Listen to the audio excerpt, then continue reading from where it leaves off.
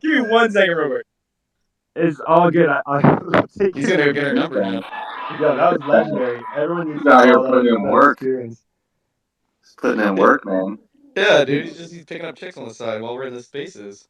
What is It's this? incredible. I love No, it. that's what, That was that's some awesome.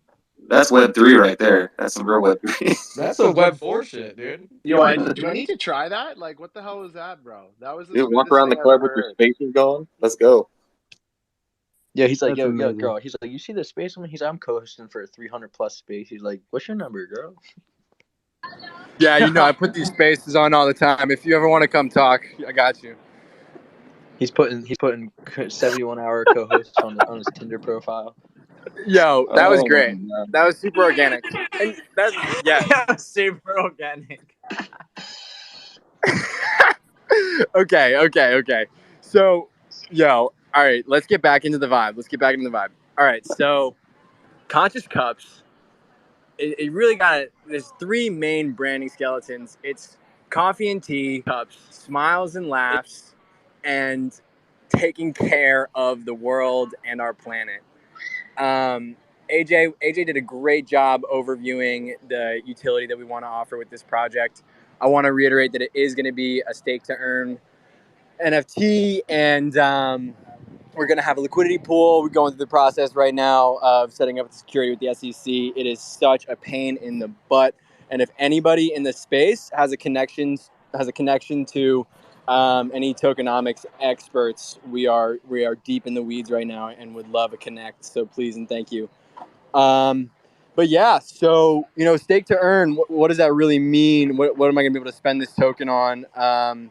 The utility that we're offering, like most projects, is going to be able to be bought at auction with our native asset. So we're going to be dropping a one of one NFT, and in that NFT, ingrained into the smart contract, the holder will have the option to redeem a trip for them and a significant other to go to Guatemala and stay in a 5-star hotel. And yeah, that's the kind of stuff that you can, as AJ said, that's the kind of stuff that you can buy at auction with our token. And yeah, like we just started bringing this brand and name and everything to the world, and we really appreciate Bunnies for just taking us under his wing. I mean, it's a great wing to be under. That arm is a very special arm to us and to the University of Villanova. But yeah, do join our Discord. We like to keep the vibes going. It's really funny, and love the space, love the other projects in here. It's an honor to be up here on this panel with you guys. I know you guys have been grinding on this for a while, and real. We're definitely new to this space, but happy to learn. And I think if I could pose a question to the space and to the speaker panel, when we got into NFTs, whatever COVID times, it was like all about these projects minting out in X seconds and whatever, yada yada yada. And what we've learned really quickly is that is not the standard in the space. It's actually the outlier. And we've considered doing a sort of like a pre-whitelist mint, a kind of stealth, slow, organic mint that acts as kind of like a mint pass, offering lower price and whitelist spots and everything like that for when the mint does come. And I wanted to get the community in the space's take on is that the new meta? Do you advise for that, against that? If you think you can sell out a 10K collection in one day, should you do that or not?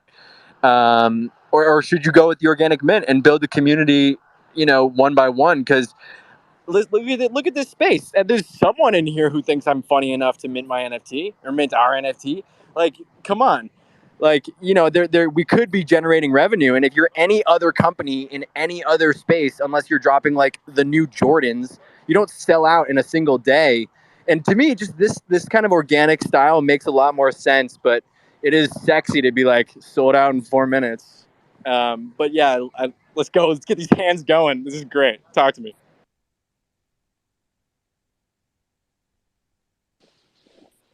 I don't know if you guys want me to talk first or not, but I'll just go first just because we recently did something very similar. But Yeah, Apes, hold on 1 second, real quick, Brando. This is for everybody in the space, real quick. So I just created an account just a Twitter account.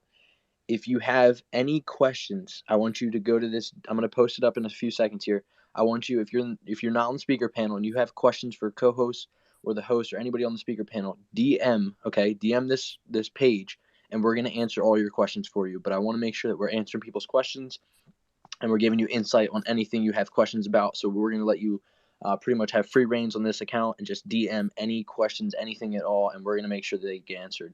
But Apes, take it away, answer his question. Yeah, I mean, I'll start with the fact that like I came into the space when 10K projects were selling out in 30 minutes. I was part of one. It was actually one of my first collections.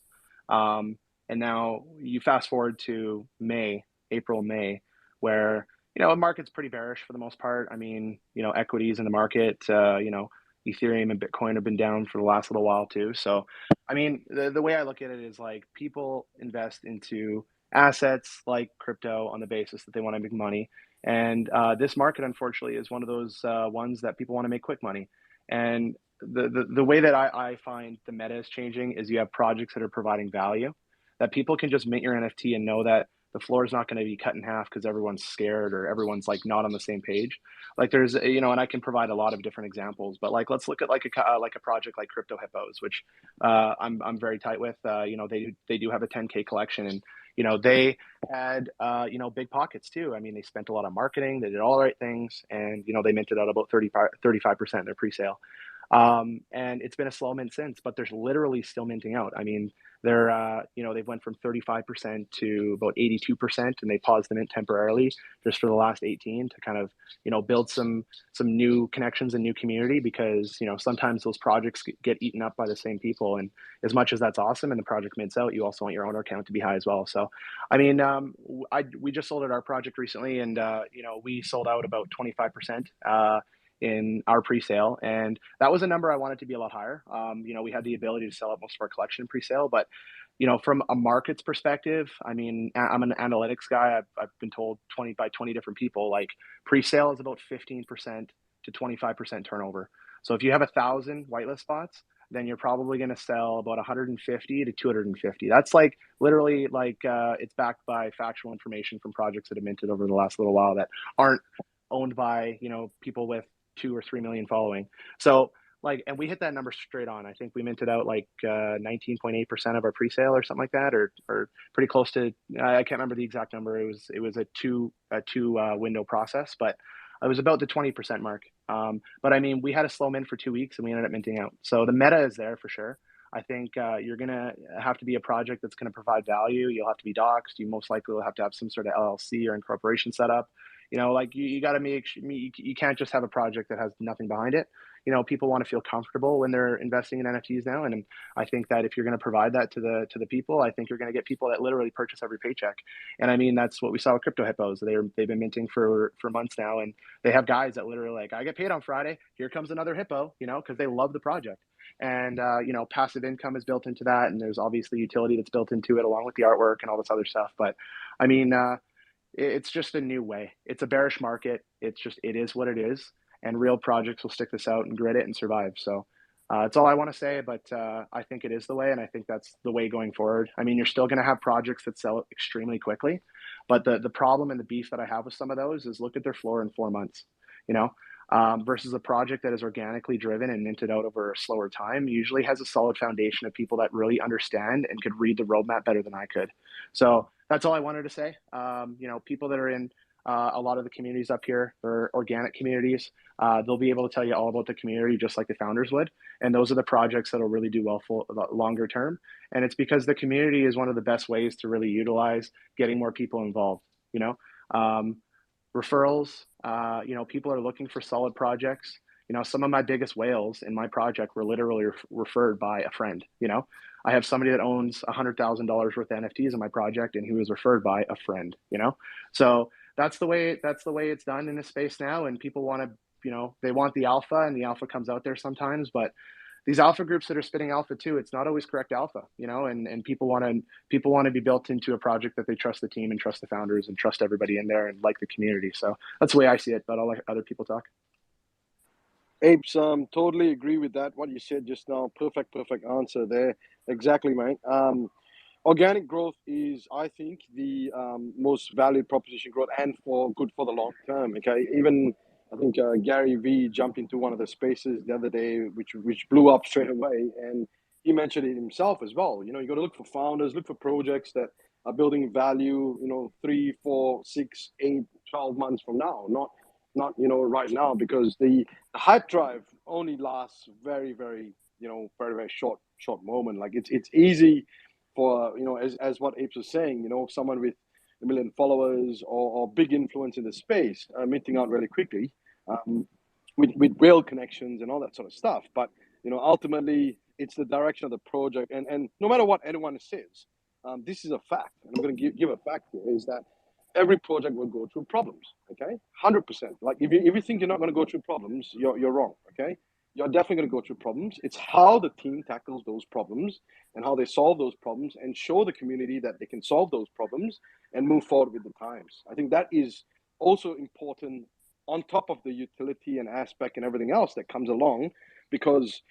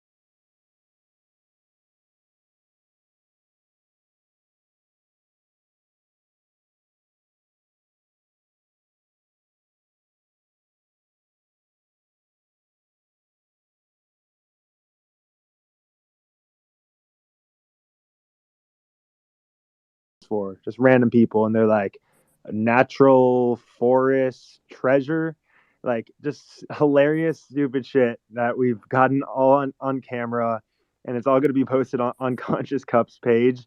And yeah, it's like Conscious was saying, the community is all about love, and the community is building right now one by one. So super grateful, and I really appreciate that all you guys shared about making sure that we grow this community organically, because that's something that I care about. Is every single person who's going to buy one of our NFTs, we want to make sure that they're happy with what they bought.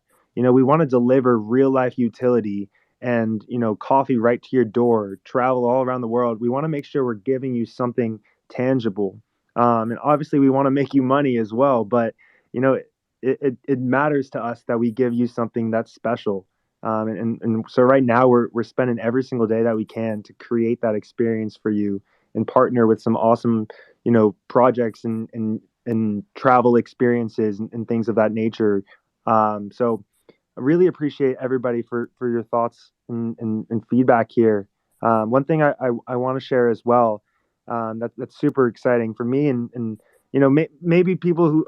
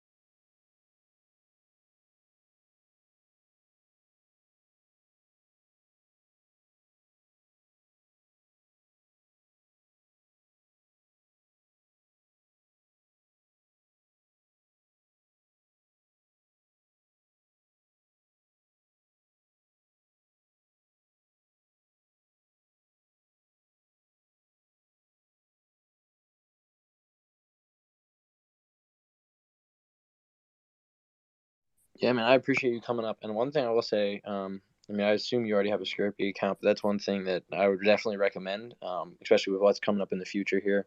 They have some big stuff coming up here in the future. But listen, you guys, I mean, I've been with you guys since like I think you guys literally had like 30 followers, and I love your project. So, dude, I really do support you guys, and I accidentally covered your pin tweet, so I'm gonna repin your thing up here.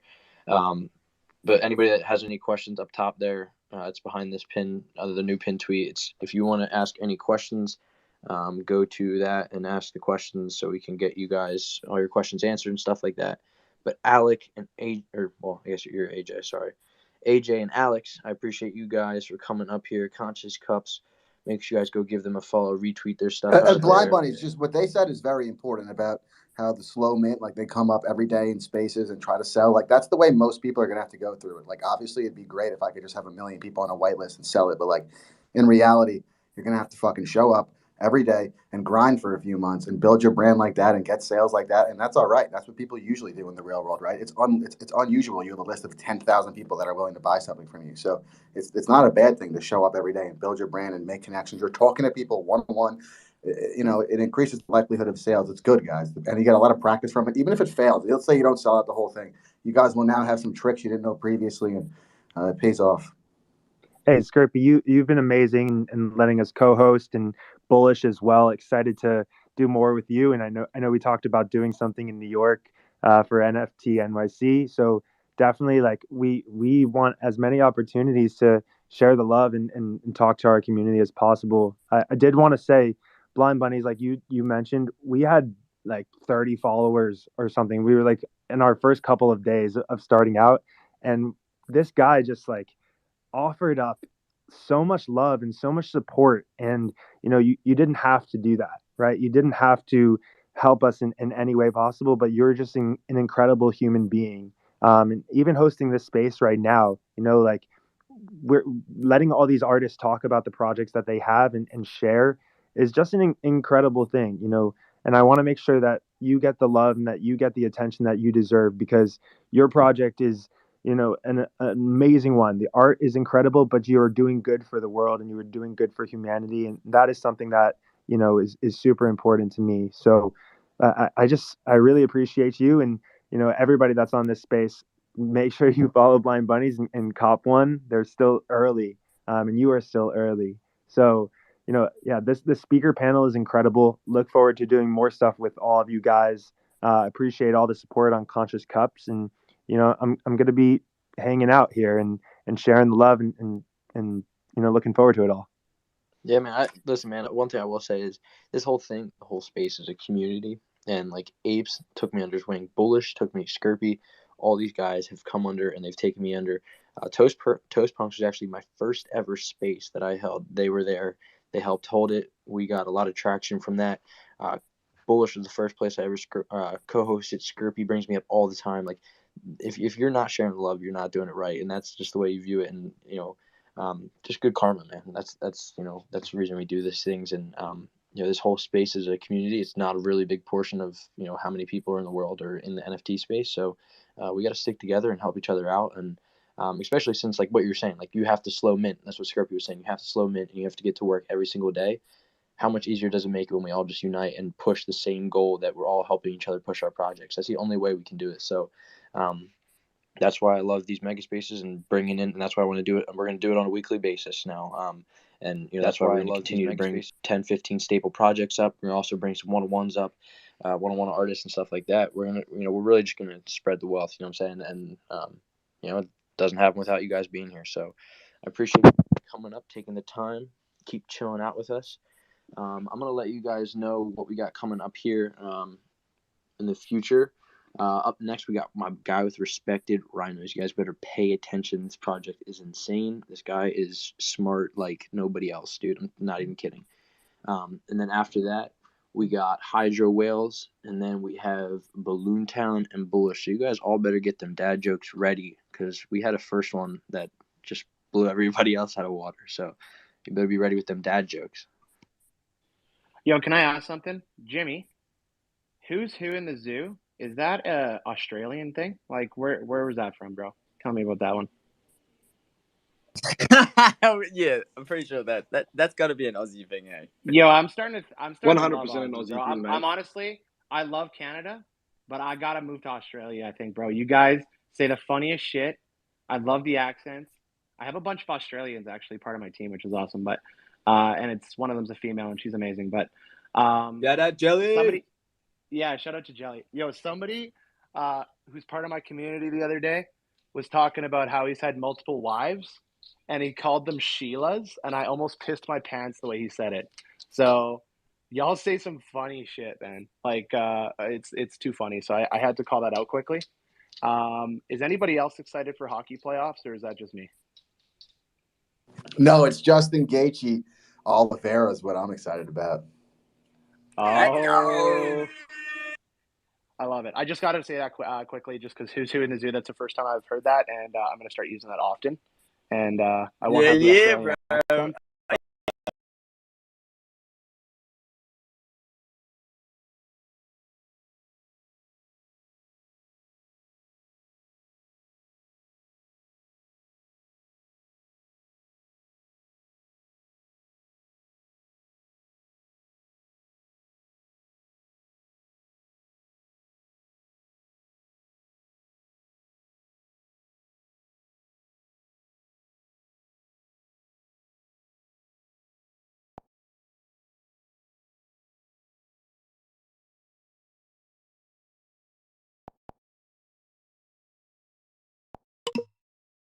He'll be back. No, it better have a the West, punchline with yeah. better have a punchline with horny. I mean, For everybody that's requesting that isn't in the speaker panel as of right now, we are going to be adding you guys up. We want to make sure we get all through the people that are on speaker panels, and then we'll be getting to those as well.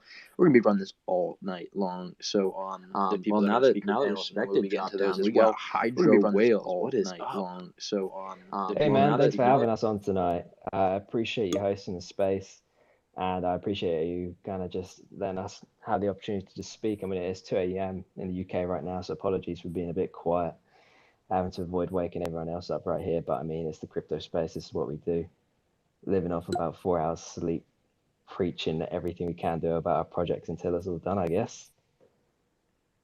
Facts. I've got yeah, right now, I think for the last 6 weeks, I've had about 4 hours sleep is the average right now.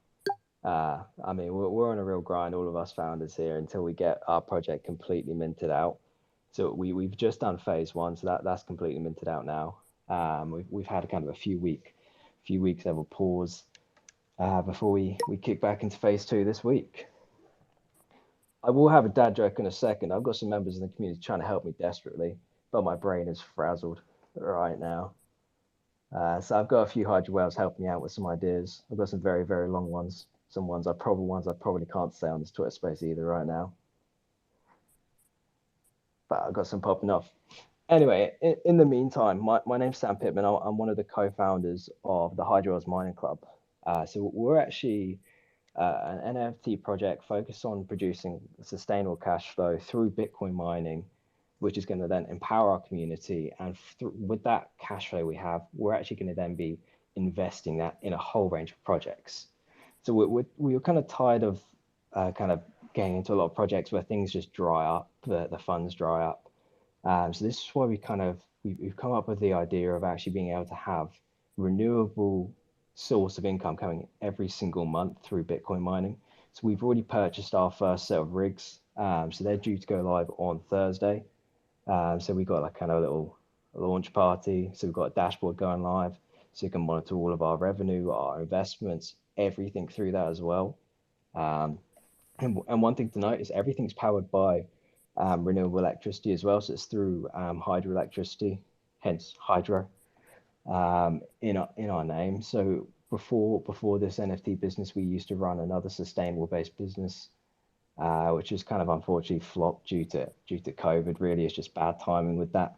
So we just wanted to continue our ethos of just supporting the environment and doing everything we can to kind of maintain where we're at and to prevent further changes to the climate as we go through it, which is why we kind of focus on this. So we're actually, our facilities over in the USA.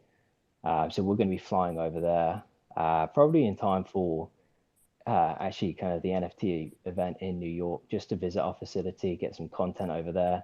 So definitely always up for a meetup if anyone's around whenever that's going to be popping up. I know we've got a few things scheduled. Oops, sorry, my headset kind of fell off then. So one thing about our project is we're going to be rewarding every single NFT holder as we go. So that's going to be through the Bitcoin mine itself, as well as through investments through our community wallet. And we think this is going to absolutely explode. So we've already invested into one project just as kind of a test, just to prove we can do it. So that was EMP money. So we've got over a 20% ROI in 30 days with the market dropping about 15% on us. So I mean, we got in around $3,300 on ETH. It's about 28.50, and now we're still up 20%, which is absolutely insane. So we're focusing on kind of generating a 20 to 30% ROI every single month on the funds in our community wallet. So we're going to be compounding that massively. So we're focusing on compounding that for about 6 months straight, just so we can grow our community wallet to a kind of a humongous size before we begin drawing down from that, still compounding, but then beginning payouts to all of our holders. So that way we can generate passive income for our holders in the long term. So this is going to be kind of a project that's never going to end. So I like to say this is going to be the project you hand down to your grandkids. You're going to be putting your secret key, hide that in a vault, because we're never going to go away. That's the benefit about hydro whales.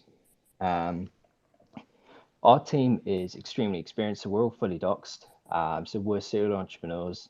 We're a team of 4 co-founders, all 4 of us from the UK. 2 of the co-founders, including myself. We come from the cybersecurity industry, so we spent about 10 plus years combined there, hold master's degrees in cybersecurity. With one of our other co-founders managing a crypto trading fund. One of them is our incredibly talented artist. So in actually our collection, we originally meant to have 200 plus traits. We have ended up with 750 so far. So our artist got very, very carried away. We're a collection of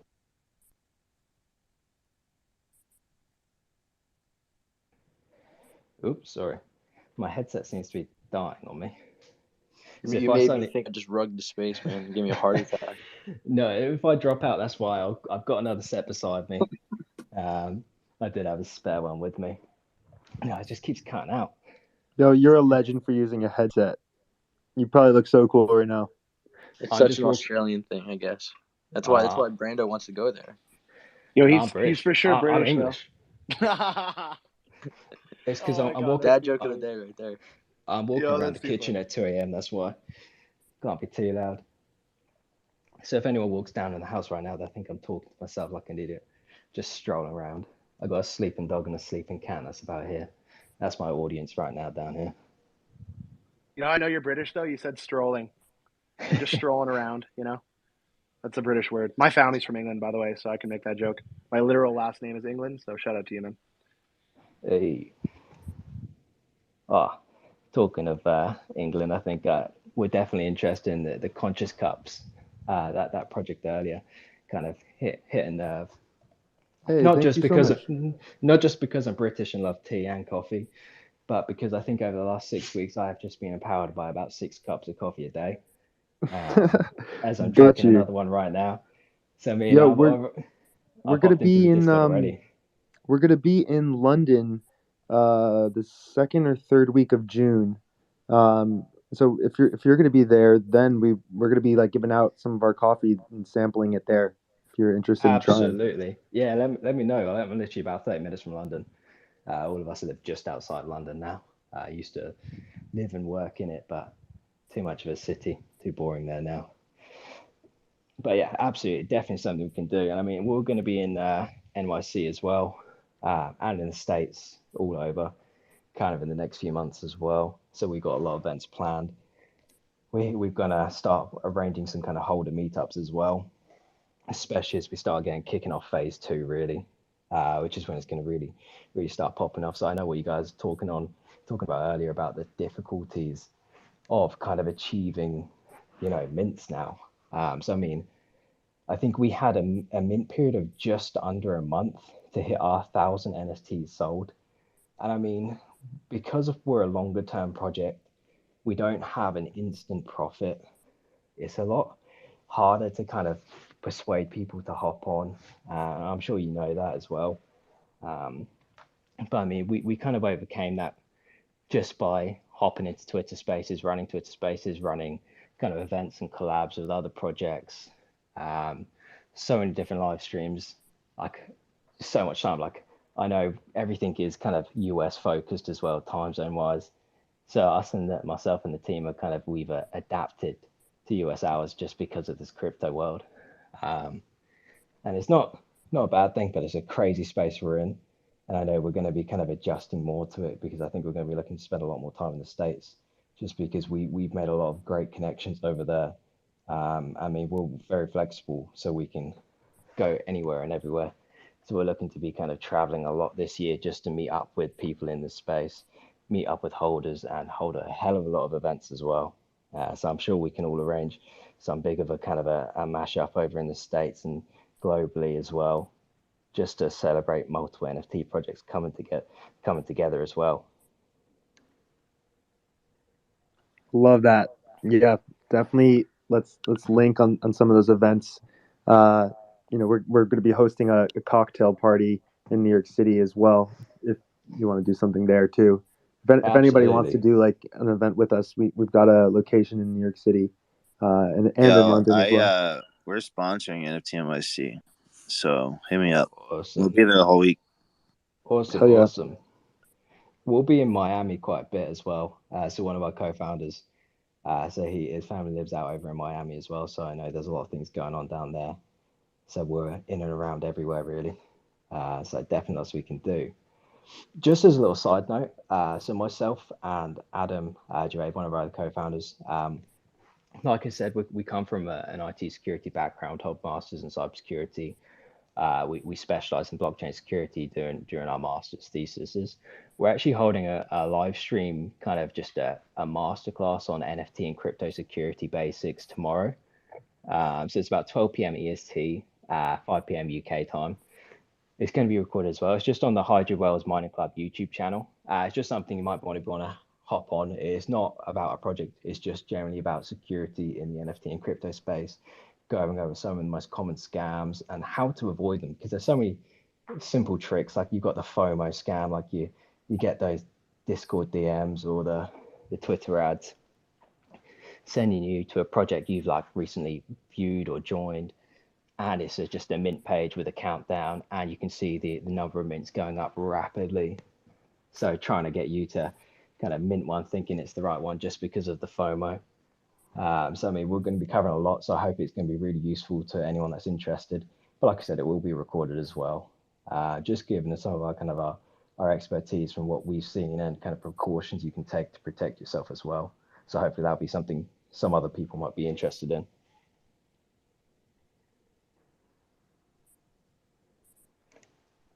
Yeah, man, absolutely. Because that's one of the big things is scams in the space. That's something we got to work to prevent as a group.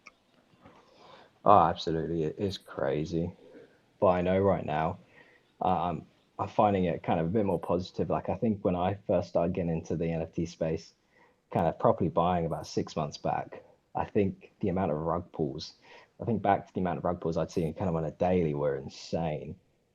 But I'm kind of grateful to seeing that people are actually being prosecuted for them now. I think there's going to be some new legislations implemented as well to actually protect against it, which is going to be perfect. I mean, typically covered by fraud laws anyway, but hell, giving them even more powers over it is going to be even more better. Because I mean, the blockchain it's not going to keep you anonymous. So these people doing these scams are going to get caught out at one point. It's just more to deter them in the first place, so people don't get harmed, and so the reputation of the NFT space doesn't get ruined. Because that's all you ever see on the news. It's just about another rug pull, another scam. It never shows the positive sides, like projects like these coming together or projects doing good for the environment and for the world. It misses out those key pieces, which is really kind of upsetting to see.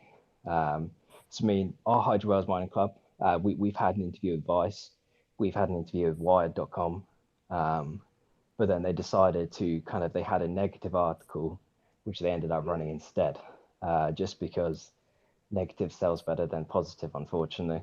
But I think it's something we need to actively work on changing in the NFT space.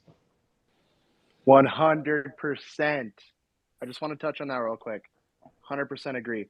Listen, there's so much negativity in the world right now, literally, and the only space that you're going to go and see positive is the NFT space. One of the main reasons I join in and talk about these spaces is because there's so much negative shit out there. I can come in and just laugh and have a good time, literally. So 100% respect and appreciate that. I also want to just say too, when we're talking about cybersecurity, rug pulls is one thing, but we all know that guy that clicked on a fault link and, wallet got compromised, blah, blah, blah. I hope that one day this market gets to the point where everybody just knows not to do that, or things are prevented in a way that is going to lessen that. I mean, if you look back to you go back 10 years ago, you get those phone calls. It's like, you've won a trip. All I need is your SIN number and your credit card info. I hope that eventually we get to that point where, we don't have to worry about people clicking on links. Like, that education is just built in. You can't connect your wallet. I mean, right now, the one thing I recommend is mint with one wallet and store with the other, man. Absolutely. And look into hardware wallets. And I'm pretty sure I was reading Hydro Whales, correct me if I'm wrong, but you have a couple people that are affiliated with your project that have like masters in cybersecurity or something like that. Yeah, that's myself and Adam Gervais. I mean, we've been in the IT security industry for 10 plus years combined, plus hold masters in it. So yeah, we've been working in the industry quite a lot. But I mean, like, even so you get simple kind of email scams. I mean, people still fall for them. Like, we work with law firms, big companies, smart people, but people still fall for them because people are very, very clever. It's like I could spoof an SMS right now and have it send from MetaMask or iCloud, and you would not be able to tell whatsoever. It's crazy what people can do, but it's all about educating and knowing to check yourself, rather than just kind of relying on other people being good as such. And just simple things like checking URL names, making sure there's not a single letter missing or like a 1 instead of an L. Because I mean, I've seen so many, like when I've joined projects to mint, forget to turn my DMs off. I'm spammed by about 10 different bots saying, we're minting now, quick. You go on the page and they got a countdown or a minting kind of a mint number climbing, kind of to drive the FOMO. But you just have to be very, very careful about all of that stuff. Yeah, but respect to you though for, talking about it, educating, letting people know. Like, we've had people in our project that have literally been like, hey, so what's a floor price, So I think there's an expectation that just everybody knows what exactly the NFT space is all about. And I mean, the more that we can educate people on security, the more we can educate people on making sure their assets are safe, the less negative stuff that's going to, come into this industry. Because there's been people that, it happened in our community, literally. Somebody brand new to the NFT space, so excited for our mint, and minted one of our partner projects, and a link was put out, and he clicked on it, didn't know, blah, blah, blah, and he got rugged, So it's like stuff like that continuing to educate the space until this industry and people aren't early is going to be something that as a community, as a whole, all these projects that are in here as a whole need to just remember that not everyone is like 100% veteran in this space. Most of us aren't, and some of us maybe in here haven't even minted out a project yet and are maybe waiting for one of the good projects in here. So shout out to you for, educating your community and letting people know. And I think, if you have a couple people that have master's degrees in cybersecurity, like, that's what's up, man. That's what we need in this space. So shout out to you guys. Absolutely. We're doing this for everyone. It's not just for us. So we're completely open to the public to hop on. Don't have to worry about, we're not going to be shitting about the Hydro Wells. It's time just to talk about security, just plain and simple like that. I was just tired of seeing kind of people coming into our project burned from previous projects or accidental mistakes or just scams. So I just thought, you know what, there seems to be kind of a lack of just a general overview. We'll maybe spend an hour to 2 hours going over a few different topics, talking about hard wallets, have your hot wallet, then transfer into a colder wallet just to protect your overall kind of assets. So if shit does happen, it's whatever's in your hot wallet. Maybe you spent $200-300 or something. That's not the end of the world. You still have 5-10 grand, whatever you got in that cold wallet there. So much stuff to cover. And yeah, if you are interested, we're going to be going through it tomorrow at 12 p.m. EST, live on our YouTube channel. But it's also going to be recorded as well, and we'll share it all over our Twitter as well. So you can't miss out on that. Definitely going to be really, really beneficial for anyone interested.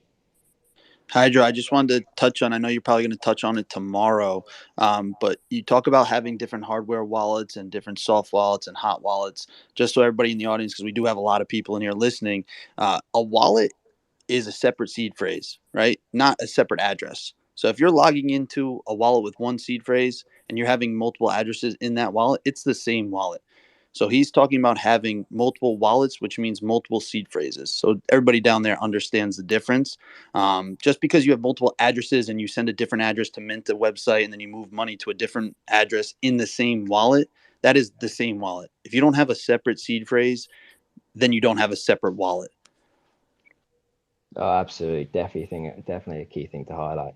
Like, for example, in MetaMask, you can have multiple different kind of addresses within that, different kind of networks on that. But like I said, like Rhino said, yeah, definitely different actual wallets to actually protect yourself.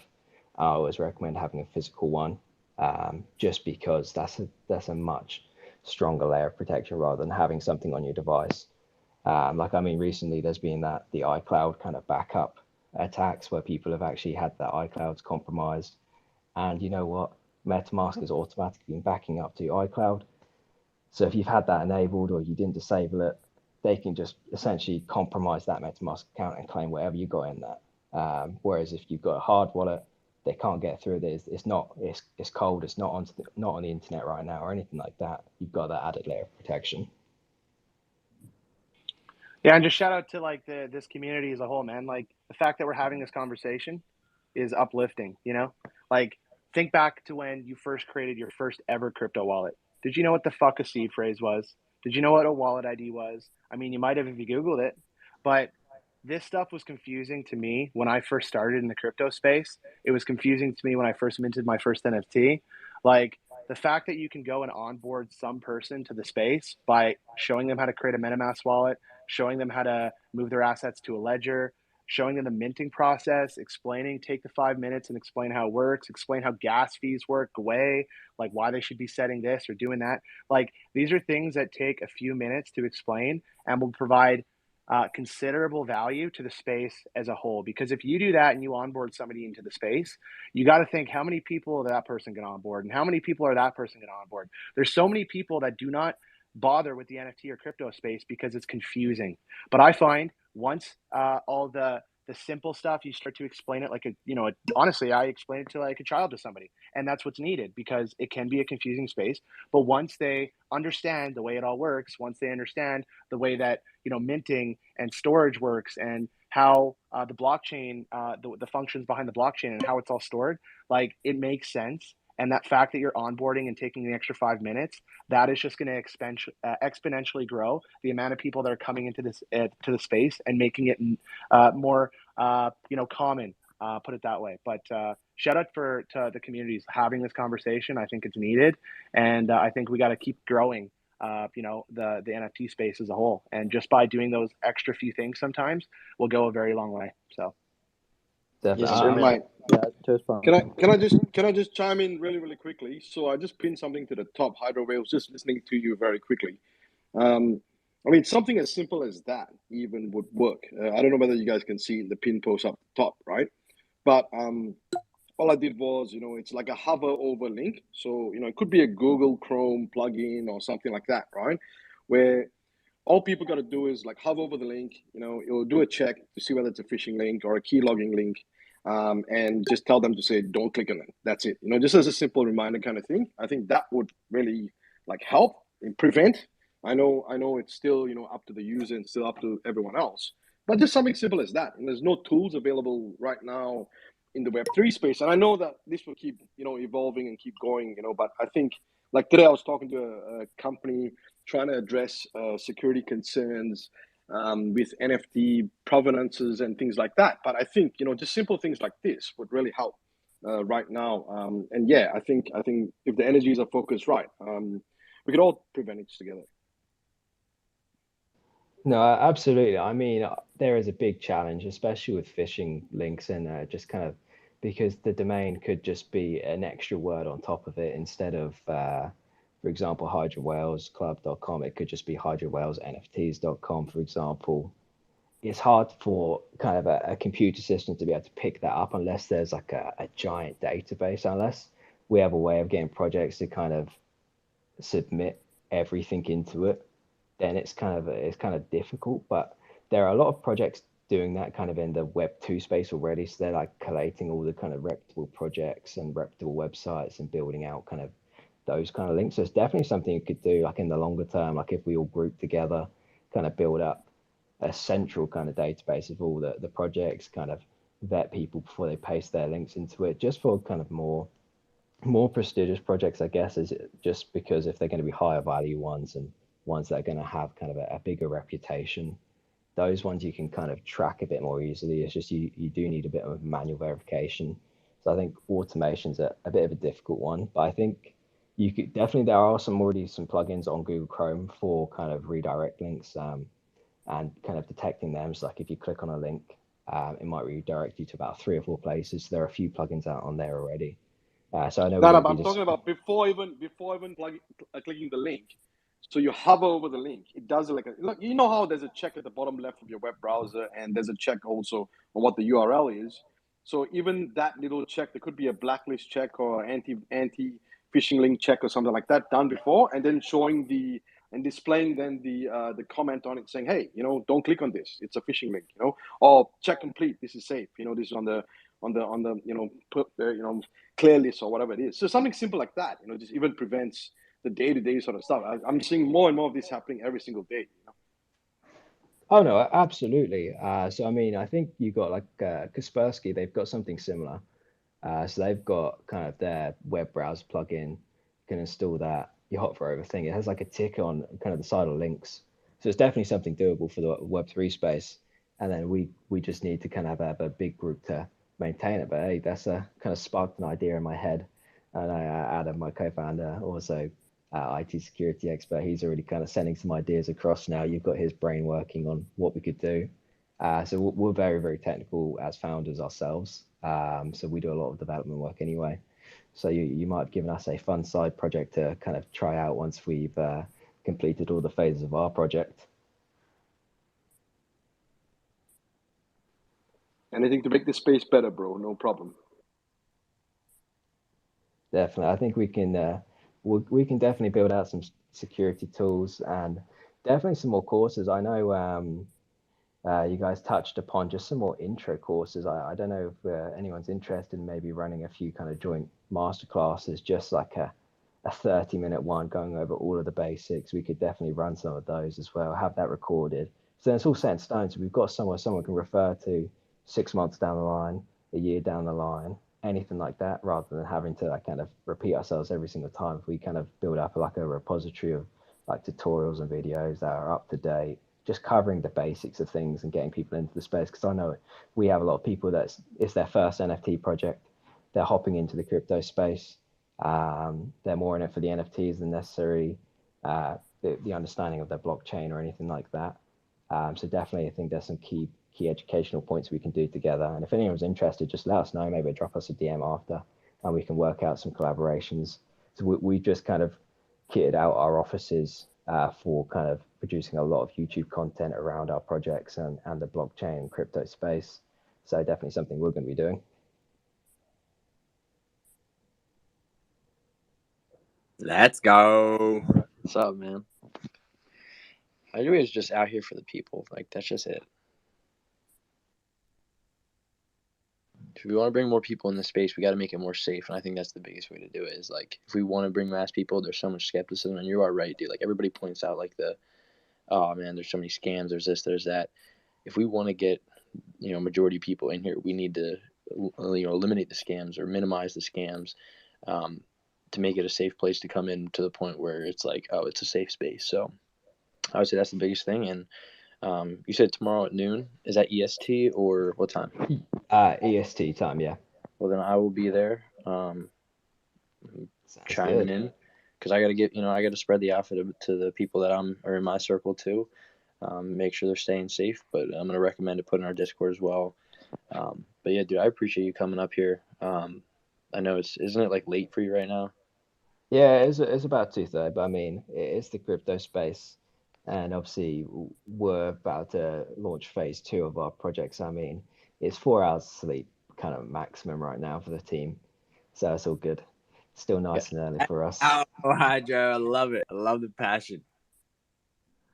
I appreciate it. It's what you got to have, I think. I mean, we had like an uphill battle to get our first phase done, which was 1,000 mints.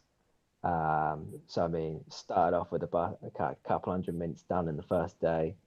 Note to everyone, I don't know if you guys have found it difficult, but minting on the weekend's probably the worst day you could ever do it for us. Star activity just somehow dropped. And since then, it's kind of catch-22. People wanted to buy in, but they were like, we want to see more mints.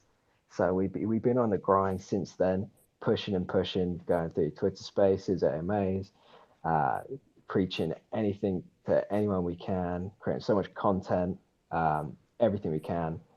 But I mean, we finally did it. It was just kind of a month-long uphill battle just to get that first 1,000 done. We're expecting to kind of a quicker phase 2 now, because we should actually have our first set of Bitcoin miners up and running on Thursday, and then we're going to be beginning phase 2 on Friday. So it should give us kind of a bit more kind of a bigger push now, and we're not minting on a Saturday, which we kind of messed up on. I don't know if you guys have found weekends were kind of a bad decision, but for us it was a terrible one to mint on.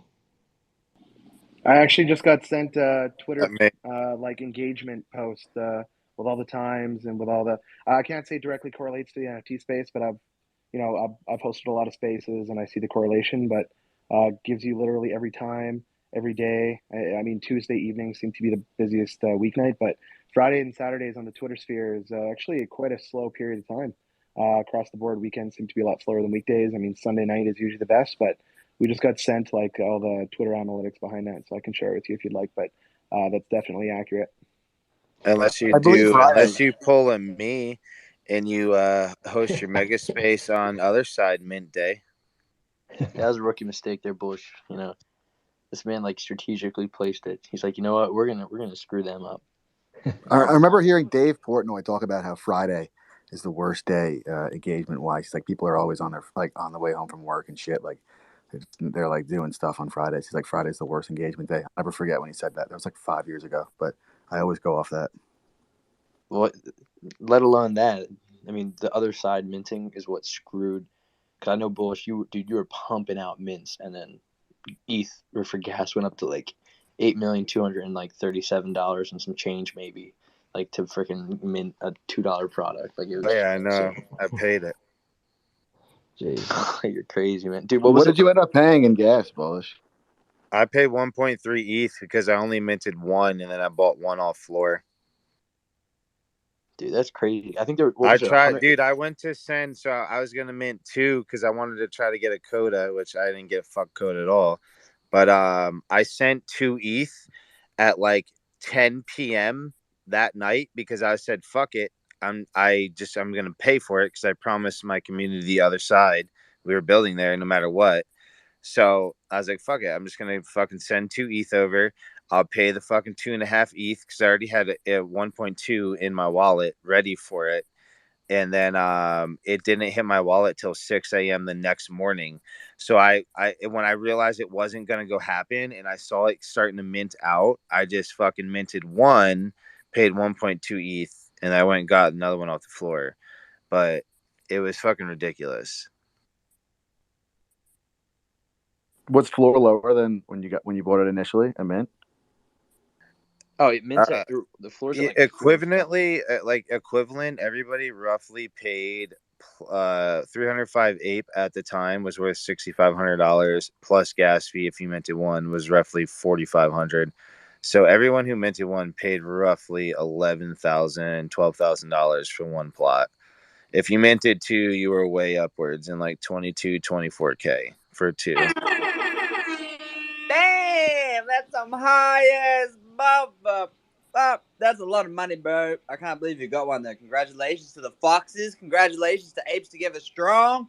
I thought I'd quickly bring some more fire back up in this beard because we're here to have some fun. We're here to mint out. We're here to obviously we've already minted out the apes, No, I but got we're a question. here to Apes, bring some how much fire. did you pay in your What's that? nightclub that you were at? How much did you pay for the plot? Yeah, you want to hear something funny, bullish? So my bachelor party was this weekend. Still had to take care of business. Literally minted one in the club. Funniest shit I've ever done for sure. And it wasn't me that minted. I was coordinating it, but one of my mods were minting it, and we had to go. We went through a private node. It's called Just Cubes. It's a project that it's a long story. I don't really even understand it. My mod understands it, but we ended up saving a little bit of gas. I think when we put it through for 2, it was around 2.5 ETH. But we ended up spending about 1.9 for 2. Yeah, gas was insane. We were almost worried that we wouldn't get through because transfers are so expensive and it was taking forever through the chain. Yeah, we did something similar, but I literally got that thing done while in the club, and I can't even remember what time it was, but there was some alcohol at play. We were intoxicated, and we ended up getting it done. But shout out to my mod for doing that. But what did you end up getting anything cool? We got an artifact. Not even sure what that does, but I we'll didn't find get out. shit, bro. It's got normal plots. Bro, I had about 5 people's ApeCoin. Because I had 3 KYC'd wallets, bro. I got screwed on that. I was so upset about that. They screwed the original KYCers on that mint. I was gonna mint 6 of them. I literally had a fuckload of people's ApeCoin. Like, we were about to get a bunch of those plots, and a couple of them are actually in here. We were coordinating together. And I got screwed hardcore. Because if you KYC'd, like, back when they opened it for like 48 hours, or like, hey, I think it was like back in March or some shit like that, whenever they did it, they opened it for like 48 hours. You could KYC or don't. And everybody that KYC was supposed to get the same dibs as if you were a holder in phase quote unquote 1, which I knew that shit was going to happen. So I just like KYC'd a few wallets, and we're just going to mint a bunch of them. But like, I tested one wallet on mint to see if they were going to screw all of it up with gas, and they did. So I was like, I'm not going through all this and paying all this in gas. Like, some people are paying upwards of $1 million in gas to mint some of those. It was ridiculous. Yeah, you know, it'd be funny is if you minted one and it didn't go through. And I've seen that story. There was somebody that posted a picture on Twitter that was like, my brother tried to buy. I tried to get him to buy another side plot, and his transaction didn't get through. And it was like a text, and it said, "Hey, that it didn't go through. How do I get my ETH back?" I was killing myself. I'm like, could you imagine putting through a transaction for an ETH? It doesn't go through, and you lose it. They're Like, that would refunding piss it. me off. They're refunding it. Oh, Yeah, are they they? are for their money back. Yeah, they released something that they said they're refunding it. Oh, that's nice. That is good of them, honestly. I knew there was a fair amount of that. We were actually surprised our transaction went through because we got one of the last plots. So it was we were kind of sketching out for a minute. We're just like, oh god, here we go. You know, it's one of those, man. And we watched gas the whole night and didn't really change that much. Fluctuated a bit. Some points, Gwei was like in the 7,000 and 8,000s. I'm pretty sure. I think we ended up minting around 5,600 or something when Gwei was around 5,600. It was pretty crazy though. Couldn't believe it. It's the highest I've ever seen gas in my life. It was fun, Yeah. if you want me to be honest. It was fun. It was a great gas war. I had a great time. I like that shit. Oh man, it sounds like you did. I had a fun time doing it too, but it wasn't the gas, you know. Well, maybe it was. I Who live knows? for those kind of mints, bro. It's just so you Get your have to heart plan it pumping. so strategically, and it's so much fun. I had a good time. It was great. Great gas war. They got the best of us. It was 7,000. That's the worst gas war I've seen in any mint in a Dude, long, it was long time. 185 million in gas fees on whatever day that was, Friday.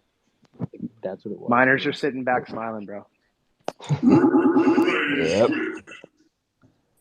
Yeah, All I mean right, there was a gas war at my bachelor party, but it wasn't Gwei. But it was still fun. I like those kind of gas wars. Yeah. Let's go. Yo, but yeah, man. I you mean, know, he's hot, dude. You know, he was definitely like talking about his apes while he's absolutely just wasted. Yo, Business check is out business, these bro. traits. Doing shots in the club. Check out this ape. I can just imagine you, Brandon, going nuts. Hey, were you actually in the dress, or you dressed up as an ape? Like, tell us what was it? Oh no, I was in a full-fledged dress. Literally had to walk through Costco and everything. It was awesome. It's just Oh, one of you better our got some pics, bro. yeah, me and the boys, man, we have a tradition. One of us gets married, man. You got to get in a dress. You do some funky shit. No, we it was my buddy's bachelor party too. One of my best friends, he's getting married a month before I am, and yeah, they got both of us dresses, and he's more fit than I am, so it wasn't fair, you know. It was it's fun to wear a dress, but when you got a guy that's you know, better looking than you do right beside you in a dress, bro, you kind of look like the girlfriend of the group, you know. So he's taller, he's more jacked. I looked like the female in that relationship, so that wasn't great, but no, it's fun, man. And they also have a ball and chain. They like built this like bowling ball where they like connected a chain to it, and we had to wear it the whole weekend too. So that was also Dude, fun. what I want to freaking do. That'd be fun. Yeah, no, it's actually it's terrible. I literally like tore my meniscus because we went on a hike and we fell. So, but no, it was a good time, man. But hey, let's keep the crowd going. Just a reminder, there's a couple giveaways up at the top too. Like if you haven't done those yet, if you're new to the crowd, a couple NFTs giving away. You know, there's 100 billion alpha tokens up for grabs. And then also I'm giving away an NFT. Just make sure you go share the space out. Let's get some more people in here. I think last time I looked, there's 370. So kudos to the group. Prizes get better as people get in here. So, you know, Yeah, man. Yeah, I continued the 1 ETH giveaway too. I posted it. Guys, we got giveaways at the wazoo. I think we hit 399 or 400 or something like that. I don't know. I don't check enough. But let's pump the room up here because we got my guy Respected Rhinos on deck, man. Here he goes. This guy, I'm not even kidding. The first time I heard him speak was I just literally was like, yo, this is the guy. And then I reached out. I was like, yo, you have to come and freaking just spit alpha in this space. So that's like what he does. Like that's his project is literally just alpha. So Respected Rhinos, man. How are you doing? How is your night?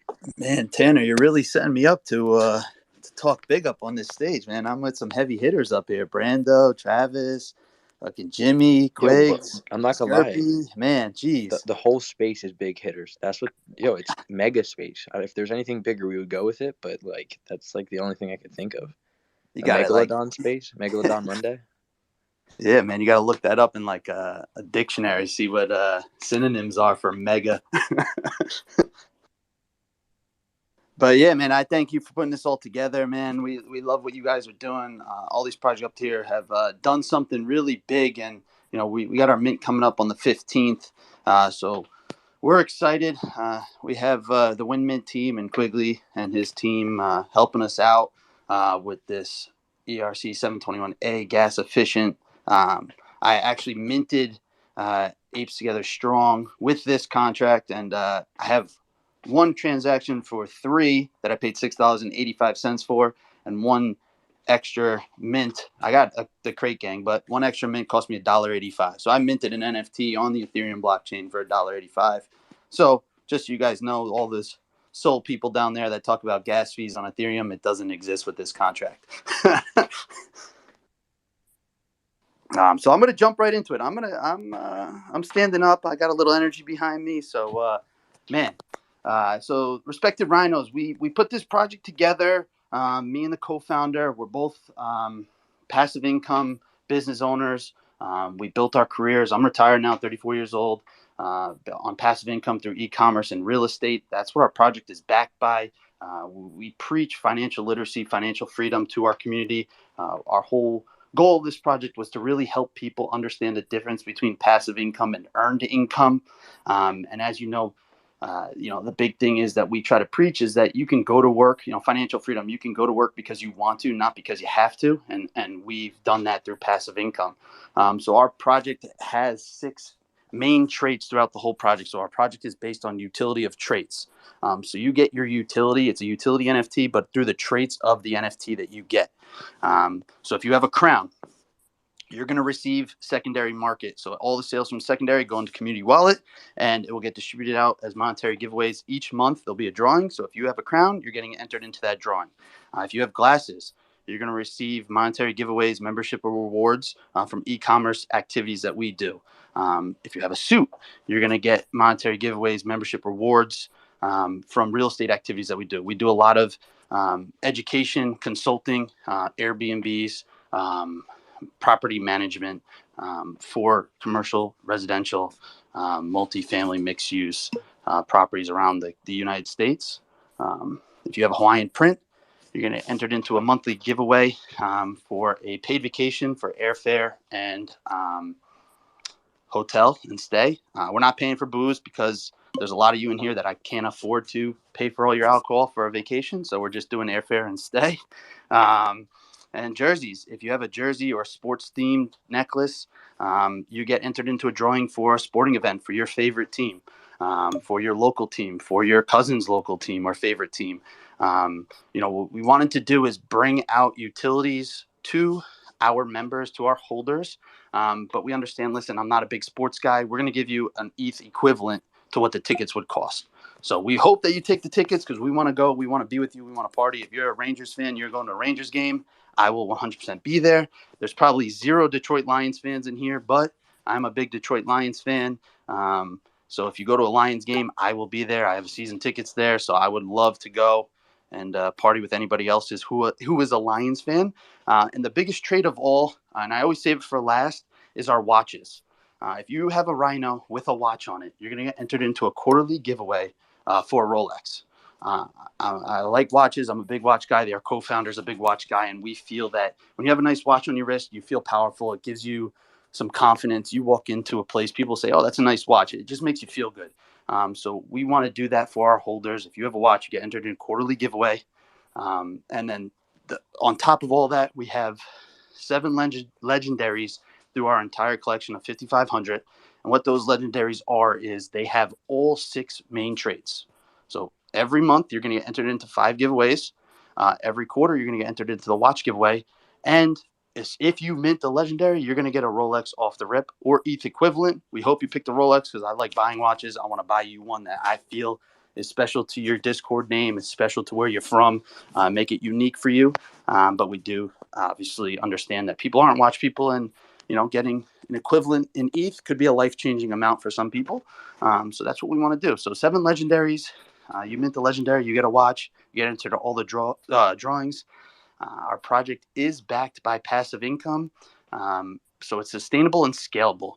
If Amazon goes out of business, then we'd have some issues. But like I said, Amazon's a huge company. I don't think we're going to have any issues. And I think the world would be in a pretty rough spot if Amazon went out of business. Bro, you're a Detroit Lions fan? I'm not going to find one person that's a Detroit Lions fan. Man, listen, I grew up playing football. I was a running back.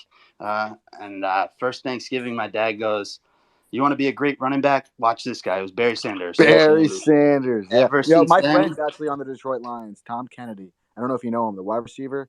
Of course. You know Tom Kennedy, TK? Yeah, of course. We're struggling with wide receiver course. So he was No, on you guys my are Little struggling League. with He your was on my whole football team. team when we were 12. We were both running backs together.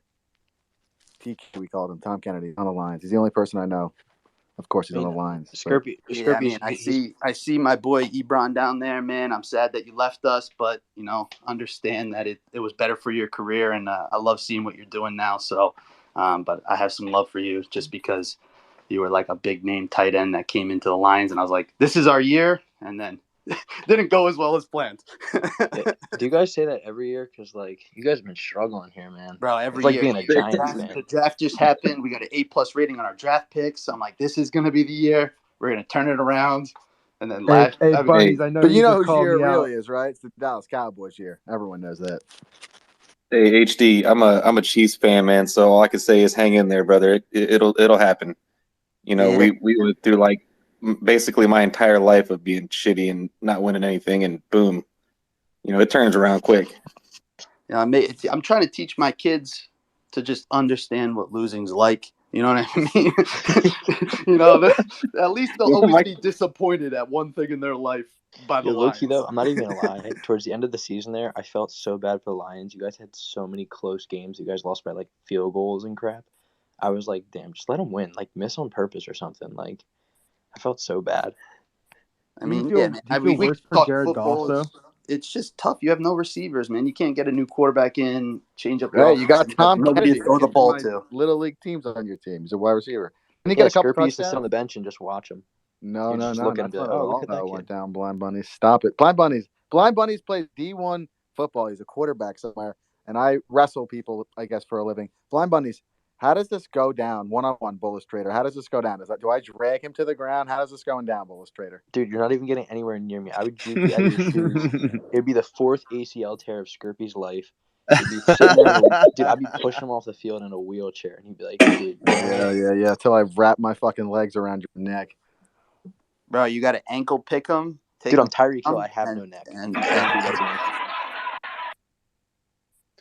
Hey, Rhinos, I just wanted to say, man, having that space with you the other day and hearing from your community was pretty awesome. I don't know if you want to talk about that. I mean, you guys have on your Discord some legitimate, like, awesome people that are out there, like, offering their own, almost like their own utility within your community. What do you want to share about that?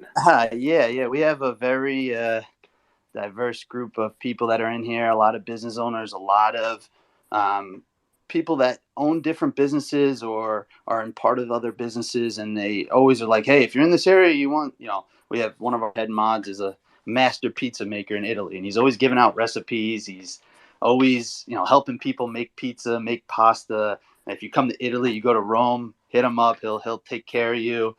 We have one of our other head mods owns a Carvel in over by Skirpy in Long Island in that area, and you ever need some saucers, some ice cream cake, he'll take care of you. So we have a lot of people. We have medical professionals, business owners, and everybody in our community. And that was a big thing we wanted to do. We were community driven. We wanted to build this community. We didn't put a mint date out. We've been our server's been open for 3 months now, and our whole goal was to build the community and help educate people and change their lives. Whether it was just giving them an inspirational quote in the morning, or we brought like our whole ecom team in and they did a whole back end presentation of how Amazon works. And a couple of members jumped on, and they're starting to see dividends pay out already, and starting to see some rewards for jumping on board.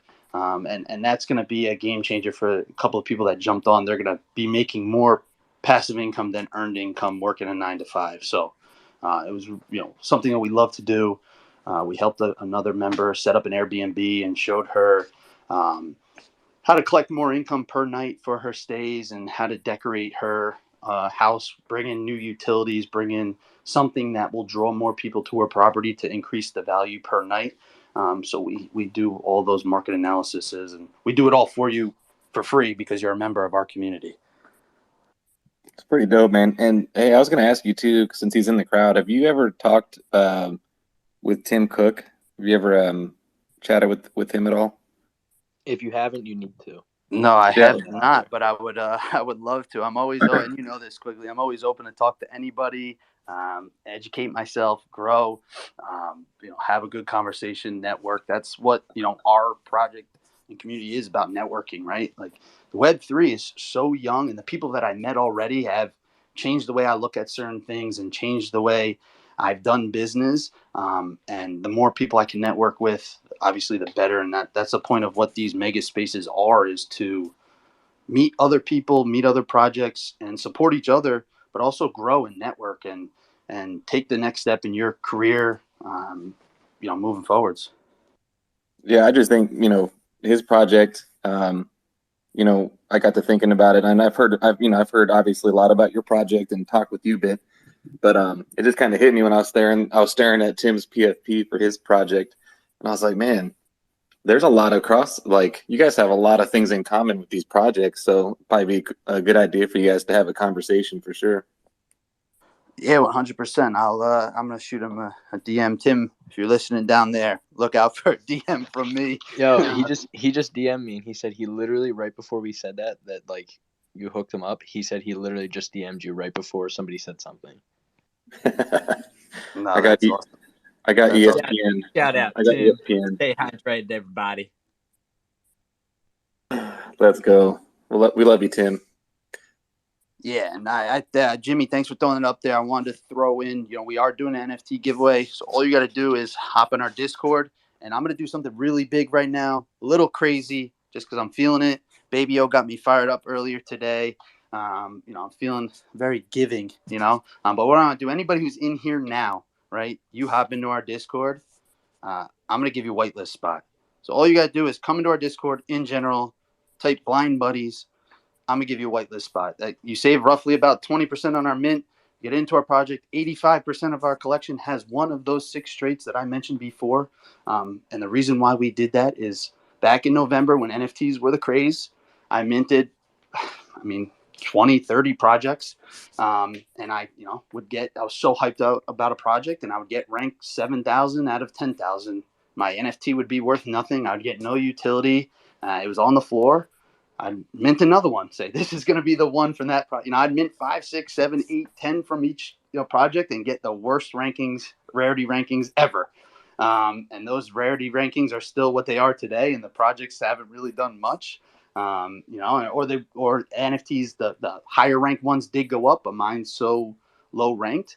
So what we wanted to do is rarity. We do have rarity. Obviously, if you have 6 traits, you're a legendary.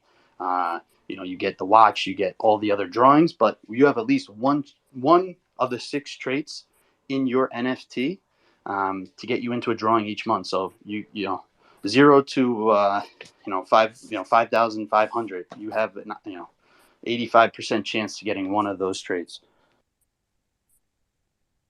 Let's go. Hey, Rhinos, could you talk a little bit more about the gas fees and how that works, and why, what are the, if any, what are the downsides, and why other projects haven't adapted this just yet? Honestly, so we had a dev who was doing an ERC 721A contract. We had it audited twice already. We were good to go. I came across Quigley. We're in a bunch of projects together. He saw something about WinMint. I'm like, what is WinMint, right? What is this? I have no idea. Did my research. I said, hey, I want to have a conversation with you. Him and his team hopped on a call. Super professional, super friendly. I would advise anybody who's down there listening who is a founder or wants to start a project to talk to them. They know what they're doing, right? They have this launch pad. They drop alpha in every phone call. It opened up my eyes to this world, right? We jumped on board with them with their launch pad, their contract. I know Brando used them, and I minted some of their, apes. I'm part of the crate gang, like I said. And the transaction fees were like the 3 mints, minted 3 NFTs, 1 transaction, $6.80, 85 cents. 1 NFT, $1.85. Quigley can talk about this because I'm not that smart. I'm an ex-athlete, been hitting the head a bunch of times, still play sports and still think I'm good. But still get hit in the head. But I don't know what they do or exactly what causes this contract to have the gas fees that are non-existent almost. I was in a gas war with this contract, and it was $28 for 3 mints. So that was like the highest I paid using their contract so far. So Quigley, I don't know if you want to answer that because I'm pretty sure I can. Really, it's just we have what's called a solidity factory. So if anyone uses, anyone that does any kind of like development engineering, a factory essentially is just a bunch of patterns of contracts that have been used. We've got them for 1155, 721A, ERC 20. We've got all the different contracts, and they're basically just battle tested, optimized contracts that our engineers have spent a lot of time simplifying. If anything, a lot of people add a lot of junk into their contracts. It's not really necessary for these types of projects. Essentially it's one of those keep it simple type deals, and we've got it down to a science. And after launching so many projects, that's a big piece of it. The other thing is, and I'm sure I'm sure Brando could probably even elaborate more on some of these things because he's used these tools. But the whitelisting aspect, the way that people do whitelisting is very inefficient normally, and so we've got it also very, very gas optimized as well. So it's just another area. But as far as a launch pad goes, it's all it's automated. We're actually in the process right now of getting our contracts, which are already very, very, very good, but we want to get a third-party audit. So we're having a very respected, credible organization audit our contracts just to sort of add that extra layer of, I guess, credibility to them. But what's cool about it is once we have ours audited, since we use a factory, any project that uses our contract will have that sort of extra seal of approval. So pretty cool stuff. But yeah, we're always open for, anyone in the space that has questions. You want to just hit me up in the DMs, love to chat. And, even like HD was just saying, sometimes, we've got projects that come to us that already have a dev and already have a contract sort of lined up. And then they decide, you know what, we're going to pivot. We're going to switch to you guys and let you handle it. And then our devs can actually focus on, sort of more, I guess, special work, right? Like more additional custom work that they can do. So it kind of frees them up and gives them more time. So, but yeah, hopefully that helped answer some of your questions. I actually wanted to respond, and I will not ramble more than 5 minutes, but I wanted to respond to something that was asked earlier about mint passes for whitelisting. I'm really personally, I'm pretty bullish on that idea, because what you're doing is you're creating a revenue stream. If you want, you don't have to sell your mint passes. You could just give them away for prizes or whatever. But on one hand, if you monetize it, it gives you a little bit of extra sort of upfront cash flow, or I guess ETH flow, or whatever you want. But then you can also use those, I don't know, for me it's like if I whitelist something, sometimes it doesn't stick with me. Like, oh yeah, I got whitelisted for this project, and then sometimes you kind of on the next thing and you forget. But if you do a mint pass, that's kind of like a reminder that NFT is in your wallet. So for me, it just kind of makes sense. I think that was asked earlier, strategy wise. I think the mint pass is a pretty cool idea. Sort of like a phase one of a whitelist. Is it kind of like reserving a spot? Yeah. So a mint pass can be, exchanged for an NFT, right? So or like a discounted. So think about it like a whitelist, but you actually get an NFT in your wallet. And then, not to go too far into it, because I don't want to make my partners mad, because some of this stuff we're building out, but essentially you can use that as like an airdrop sort of target, if that makes sense. Like if you have a bunch of mint passes out there, you can just airdrop NFTs to them, right? So there's a lot of things you could do with the mint pass. It's going to have utility beyond just the mint. You can actually use those for raffles or other sort of tools on top of your NFTs. So I don't know, there's a lot of pretty neat things you can do with that. And I think if you're going to do like a 2 or 3 phase whitelist, a mint pass is really a good idea for your OG sort of early investors. That sounds really interesting. Yeah, definitely. Yeah, I just wanted to touch on the whole new ERC 721A contract. For projects that aren't doing it, it's a way for projects to optimize gas to their whitelisters that are minting, and also public sale that is minting as well. $6.86 for 3 NFTs. It's insane. I know somebody in our project had minted for literally $1.85, and we were making fun of the fact that you could buy something on the McDonald's value picks for it's probably going to be more expensive than that. So these are things that should be as a project should be prioritized, in my opinion. Gas fees are obviously still a problem with the Ethereum network, but providing the right contract to minimize gas fees is still something that should be a meta in the space. And I think going forward, if projects don't have that type of contract, they should really look into it, because it's becoming the norm. People minting contracts for $5 or $10 or $15 is becoming the norm. So now if I go and mint a project and gas fees are $120 or $100 because gas is up, I'm probably not going to mint that contract. I'll look at Gwei. If Gwei is not over 100 and gas fees are $100, I'm not minting that contract. That's just, to me, something that they did wrong as a project. WenMint has obviously one of the most efficient that I've seen. And Quick talked on it a little bit, but one of the things that they do, and I'm not a dev and I'm not probably the greatest one to explain it, but they set up all the whitelist through a bot that stores them on a Merkle tree versus on the contract. So when you go to deploy the contract, the gas to deploy is way cheaper than normal. So like we deployed our contract with 2,000 whitelist spots for about 0.2 ETH, which, you know, is really cheap compared to most. I mean, if you were to put all those characters, all those whitelist characters on the actual contract, that thing would have costed you 3 or 4 ETH.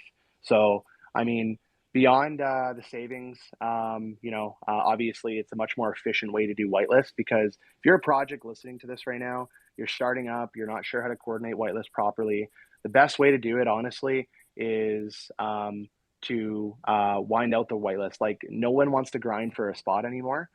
Those days are gone unless you're like Gary V and, you know, you're going to triple or quadruple your investment just on the basis of everybody wants it, and it's hype driven. You know, nobody wants to grind for those whitelist spots anymore. So, I mean, getting pre-sale as a spot is still something that people will try depending on, you know, what strategy you're running. But at the end of the day too, I mean, there's going to be a lot of people that are on that pre-sale that, quite frankly, and no offense to your project, it happened with ours too, is they're not going to mint, you know, there's pre-sale hogs, put it that way.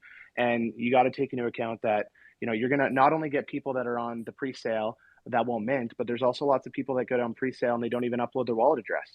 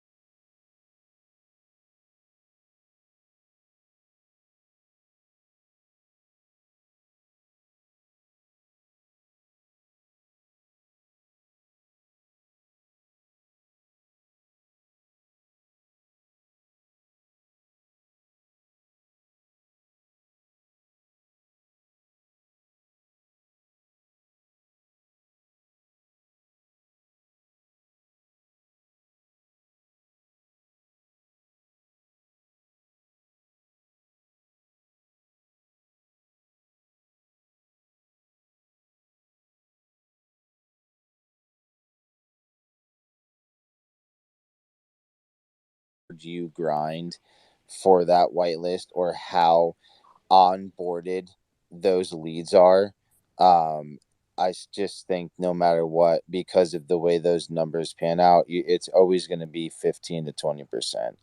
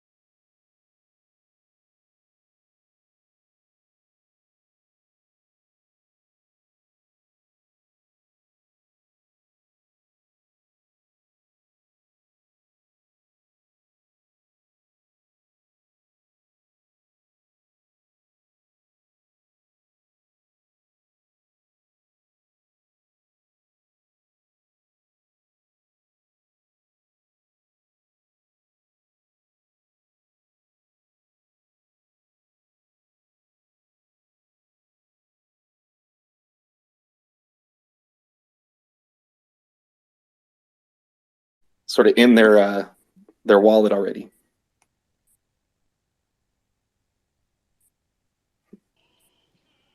Do we want to I rotate? agree. I agree with those. Sorry. We have like 24 people requesting to speak. I don't know if I kind of got lost on which project we're on right now. I think Respected Rhinos was just up.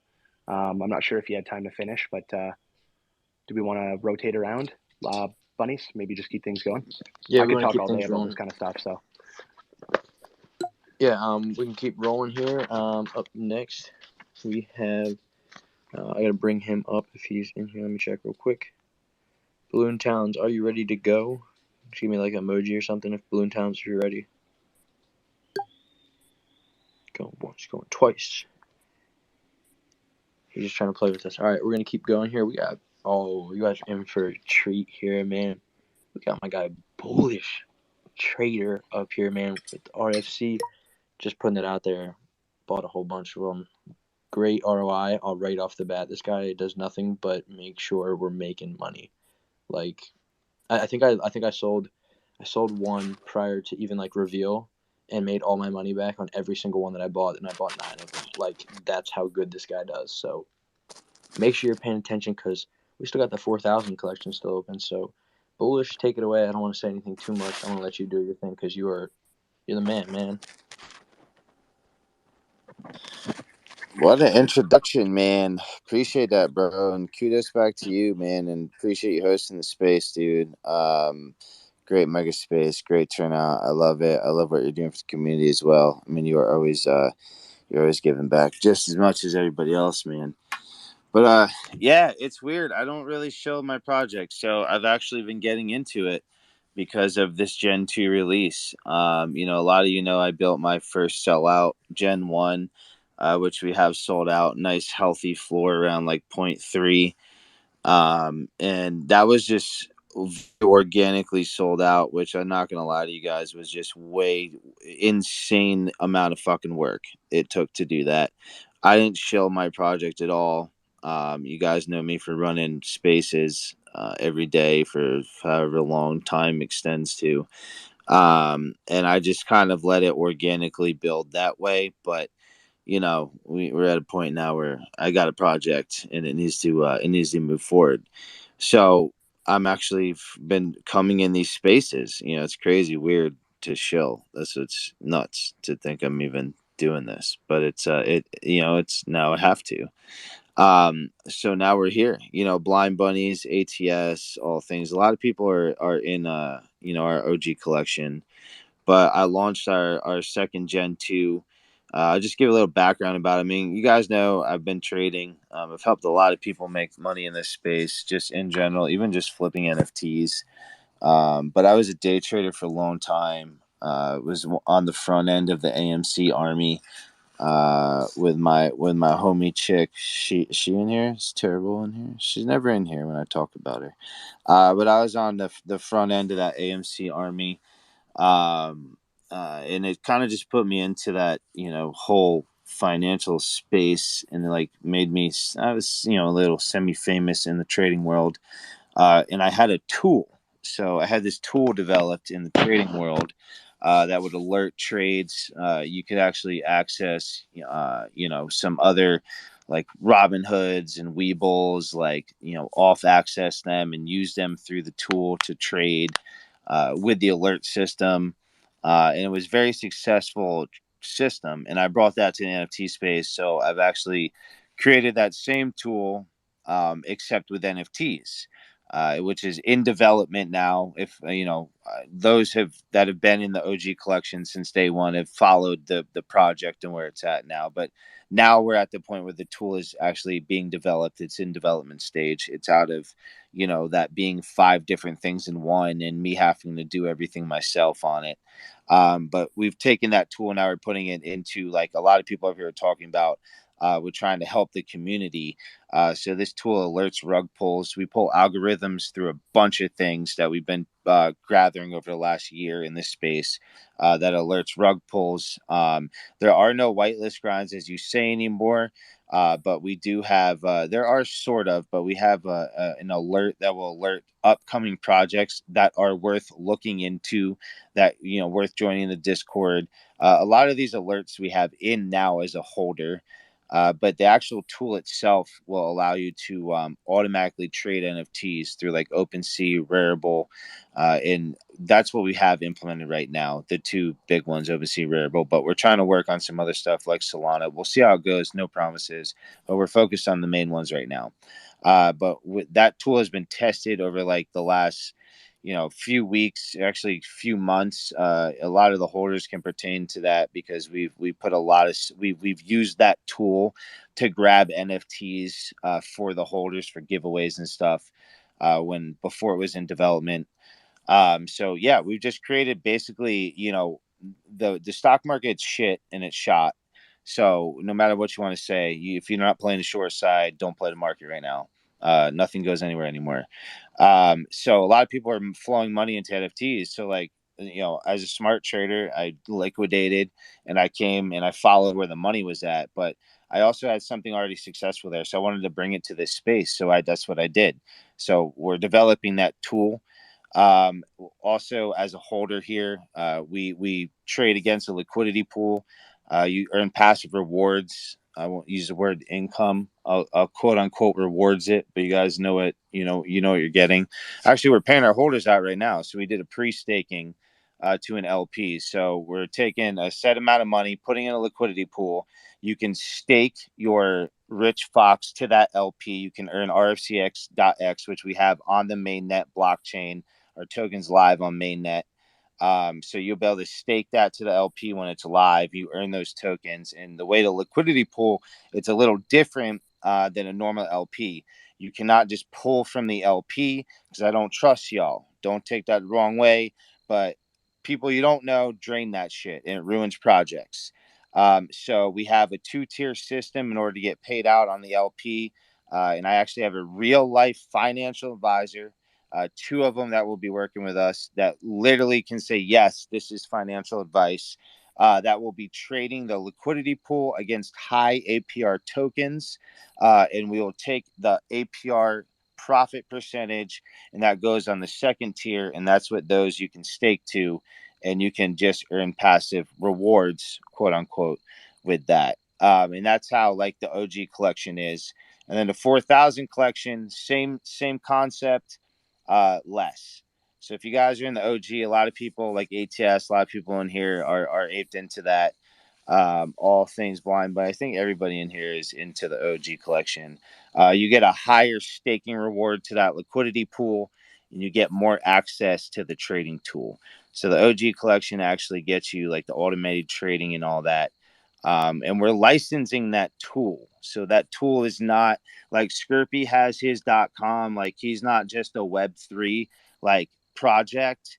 I'm bringing that to the Web2 as well. So that tool that we have will be licensed to the mass, and it'll actually be $199 a month to have it on a normal version, not Web3 or access through the NFT or the 4,000 or the 400 collection.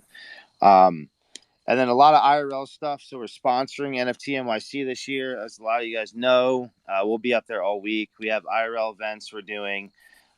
We have staking live for rewards right now. So you can actually right now benefit, and anybody that gets in the pre-sale.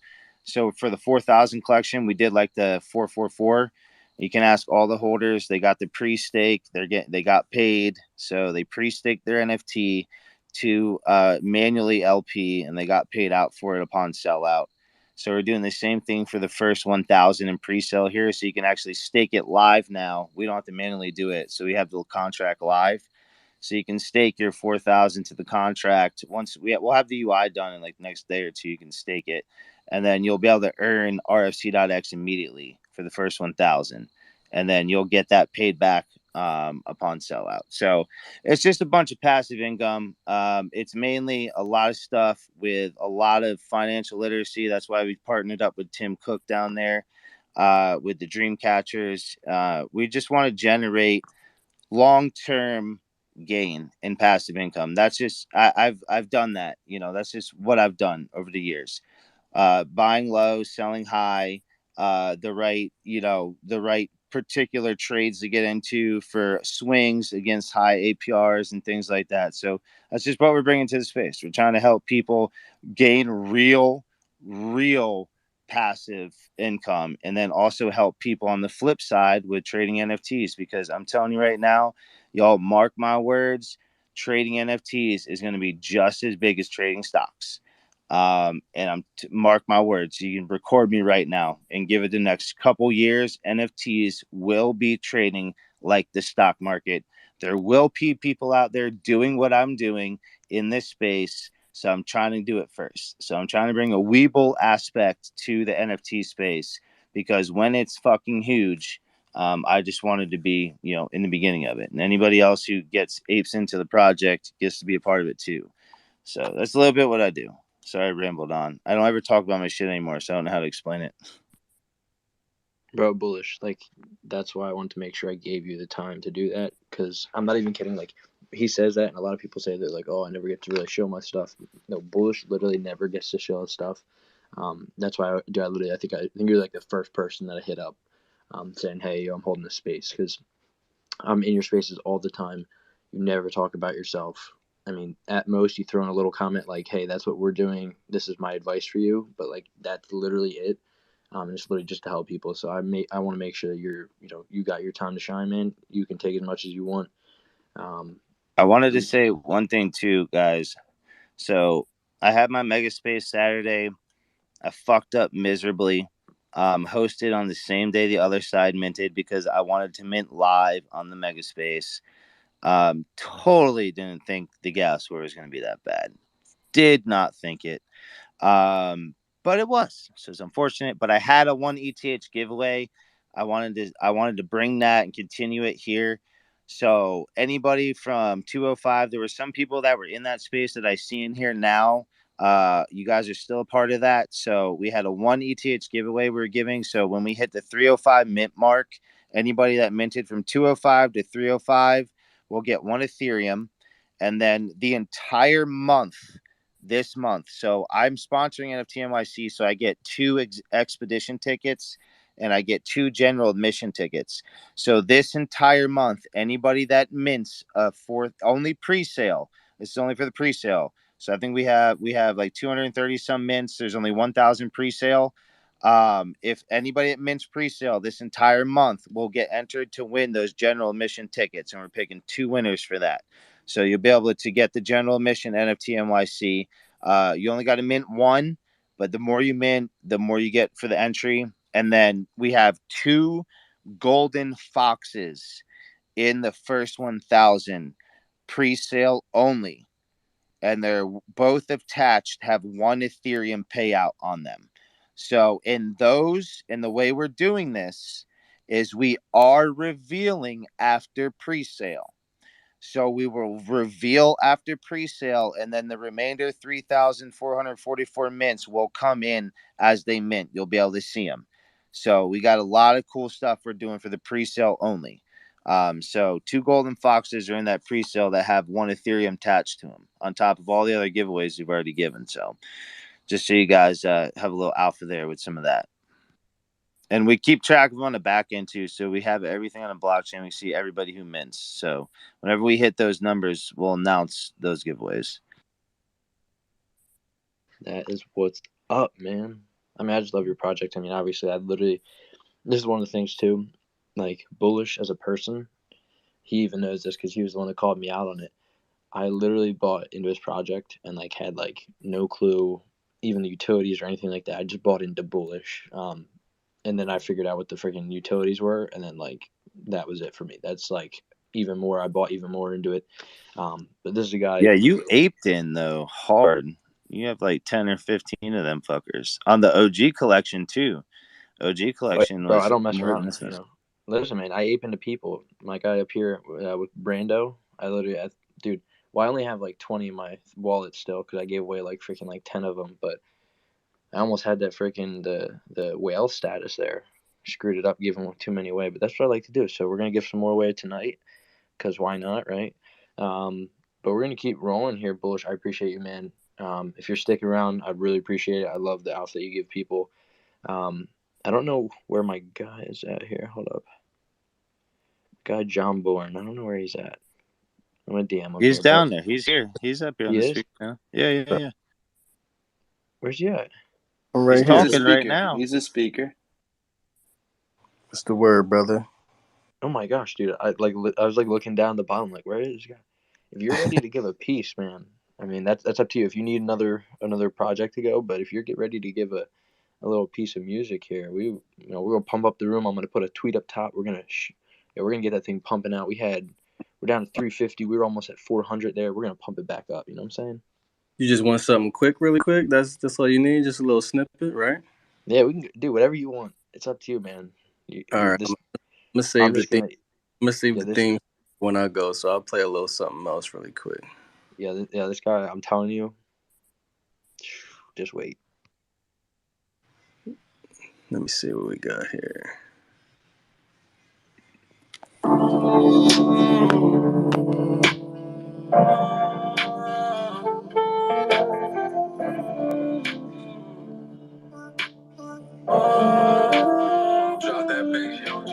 Californication, got two shorties in the spaceship. We go park up at the lake and smoke a blunt until the sun come out. Californication.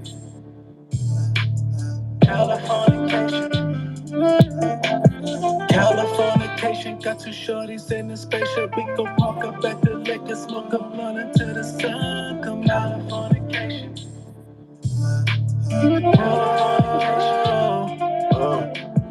High tide waves gonna swell. We took girls to the well. I saw a pearl in a pail. I just wanna feel is it real? All pink skyline, space goes right by. Feeling like a sci-fi, kick it like it's my time. Gap between the thighs wide. Body so my. Candlelight high rise. She just wanna cry.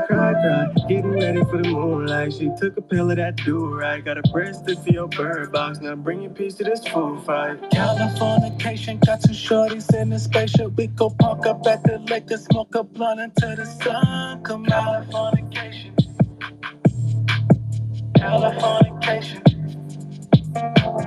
Californication, got two shorties in the spaceship. We go park up at the lake and smoke a blunt until the sun come out. Californication.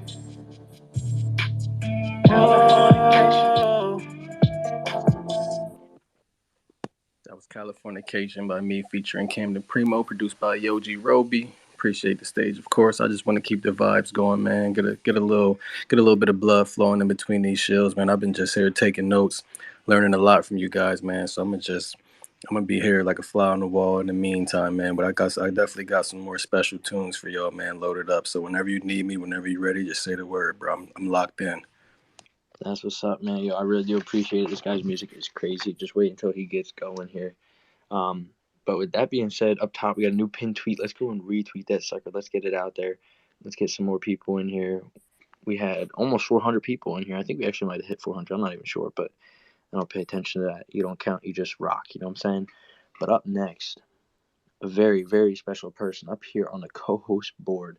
Sold Out Project. My guy Brando, living in Canada, just got off his bachelor party. Hasn't slept probably since like a week ago, selling out his project, holding the longest spaces on Earth. This guy, Brando, has been helping us so much, and that's why he sold out his project, because he's just an absolute legend. Brando, take it away, my man. I can't wait to hear about everything in the future. Yo, thanks, man. Appreciate the intro. Usually I'm the one doing it, so it kind of feels nice, just sitting back and enjoying. And appreciate it. You're a unit for holding these spaces. I don't think a lot of people realize that like hosting and coordinating spaces are way harder than holding them. You know what I mean? So shout out to Blind Bunnies, man. I mean, getting the amount of projects that are up here on board to come in, create some time. I mean, every founder and every project is incredibly busy. And not only that, but I look through the list and we got so many different communities here. It's always good when you have that section of verified, Shout out to all you guys with a little verified role. Like, it's always good to see spaces. It means they're big when you got like 20 people at a verified role just kind of sitting down there listening. So, I mean, shout out to you guys. Yeah, I mean, our projects are sold out. Super happy about that, obviously. Shout out to my community. You guys are ape-ish, and so am I. Now it's about execution. And one of the things that we've done really well is, collaborating, and not just collaborating with projects, but collaborating with partners such as Wenmint. I mean, Quig is up here representing Wenmint, but they're doing some cool things in the space, man. And Wenmint kind of works in the shadows. They have a lot of different things on the go, but the stuff they do behind the stuff that you see is crazy. I mean, like I'm happy that our relationship with Wenmint wasn't transactional. I mean, we partnered with them quite early, and we've built I literally call their founder Zorfo. Everybody knows him by Zorfo. I call him Uncle Z because I love that dude. And they're going to be building out a lot of our roadmap, which is awesome. I mean, like, they know our project more than most, which is awesome, and keeping everything in house is been great too. But I mean, they're a great team of devs, and got a lot going for them. So I'm very happy to be associated with a good project like that, or a good launch pad. Sorry, but yeah, a little bit about our project. I mean, I've been in the space a while now. I've been in it since, I would say, about June last year. And I've been a part of a lot of different projects and been throughout a lot of different projects. And our project was put together. It was kind of like the things that we hated about every project that we minted or projects that we had. We took that out of our project, and everything that we wanted in a project, we put in the project. So, I mean, we're very like community oriented, and there's a lot of projects that say that, but we thought about different ways that we could actually incorporate the community into our projects. And one of the, sorry, you're probably going to hear my dogs barking here for a minute. But one of the main reasons why we can, oh, I'm going to step outside. Sorry, these guys are going to go nuts. The mailman is here. Amazon's coming, But one of the things that we did a little differently than others is we actually allowed our community to pitch into the artwork. So, during our about 3.5 months where we were drawing, we had a channel with our artists, and everyone got to pitch in the traits they wanted and pitch in what our one-of-ones looked like. And people got shout outs, and they got allow list spots and all this other stuff just for pitching in what they wanted. And it engaged the community in a very organic way and allowed people to really be tied to the project in a way that's like, hey, that was my idea, that's minted onto the blockchain now and forever a piece of their art. So, and we kind of went a step further, and like, as we progressed, I mean, Crypto Hippos is like a good project that I'm very well associated with. I'm a holder. I'm very good friends with the founder over there. And I like their project so much that we're like, hey, I need your logo in my collection. So there's literally a Crypto Hippo sweater that's in our collection that everybody's trying to gun for, because there's only about, I think, 26 of them. And all the hippos want them, obviously. So, you can't say you're a community-driven project without incorporating other communities in here. And that's why I'm always happy to attend these mega spaces. One of the things that we did is also that a lot of projects also do is incorporate the IP and copyright. So we're fully incorporated. We're a company located here in Canada. I'm fully doxed. We had a legal team that is part of our project to actually create us a terms of sale, a Schedule A, a copyright transfer, and a cross-license agreement so we could use our Hippo logo in our collection. So as soon as you either mint, which we're sold out now, but the nice thing is we're end-to-end. So meaning that if you buy one of our apes off of OpenSea, that copyright, that commercial copyright transfer actually transfers right over to the end user. So the reason why that's important is because if you look at projects like Bored Ape Yacht Club, and if you're investing into projects that you think are going to do well over time, you might have read that one of the recent Bored Ape Yacht Club members actually built out a restaurant called Bored and Hungry. So it's a restaurant that was used with the Bored Ape Yacht Club logo, and it's because they also have the commercial copyright IP transfer. And we know Kevin, and he hopped in one of our spaces the other day and actually talked about his experience with the copyright transfer and his ability to use that commercial copyright actually in a real world scenario. So he actually used his ape, and he put it on pretty much everything to do with their logo. And it's literally a restaurant that is like an NFT restaurant, which is really cool. So they obviously utilized it to the full effect, but, on a smaller scale too, I mean, you buy a logo from somebody, a custom made logo, and you're going to pay probably, depending on who does it, $400 to $500. I mean, minting an NFT gets you utility, and you get the commercial copyright. And if it fits within your business, I mean, it's literally limitless. I mean, if you want to create merchandise with your specific ape and sell it, the ability to make money with our art is there. So that's an instant utility. Like some of the other big names that have done it. I mean, it required a lot of legal work, but it's done, and it's there. And the terms of sale is both available on our website and in our Discord. So the more thought out utilities, I mean, we have a wallet right now with about 90 Ethereum in it, just over $250,000 US. Owning our NFT actually gets you to pitch. It allows you to pitch your idea of what you want that money to go towards. So, I mean, the meta in this space continues to change. We wanted to do it in a way that we allowed everyone to pitch their idea. I mean, there's going to be a snapshot vote that we're setting up quite soon that founders are going to go through and pick the top 5 and allow the community to vote on it, and we execute. So that's something that's being worked on. It's a Gnosis safe wallet. It needs a multi-signature, so it's extremely secure.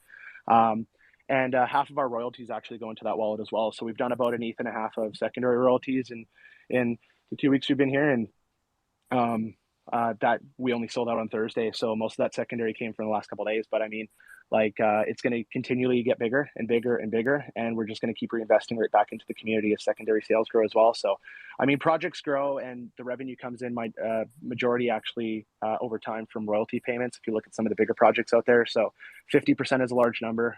It's going to be really cool, and we're going to build up something really nice. Things that we've executed on actually recently that aren't part of our roadmap. I mean, Wentopia is an NFT world that's owned by Wendant. They've actually given us like a city in there. So we're going to have an ATS city. We're going to let our community decide what exactly is going to be in there, but there'll be some sort of PDE aspect in it. It runs on an NFT world, which is a Minecraft server. So it's going to be really cool. We actually have a couple mods in our group that are really, really good at doing those, along with Wendant, offering their assistance as well. And we did acquire recently one of the other side's plots as well. So that was not part of our roadmap originally. I actually bought that out of my own wallet just to give it back to the community. So we got a lot of good things going for us. We do have a secondary collection that's coming out. Tokens are being airdropped on Friday to their OG collection. Snapshot was done on Saturday. So that's something that the early birds kind of got into. But the Looking Glass collection is going to be another collection that's free to OGs and is going to provide some, not only extra revenue to our community, but secondary collection that's going to be really, really cool. There's also a lore story and all this other stuff that we got built in. I just recommend you check out our community. I mean, it's all organic. People in there could probably speak of the project as best as I could. I mean, we're sold out now, but secondary sales, we're still around the mint price for secondary, and it's a pretty thin floor. I mean, we got some whales in our community and some hooked up and resourceful ones too. So we're having conversations on how we can utilize them and get them on the advisory boards, because I mean, I can't publicly say who they're affiliated with or anything like that, but we got a whale with over $100,000 worth of our NFT that's very invested. And there's a couple others that are quite invested as well. And they want to really help us grow, and they have some resources to help us do that. So we're excited to have those conversations. We did just launch the celebrity collection yesterday too. So Styles P is part of that. It's on OpenSea now officially. So that's first of 3 that we have built out so far. There's two other celebrities that are currently waiting for that, but it's definitely going to help with exposure. And I mean, Styles P whaled into our project. He owns, I think, about 30 or so, and he's very happy with the way that we're moving and the pace that we're going at. So execution is the next step. We got the team to do it, and we're super happy with where we're at. But if you want our OpenSea link, it's in my bio. If you want our Discord, it's also in my bio. Would love to have you as a community member. Shout out to Blind Bunnies for hosting this. I mean, again, legendary for doing this. It takes a lot of work, man. And he's also like a very involved charity project. A lot of his mint revenue is going towards charity. So he's not doing this to coat his pockets, and that's kind of the nice thing about Blind Bunnies. I mean, I ran on a similar format, and I still do. I mean, I wanted to run this project and quit my 9 to 5, which I was able to do. Did I want to get rich off of this project? No. Would I love to make my community rich off this project and continue to grow the community? Absolutely. So that's the way I run it. I'm part of the community just like anybody else is. I'm always happy to help anybody. I literally had 8-hour calls just with people in my community that are starting their own projects that wanted advice. So I play the advisory role for some communities. I help you out. I'm happy to have conversations with anyone, and that's the kind of role I play. So appreciate you giving me the space, man. There's so many other projects that want it, I know. And we're going to get you up here. I'd love to hear about other spaces. My phone, I told Blind Bunnies the reason I wanted to get up a little earlier was my phone's actually going to die. I have 8%. And so I don't have a charger where I'm at right now. So I'm going to have to bounce when my phone dies. So if all of a sudden I rug, just be aware that unfortunately, rip to the iPhone. But love the community you built so far, man. Love the connections. I mean, some of these guys are hard to get in touch with. So shout out to Blind Bunnies, man. I mean, myself included. Unfortunately, right now my DMs are full, but yeah, these guys are doing big things. If you haven't tossed Blind Bunnies a follow, go do that. Legend. And I'm going to stick around and hear other projects. And if anybody wants to ask any questions, love to have you, man. Yeah, Brando. that, man. Hey, Brando. You're a legend, bro. Quig, you're a legend, bro. I love it.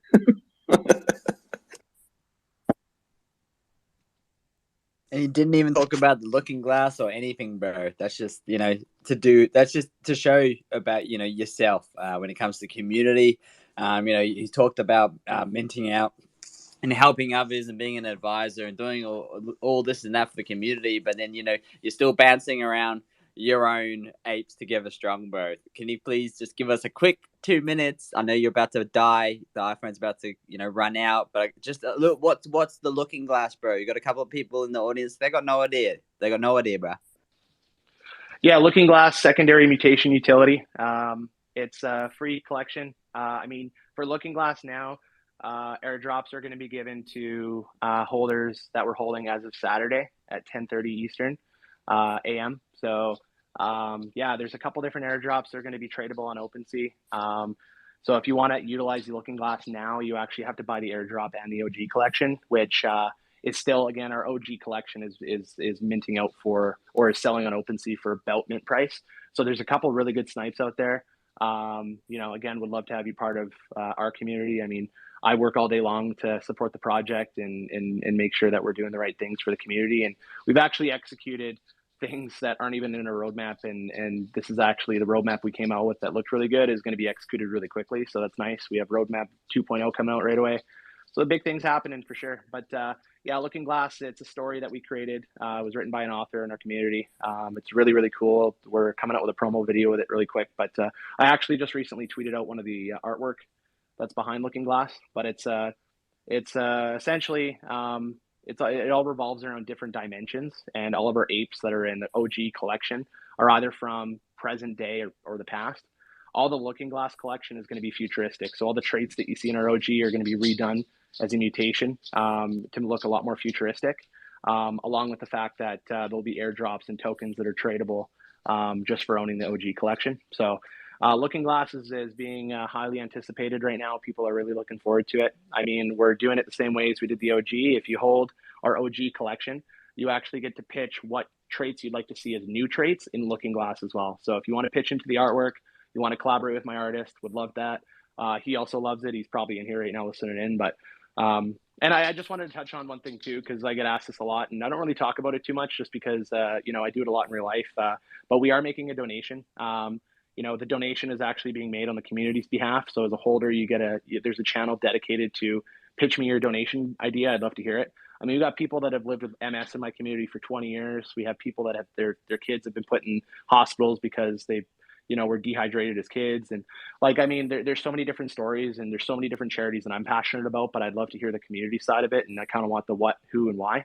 So we're making a, you know, sizable donation quickly. You know, the channel's set up. I'd love to hear your ideas as founders. We're just kind of summarizing which one we want to do, and we're going to make that donation shortly. So giving back, you know, and that's why I respect Blind Bunnies as much as I do. I mean, giving back to me in real life is very important. I do a lot of charitable work for kids specifically that have cancer, and you know, it's important to me to give back, and you know, stuff that Blind Bunnies doing, giving back, and you know, that's the best way to make your project sustainable long term. I mean, I respect people that give back, and you know, whether it's to the environment, whether it's to different sorts of charities. I mean, to be sustainable on Earth, man, you got to get it done. So, I mean, shout out to Blind for doing this, and would love anybody in here if you want to join the family.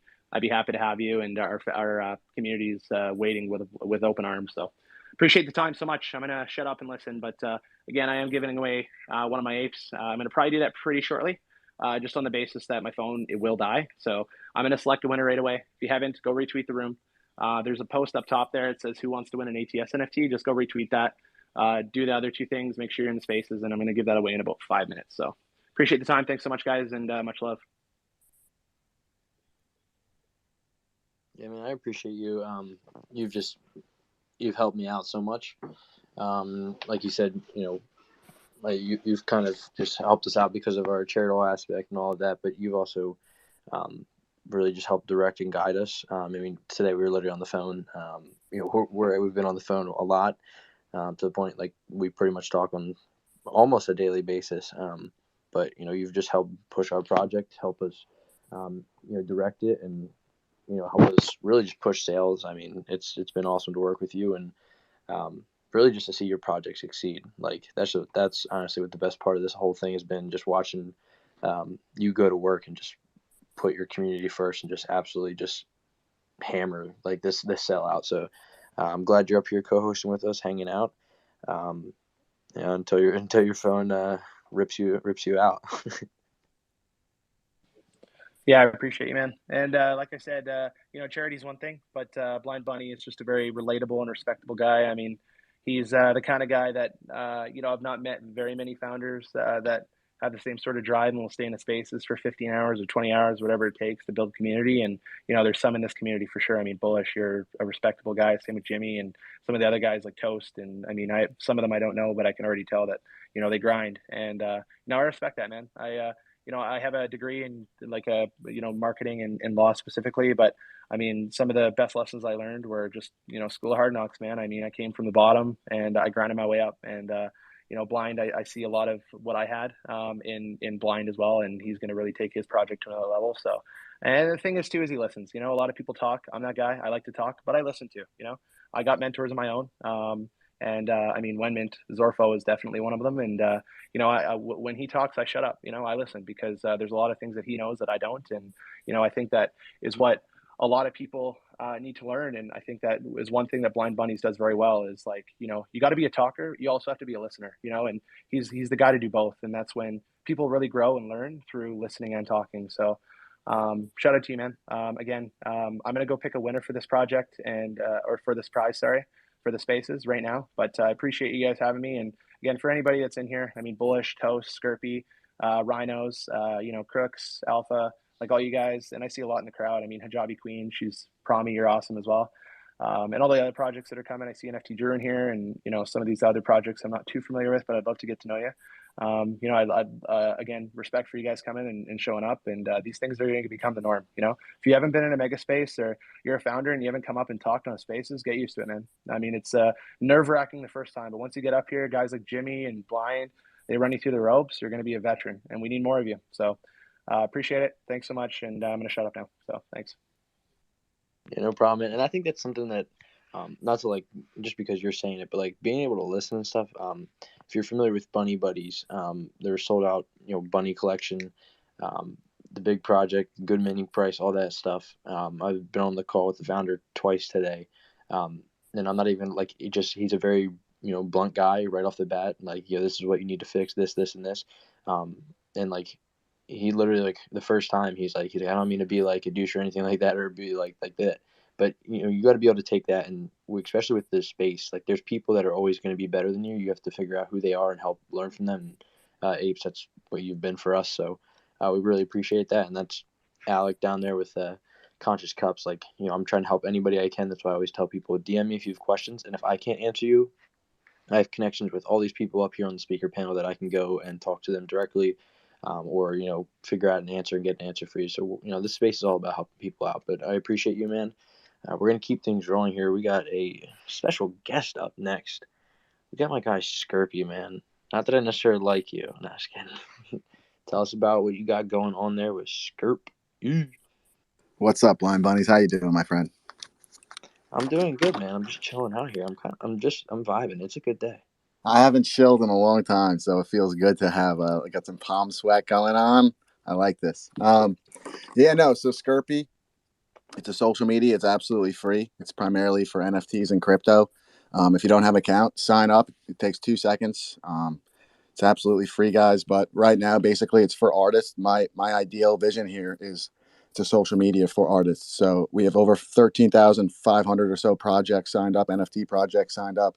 And our real app/website should be coming out later this year.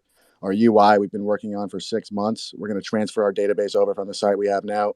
It'll be built with React. It's going to be built with a serverless architecture, so it'll be able to scale. We'll be able to not spend as much time securing servers and spending our majority of our time developing and working on stuff. And not only that, we have a couple of features that I think are going to make it pretty unique. We're going to be trying to really spotlight artists by showing the trending artists, the trending groups, the hottest artists per category. So photography, one-of-one, collectibles, etc. A lot of different categories. So you'll be able to basically be built around all the artists. And I think that the spaces on Twitter are great, but there's a couple things wrong with them. Like, we should be able to show video and live stream. If you're a speaker and you request to the co-host, you should be able to show live stream. So we're going to love to have that feature, and you should be able to live chat while you're in the spaces as well, I think. So we're looking to do that all in one place. So it's going to be like a super app, basically, super website, whatever you want to call it. I like to call it a super app for NFTs and crypto. And that's going to be the main niche, obviously, in the beginning. But so that's Skirpy Spaces. Then obviously there's Discord, but Discord, in my opinion, is very discombobulated and all over the place. So We came out with a really clean UI, super clean user interface for you guys with Discord, with our Skirpy solution. So we're gonna have it called Groups, which is what we have now. We have over 1,060 groups, but the groups will be super simple to use, similar to Discord's look, but a lot cleaner. The UI, it'll be gamified the whole site. So logging in, commenting, sharing, etc. You'll be rewarded for. And the idea is that you'll be able to use those points or whatever to pay for a featured spot for your project or something along those lines. So it's going to be combining a bunch of different things in one spot. And then you got Skirps, which is like tweeting basically. So it's a combination of a bunch of different social medias in one basically. And I look forward to keep steamrolling here and getting signups. It's absolutely free. It costs nothing. I've never made one penny in the NFT space from one person. I've never sold one NFT. I fight professionally for a living. So I do this on the side because I'd like a way out. And I do love doing this. So if you have a project or if you're a collector, I'd love to have you on the platform. I was a little worried there. You guys got me shaking, man. Oh my God, I haven't chilled in 4 months. But it's a big project. I've been spending my whole life on this for a very long time at this point, and I look forward to really fighting against these massive platforms. And I've been talking to contacted Morales about the Web3 with Wallet Connect and obviously all that other stuff we have to do because it needs to be at least Web3 hybrid in my opinion, because I'm not going to really stay away from emails.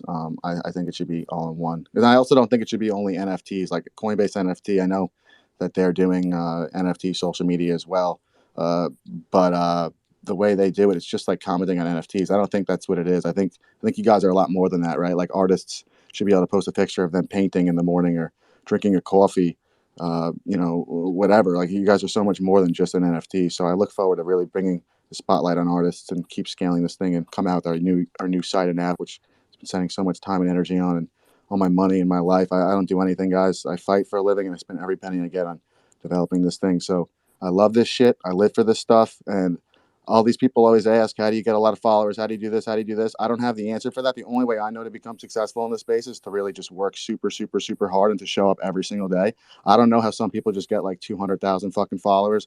I don't know how to do any of that shit, but we show up every fucking day, all of the people up here. And it sucks and it's a grind. And some days you don't want to show up. Some days you're tired. Some days you got no fucking sleep. But if you do that for a long period of time, you will get a ton of followers and a ton of at least sales or looks, and your brand will be built and it'll be strong. And you probably will fail. I've ran businesses in the past, and you fail and you get better and better and come with new things. And Skirpy might fail, probably will fail, right? It's social media against Twitter and Facebook and Instagram and all these monster companies. But if there's a will, if you got to make it happen, guys. You got to shoot for the stars, and if you fail, fuck it. But that's my mentality. And I love this shit. I teach jujitsu and I run Skirpy, and I basically, we all came up the same way. These are the people we came up with, man. All you guys with projects, I love this shit. All you guys are junkyard dogs up here. I see all you guys coming up the ranks for months. Some of you guys in the audience have your own projects with big followings. It's crazy, but this is like the NFT ecosystem. We are the ecosystem, like right here, the 350 people in here. These are all super serious people that buy projects, that have projects. So. It's very important to people that are in the space right here. It really is. These are everything. I mean, this guy's an absolute dog. I mean, Skirpy, I have to take you under my wing all the time. This is one of the guys I train. No, I was kidding. No, me and Skirpy, Skirpy's an absolute animal, and that's kind of how that's how we met. We just I was on your space, I think, for 18 hours freaking straight, just on the grind. I was in every single space for Skirpy. That was when I had 12 followers. It was my mom and all of her friends. So I've been with Skirpy since the beginning, man. This dude is just an absolute dog. And I'm gonna let Bullish talk because Bullish, you just relate with this guy so much. So I'm just gonna let you take over. And wait. Tim's like that pretty little face down there.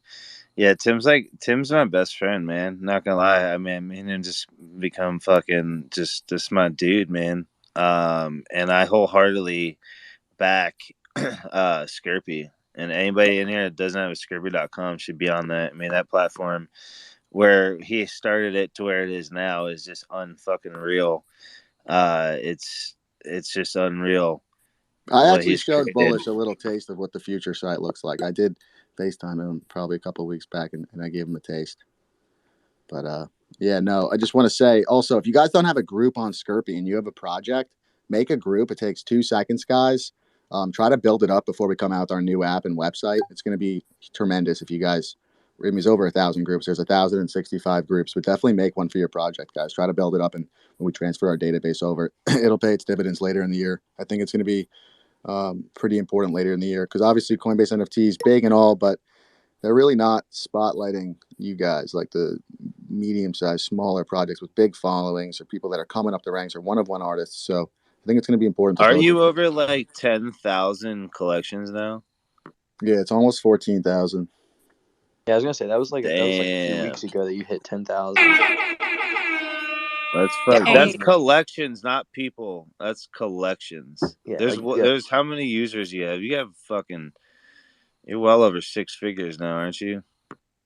A user, I believe, is someone that just goes to the site. So yes, I think it's like 260,000 or something. But it really was hurting because my mailing system was being blocked by Amazon for a few weeks.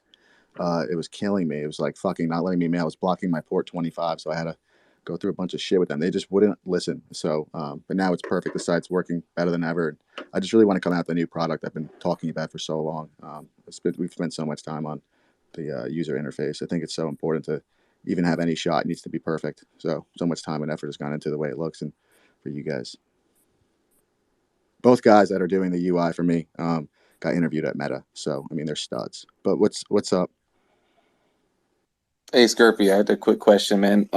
You mentioned like that you're building this thing, which, by the way, I've been following for a long time, and I've spent way more time than I'd like to admit hanging out in your spaces, just listening to people shill, and it's a great time. But like you mentioned, and I've heard you say it before, and you said it tonight, like that you're not taking any like profits or whatever from what you're doing at this point. But I mean, I had to, I have to imagine that at some point that's not going to be the case. So I'm just curious, like, is that the long-term plan for you, not to take profits? No. Or is this No. Like, okay. the way, in my opinion, to sign up people and stuff is like, I don't plan on, like, it's always going to be free for everyone that uses it. Like, I don't look at it as like you need to own an NFT to use the platform. I think it should be no barrier to entry. Everyone should be able to use it. And it should be a social media for artists. But yeah, no, in the future, when it came out with the new app and the new UI and it was going well and it was scaling and it was going seamlessly, then there would probably be absolutely, pay for an ad on it. It would integrate right in like a Twitter. You're crazy, man, because you can't do all that without taking care of yourself too. No, man. I know. Listen, bro, I burned so much money running it, and it sucks because I've never made one penny, and I know it sounds crazy saying that, but yeah, obviously one day when it actually launches and it's scaling and it's going the way I want it pleases me. I don't care how long I got to dig myself into this hole. I like doing this. I like being with the community, but yeah, one day I'll be able to boost the SCRP or promote your post, whatever. Yeah, it'll be able to do a couple things because obviously it needs to break even at least, right, while scaling. So, but not right now. Right now, I'm just worried about signing people up, giving them the best user experience possible while working on our really exciting new app and website. But yeah, no, long term, company has to make money. But 100%, yeah. No, I mean, I'm super excited, man. I want to see this this new interface you've been talking about, and I think it looks cool already, but obviously, like, you want to make it like pop, right? Dude, it looks like, fucking sick. I'll tell you this: the tabs are home, sick buttons too. The buttons are just all custom made. So home, showcase, Scorpio, group, people, messages, notification, profile. But I'm looking at it right now. But when you're on the website, you're going to see, first thing you'll see when you pop up to Scorpio, it'll show like 3 featured artworks, and it'll just swipe through. Then you'll see the feed. It's just going to spit out an algorithm, and then on the right side, you'll see the trending creators, the Scorpio, like spaces, basically Scorpios that are open, and then the trending groups. So the UI is really, really clean. It's spotlighting artists all over the place. When you click someone's post, it's all the most up-to-date UI techniques. So it's all 2022 stuff. It's not like 2017, 2018. So it looks super clean. Even if you click someone's post, doesn't matter what marketplace it's for. If I clicked, let's say, Bullish Traders Rich Fox Club, I'd click it, and then it would pop out while still being on it, and it would show all the comments, a big buy now button, OpenSea's the price. It would show you how many NFTs he has, right? And then it would show you the other things he has for sale. So it's really nice seeing the other things he has for sale on top of that. The comments, big buy now button. So yeah, I mean, I'm pretty excited about it, and it's gonna, cost you guys nothing. I don't ever want to make a penny unless it finally launches and it's scaling. And then yeah, I'm not worried about that. I'm really worried about just giving the best user experience possible. I think that's going to be the key here, to even have a shot to create a social media to really be a big boy. I don't care if I have to fight people to the death to pay for it. I will quickly if I need to. Yeah, I believe you. I I believe talked you. to Tim a lot, and let me tell you something. Like, I talked to Tim a lot, and he's when it comes to a level like I watch him fight a dope fight. I watched him beat this dude's ass a couple weeks Yo, he ago. was built, Bullistrator. Yo, that was dude. That was that dude had no chance either. That was the No, it was best easy. part. It's easy money, but he was built Wait, though. yo, is that guy that I was telling? They always talk about Skirt. Yeah. Massive black dude that like was just jacked, like made you look like a little boy.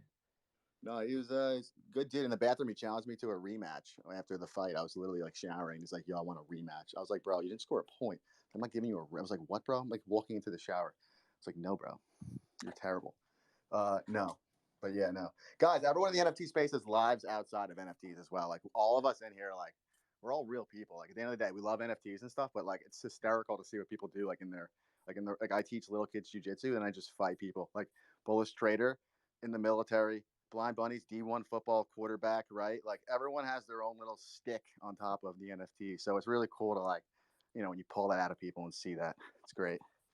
Deturian, shout out down there. He's like a lacrosse coach. Like I just love to see everyone just does like fucking real things in real life too. I sell drugs, so it's all good.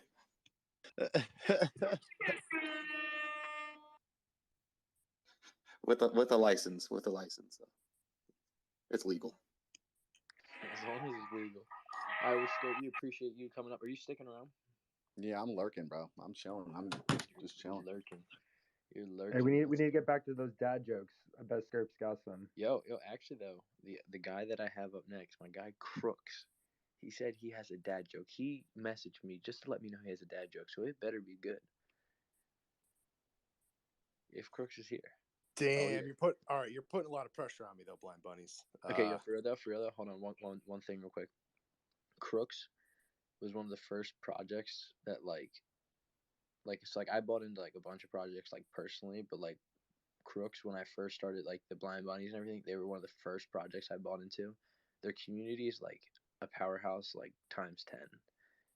Now you can talk. Now I want to put more pressure on you on to make you really nervous. Get your palms sweating like Skirpy, shaking in his boots. Well, I do. All right. Well, before I say my dad joke, I do want to say a couple shout outs. Because like Skirpy, Quigley, Blind Bunnies. Blind Bunnies, thank you so much for having us tonight. I know our schedules have been a nightmare to get together. Me and Blind Bunnies have been talking for weeks trying to get a space together. So shout out Blind Bunnies for putting this all together. Bullish, all things crypto. Just saying the people that I've met before, I'm super pumped to meet everyone tonight. I feel like what it is, before I get to my dad joke, I know we're calling this a mega space, but this is like a community of communities. We're just getting together, having a good time, sharing alpha, sharing projects. But like at the end of the day, like we're a community of communities. So I'm super pumped to be involved. Can't wait for the next one already. Gosh, I don't want to say my dad joke because I feel like no one's going to laugh now. But I do have to say it because it was dad joke night and I feel like no one's really doing it. So I do have to say it. So here it is. If you laugh, I appreciate you. So people say they're real sick and tired of my Linkin Park references. But in the end, it doesn't even matter. All right, I hope some people enjoyed that because I liked it. R.I.P. Chester. R.I.P. Chester. R.I.P. Quigley, my man. R.I.P. Chester. Damn. Okay. All right. I'll get a better one next space. God damn. No, Crooks though. Like the fact that you went and tried to sing is like that's what made me laugh. That was a good joke. Hey man, tough crowd. It was good. It was good. Whoever putting the goddamn cricket noises in. Sheesh. But no. I love you, bro. But for real, like I really appreciate just being a part of this. Again, I know a lot of people up here. Tonight's the first night I'm meeting other people, so I'm really happy to make those connections. whether it's Twitter Spaces, whether it's something I talk about in a little bit. I just enjoy bringing communities together. So when I say community of communities, and I did steal that from one of my good friends in the NFT space. I'm not sure if he's in here anymore, but my man Vaughn Chaser, he would love that I said that, because that's what we're building here. We're really building something other than just another space. Like, we're building a community here. And that's what you love to see. But just to kind of, here, let me get something up in the nest, because I know that's what we do in spaces. Let me just throw something up in the nest here. Well, like, that's what we do. We build together. And something, it was funny because Blind Bunnies last Friday? I'm losing track of time. It was 2 Fridays ago. DM'd me and said, hey, come in this space. And I wanted to be so bad, but we actually had an IRL mansion party for crooks. We had just a big IRL event so we could all get together and hang out. And I was like, oh man, I want to be in this space so bad, but we're also just going to be partying with the crooks. Like, it's just not a good time for us. So it did take I a am little a crook, bro. You got to party with me too in the spaces. You know what I'm saying? Hey man, yeah, you could have came to Vegas. You were more than invited, Blind Bunnies. But shout out Blind Bunnies, as always, just because he's put this together. So before I get into talking about crooks, just shout out Blind Bunnies. Follow him. I will say, Blind Bunnies, I do apologize, because I followed you on my personal account, and we talk on my personal account all the time. I didn't follow you on crooks, and I apologize. But you know what? You were our 420th follower, which is the funny number. Bazinga. Exactly. You were the funny number follower. So let's go. I think we just hit we hit 4,200 right now. Let's go. So we can count that. But yo, real quick before we get to your talking about your project, all through crypto, how the frick did you hit that button that fast and unmute your mic that fast and hit the button at the same time? Like, you're impressing me, and like, I don't even know what to say beyond that. Like, you're just impressive as a human being. Fatality. All right, we're gonna keep going, crooks. What is going on with the project, man? How are you guys doing? I know everything's been going well with you guys. I've been following you guys for a while now. Well, first off, people hated my joke. I will say that. I got a lot of messages. People did not like my joke. I enjoyed it. I hope you guys enjoyed it. But I digress. But yeah, no, again, shout out Blind Bunnies. Make sure you follow them. Again, I apologize that I didn't follow you from the main account for a while now, but hey, you were number 420. And that's got to say something. And that's a funny number in NFTs, even though I don't smoke. Man, so you did it intentionally. You did it. That number makes NFTs nowadays. Like, for smoking, dude, that's what I do. I smoke weed and buy people's 1/1 art all the time. That's my favorite thing to do. Well, then please feel honored, Blind Bunnies, because you were our 420th follower. And I haven't been following people in the space until I can make that point. So don't worry. I'll get to following people back. I just wanted to make that joke because it's the funny number. But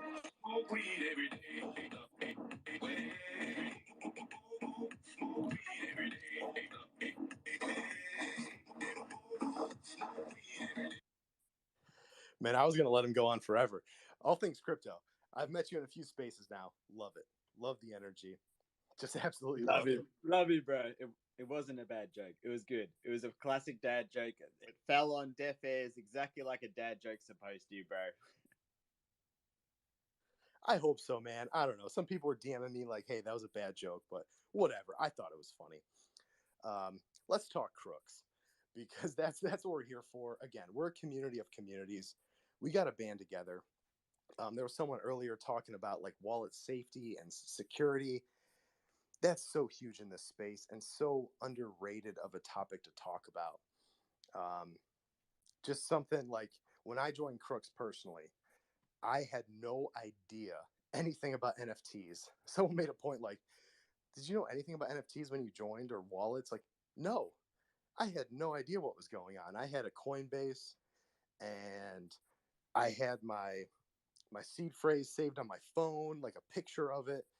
And quickly I joined Crooks, and they were like, yeah, no, just write that down, delete it from your phone, save it manually. Like, do not do that. So safety is a huge concern in NFTs, and I think we can all agree on that. But kind of getting more into Crooks, because I know we're here to talk about projects and such. Crooks Nation, shout out Crooks Nation. I know we got some Crooks in the building. If you're not a Crooks, still love you. But hey, join the nation. We were in Bullish's space the other night when he was trying to get other side land. Shout out Bullish. That was a heck of a space. Got a little quiet there for a little bit, but heck of a space regardless. But Crooks, we did get our Crooks Nation plot. It's very aesthetically Crooks in that sense. They barely let us on the other side, to be honest.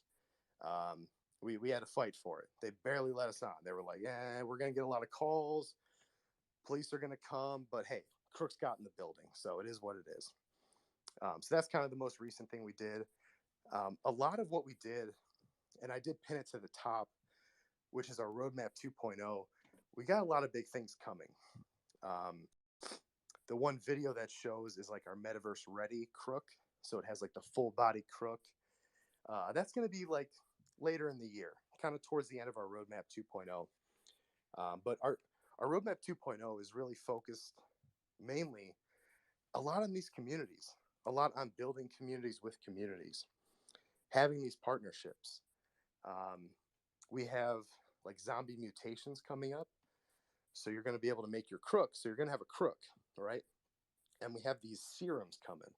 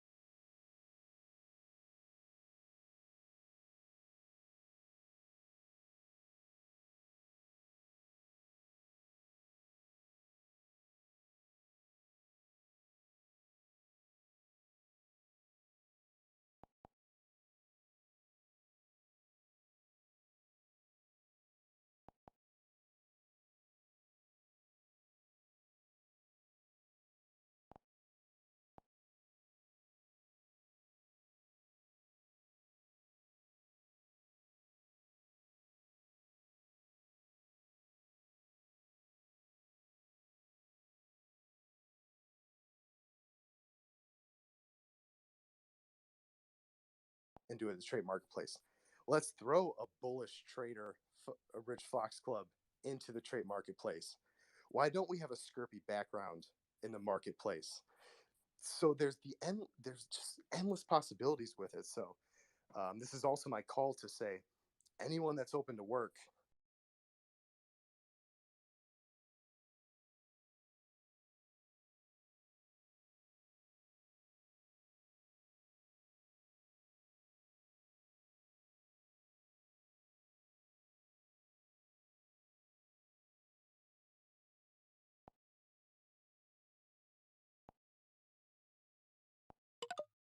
customize. To be honest, like 3D customization, like I've seen some 2D customization of NFTs, but 3D 4K customization, I just really haven't seen it personally. And that's something we're super pumped about, is to open that trait factory, be able to say, hey, you're a project, you're artist, let's collab up.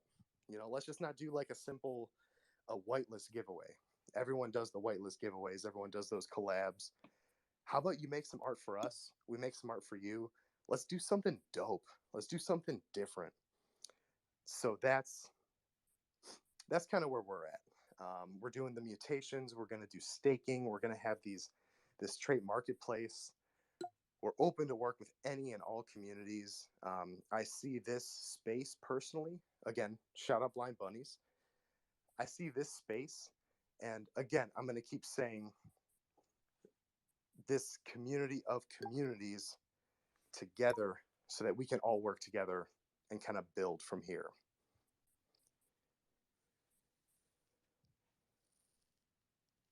Are we rugged, bro? Blind Bunnies is saying host connection issues. I saw that. I saw that too. If I this got is if this is scared. the end, if this is the end, it's been a good show. I was hoping I didn't rug out right at the end with the most important stuff there, but I saw that too. Hopefully everyone can hear me. But shout out everyone for being here. Just at the end of the day, shout out everyone for being here. I know I've spoke to Blind Bunnies, I've spoke to Bullish, all things crypto, Quigley, Skirpy.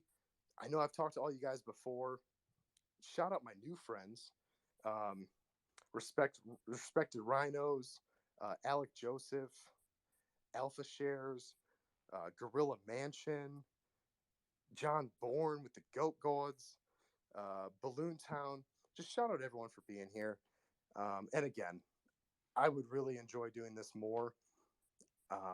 If you're open to working, if the trait factory, if like making custom sort of traits, kind of getting into crooks a little bit, so we can build more of a partnership than just like a simple whitelist giveaway. If that's something that interests you, DM us. We are more.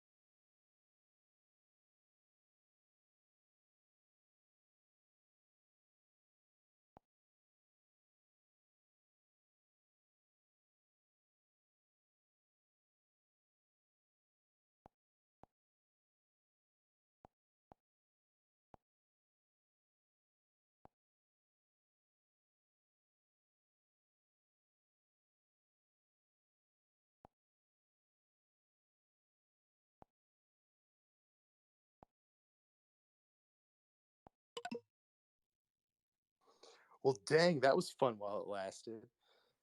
Yeah, no. I was getting all hyped and shit, and it just like, dude, literally, like, I'm not even connection kidding. failed. The second that you started talking about your project, it just went silent. I was answering somebody on Discord, which I probably shouldn't have been doing, but like I literally answered somebody on Discord and immediately. Well, I hope some people heard me speak. No, dude. Yeah, I I heard signed the whole on thing. another account and I heard everything you were talking about. Yeah, we heard it all. Yeah, we heard it all, everything Crux. you're saying. Oh, Everything dope. you said, Okay. we heard. Yeah, you're good to go. All right, Just the spaces itself ended up rugging. That's why we need Skirpy spaces, bro. Right. Well, DMs are open, I guess, is the last thing I'll say, because I was like, oh man, we got rugged, and like I got a little notification like spaces closed, and I was like, oh shit, no one heard what I said. Glad you guys heard what I said. Also glad to make new friends. Thanks for everyone that listened, because that's what NFTs are about, right? It's just making new friends, hanging out with people. These spaces, I can't thank Blind Bunnies enough for making these spaces a thing, because I just love talking to people. If you can't tell, I just like talking to people. So just appreciate the whole concept as a whole, getting these mega spaces together. Hey, yo, let's reset the room, bunnies. Everyone, make sure to retweet the room out. We'll get you pumping, get this whole space pumping up to the point it was at before. Keep spreading the love to Blind Bunnies and all these awesome projects. We love Crooks. Love everybody in here. Oh my! Get it back up to 300. Blind Bunnies, are you kidding me? Blind Bunnies. Dude, it's what I do, man. I answered a Discord message. They kept adding me, so I freaking answered. And That's it. Like, I'm literally still. Gosh. Yeah, it's not that bad. It's one time I was hosting a space and it was a big one, and I literally was just on Twitter and just swiped it off and just quit the app. I was like, acting like I was quitting all the apps and just quit it. And I was like, holy shit. So it happens, Blind Bunnies. But yeah, you couldn't have done a worse job, honestly. But it's all right. Yeah, I appreciate that. Bro, I messaged him earlier. I said, "Yo, you want me to host in case you're gonna rug?" He's like, "Nah, I'm not gonna." He always rugs. He always rugs. Okay, hold on. My internet is never the problem. It's always me. Like, dude, Skirpy, I can't tell you how many times I'm on like a space. You And have I'm to like, have two I'll be like, phones. well, You have to have two phones, and one of them you only do the space on, and you don't fuck around with it. I use my real phone, and then I just like live with my real phone and do whatever I want. But I have a phone designated to literally I keep it here and I use it for the space. You have to have two phones. all right, that's what I'm gonna do with this one. I have an That's it. iPad. Yeah, That's how George does I as finally well. resorted to that. That's what I do now. What I have an Just use your iPad old and a iPhone. It's laptop. fine. I used my old iPhone from like 2 years ago. Well, I have my iPad that I usually answer on Discord, and I have a laptop that I answer on Discord. But I don't think just can have you it. even use the iPad on spaces? I don't think you can. No, iPad you can't, and then the laptop you can't either. Like, so that's why I always just use my phone. Yeah, you need and then I to. answer everything else on You my gotta laptop. break out your iPod Nano. Yeah, you mind sending me one? I don't have one. Remember the iPod Nano? That had a good run. It did, eh? I remember when he pulled it out of his pocket. You know, do you remember that was like the marketing Yeah, the genius, eh? When he commercial. pulled I that remember front that. jean pocket, bro. Yo, the worst was the shuffle. The worst was the shuffle. I remember being like, I don't even want that one. I'm like, I can't even look at the song. I was like, this thing sucks. But it was pretty big. Then they went extinct in like 2 years, and then the iPhone just reigned supreme. And then Blind Bunnies just rugs the space every time with his nice iPhone. Well, I was like, shit, Skirpy's in here. Maybe if I rug, he won't come back. And then, boom, one of the first people to request Skirpy. I guess it's a good time to reset the room, Tanner, and get this thing going. I'll do an NFT giveaway since you rugged us all out. I'll everybody like the in the nest, like the pinned tweet. Follow us, follow Blind Buddies, follow Bullish, follow Jimmy. Let's get this going, and we'll do it at midnight. We'll pick a winner. Make sure you share the space. Make sure you are getting this out there. Let's get these numbers back up. There's still a lot of projects that want to come in and talk, and Tanner has a list of people to get back up here. So get everybody in here, share the space, and let's keep this going. Yeah, thanks for rugging during my pitch, Blind Buddies. Well, I Definitely was like, you know appreciate what? it. He's postponed on me so many times. I'm gonna teach him. Watch this rug right Fuck. here. I sniffed it out too. I fucking knew Ouch. as soon as I saw that shit. I was like, it's over. As soon as he saw that, I like, did yeah, too, honestly, bro. that's I fair. was That's waiting. fair. The best part, I was on my laptop, and you know how there's like closed captions. All I see is it's Skirpy and Bullish just rip it. They're like, yep, rug. That's literally all I saw. rug. Bro, those are the death words when you see that come across the top of the screen. Yeah, I was going to the bathroom. Like Somebody called it. Yeah, I was going to the bathroom like a week ago, and I was in the bathroom in my basement. It was bad connection, and I started saying like it was like couldn't hear anything, and it just started saying like host connection issues, and I was like fuck. So I just threw my phone like 30 feet, and then it reconnected. I could hear it turn back on, but yeah, it happens sometimes. You gotta make a bold move like that if it starts to happen. Blind Bunnies. Did you say you threw your phone and it worked? I have a wrestling mat in Damn. my basement, the whole mat. So I threw it like on my wrestling mat, like the whole wrestling mat away. It landed perfectly, and it's fine. Skirpy is a Spaces legend. It's fucking crazy, man. He's like he's throwing his phone just to stay on Spaces. Yeah, I had it. My basement is a wrestling mat, lucky enough, so I could just throw the phone. Hell yeah. Someone just messaged me. You threw your phone in the bathroom 30 feet. Yeah, I was sitting down going to the bathroom, and my phone disconnected, so I just threw it. I have a wrestling mat, though, in my basement, the whole mat. So I threw it on the wrestling mat, like, I don't know, probably like 20 feet or so. But I launched it, so it wasn't connecting. But then I heard the audio turn back on, and I was good to go. I couldn't speak, but it was whatever. Yeah, but that's the situation I was just in. I could hear you guys. I heard his whole thing, and then I just was like couldn't speak or anything, and then I went on to the other thing. But you know how it is. You can't it can't be a MegaSpace without at least rugging once. So yeah, if anyone has questions or comments, because we kind of got Blind Bunnies kind of rugged us there because I kind of couldn't do spaces for a little while, so he had to like delete the spaces while I was talking. So if anyone has questions, though, I think we're even now, right? Doesn't that make us even? If I not, I mean, still have to rug you one more time. I mean, we've talked in our spaces before, Blind Bunnies. Come on now. You act like we've never talked in spaces. But yeah, our schedules have been hectic, to say the least. But hey, you said Mondays? I'm free Mondays. So yeah, like if you guys do we might as well honestly just make like a freaking group chat. These people are tight up here anyways. But like, I appreciate you, the Crooks Nation too, man. Y'all have I've been seeing y'all have been slowly minting into our 4,000 collection over the last couple of days. So I gotta give much love to y'all too. Your community's been coming and supporting, man. You guys are definitely real motherfuckers out there for sure. I Yo, love the I way we got tried. the link up too. It's weird, but I you know, tried the other night, man, and it was fucking, what was it, like 8,000 Gwei? It's like, yeah, it was man, only 8 Gs. You know, I like bullish, but like, I'm sorry, man, I ain't got that kind of ETH. I am NFT rich and I am ETH poor, bullish. So I tried though. I was looking at it, and like right as we were in spaces, and bullish kept talking about the other side land, and like right when the other side land hit, bullish went silent. By the way, he was just focused on his shit.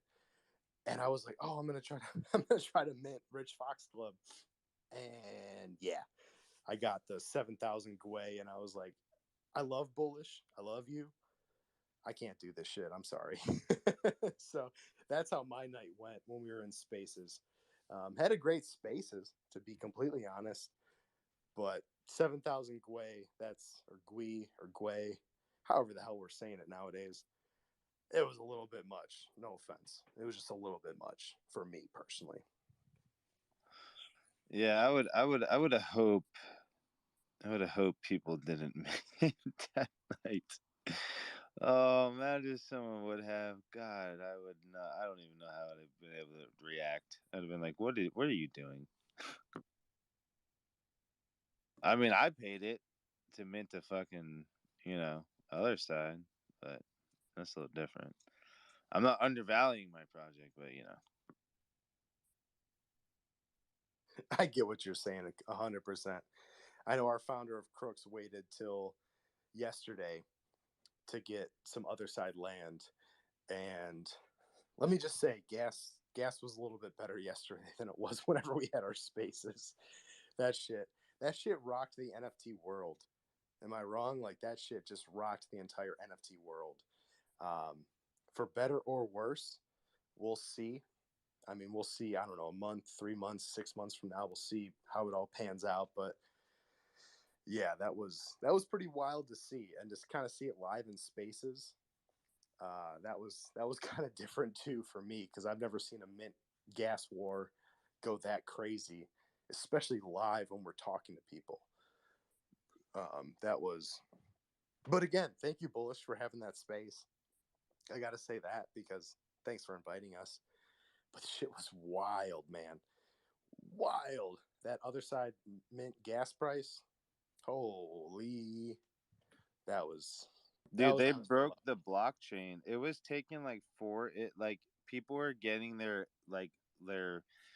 transfers from wallet to wallet, just transferring ETH from one wallet to another like 4 or 5 hours after the transfer, like during that, if they did it during the mint. I sucked it up and paid it for one, because I literally I was gonna get my two. Like I didn't care. Like I wanted the other side for our project, and that's what I promised my community for a while now. Like way back when they KYC'd, when they opened it to non-holders for like 48 hours. I don't remember when it was, like back in the beginning of the year, whatever the hell it was. And so I went to go transfer 2 more ETH to my wallet during that gas war, because I wasn't able to mint 2, because I only had enough if to mint 1 plus gas. So I went to transfer. Bro, I transferred that roughly around 10 o'clock at night. I didn't get it till the next morning at 6 a.m. I waited an hour, and I was not going to let that mint run out without me minting 1. I wanted to try for a coda, which I did not get. But I like waited a whole hour, bro, and then I saw the mints, like, there's only like 15,000 left or so, and I was like, all right, fuck it. I was like, I have to do it. And literally that next morning when I woke up around 6 in the morning is when I saw the ETH in my wallet. As insane, dude. The whole blockchain was broke. If you weren't ready, you were not getting one of those. You had to be ready for that. bro, you had to have gas set at like, again, like I don't know what it was, like 6,000-7,000. Like you had to have Gwei set so high to actually mint that. And I don't know about the people in the room. I don't got that shit to throw around. Me personally, like, that shit was wild to see. Again, man, the NFT space, man, I feel like that was like I don't want to call it a day of reckoning, but that was like one of those days that goes down in the history books of like, what the fuck happened? Like, it was just wild. It was wild to see. And then to have Bullish on a space, and he's like, the whole time he's talking about minting other side, and then for all of that to happen, it was just crazy to kind of see live too, and like checking it. I don't know if anyone else minted other side or what happened. I mean, I know our project, our founder ended up buying off OpenSea yesterday to get some land. I don't know who all minted, but that shit was crazy. Shout out the ETH blockchain for still being around after that, because that shit was wild to see. So hopefully whoever minted, hopefully it minted, hopefully it went through, hopefully you got your coda, whatever the hell it is. I don't know. We all still are kind of confused on that, right? Hopefully you got whatever you wanted, but shit was wild, man. That was definitely wild to see. Yeah, it reminded me of like a crazy day in the stock market. Like it reminded me like back in my trading days. It was just nuts watching the volume. Like I was refreshing the contract, like their verified contract, and it was just going up and up and up and up and up. 10 million, 25 million, 30 million. It was just insane. Just refreshing their verified contract like every 20 seconds. It was insane. I've never seen money flow that fast somewhere unless it's been during short squeezes in stock markets and shit like that until like that day when I watched 318 million fill up a wallet in less than 3 hours.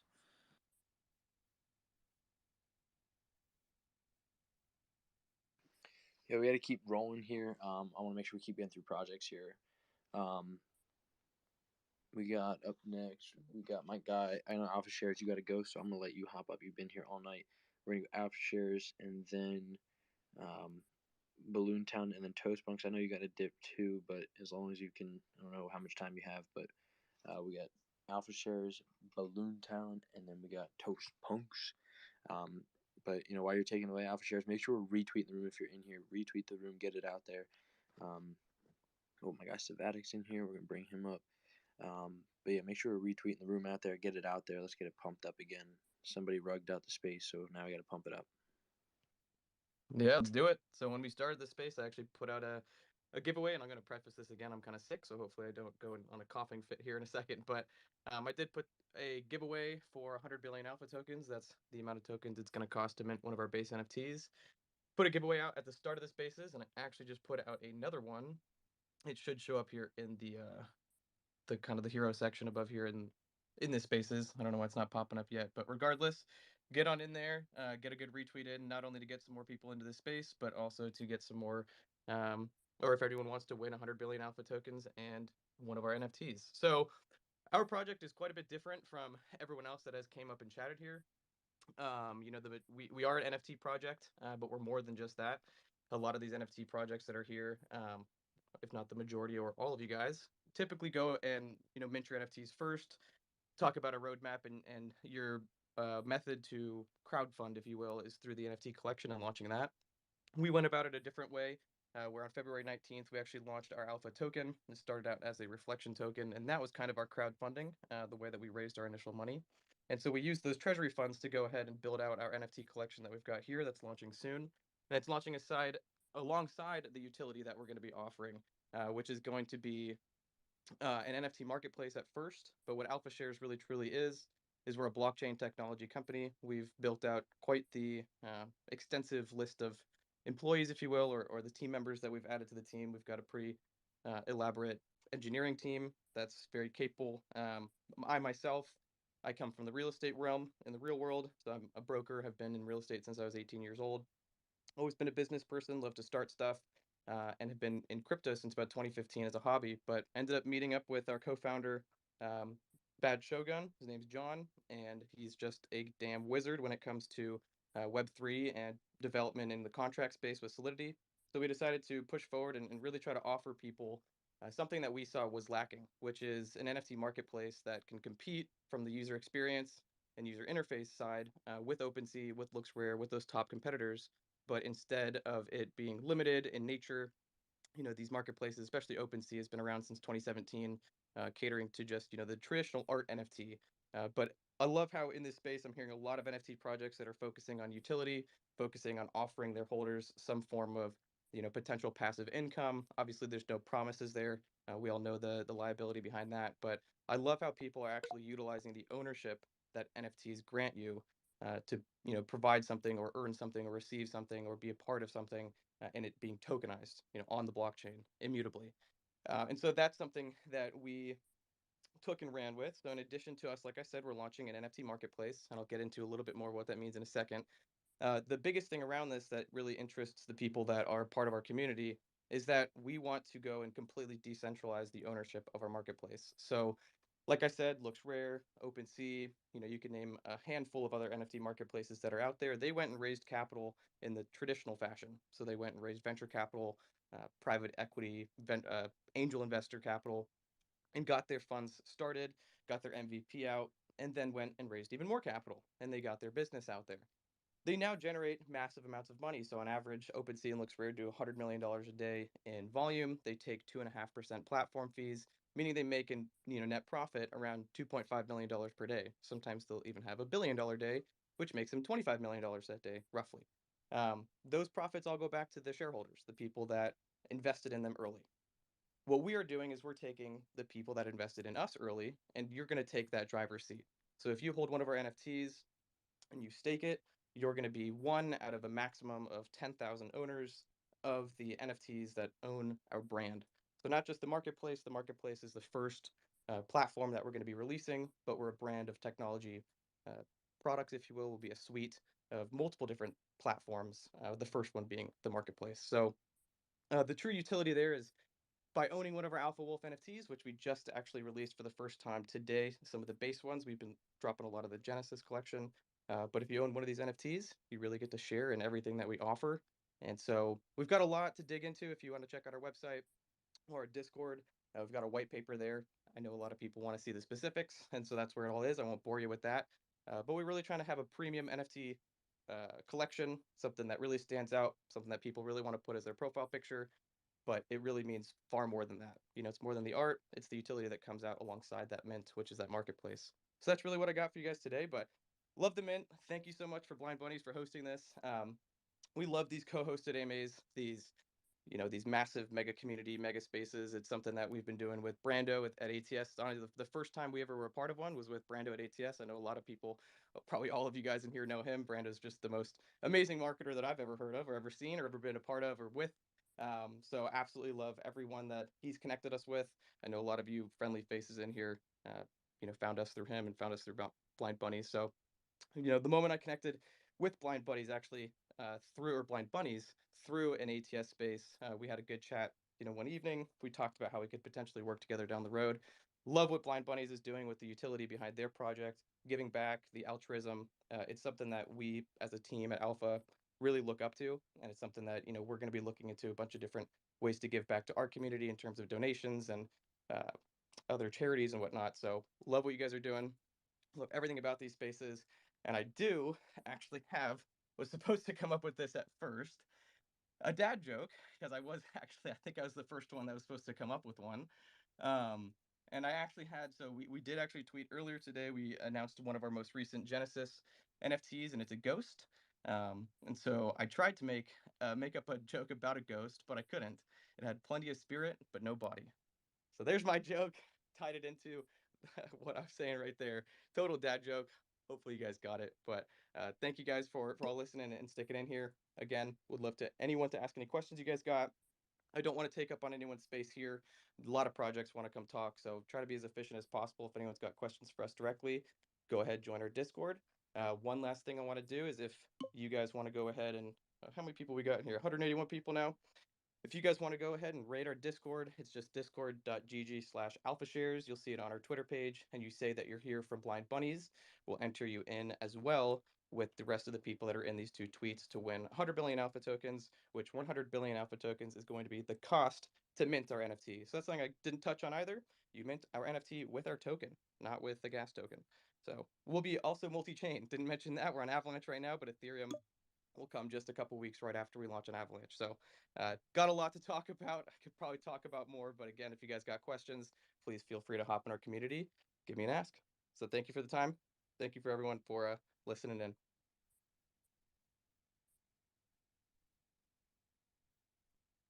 Yeah, man, I appreciate you coming up and rocking with us. Somebody DM'd me a dad joke when I asked you that, and it was, I think I've heard this one before. You might have too, but where do you go to learn how to make a banana split? Where do you go? Sunday school. Oh God. Dad jokes are just the biggest dad jokes. I feel like we can't say them and make people laugh until we're a dad, and I'm not yet a dad. So I did get my dad joke from a dad, but I bet he would have told it a lot better than I would.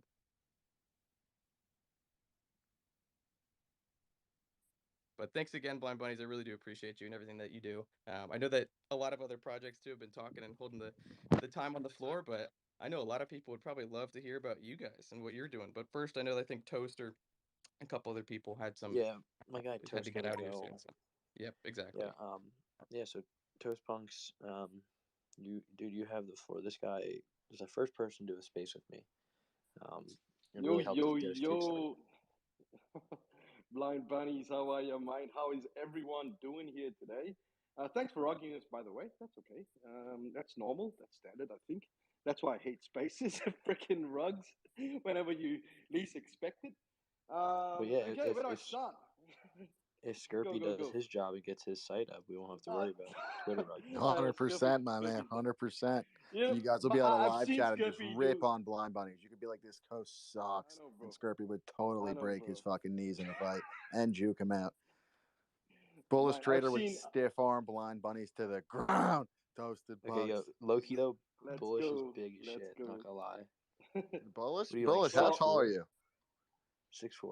You know, Skirpy, I just want to say I've seen your spaces and I've been in your spaces, man. You're a freaking animal, man. No wonder you're a mixed martial art dude or whatever, man. You're just an animal, man. You are. I've seen you do them, and I don't know how you have the energy, man. If he's an animal, you gotta be more specific when you say an animal. Like, call him like a squirrel or like a rat. Maybe. Thank you, sir. I fucking- appreciate I that don't very know. much. I appreciate that. It's a wolf, kind of like a wolf. But I guess what, Skirpy, I just messaged you just then. So I'm coming to NFT New York. Can't wait. I'm going to Austin as well. I'm going to come and see all my peeps in New York. Whoever I need to see down there, whoever's here, I see them. I can see them in face. And we can chat, have a coffee, do whatever it is. Have a quick one, okay? Now, let me get going quickly because I've got so sorry about that. First and foremost, thank you, Blind Bunnies, and respect to every person here. Every person who's taken the time to come in here today, plus all the speakers.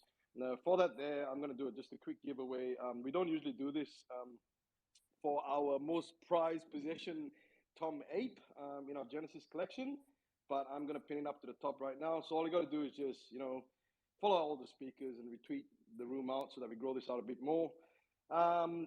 Dad joke. Should I fucking say one or not?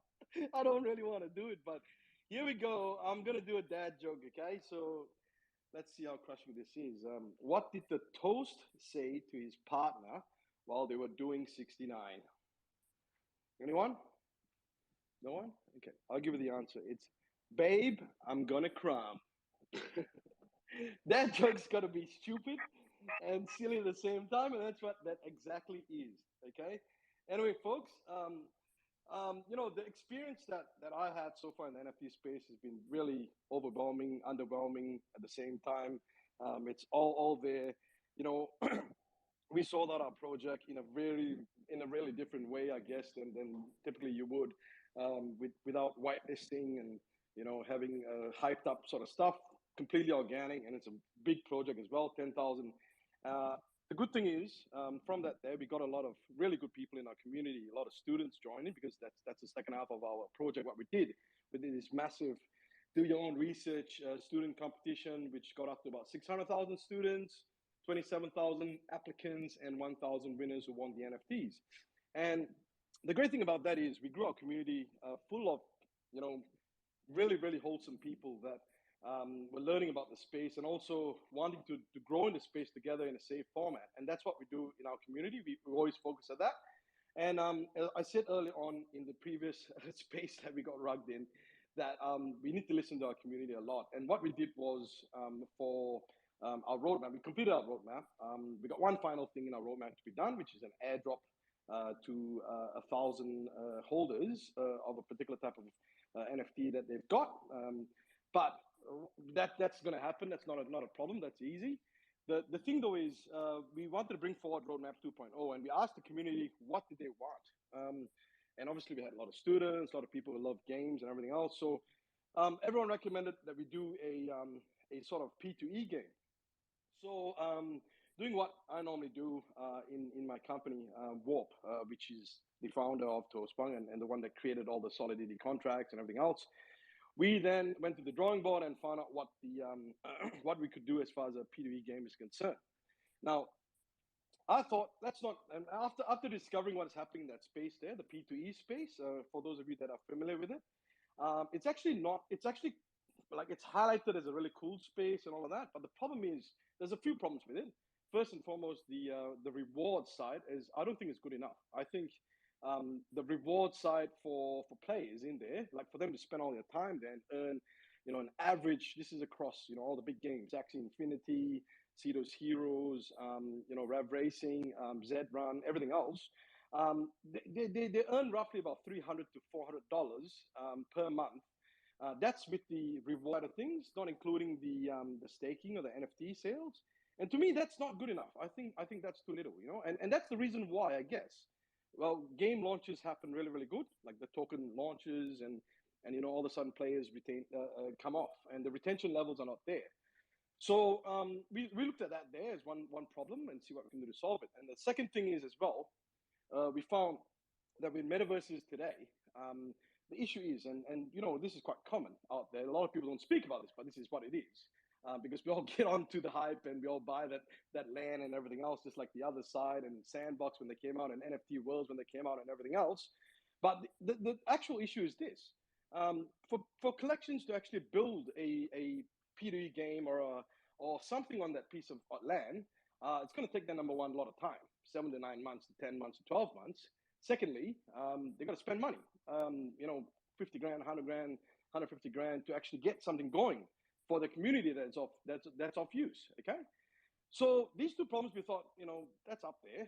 Let's do something about it. So we came up with a concept called Racer Club. Okay, we came up with a name generic as well so that everyone can use it. Racer Club is intended to be a racing game, a very simplified racing game. Okay, so it's just holders that hold those NFTs can come in, can race their NFTs, and can win top prizes using their own tokens. Now, these are a few key things here, and obviously I'm not going to dive too deep into it, which you can all go and check in the white paper and all that sort of stuff. I'll post in the links later. But my point is, we wanted to establish a game where holders of communities, okay, so NFT collections can actually come in, can use the existing NFTs, use the existing tokens, and on top of that, make sure that the whole game is personalized to them, as in their PFPs looking like their own, the races looking like their own PFPs, okay? This way we know communities that are strong and hold. Everyone does that. Everyone stays within their own community and likes to, hang around their own Discord and things like that. But this way we know that by having the opportunity for people to come in, create their own racing game, and create their own club, so to speak, we'll be able to tighten it together and build a game up together, okay? Using their own tokens and using their own NFTs is simply a matter of them getting more rewards, because this is how it works, okay? Instead of us creating new tokens, new NFTs, they use the existing tokens, the existing NFTs. Every time they go to the pack store and buy something from the pack store, that's how typical games work. They all, and this is a reality as well, I'm going to say this, it's all a Ponzi scheme. Basically, you're going to make sure that enough money comes in and not so much money goes out so that it stays within the ecosystem. But by doing that with your own token and your own NFTs, you don't feel bad at all, because you're actually helping your own token and your own NFT to grow. Okay, so that's one of the things we came up with, an SDK architecture layout game where we will have 2,500 allowed list collection. So we're going to pick the best of the best 2,500 collections out there with their own NFTs, with their own tokens. Allow them to mint a game pack, which is a game pack which basically allows you to start your own game. Now I'm going to put some visuals up the top here. You can all check it out in the pinned tweet. You can check it out in my own tweets as well, but I'm going to put it up the top as well. I'll just put a couple of them up there. One is the problem and the solution slides on what we are trying to aim to solve. The second thing is I'm going to put up a retweet, if I can find it, no, I can't find it right now, but it's a retweet of the 3D artwork that comes up from a PFP. Oh, yes, I can find it right now. I'll put it up at the top. So we've so far got two key features. One is the Milady collection. One is the Booze Bears collection. Both of them minted out. Both of them got their own tokens. And yeah, we're going to start off the early launch game with them there very, very soon. So we're talking about, as close as end of May to early June, the game will come out. Recently, I've been talking to a couple of VCs. That's why my format's very, very pitch style format. And I'm actually, I can't announce it officially, but we're very close to finalizing the initial round, which will have some pretty big name VCs on board to catapult us to the next level. And also to cater for basically the whole community as a whole. So going back to what I was saying about, community focus and everything else, yes, we are building a massive game. Yes, we're making sure that, this is going to be, huge, but the intention is to make sure that every NFT collection out there that wants to have their own communities, playing their own games and earning their own tokens and, having fun with each other can do so in a format that rewards them nicely, handsomely as well within the game. Be personalized in the game, stick together and create value amongst their existing digital assets that they've got, okay? So that's the aim of Racer Club. Guys, if you want early access to the game, we're going to do it for Toastpunk Genesis, which is the collection we sold out first. You can pick some off the floor, get ready for there's 10 characters in total you can collect. You can pick them up. You can go to our NFTX vault and buy some TPGen tokens if you need. That's the one that you use for in-game pack purchases and also the rewards for it. Other features in our game. This is inbuilt for every single person out there. So every single collection, basically, when they go and get this game pack, they don't have to wait 7 to 9 months to build their game. The game format and the rules are already there. All they do is they go and onboard themselves, get their own 3D art for their races, their own tracks. They can start playing the game straight away. Now, if you, as I said, you want early access to that, they're going to jump onto OpenSea, grab some Toastpunk Genesis NFTs, 10 to collect. You can hold on to them. Come try out the game. Features in the game will be renting features in the marketplace. So each person will get their own marketplace that they can rent out their NFTs. So any whales out there with additional stuff can rent their NFTs. Anyone out there that wants to, buy and sell stuff, they can also do that on their own marketplace. We've got an onboarding staking platform as well. So all the rewards get auto staked for 7 days. So you can earn APR based on the pack purchases that come in. And yeah, that's pretty much where we're heading right now as far as the project is concerned. I'm super excited about this sort of stuff here. And sorry to ramble on really quickly about this here, but yeah, by all means, please do check out any of my tweets out there. We also just got to 60,000 followers during this space. I don't know how. I don't know. Thank you so much, guys. Whoever's supporting us and whoever's following what we do. We really appreciate it. We always welcome new people into our community.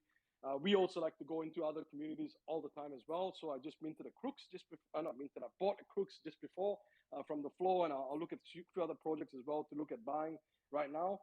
That's what we do. That's what we're about. Thank you, folks, and just want to say something like everyone, just be safe no matter what it is. Stay alert. I don't want to end it on that sort of note, but at the same time, I want to make sure that no one gets in trouble with anything else because this space moves so quickly, so fast. All we can do is depend on each other and depend on ourselves. Okay, so thank you very much for that, Blind Bunny, again. Thank you, everyone, again. And I hope that made a lot of sense, whatever I said just then. If not, means, as I said, there's a lot of tweets out there. You can check out my profile and you can take it from there. Thank you so much. Off to you, Blind Bunnies. Appreciate it, man. You're doing great things over there. Congrats on 60K, man. It's all of my 20 followers coming over to you, man. You can thank me for that directly. Thank you, my bunnies. Love it. Thank you. And but all seriousness, man, I appreciate you coming on, hanging out with us.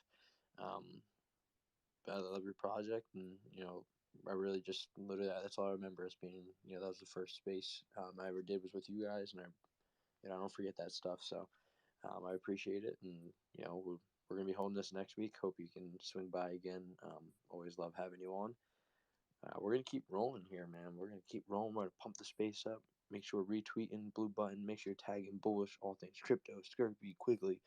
Make sure you're tagging everybody on the speaker panel because we're all gonna get it out there, help you reach a bigger audience. But we're gonna keep rolling here. We got up next. We got Balloon Town. What is up? I don't know if Eric's still in here. I don't think he is. All right, what's up, Balloon Towns? How you doing, my man? Hey, what's up, Blind Bunnies? What's up, man? What's up, everybody? We're gonna start out You're with very joke, quiet, or unless that's just me. I think you got your mic No, covered Balloon, up. it sounds like you're in the fucking hot tub. Dude, You have headphones on? Yeah, I have. Take the headphones off. That'll fix it. Yeah, I thought I was rugging around too, dude. I was about to just be like, you know what, screw this crap. Thought it was me. That's it for NFTs for blind bunnies is done because he got Bro, I need to be rug FBI. I could tell what country people are because I've been in spaces for so long. I know their accents and that they have headphones in. Balloons, you have headphones on? I just took them off now. Yeah. There Much you go. better. How What's you up, doing? fam? Let's What's up, hear it. Skirpy? I was in your space the other day, hanging out, chilling. Not chilling, just chilling. You run a good space, man. That's sick too about your website. I want to dive into that a little bit more. There's been a lot of good people, a lot of good projects, a lot of alpha in here, especially. You come into a lot of these spaces and being like an art-based project, you pull up in a space and you hear a lot of people talking about art, which is sick. Being an artist, I'm a fan, but tonight's been a lot of really tech-based projects and some really smart people talking, and a lot of things you typically don't hear in spaces, especially around like the security or the tokenization. People really know what they're talking about, so it's super dope to just be in a space and be on the floor with people like that. So I appreciate you, Blind Bunnies, bringing me up and having me talk for sure. So do I got to start out with dad joke, Blind Bunny, or what? Let me know. I mean, if you got one loaded. Yeah, I mean, actually, I used to hang out with one of my buddies way too much. We used to go to the casino, and every time we were there, we walk past people. He'd always drop like random dad jokes. He just thought it was the greatest things. He's like some badass dude that pretty much beat up anybody. And then who's this big jack dude with cauliflower ear, just screaming out dad jokes. So I think my favorite one. We probably got some foodies in here. Is what do you call a fake noodle? An impasta. So I don't know. That one always resonated with me pretty good. I don't know why. But I guess I'll get to the projects here. So pretty. Wait, one second. What did you just say? Cauliflower ears? Yeah. He was an MMA fighter. He was a pro MMA fighter. So like. Yo, I have raging cauliflower ear. I don't know if you know said that or not. jujitsu coach, I'm so right. I pretty much figured that as soon as you mentioned it. Yeah, and I wrestled since I was 6. But yeah, my right ear, I'm a righty. You usually have it on the ear you lead with. So I'm a righty. So my right side of my head, I use like a battering ram. I have it on my right side really bad, but my left side, I try to keep it my good side. But yeah, usually, eventually just kind of fuck it up. But I go out of my way to not hit my left side of my face. I'm like, fuck Yeah, that. usually when you see those ears, you know it's a dead giveaway. Like that guy will. At the bar, I always get it. I always get some fucking drunk kid who always tries to be my boy and buy me a drink or whatever. It's whatever. It's not bad. I mean, it comes with fighting. I mean, I don't think I've got against people that have sucked with cauliflower ears. So I mean, it really, doesn't matter. Some people are great. Like Sean O'Malley doesn't have any cauliflower ear really. I mean, if you looked at them in real life though, they would have cauliflower ear. If you looked at them like in depthly, like you'd see like. They do have their ears are hard in certain spots. You could tell if you're a wrestler, jiu-jitsu guy. You could tell. Yeah, I did jujitsu and wrestled for a while. I definitely have some hard spots in my ear. I never made it that far. Yeah, let's go, Balloon Town. Yeah. I shared the mat a little bit myself. But yeah, that's always like a bad signal. You see those ears, you're like, yeah, nah, that dude definitely is gonna ruin your day. If you want to get slick, probably just keep it bottled up. But yeah.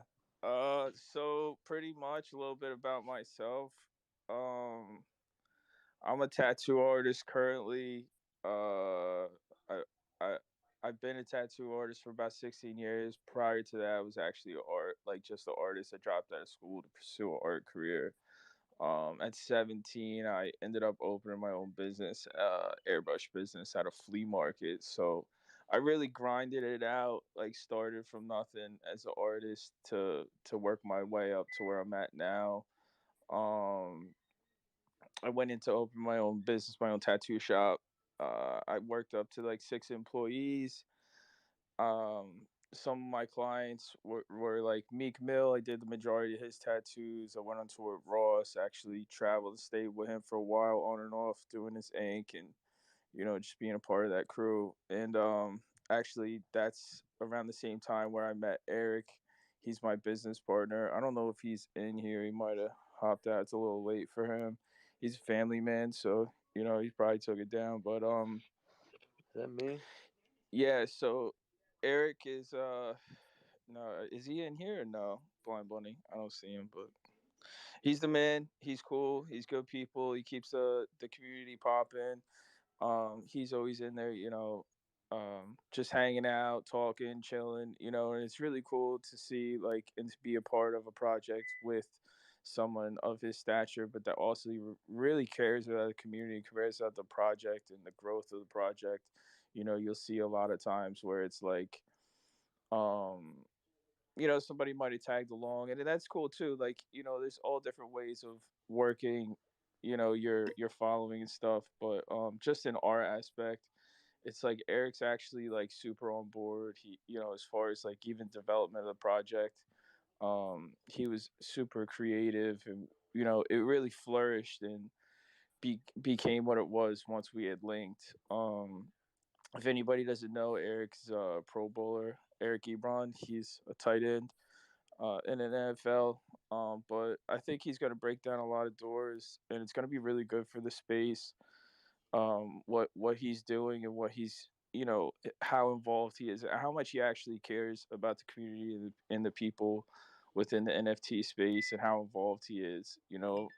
Like he even went out of his way to purchase some other side land for the project because he knows how crucial that's going to be in the long term. Even though we didn't mint yet, he went ahead and purchased that so we could use that down the road. Um, another uh another cool thing is like pretty much myself like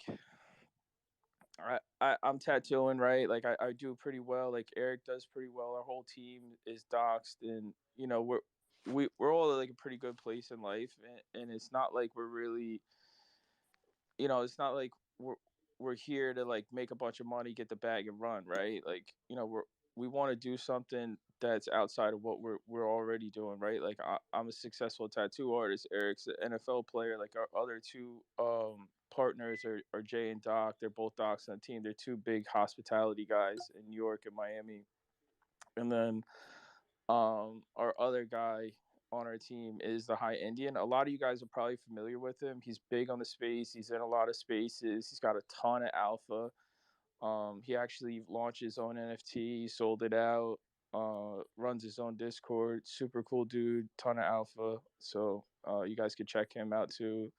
His handles High Indian .eth. So a little bit about the project is pretty much is like the art was based off two different artists. So the first artist is Cause. He was like a huge inspiration for me just in the past couple of years, following art, getting down to Art Basel, doing my own art show, and actually that's how I linked with Jay and Doc, the two people that are on my team. They helped me throw that party down at Basel. But for me, like Cause was a huge inspiration. A lot of people in here probably know who he is already. And then another person who was a big inspiration was Jeffrey Koons. If you guys aren't familiar with the name, you're probably familiar with his art, which is like the shiny balloon animals, which are like sculptures. Um, usually, and he's got like some bunnies and stuff, other kinds of animals, which he does. But so I pretty much combine those two, and like, so our project is 5,000 generative balloon bears. That's the first launch, and pretty much like the bears are held in captivity in what we like to call the cyber zoo. So the cyber zoo is ran by cyber, we call them cyber bots, cyber bully bots, and they were super jealous of the balloon bears. They captured them because the balloon bears were very free, very fun, down to earth, like characters. So being jealous of them, they took them and they put them inside this what we call the cyber zoo. And pretty much it's like there's a bunch of different animals in there with them.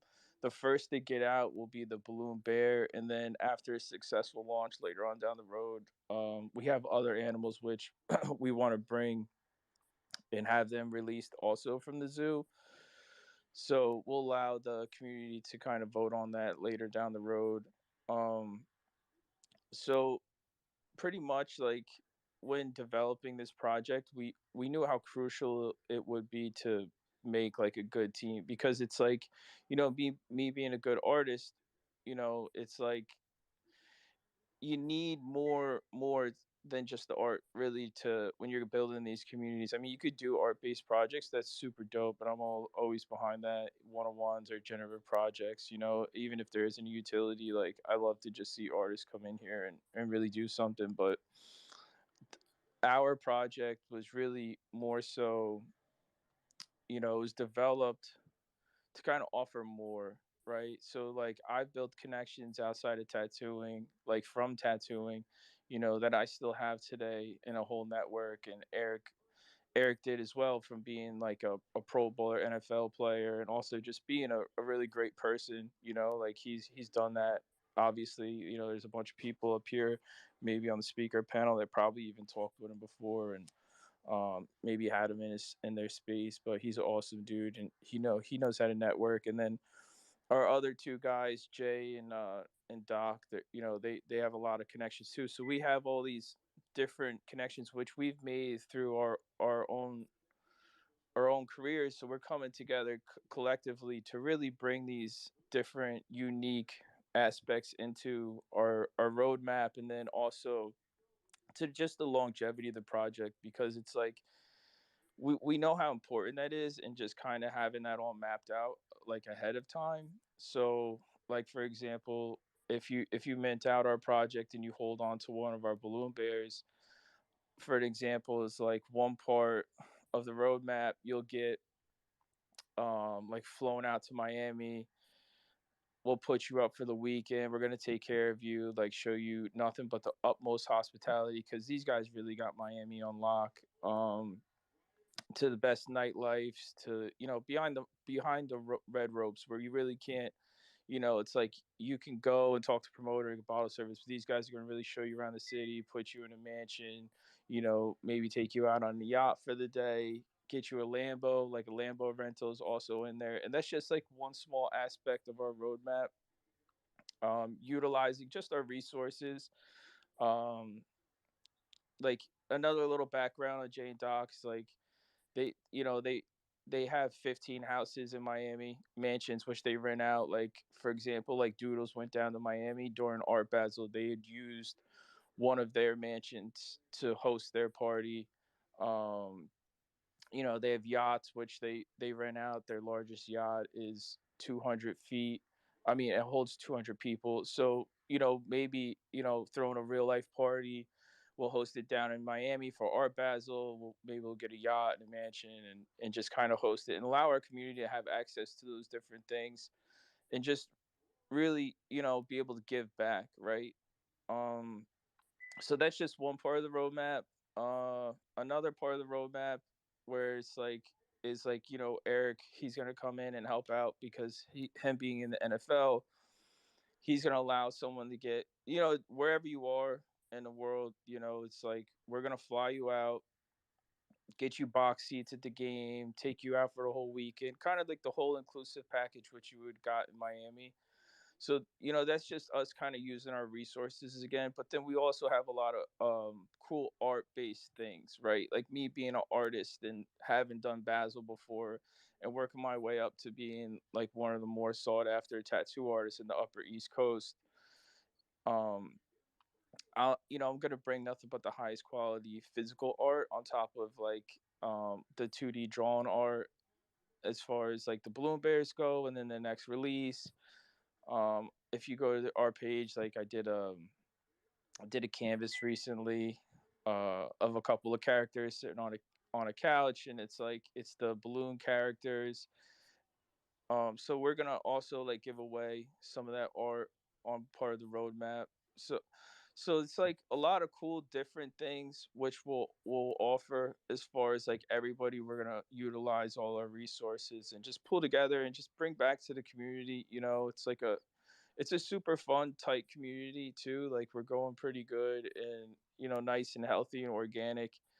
And that's really the key, you know, is like at first I was super like nervous. I'm not even gonna lie. Like I'm getting a little off topic here, but you know, for somebody who's a tattoo artist, you know, coming into this space, like I'm so used to just doing a cool tattoo, posting it online, getting a couple Instagram likes, and then being booked for like a year out or whatever. And then it's like you're trying to change your format and really break over into this space, you know, even though you're a good artist or whatever, it's like you still have to connect and communicate with your community as far as like how the artwork connects with them or speaks to them. You know, that's like so crucial. And learning those things is like, you know, it's like going to school again almost, you know. But like I would say like these spaces are so helpful. Like even just doing a space the other day, that's actually where I met Blind Bunnies, like, you know, finding out about Windmint,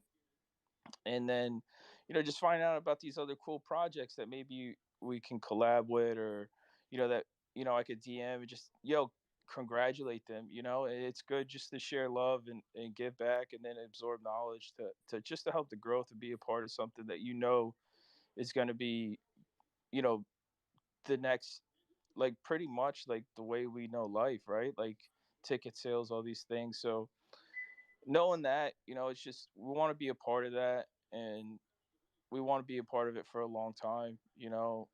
Like tattooing was like, you know, was a big part of my life, but now, you know, I want to give that up for this. You know, I truly love it and I love the people in it. So um you know, this just the start. And hopefully, you know, we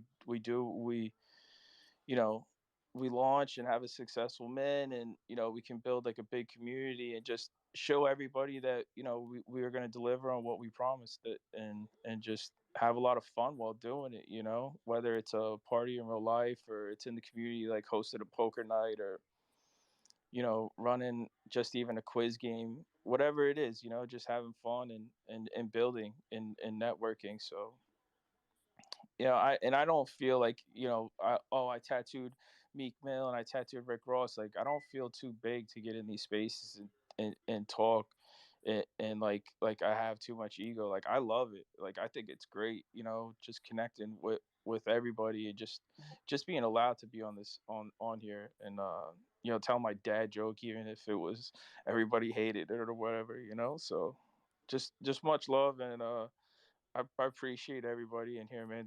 Thanks a lot for having me up here.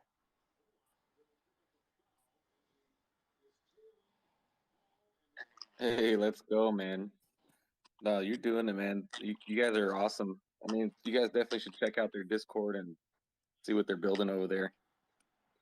Pretty sick. The art. You know, once there, we say this, I think, for a lot. I think, you know, Skirpy and the Bullish Trader, they see a lot of projects and stuff. So, I mean, you can say every once in a while, you can really say the art speaks for itself. I mean, you can say that, right? So go check it out. I mean, clearly, you know, getting comfortable up on spaces and hanging out, and like just keep doing it, man. You're killing it. Yeah, I really appreciate it. You know, it's it's like I'm so used to talking to just me and my client in a private studio. It's like I'm like one on one 90% of my life. And then I come home, I got my dogs here, whatever, like whatever I do, like once in a while, like hang out and stuff. But like, the majority of my life is spent like, just in a small space with my clients. So like coming to these spaces, seeing like 300-400 people, like Blind Bunny, you really pulled a lot of people tonight hosting this mega space. Hats off to you, man. um so yeah, for me it's like, dude, there's a lot of people hearing you. So I just want to be on point and just get everything across, be able to represent my team, because it's like I'm here speaking on their behalf. So I want to be able to represent them the best way I can, and also represent myself, and just be mindful of everybody who's listening, and make sure that that it's just a good healthy conversation. I don't want to like bring any negativity here, bring my day here, you know what I mean? I just want to vibe out with everybody and just chill, man. It's such a good space, like even before, like, Blind Bunny, you rugged everybody, dude, but like you handled it so well, so it's like it's cool, That's man. because I do it on a daily basis. Dude, the way you introduced the next speaker, I forget who it was. I think it was like Alpha, and then you were like, "Yeah, someone rugged us. I don't know who it was, bro." Like when you threw that in there, I was cracking up. Oh, dude, I'm not even lying. Like sometimes I just contain myself on spaces, but like literally, I think my tweet was like, "If you rugged, your at is like Blind Bunnies." Like, dude, this is the best thing. If you wanna get a laugh, go into Skirpy space when I'm on the speaker panel. Like that is literally like it just goes down for like 10 minutes. People are like complaining, but like we just absolutely rip into each other the whole time. I don't even think I Yeah, talk about my project anymore. yeah, I think like just that natural conversation too is like a breath of fresh air, because like you pull up in some of these spaces, man, and it's like one after another. It's like a picket line, and that's cool. Like I get it, like you need those kind of spaces too, because people want to be heard and want to get their stuff out there. But in the same note, it's also like really refreshing when you hear a bunch of guys that just genuinely love the space, but then they're able to have like regular conversations in between, or play some music. Like you had Homeboy play some music before. His music was tight. Like I was like, yo, it's dope. Like I followed him. He's coming back up here pretty soon. He's gonna hit us with some new bars. Kind of reminds me of Xbox Live back in the day, honestly. Hey, just being like lobbies. Yeah, so true, eh? Just throwing shade at each other, having a couple of music every now and then. You got that random person who's always got the music in the background, like, shut the fuck, shut up. Be like, man, but when the fuck in the middle of the game? It's just hectic, bro. I love this Mute place. your mic. Yeah, mute your fucking mic. It's Mute funny. your fucking mic. Yo, that shit was hectic though, man. Xbox Live back in the day, that shit was hectic, man. Oh my god, Dude, that is where PTSD. keyboard warriors came out. Except voice box warriors. Boy, them little kids You would got a put you point. in your place with the word. It'd be insane. You'd get ripped by a 6-year-old. You can get away with murder on Xbox Live back in the day. People were Mother. vicious.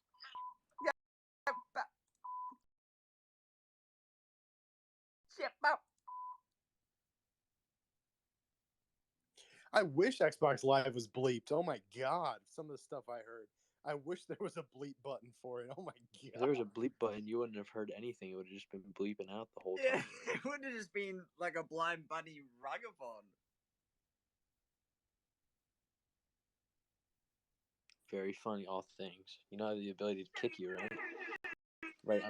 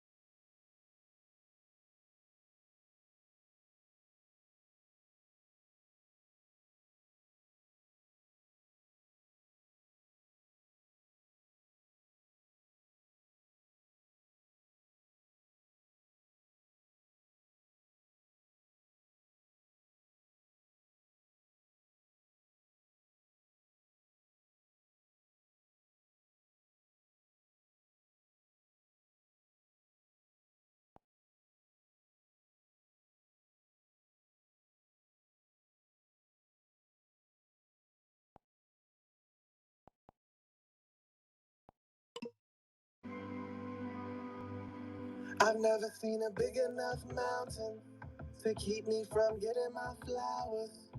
You ain't gotta give me no flowers. I'ma go and pick my own flowers. I'ma have to show you my powers. Take you to the infinite mountains. I'ma have a sip of her fountain. Live forever with these flowers. Azaleas, begonias. Forget all the regular roses when I get to know ya. And I wanna know ya. Never seen a flower like this before.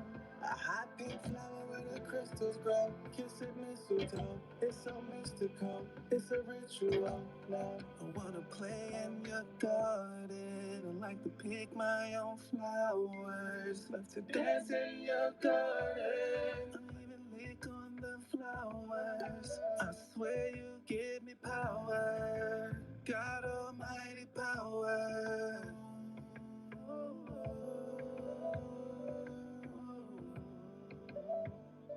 Emotion, devotion, you're right where you belong, right here in my arms.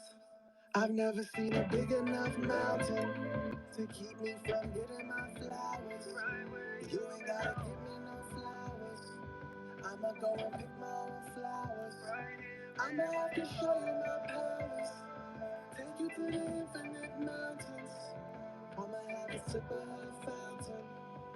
Live forever with these flowers. I'ma have to show you my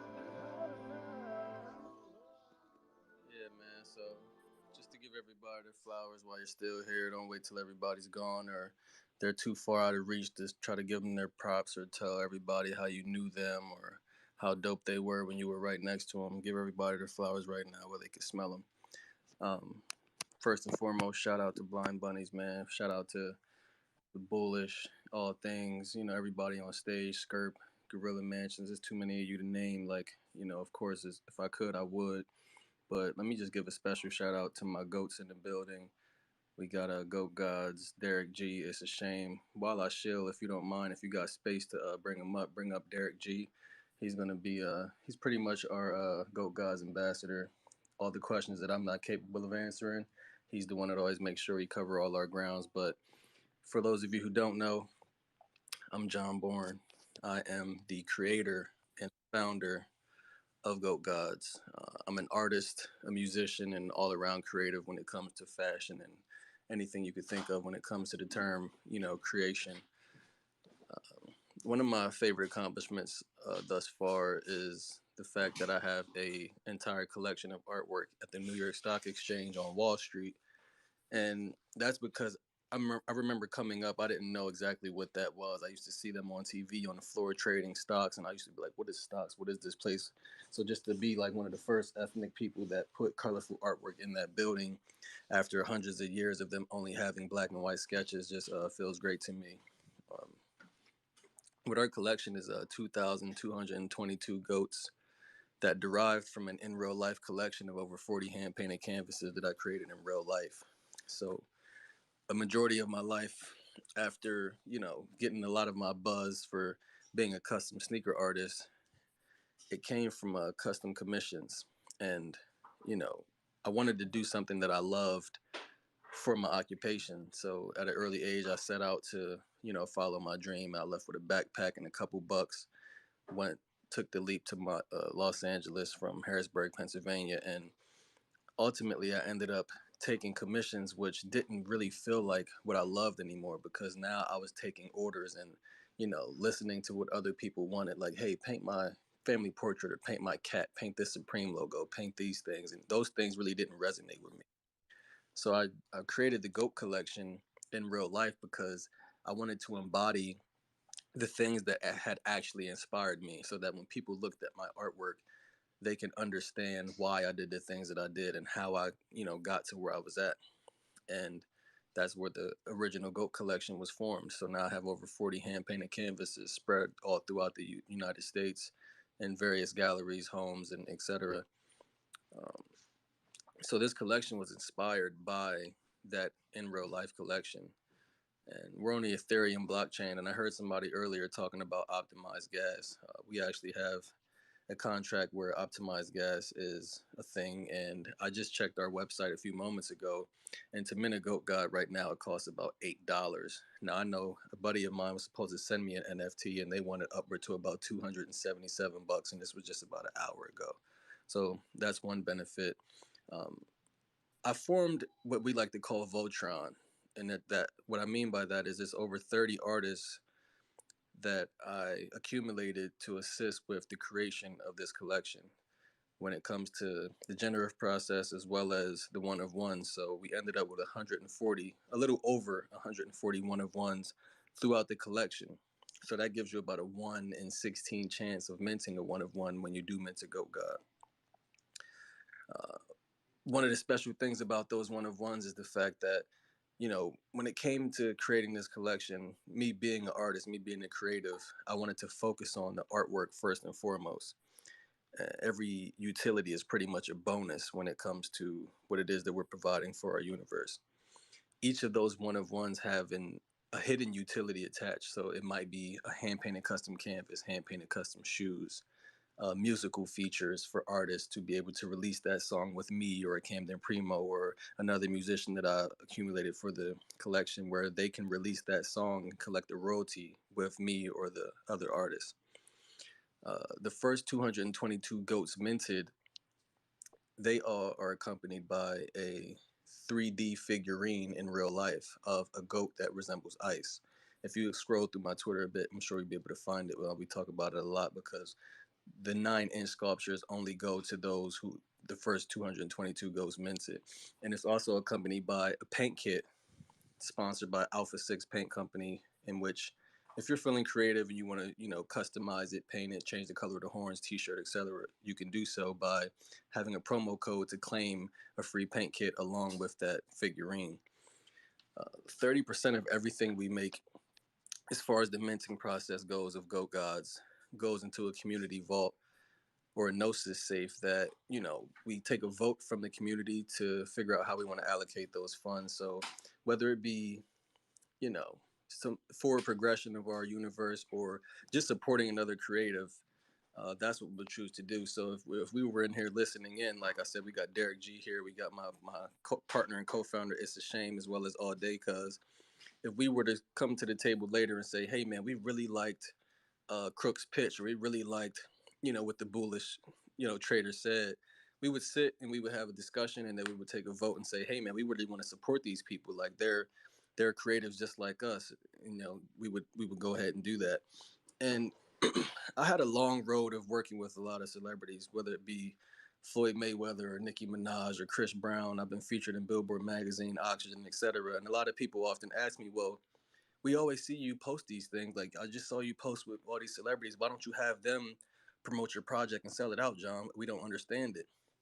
And my answer to those people is that's not necessarily what I want to do. Like, again, I heard somebody else already say this earlier in the space, but that hype only lasts but so long. That's a very true statement. I've seen countless projects come out, have a celebrity endorse it, the hype is there for a week or two, then it bottoms out, and everybody in the community is now looking at the floor like, oh, when this, when that, what's happening here? And then everybody starts panicking, trying to find some liquidity to buy into the next hot project that they can 2x, 3x, or how many ever X they're looking for. And of course, no offense to the flippers, but that's just, you know, that's not necessarily what I'm looking for. I wanted to build a solid foundation of people that genuinely supported creatives, that genuinely stood by the artwork, so that even when that does happen, in which it's inevitable in just about any project, at least our foundation stands on a community of people that understand what it is that I'm trying to do here, which isn't just sell out, which isn't me looking for X amount of dollars, because of course, like, we all come from a certain place. Like, I can support myself outside of the Web3 space. So it's not necessarily about me just coming in and selling out first day, second day. Like somebody earlier said, yeah, that looks sexy, but sexy doesn't last that long. We all get old, man. So I'm going for longevity. The place that I come from is when you walk out of your front door, you see drug dealing, you see killing, you see drug abusing, and this is all you know. This is all you can understand at a certain point in your life. And I'm here to inspire those people that feel like that's all they have. Because I can remember a time in my life where I felt like that was all that there was. The people that had the nice things, the flashy things, were the people that was doing everything illegally, doing everything the wrong way. And I remember when I took that leap, a lot of people didn't understand it. They wanted to laugh and clown me and, oh, you dance, oh, you sing, you want to be a singer, you want to, how you going to do that stuff? Look where you're at. And now look, like, now I have to find time to be grateful for those things I prayed for 10 and 20 years ago. Like, man, I just wish I could move to Beverly Hills. I wish I had my own vehicle, etc. So I want to be a testament to those people who just feel like that isn't possible when they're coming from these surroundings or these neighborhoods or just circumstances that don't allow most people to be able to thrive. And we're all not born into a good jump start. Like, some of us are just born into those situations where it just looks like, look, it's hopeless. You either can do X or Y. There is no ABC and etc. So ultimately, that's what I'm here for. Like, I'm here to translate everything that I've been doing in the real life into the Web3 space, whether it be live experiences, music, fashion, and etc. So if you're really interested in supporting genuine artists, creatives, and just people that want to inspire everyone worldwide, I just suggest you click my PFP. You click that link, check out the Goat Gods, join our Discord. You'll see us in there laughing, joking, but we'll also be in there educating, just like a lot of the segments in this very Twitter space. Like, we can laugh, we can joke, we can do all those things, but at the end of the day, you want to make sure that the people that are coming into your space don't get screwed over at the end of the day. They're watching their backs, they're doing things the right way, and that's what you can find when you get there. So definitely check me out. And I just want to kind of segue this over to Derek, let him speak his piece. And then if anybody does have any questions, feel free to ask either me or him. Um, yeah, John Bourne, go Gods. John Bourne. I swear to God, guys, every time I get to speak after him, it's always tough. He's a tough act to follow. So, but what up, y'all? I'm Derek G. I'm ambassador with the Goat Gods. It's a little bit about myself. I started off as a collector, and got into this Web3 space probably a couple years ago when I got into crypto, and then, hopped into NFTs in November. But I definitely want to start by saying, like, you guys are dope for having this space. These mega spaces are dope. I heard someone say it should be called Megalodon Space. Like, that's a dope name. I'll fuck with that. but yeah, I started off as an NFT collector, and then hopped in the Goat Gods. My boy All Day down there, he's got the dope. He's got the dope. What's his face? He's a superhero, man. We call him the superhero, but the non-superhero, man. but anyways, yeah, that's my brother. He brought me into this project, and then after being with the Go Gods so long, it was hard to find another project that was like it, right? I think John really undersells the whole aspect of what he does for the community. He's constantly giving back. 0.05 ETH every 22 minutes. We even hold a space, so every time a batch of 22 goats are minted, all the way up until then, you're waiting for that reveal. So at 2:22 PST, we have a party. We now have official DJ with the group. So we have a space now, and we sit there, and 22 goats are minting during that time. Every 22 minutes, there's 2 goats that reveal. It's like open up a pack of Pokemon cards, and you're looking for that holographic. So everybody's trying to see who got the holographic. It's a really dope experience.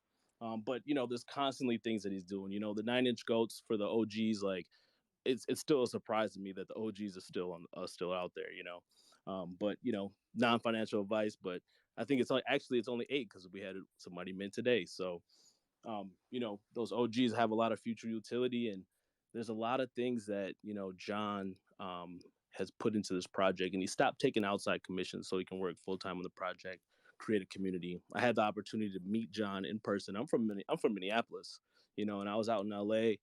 He brought me to one of his IRL events. All I had to do was show my Goat God, got the VIP experience, left with a bunch of giveaways, made a lot of dope connections. So I see the vision, right? And are we aboard next Bored Ape?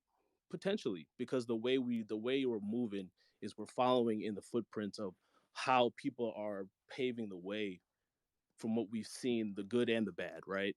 And so John's taking the best of those worlds and putting it into his project and giving it his all.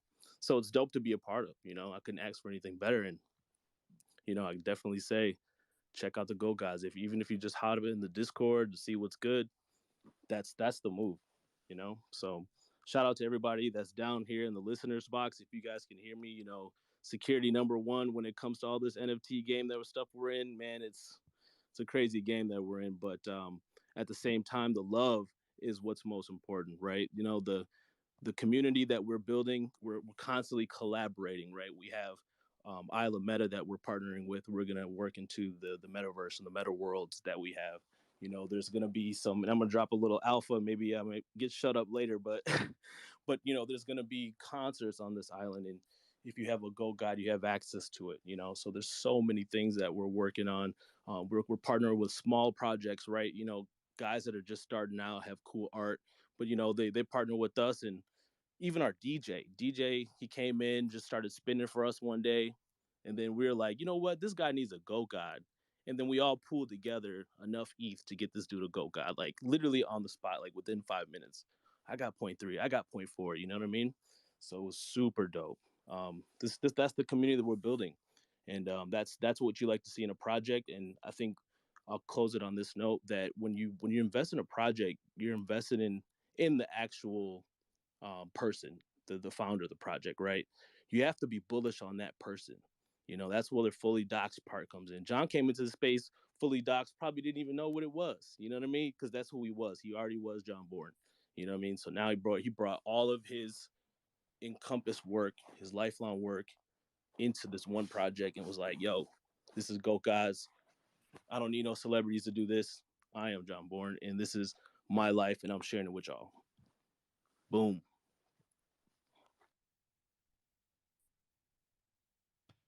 Hey, brother, I appreciate you, man. I appreciate you.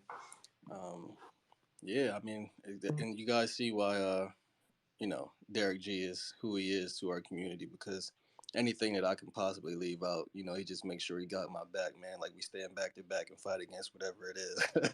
You think about that, man. It's just like, it's a beautiful thing to have him come into the community and be able to, somebody said that earlier. They were like, man, you got a strong community when you can have your members go out anywhere and hold their own and say exactly what it is that the community's about. So again, man, I appreciate y'all granting us the opportunity to even take such a huge stage. Like, how hard it can be as, independent artists to get in these spaces that they call quote unquote shill spaces, in which I don't like to use that term as much anymore either. I just like to call it sharing.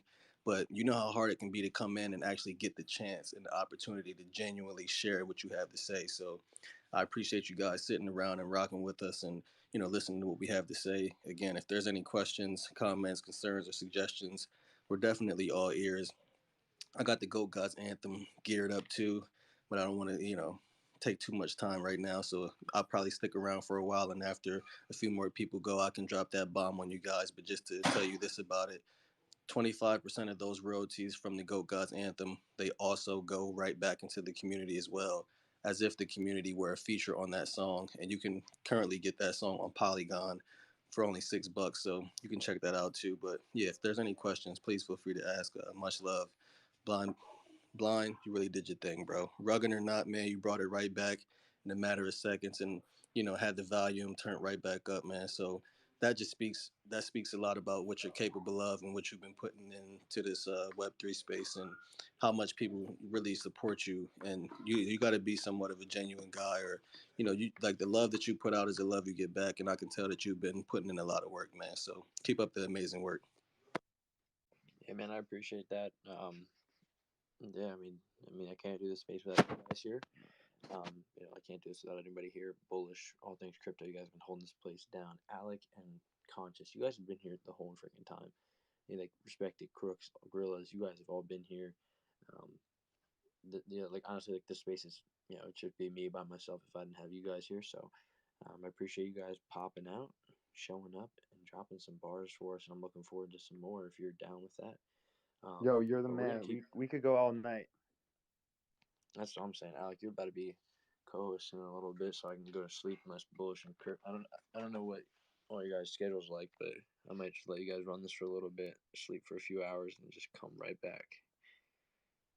Because I'm trying to hold a 24-hour space. I want to know Yeah, what it's let like me to be let me hit bullish. Conscious right now. Like I don't know what it's like to be bullish. So like I'm not like 6'4" or anything. So I got to figure this out. I haven't Spoken sold like a anything true out either. DGen. Yeah, like I don't know what it's like to be like that. So I got to figure that all out. And I'm not even gonna try to get like all things crypto. No way I'm going 70 freaking 1 hours. Well, yeah, man, I could hear it. I see you about to maybe fade away on us here shortly. So if you can grab me another. Say again. I'm here. Nah, my voice just when it gets late, my voice just starts going out. I've literally been like on and off of calls and different sorts of stuff, man. It's been a crazy night, but it's been a good one. Even though we've rugged out. I mean, I think we're sitting above. We're 186. We were just at 200 something there a second ago, but we're gonna keep pumping it up. All things crypto. You got that on there? Pump it up, pump it up. No. If matter of fact, what you was about to say? All things. No, sorry. I thought I rugged out. Connected to my car. I'm just going for a bit of car troubles.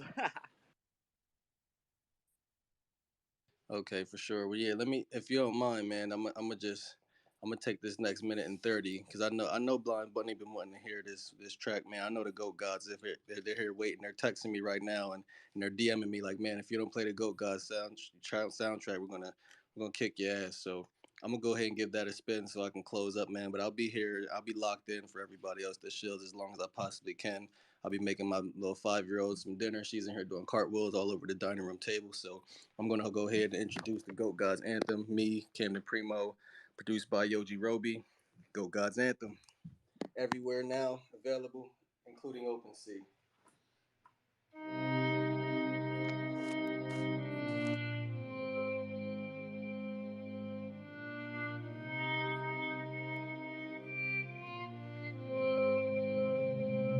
There is not a road when you're going where the goats go. We made it through the cold to the mountains where we all call home. There is not a road when you're going where the goats go. We made it through the cold to the mountains where we all call home.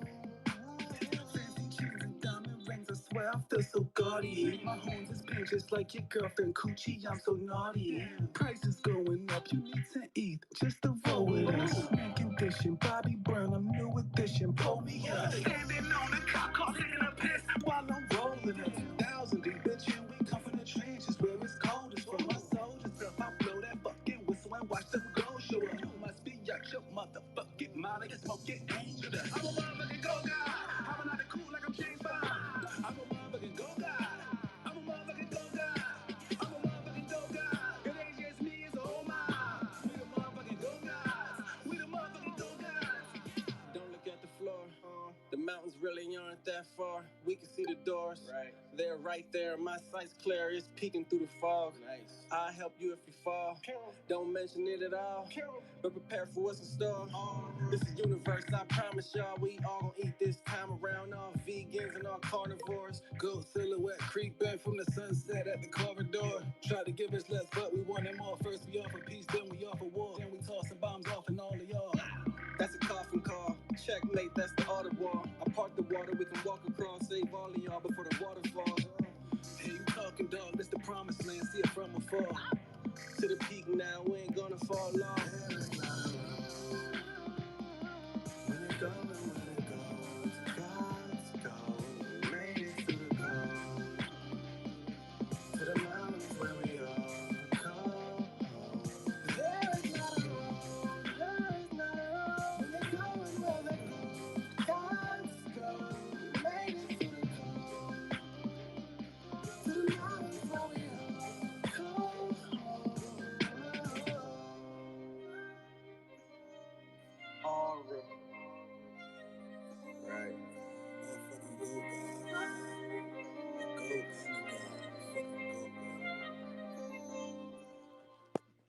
I love y'all, man. Fucking love y'all. We love you, dude. We appreciate you dropping that bomb for us, giving us something to. I mean, I'm not even gonna lie though. Like, I was a little bit tired. Now I'm not. Like, we're good. I'm up now. We vibing. You can't really hear it, but I am. I'm ready to go. We are. I know all things crypto. He's spamming up there. We're ready to go. Alec, what's the vibe here?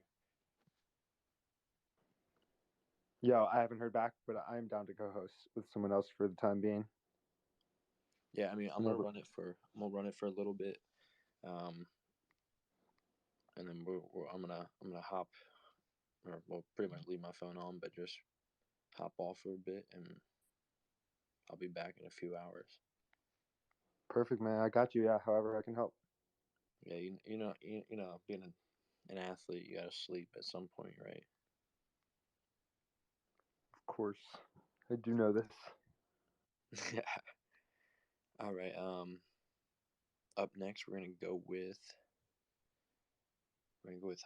gorillas. I know you guys have been up here so freaking long. You guys have been so patient. I know IGB Queens.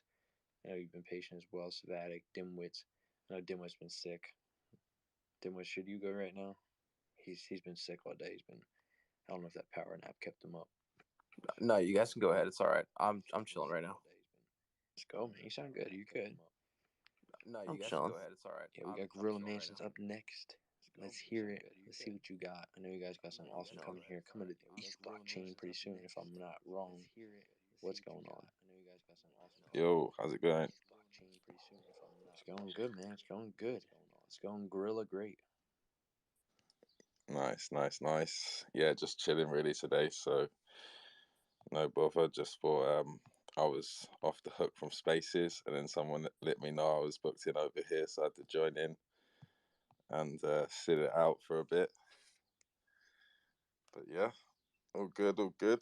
I hope everyone's doing well. I see we've got the whole gang in here right now. Great to see everyone. So here we go, guys. Let me pin something at the top for everyone in the space. There's multiple giveaways going on at the moment. We have the floor sweeping competition for picking up 2 gorillas from our OpenSea collection. There is a competition at the moment to win a Gutter Clone NFT. So this is the Gutter Clone Rat number 6836. The first step to get into the competition, guys, is going to be to buy the 2 gorillas, retweeting the pinned post on our profile, and we're going to be drawing that competition in the next couple of days' time from now. So there's one of the competitions we have at the moment. We also have the buy 5, receive 1 airdropped gorilla. That's if you're buying directly from the project at 0.022. You can place bids on the gorillas in our project wallet. There's a post about that a few posts down on our page with the direct link there. And then we have ultimately a lot going on with our project. So there's a long-term goal with regards to delivering the metaverse game of Gorilla Mansion, essentially housing a number of play-to-earn environments, including the Mansion Takeover tournaments. So we regularly host AMAs, answering any questions. We have a very transparent approach to the way that we've been building our community in the NFT space. The game itself will have a similar approach or game style to Grand Theft Auto. So you're able to run around on the map, pull people out of cars, get into fights. Environments in the game will be existing of a city area, a countryside area, and then the outskirts of the map will house the land plots. So each person that holds gorillas will actually be entitled to an airdropped land plot when the game launches. This is a recent update that we've made. So this will actually house essentially number of individual plots around the outside of the city for where essentially the land plots will be based. So we're at a very exciting time within our project as we started the project, of course, from scratch without any real exposure at the start, apart from the community that we'd built up. And we've managed to get to the stage now where we have reached 2 AAA rated gaming studios that are prepared to build out our metaverse game. So we're very excited. We've delivered on everything that we committed to at the beginning of this year and that we promised for our community, such as the augmented reality game. We have a partnership with a technology company providing all of our technology for the treasure hunt. So that's a game which will be going live as we step into the Ethereum mint in the next couple of weeks, where there'll be actual gorillas, virtual gorillas of our NFTs in the real world in various locations. So we've got a few different games going on. There's also the online Guerrilla Wars game. Just by posting your gorillas and the rarities on Twitter every week, you'll be entered into a prize draw. And if you've posted the rarest gorilla, you could be winning anything from a prize pool of NFTs to an actual Ethereum prize pot. So very, very exciting times for us as again, and we will do a giveaway during this space. What we'll do a giveaway for is a white list spot for our mint. So if anybody's in here looking for a giveaway, let's see some emojis from the crowd, guys. If you're all awake still in here.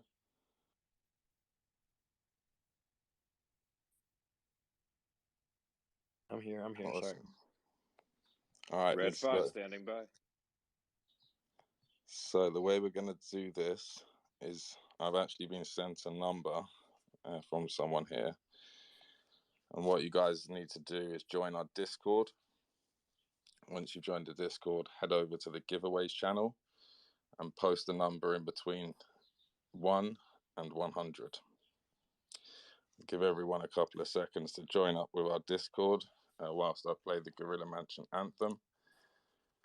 And yeah, thank you for letting me speak. Thank you for setting up this space. I know just how much work it takes to get these spaces set up and to organize it all. So yeah, appreciate you guys, everyone that's joined in, everyone that's listening, and most definitely the hosts and co-hosts that are up here and all of the other speakers.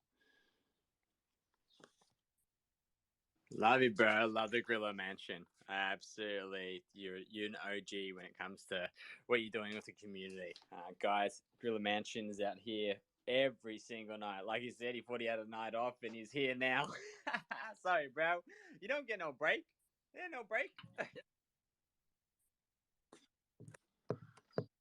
I had the night off. I really did. I was just about to chill out, and then they sent me the link saying, "Hey, you're booked in over here," and I was like, "Oh god, all right, perfect. Let me get over there."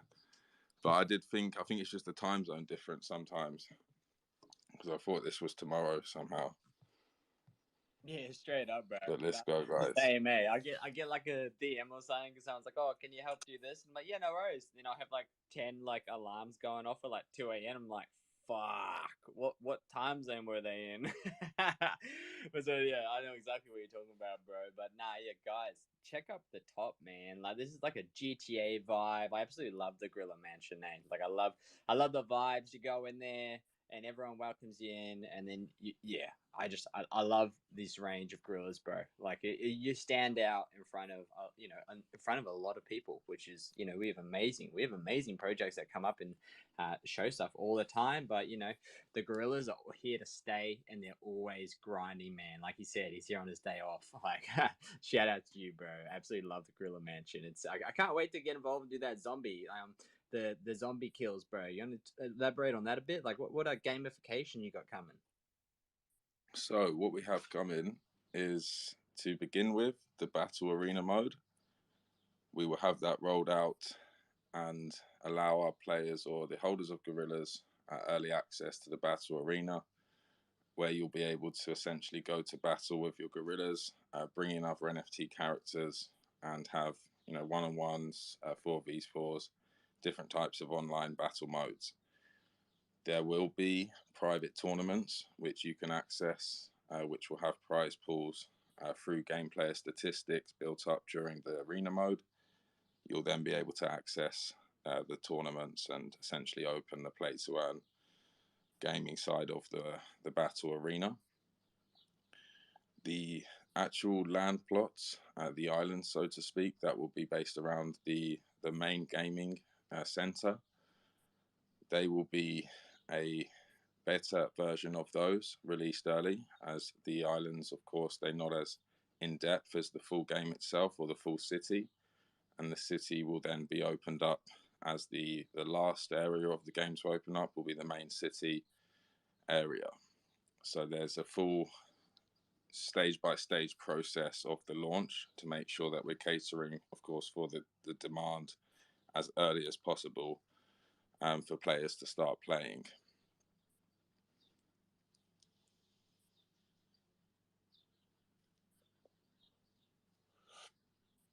That's what's up. So you guys said you are coming to the ETH, right? That's right. So our actual pre-sale has been all directly through OpenSea on the Polygon chain, and the pre-sale collection serves as a spawning collection. So each of the pre-sale gorillas have an airdropped vehicle, they have an airdropped NFT, they have an airdropped piece of land, right, in the game when the game opens. So the pre-sale collection is on Polygon, and we're actually going direct onto ETH with the remaining mint of 6,000 gorillas, 6,688 around there, or 86. And then the Polygon round is being airdropped out to everyone that holds the Polygon round. They're going to receive a Gen 2 Ethereum version of their Polygon gorillas, right? So there's some previews of the Gen 2s that are on our page as well.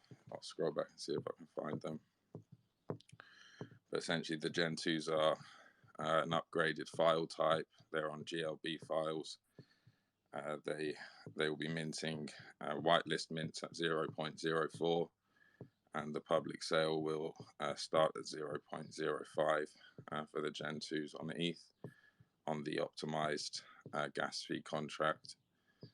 So yeah, really looking forward to that. We're going to start dropping the media out about that very soon as we get to the end of this Polygon mint that we're on at the moment.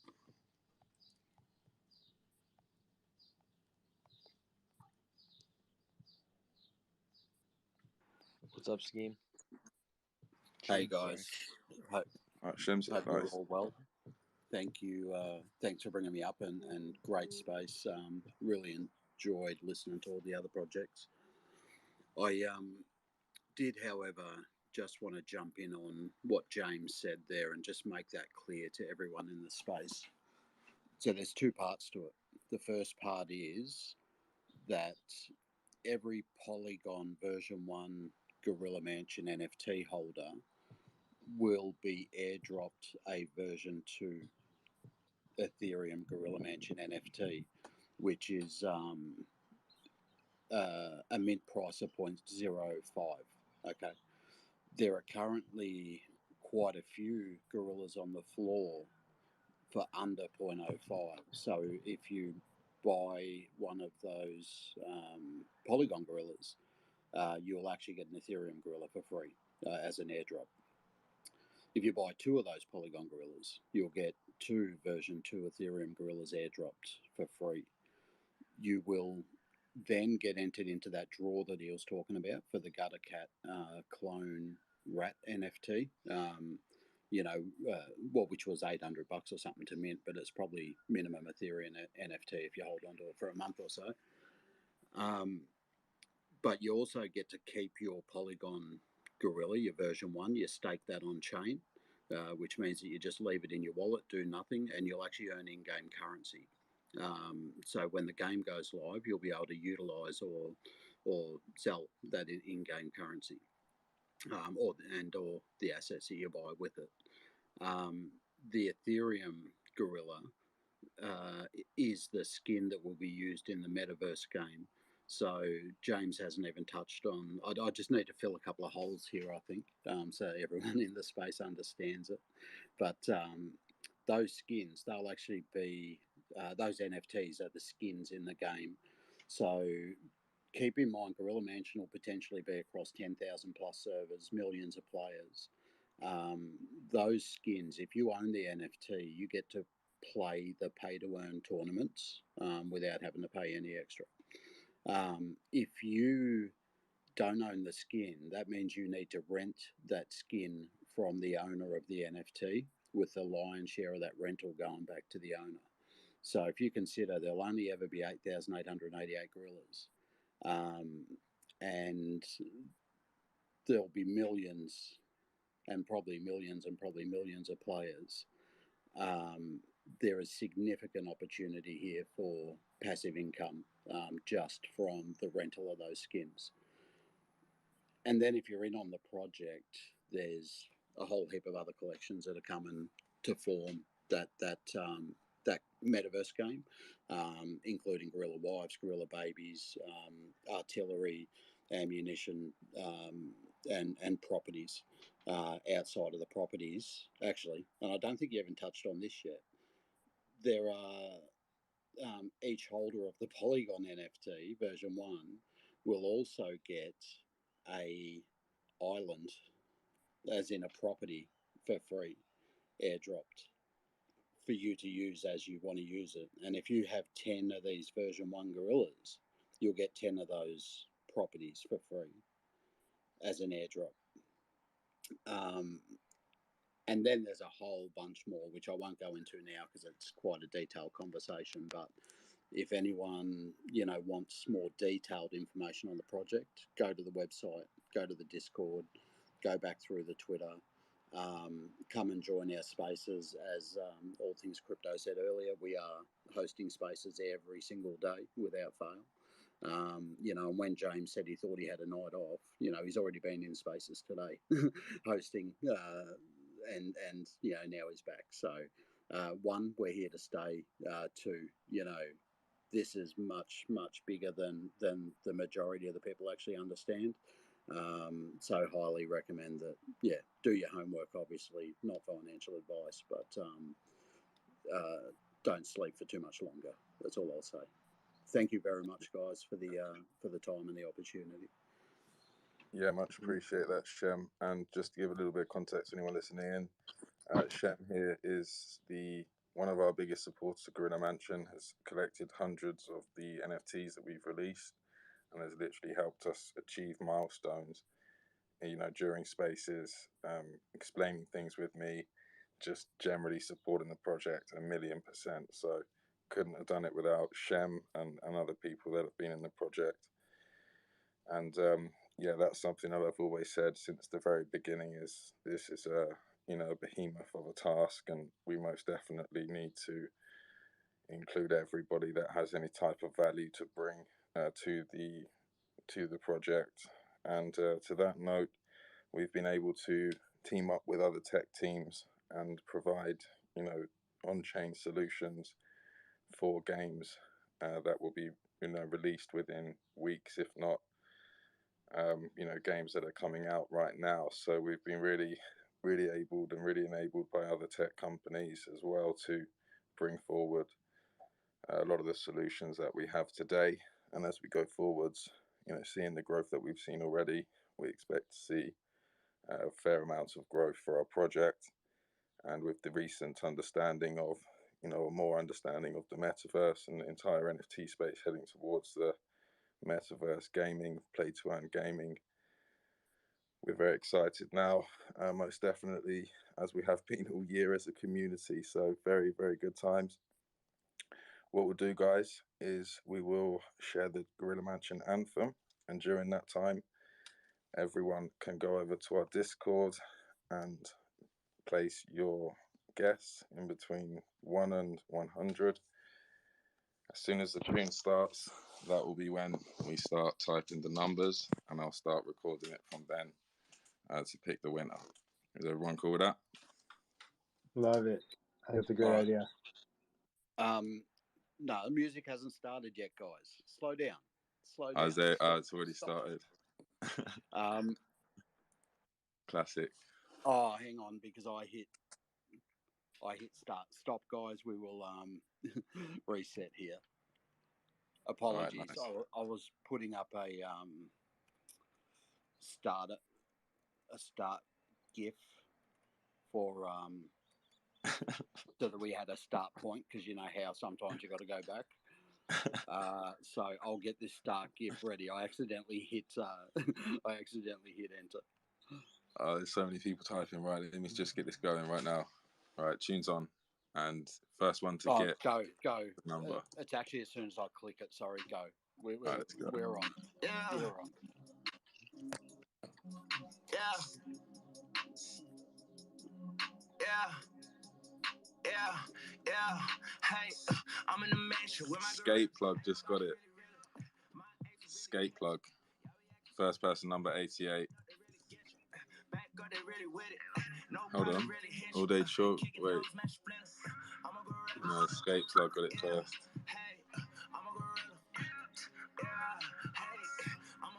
So what was it? 88. Yeah, Skate plug got it. Skate plug. Congratulations. Congratulations. What skate plug wins it? I'm not sure. Just send us your What did they win? They won a whitelist. They won a whitelist. Oh, whitelist. That's right. Yes. Yeah. Well, congratulations. You are officially on the banana list. Let's go. And we haven't even spoke about the banana peel token. So this is the first place that we're talking about this token. The banana peel tokenomics will soon be released, and for everyone holding gorillas, you will be in line to receive your banana peel tokens, which will be able to redeem free mint, certain other accessories, items, merchandise from our brands. So the banana peel token, folks, you heard it here first in the MegaSpace. I wish I had a banana peel emoji to swing up. You still got the 100. How is it? Twitter Don't only stop gives us you 5 complaining. emojis, ladies and gentlemen. Yeah, Shen's got the 100 still. Yeah, sorry. Not sorry.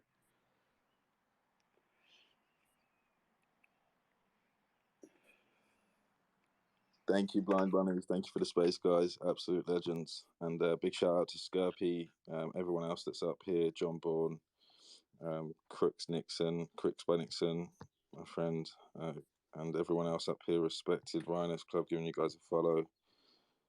Hijabi, everyone that's up here, and all of the other guys in the room. We're trying to follow back everyone that follows us, but Twitter does block us regularly. Yeah, man, I appreciate you coming on and hanging out. I've been in your spaces a bunch this week. I love your spaces. You guys hold a good space, and I appreciate you guys hanging out with us, hanging around, waiting a little bit, and getting up and telling us your piece.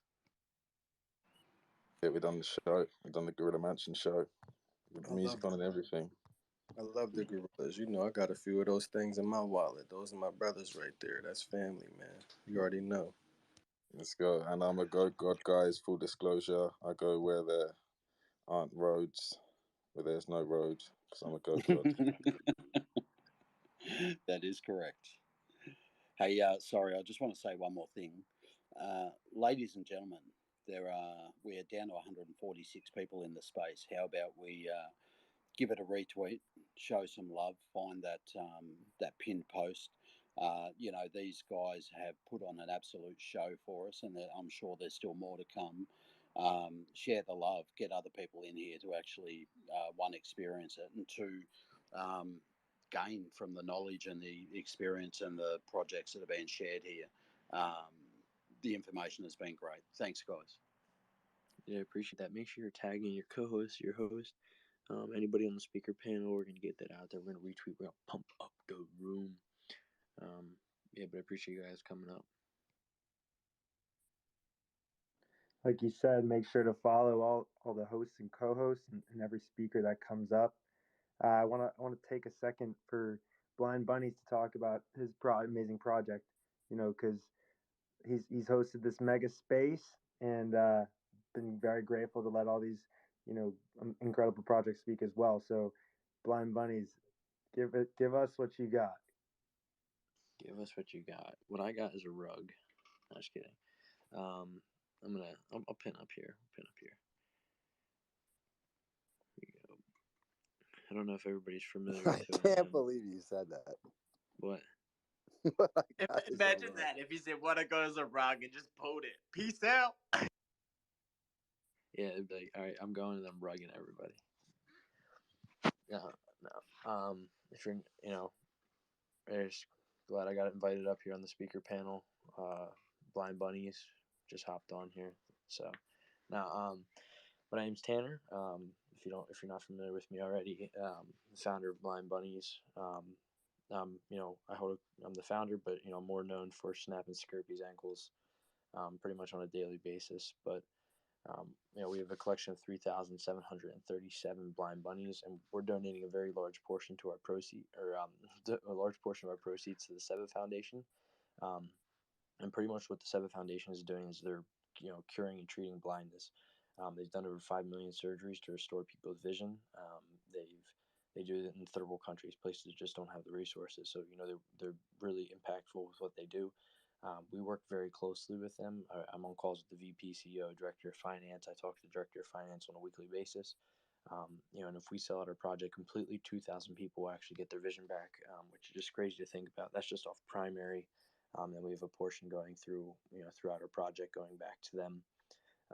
But another thing too is we also have, with sellout, we'll have over $150,000 in our community wallet for utilities and stuff like that in the future. So we're not only a charity project. That I would say that's what our biggest thing is the fact that we're giving 2,000 people their vision back, but we're also going to have a very large sum of money for our community wallet to really just do anything we need to in the future. And if you can see on here on the speaker panel, my guy Andrew, if you see his profile picture, he's got the golden bunny. And if you can click on it and look at it, but it's a golden bunny. It is worth $7,373. If you mint that, that's how much you're going to get in ETH if you mint that one. We're doing bounties. We have one at $7,373. We have 3 at $3,737, and then we have 5 at $1,000, 10 at 500. We have a really good amount of bounties throughout our project, and a lot of opportunities to make some money as you mint. We are actually going to be starting tomorrow working with When Mint. They're actually up here earlier, and we're working they're going to put us on pretty much the most gas efficient contract there is. So the lowest gas fees possible to allow, just to help our community out. And that's kind of our plan going forward. Our public will be open pretty much either tomorrow or the day following. But our pre-white list is pretty much sold out. We're going to activate that one last time and sell out the rest tonight or tomorrow morning. And then we're going to open up public and really get pushing here. But yeah, we have some really cool bounties in here. And we got some really cool stuff going on. Public will be at 0.05, which is I think like $140 or something like that. So it's nothing expensive at all.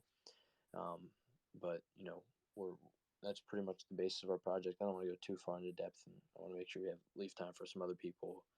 Plus, I'm about to pass out, but you know how it is. But yeah, I appreciate you giving me time to talk, Blind Bunnies, and I appreciate you holding the space as well. Not just kidding.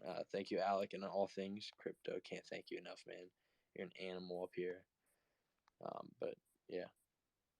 You're incredible. Yeah, to see what you put together with this space is awesome. You're creating such a great community here. I think before the night started, you were under 4K, and now you're almost at 4,300.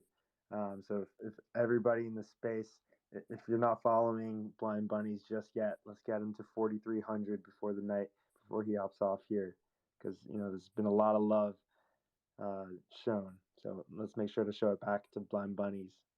And so you just sold out the pre-white list this past week, huh? Yeah, pretty much. We have enough to, even with the percentage that actually will end up minting, we have more than enough to mint out.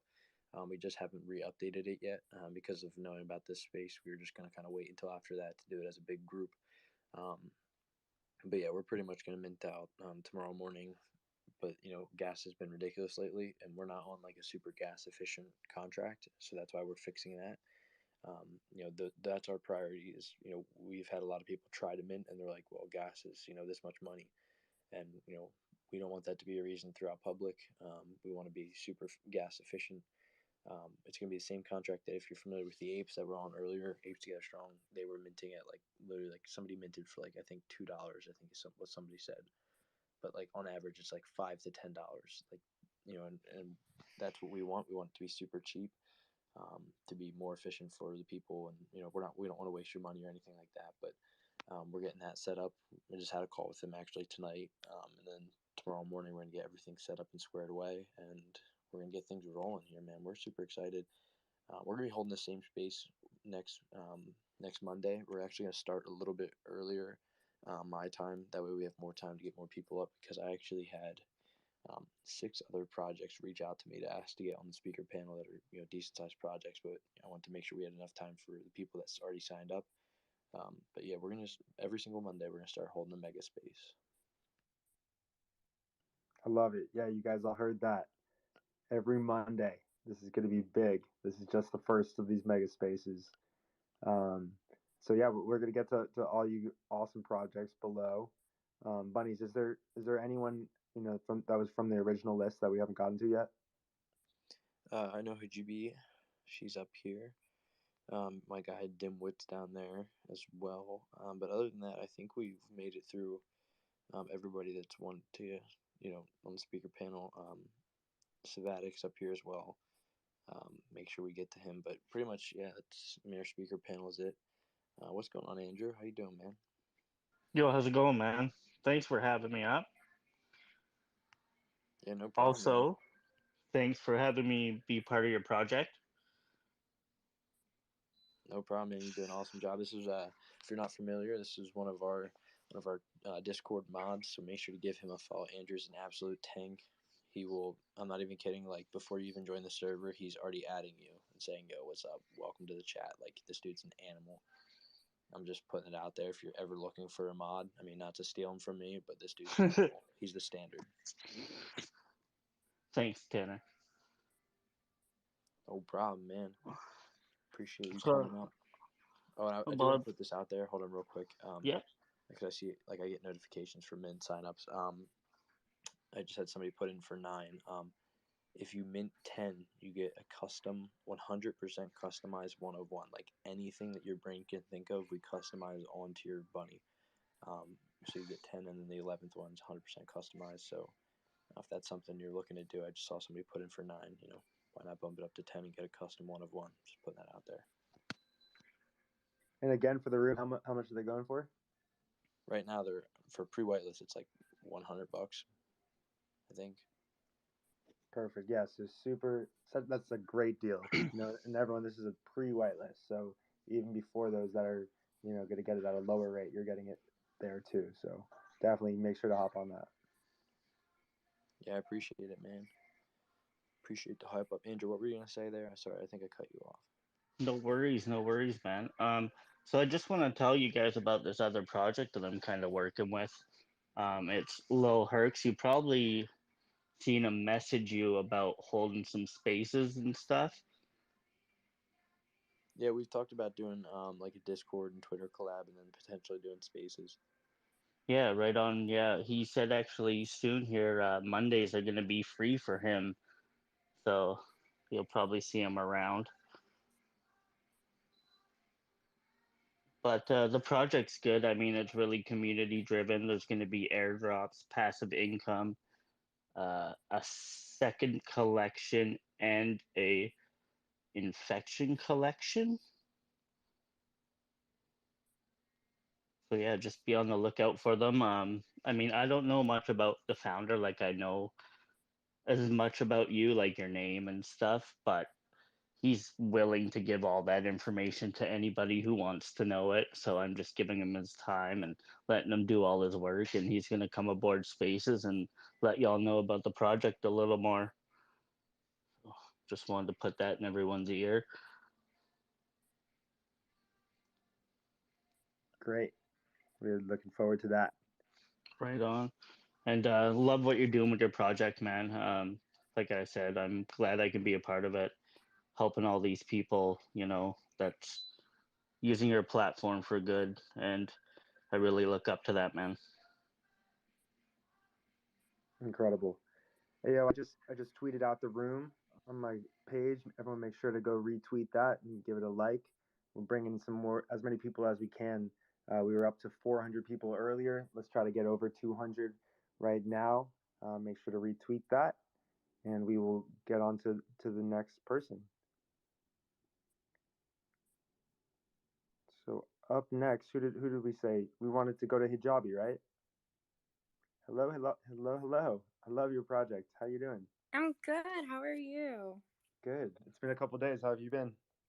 So tiring the last couple of days. So I was prepping for, we have a holiday today actually, or I guess it was yesterday, but I was trying to be on this space like in and out with like family like members screaming in the house, but it's all good. It's all good. Very nice. Well, please share with everybody here what I fell in love with. And by the way, I see that you're in LA. I'm in LA as well. I didn't know you were here. Yeah, so hold on. So since everyone, or not everyone, I'm not a dad, obviously, or a mom, but I did want to say a dad joke. So, you're either gonna really judge me or you'll laugh. Who knows? So why do fathers take an extra pair of socks when they go golfing? In case they get a hole in one. Nice. Wow. That might be the best one we've had.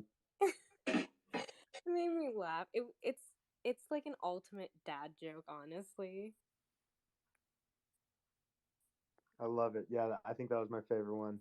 Yes, great. That's awesome. Best for last. No. Um, so yeah, I'm really tired. It's like 1:26 in the morning, so I will get started on my little spiel. So, my name is Prami. A little bit about myself. I'm 24 and I'm an engineer working for the military in chem sensors. So, with me being in the STEM field and working with the military, I've gotten pretty used to always looking different from the rest of my peers or coworkers. So when I found this project and spoke to the founders, I kind of got excited due to my experience with lack of representation. So I am obviously not the founder. I'm actually a community manager. I know Alec just said if I was in LA. I'm not, but the founders are in LA. So if you ever want to hit them up, I can definitely, work with that. They love coffee too, so who knows? But Hijabi Queens is a limited NFT collection of 5,000 unique art pieces. Our mission for this project is just to really empower Muslim women across the world and help them bring them into the NFT world, give them financial independence, and just like create a sense of community for them. So due to the lack of representation of us, we kind of just have inaccurate representation or stereotypes of us. We don't want to be defined by the negativity you hear on the news, and we want not just our own community but the rest of the world to see us as who we are, independent, being our own person. So with Web 3.0 and metaverse on the rise, we jumped on the opportunity to change our narrative. We're taking that initiative because who will, you know? So we recently hit a couple of awesome goals. We were able to mint 1,000 NFTs. We have painted like 2 walls in LA, specifically in Anaheim, and then 1 billboard in Lebanon, and another currently being done in New York. If you click on my profile, you'll see the wall in LA. All of these are in actually very Muslim populated areas, and people have been so excited, like, regardless of what this NFT project is to them, like, to them, this is them being portrayed in such a positive way. Like, it's like blown up in proportion for them. So it's just like a really feel good thing for them. We get tagged every single day with people taking pictures at the wall, and it just like completely goes beyond like what this project is. This project can completely fail, but I hope not, but the art is gonna be there forever, hopefully. So yeah, and we did get a couple of news coverage. We got CBS LA to cover us. We got interviewed with LA Times and CoinDesk. So our representation, or our mission of representing ourselves in a positive light, really, kicked off with the media. We're doing what we said we would. We're also fundraising right now. Our goal was to raise 10,000, but we did reach that goal, so we upped it to 15. I think right now it's around 11,000, and it's just to give food and water to countries that don't really have access to it. Um, so our future stuff is we'll be minting in June. That's because we need to teach our community about NFTs and Web3 and all that stuff. So it takes a lot of time. 90% of our communities who are interested in our project actually have no idea what it is. We have written kind of like a ebook, which I don't really talk too much about, but I think it's really unique. The ebook is to really streamline information for people. It doesn't go hardcore in depth, but I think it really helps them to get started with. It's going to be free. It's going to be on our website. We think it'll help people because NFTs and crypto can be really overwhelming when you look at it for the first time. We did this for our pre-sale, but we're going to start holding Zoom sessions again for people that need help with funding their wallets and any issues they might be having during the minting process. We want to bring more people and more diversity into the NFT world, and just being able to support more projects as they wish. I've personally minted other projects, including Blind Bunnies, and that's because of this project, so hopefully it's like a chain reaction. It's just gathering more people. We also have a Bearded Kings on the way, so if you rock a beard, you might love our artwork and want to buy into that. I know this project might sound very Muslim exclusive, but the whole point is our community should be inclusive. We want people to learn about us and vice versa. Our Discord is majority women, which is something you don't hear much. We have 3,000, we have 2,000 people in there, but we do have some men and people of all faiths supporting our project just because they either support us or love the art. And again, it's a niche project, but any support from anyone here would mean a lot to us. A follow, a like, retweet, inviting us on Twitter Spaces would really go a long way for us. And like I said, today is Eid, which is a huge celebration after 30 days of fasting. So our people and community was kind of in hibernation for this whole month. So I took it upon myself to kind of go on Twitter Spaces and build that background community. And so while they're kind of in hibernation, spending time with their families and all, but now that it's all over, we're really going to start turning the gears. We're gonna try to hold our own AMAs and Twitter Spaces and doing giveaways and return the favor of what other projects have been doing for us and letting us talk. So yeah, be on the lookout for that. But please give us a follow if anything resonated with you, to follow our journey or supporting us. And again, shout out to Blind Bunnies for creating this space and bringing projects to talk. This kind of space has always been a safe space to support great projects, and always love being here. Awesome. I love your project. I always love hearing about it. And I did not know that you personally were not in LA, or that someone in the team was in LA. So I that's good. know. Where Yeah, did you say you personally are? so the founders are in LA, and then I live in Delaware. I'm from Pennsylvania, but I recently moved to Delaware. Hey, cool. P in the building. I'm from Harrisburg, Pennsylvania. So shout out to Yeah, you. my husband is from Camp Hill. I'm from closer to Philly, and I know Tanner's from Reading, Pennsylvania. Yep. That's a fact. Yeah, we just had a conversation about that the other day. How close Yeah, proximity. small world. Crazy, Hey, right? I'm gonna be in Philly in like 10 days. Really? For what? My brother's graduation. From what college? He goes to UPenn. Oh, fancy. I did an internship at UPenn. That's about it. Nice. But Yeah, yeah. I had a question about your project actually. So you were saying how you find that the majority of the people that may be interested are not Web3 native. And I'm curious as to how you're spending the time. I know you said this past month it was more on Twitter Spaces, but do you guys overall spend more of your time trying to convert people, or more trying to get people in the Web3 space Yeah. already?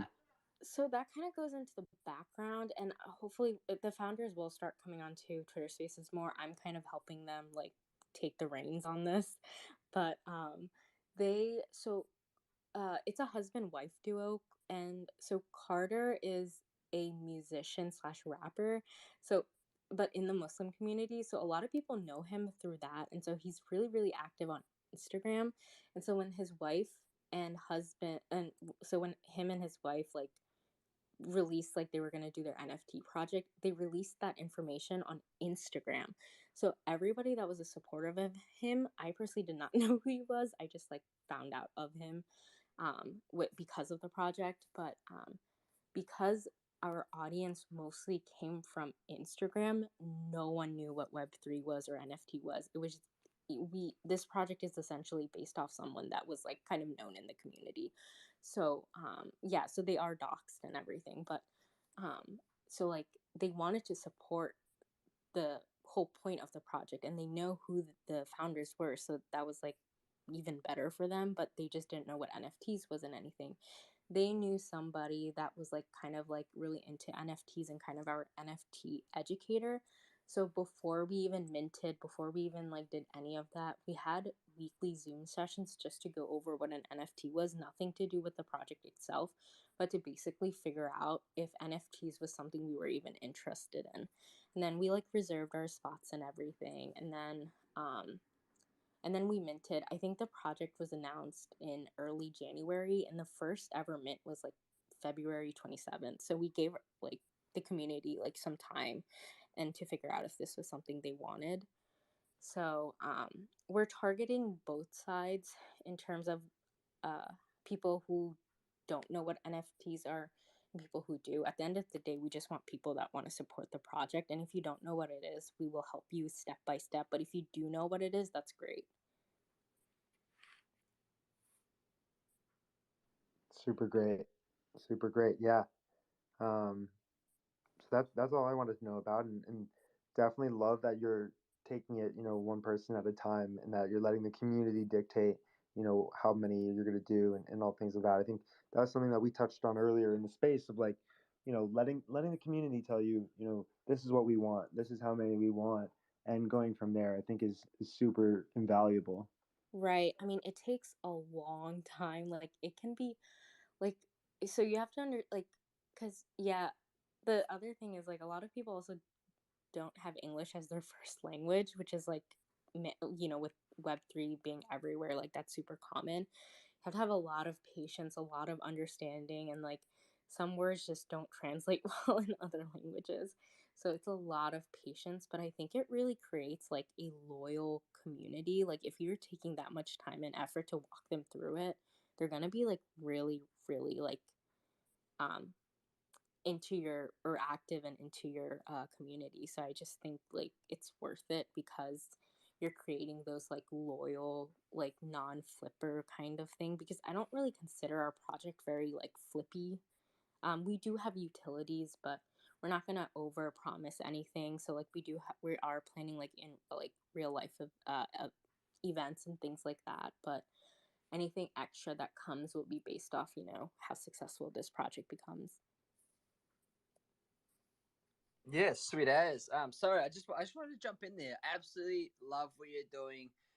Your Discord link on that top link is not working. I'm trying to join your Discord right now. So the people trying to join your Oh no. giveaway right now, you've got the retweet tag free queens. I tagged a queen I know quite personally, Bash, and another one, Ricky, and then also tagged Crooks Nation because they got amazing queens in there as well. But I can't join your Discord though because the link's not working. So I'm just trying to help you out. But I'm going to take it down. I'd love for you to recreate it and put it straight back up if you could. Like just redo your pinned tweet and let's help get these amazing people into the Discord because at the moment the link isn't working. Or you can quickly just either post underneath that one, like add a comment and say here's the correct link. Completely up to you. But if it's a pinned tweet, just quickly change it up and put it straight back up, and we got you. We're gonna get everyone back in there because $2,000 giveaway. That's insane, and I don't want people to miss out on your project. I've only heard you a couple of times now. You know, we met on Apes Together Strong. I absolutely love what you're doing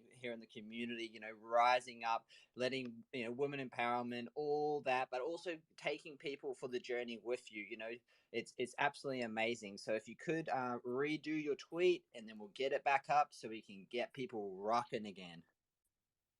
Thank you for letting me know. I didn't even realize that. So I don't think I can delete it because we use Twitter Picker for Oh that. yeah, no, just But yeah, I'm don't gonna delete put it. a Just create a whole new comment. one. Yeah, it's all good. You don't delete Yeah. it. You just create a new one. It just means your Discord link wasn't set to never expire, or set to expire for like 3 or 7 days or something. So next time you go to invite people, guys, set the link to never end, especially for a pin tweet. But you know, it's just a classic you know, a misclick. So we're just here to help out as well, because I tried to join in and tag my friends, and I just wanted to let you know. Yeah, thank you for that. That's good alpha there. We got you here. Yeah, everyone with a Discord link, make sure you're doing the same because I also fell into that. So make sure if you have a Discord link up either in your bio or in your link tree that you set it to never expire instead of, I think right now it's like 7 days. So make sure.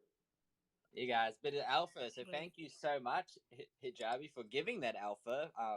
As soon as you got your tweet ready, send it straight up. You've got the permission to, you know, put it straight up into the nest. So as soon as you're good to go, and then is there any questions for her, guys? Anyone on the speakers panel? It's a great project. Any questions?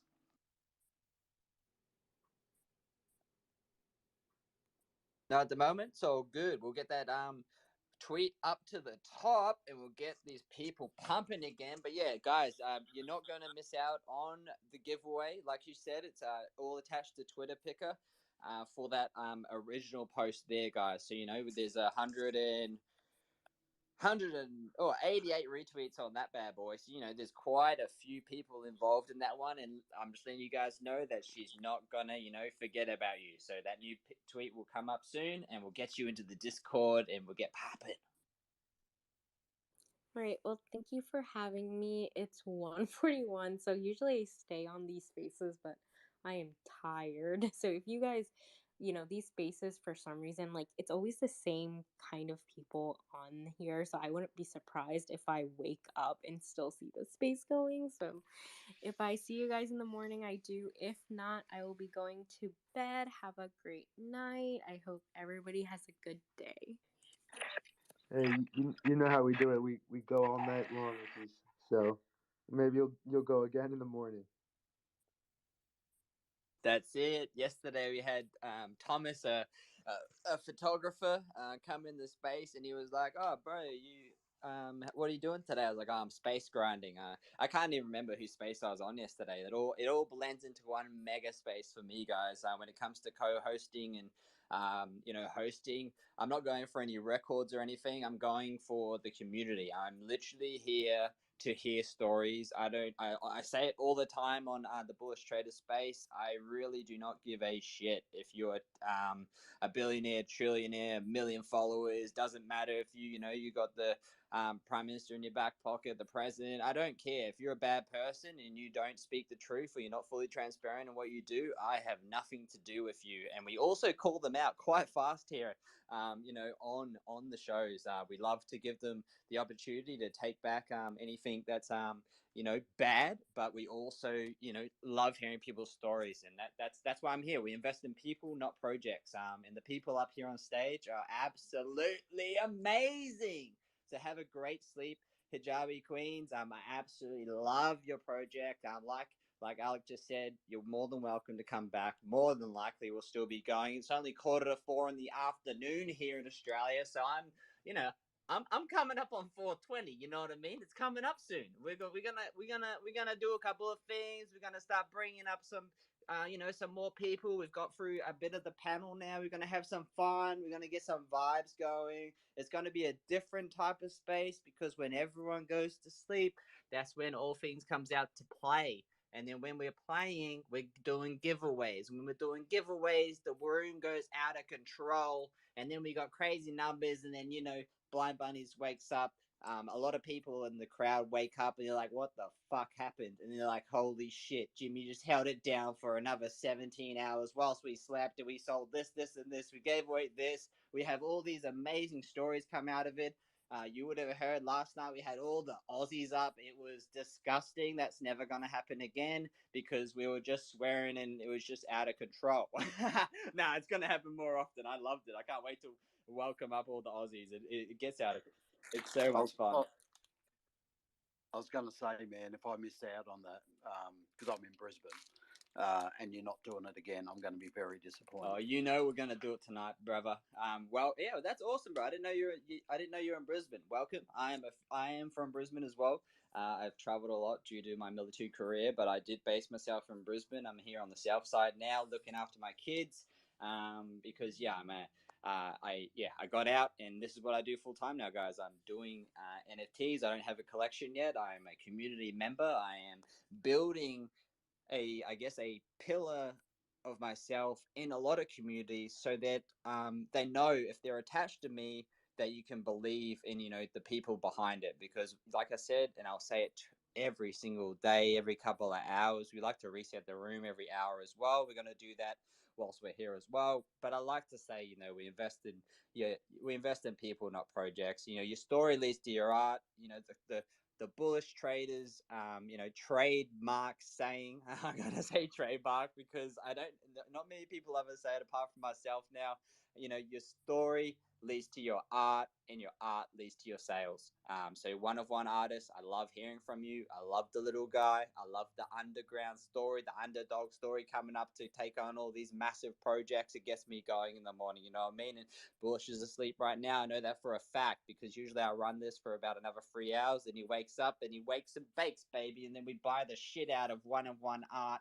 And then we go into the bigger spaces to, show off the amazing things that we find in this crazy world that we're in now. But on that note, Alec, did we say who was next after Hijabi? Otherwise, are we good to go on with Dimwit? Yeah, Dimwit, sorry, and Savatic. I still haven't heard from you both. I'm pretty sure. Yeah. Was that correct? Yeah. Yeah, let's go in that order. That sounds great, and then we'll bring up some new people. Do remind me when it is 4:20 your time in Australia, and we will take a hit Oh, together. bro, you know it. As soon as we're going to do a countdown. We're 40 minutes out, guys. Well, oh yeah, we're about six. No, what time is that? All the time used to me just flow into one big blur of a retweet, really, guys. So on that note, smash that retweet button, bottom right corner. There's a little circle there. It's got a cross on it. You press that, you tag a couple of friends, and guess what? They're going to come in here and hear about these amazing projects. But also, we're about to have some one-of-one artwork coming up. We're not all just about these huge projects or Genesis or small projects. We've just heard from Crooks Nation. We've had respective rhinos. We've had the conscious coffee up here. We've got Scheme. We've had too many. I'm just gonna lose my mind. Deterrent still hasn't been up here. We got We got Rumble in the audience. You got requests as well. I want to get you up here. We got Pixelsaurus up in the house. Obviously, I wouldn't mind hearing.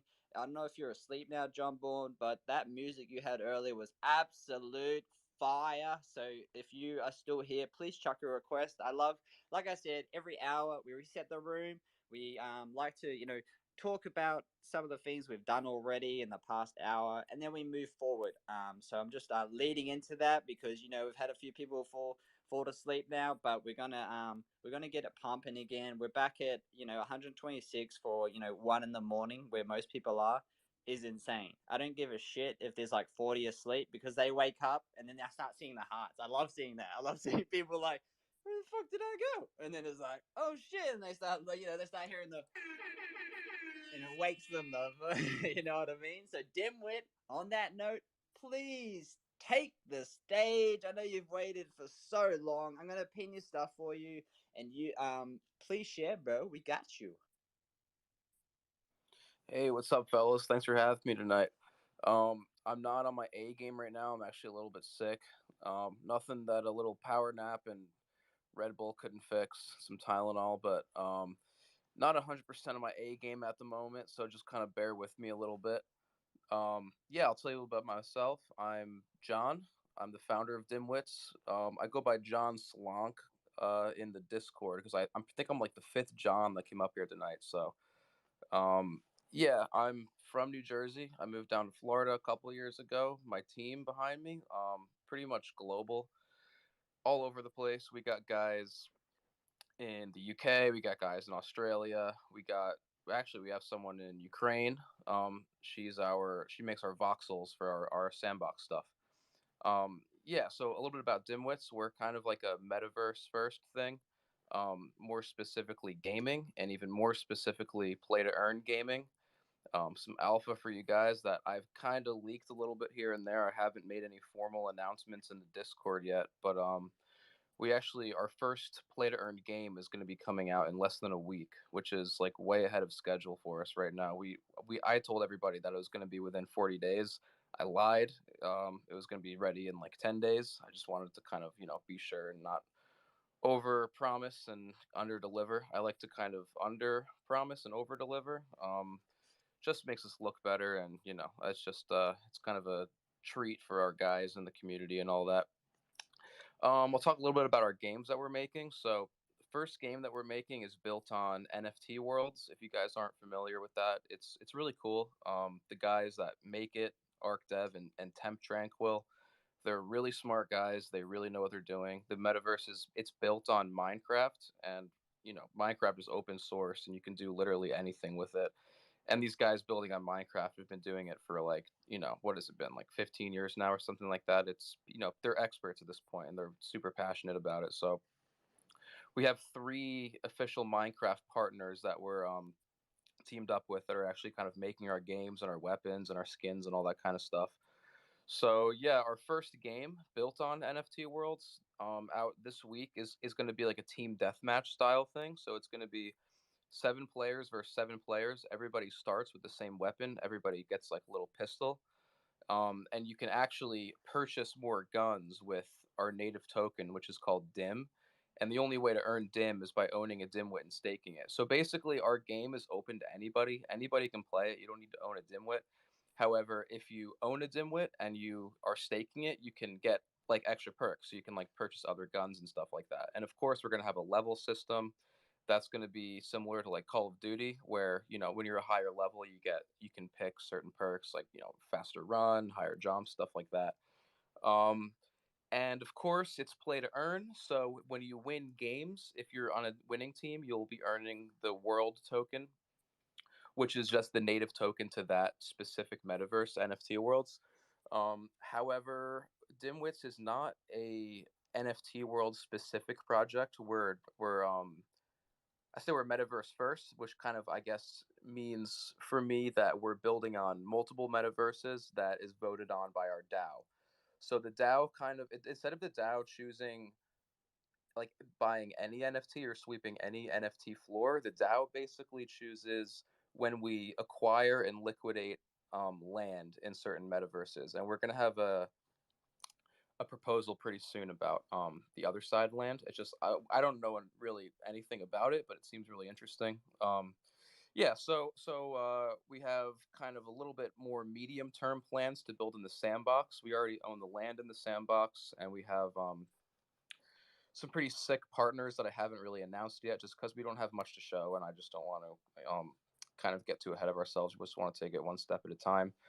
And we have another metaverse partner, which is with Network. It's like NETVRK. This is like a long term thing. Like I said, Sandbox is medium. This is like a long term. Network, they call themselves. It's called that because it's VR, it's virtual reality, and it's also built on Unreal Engine. So that's really cool. And our head dev Rusty, who made our smart contract, which is like super gas efficient, he has a history in game development in Unity, and he's worked on some AAA studio video games. I can't really disclose that, but his GitHub is docs. You can check him out there. He's actually like a really impressive guy. Yeah, and I will kind of close this off by saying that our community is like extremely fucking strong. We've minted about 1,000 NFTs so far at 0.05 ETH, and our floor is 0.38 ETH. Just because nobody's selling. I mean, the floor is not literally nobody's buying at 0.38 ETH, obviously, but it just kind of goes to show like literally nobody's selling. It's just straight up diamond hands. It's insane. Um, I do want to say our website's super outdated. Don't go off of our website. If you want to know a little bit more about us, you can just go to my profile and scroll down a little bit. I retweeted it. There's a white paper. You can see a lot more there. Our website revamp is going to be out sometime this week, hopefully within the next like 1 to 2 days, maybe 3 tops, but I'm thinking 2 probably. Excuse me.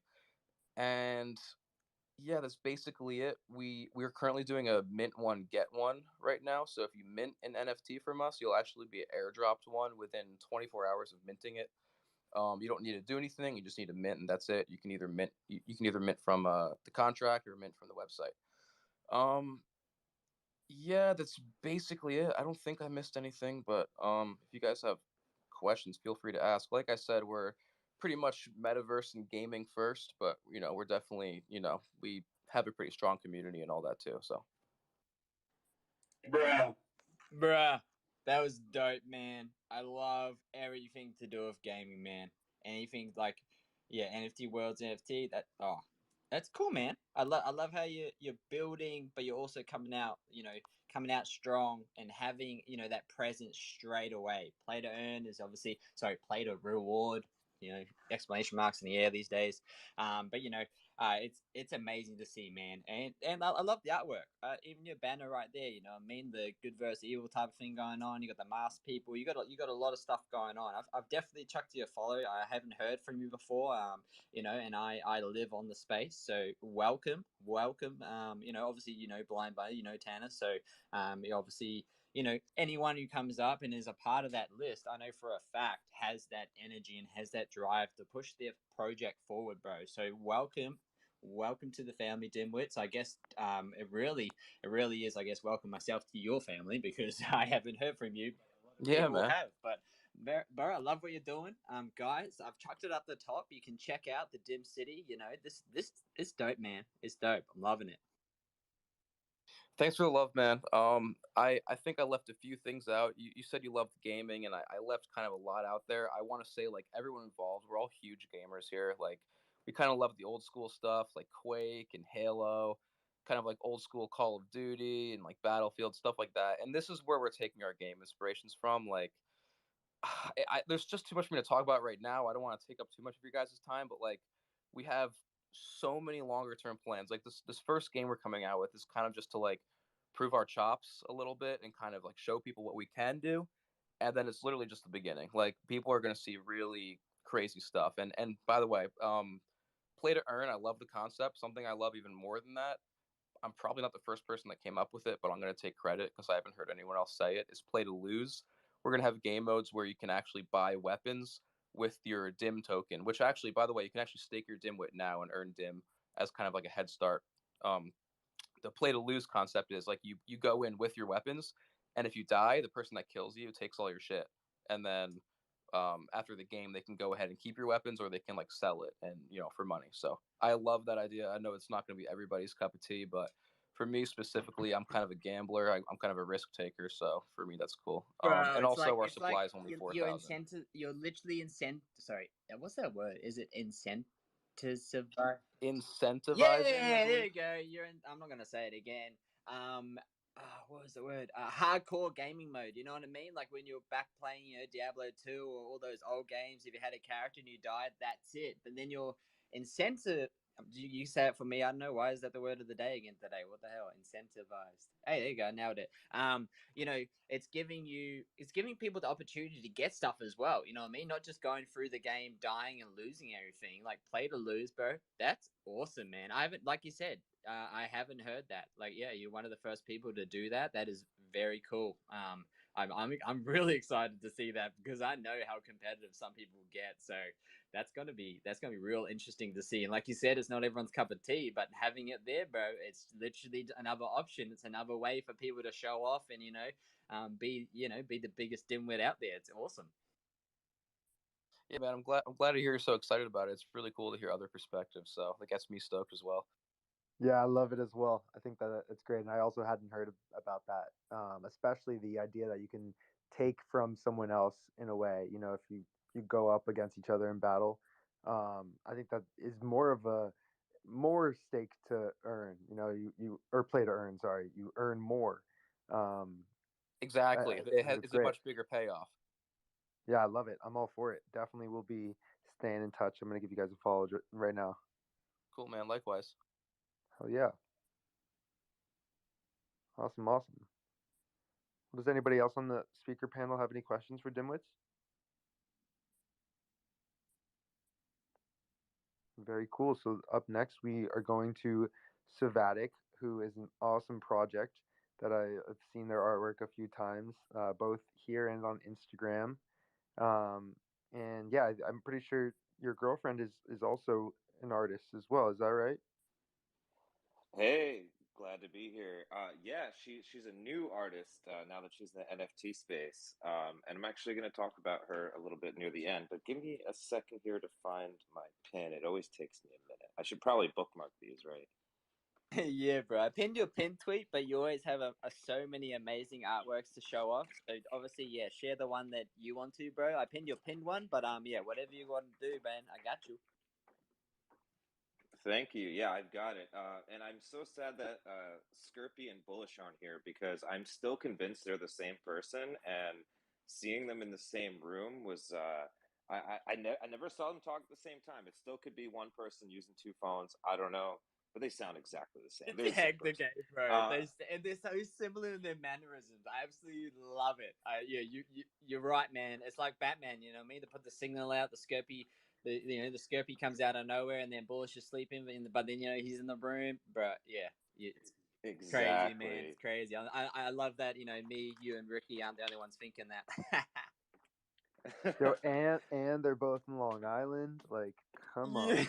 Yeah, no, I mean, and we have connections to Jersey as well. Ricky and I from Jersey. For those who care about that, but I guess I'll talk about myself. Just give me 1 second here. Just lighting my cigarette. Sorry, it's 2 in the morning. I need a pick me up.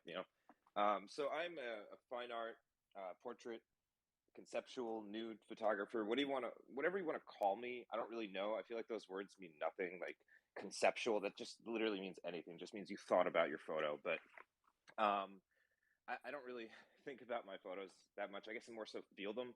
It's the way I express myself. And I'll give you the short version of my story because I know a lot of you guys have heard it before. But essentially, I grew a large following on Instagram over the years. I started around like 2015, and by like 2020, I had like 300,000 followers. And I did that by being the guy who kind of pioneered going to all these abandoned places, essentially doing urbex, which tons of people did before me.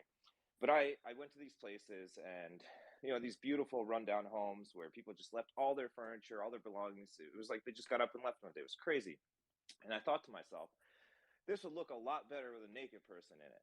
And no, I'm kidding. No, so my photos represent vulnerability. There's a lot of female form. I've been exploring the male form as well. And so after a few years of doing this, traveling every single day, driving like 4 to 5 hours, just looking for these locations, I wake up one day like 3 years ago, and I'm just going to the grocery store like 5 minutes down the road, and I have one of the worst panic attacks I've ever had.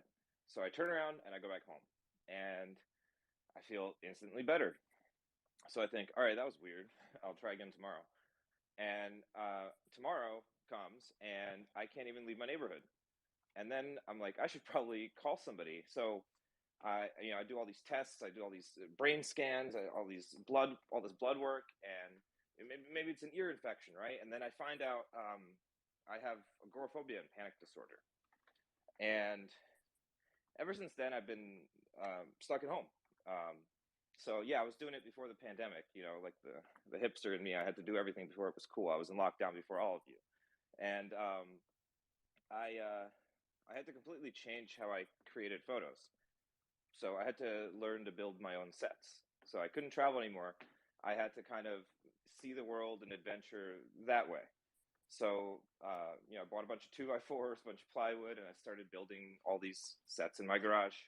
Thank God for high ceilings. I'd make different houses, different locations. I would shoot in my backyard, my local neighborhood lake. I live in the woods, so we have that, luckily.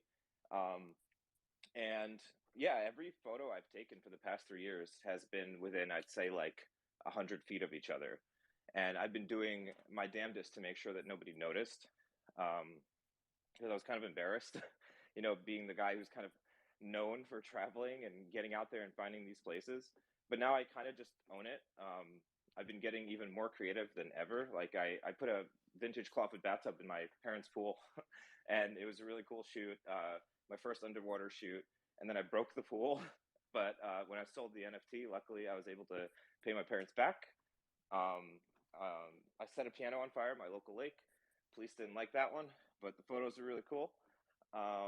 And yeah, I'm kind of, I don't make any sense. Like I'm still a thrill seeker, but I'm also this like ball of anxiety that can barely leave my house and is super nervous to be talking right now. But yeah, I'm Sviatek, the guy with the hard to pronounce name, but maybe my work's pretty cool and you'll check it out. I have a few pieces left in my first collection, which is called Body of Work. Each piece is 0.5 ETH and comes with an original one-of-one signed print. I've never sold prints before, so this is also the only way to get a print from me. And I will never print that photo again. Just like the NFT, it'll stay a one-of-one. That collection originally sold out within 24 hours of me originally minting it, which was wild.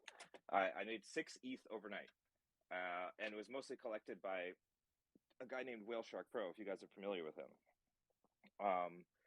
I also recently got on Super Rare last week and a half ago, and I minted my first piece on there, which was said bathtub in the pool photo.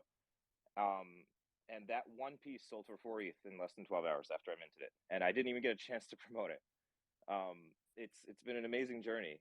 It's just been crazy. I feel completely blessed, and yeah, I've got my second piece on Super Rare out now, which you pinned before, and then I pinned just another random tweet that shows kind of a sampling of the different kinds of work that I do. So that's me. I'm here if you have any questions or comments.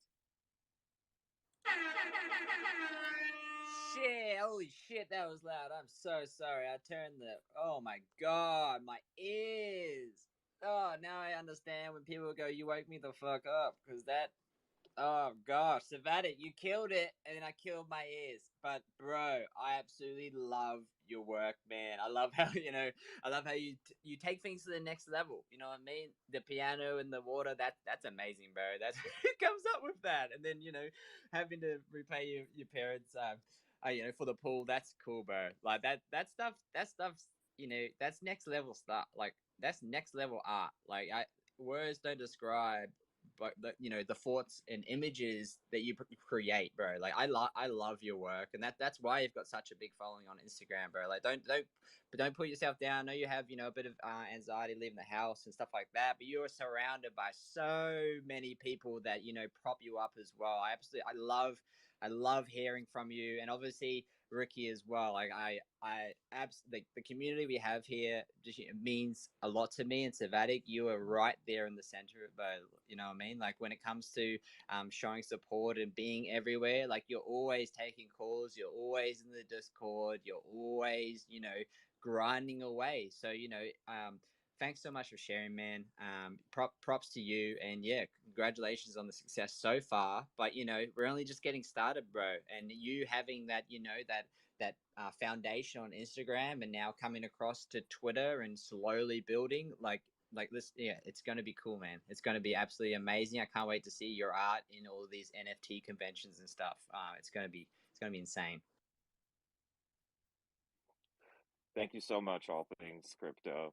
Yeah, and you mentioned the Discord. If you guys are into like photography, NFTs, and art and all that, I'm in there like basically every day and every night, just hanging out and talking to a bunch of cool people. We just go on and we share our screens. We all just edit in Lightroom, and Photoshop together, and just talk shit. It's a good time. And also, I promised Ricky I talked about her project briefly as well. I think she is asleep right now, but I'll quickly pin up hers. She's new to the NFT world, and she's a writer. She writes poetry, so she has really no experience with art. So she's been doing like an AI generative collection based on she'll input like lines from her poetry, and I think it's a really cool idea. And I probably can't shill her as well as she can shill me. I don't have a lot of practice yet, but Yeah, definitely check her stuff out. She's amazing. She's a great member of the community, as you guys know. Definitely, yeah, we love Ricky. She always brings the energy for sure. I had a question about where can I find that picture with the car on fire? Oh, the piano. The piano, sorry, yeah. Where can I check that out? Let me find it. That one I know I have in my bookmarks. Give me a second. Okay, here it is. So I've pinned the photo and the behind the scenes because a lot of people are like, "You photoshopped that." I'm like, "I didn't. It was dangerous." I love it, yeah. And how did the cops find out about it? They pulled up to the lake as it was like. Luckily, it wasn't on fire at the time, but we had to basically tell them, "Oh yeah, this is like a wedding shoot," because she was wearing a wedding dress. Luckily, so we were just like, "Yeah, it's just like a wedding shoot," and they're like, "Is it commercial?" I'm like, "Oh no, it's just my friend. It's fine." This is for romance. This is love. Exactly. You can't hate on the love. I love how they were questioning, if it was commercial and all that, and they're like, that's just, yeah, the power of who you know, not what you know, is very relevant and prevalent in our Web 4 lives. I say Web 4 because we're part of Web 2 and Web 3, but when we step out and we bring it all together. We still have to abide by certain things, which is, a bit rubbish because if Savatic was say he did have a few million on Twitter or anything like that, and he was trying to do a secret shoot, and then the cops rocked up and said, "Hey, is this a commercial shoot?" And he said yes. They probably would have just fucked off and left him alone for a couple of minutes, which is it's just weird, you know what I mean? Like it is who you know. That's very prevalent in a lot of industries when it comes to I was military 13 and a half years, and I shot to the top in certain areas quite fast because of the people and connections I had, but had nothing to do with anything. Like I was like, why there's certain things that get out of the way. But that's awesome, man. I absolutely love this picture up at the top of our foundation. This this picture, bro. Like how many like did you have the photos going like 24/7? Like did you have like 10 cameras going? Like can you talk us through how did you capture this, bro? This is real cool. So I definitely don't. I when I started out, I used to rapid fire shoot. Like my camera was a P90, but a few years back, my digital camera actually completely broke. Like the shutter got stuck open, and I had to only shoot film for 2 months because I still had a bunch of client work I had to do. So I had to really learn how to plan when I'm gonna hit that button, and because every time you hit that button on film, that's it's a few bucks right there. You got to really think about it. And I develop all my film myself too, so I don't want to be developing like 7 rolls of all the same picture. So it really taught me to kind of slow down a little bit. But there are 2 pictures in this collection. The writer's block collection, each picture is 1 ETH. One of them is sold and one of them is available.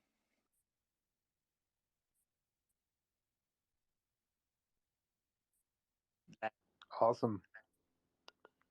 Thank you so much for sharing. Yeah, everyone make sure to give them a follow, and also Ricky as well. And we will you know, keep chatting about it with you guys, and we'll definitely bring you back up in the future. We're going to be doing these spaces with Blind Bunnies and all things crypto every Monday now going forward. So, or I guess it's now Tuesday for you guys in other parts of the world. So, early morning Tuesday for those of you in Australia and other parts, and late nights here in the United States.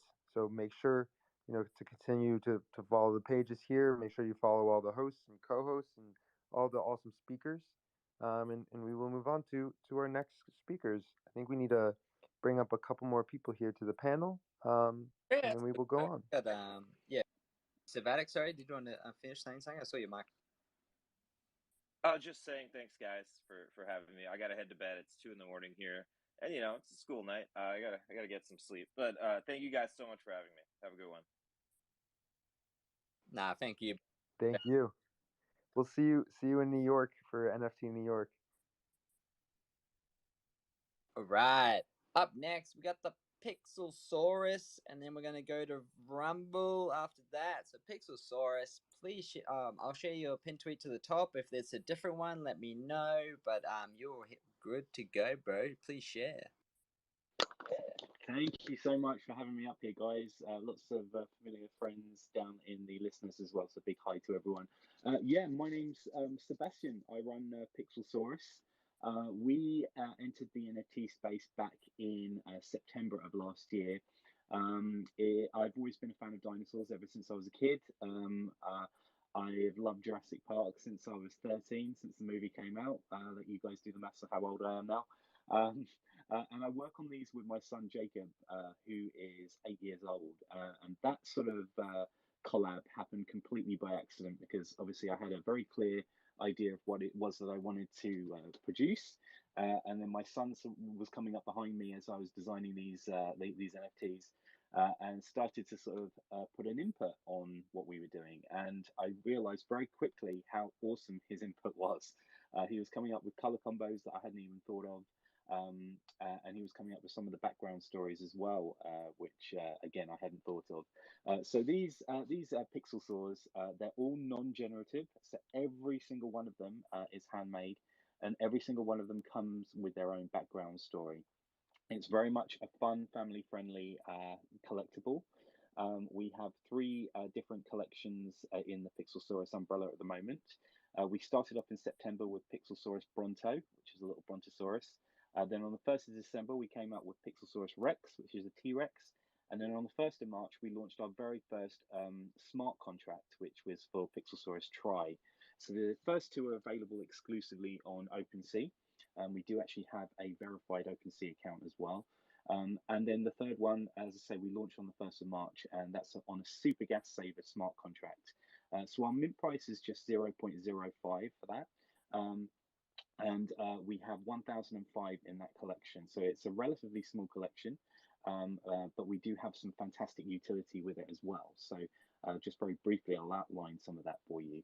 So we've tried to sort of be quite innovative with what we do. We're not just putting utility out there for the sake of it. We've really sort of put our minds to it and thought, well, yeah, this could be really good. So one thing that we've done is we've added the ability to add up to 3 traits to your pixel saw. So when you actually go to our mint site, which is mint.pixelsaurus.io, and you mint your pixel saw, once you go back to that page, you can actually use the Connect Wallet functionality for more than just minting an NFT. So you can actually mint up to 3 traits. So a personality trait. You can also add you can add pronouns, and you can also add a disability or a job or a mental health issue or something like that. Now, I touched on the mental health issues there. We are also embracing disability and mental health. So about 20 to 30% of our designs and our backstories are actually geared towards people with disabilities and mental health. And I think it's a way of really sort of embracing the world that we live in. We've created this whole sort of world, the Pixelsaurus world, which is the inner Earth, we're calling it. And it's loosely based on the hollow Earth theory. So the idea that there's a whole world beneath us. So this is where the dinosaurs have escaped to, and this is where they're thriving and surviving. So we will eventually, by the time that the project's complete, we'll have 6 different islands. At the moment, we've obviously on our 3rd, and then on the 1st of July, we launch our next project, which is Pixelsaurus Air, which is going to be a pterodactyl. So lots of exciting things coming. There's way more utility as well, by the way. We've got like owners maps on our Discord. We've got Discord tiers, and it all starts with you guys joining the story and minting your first pixel saw. So obviously, we would love to take any questions that anyone may have, but more than that, we'd love you guys to come and join in on what we're doing, because this is very much a story that you guys can be part of. Literally add a part of yourself to your NFT as well, which I think is a really cool idea. We've got about 90% diamond handers as well at the moment, which hopefully tells you guys that people are holding on to these. They have a real connection with them. Yeah, we're always looking out to do collabs with other people as well. We'd love to sort of, broaden our horizons and, really tee up with other people out there in the NFT world. So thanks very much for listening to me. And like I say, happy to answer any questions. I love the Pixelsauruses. These are so cool, bro. I love how they're on Apple Watches and everything already. Like, yeah. Yeah, yeah. Actually, the whole Apple Watch functionality is so easy for people to do. I mean, I don't think that people are aware, first of all, that they can actually use their NFTs in a real world situation. So so we can obviously provide very easy instructions for people to be able to do that with their NFTs. I love that, bro. Schemer, Darren, you. Oh, sorry, man. I must have bumped the mute button. It's so good, bro. Yeah, guys, make sure you check out Pixelsaurus up the top. Give him a follow. I love what he's doing here. He's already verified on OpenSea. Not many people can say that. That's amazing, bro. Thank you so much, and genuinely thank you for the opportunity to discuss it up here. I love what you guys are doing. It's great to see so many awesome people down here in the audience as well. Yeah, no worries, bro. Thank you so much for sharing.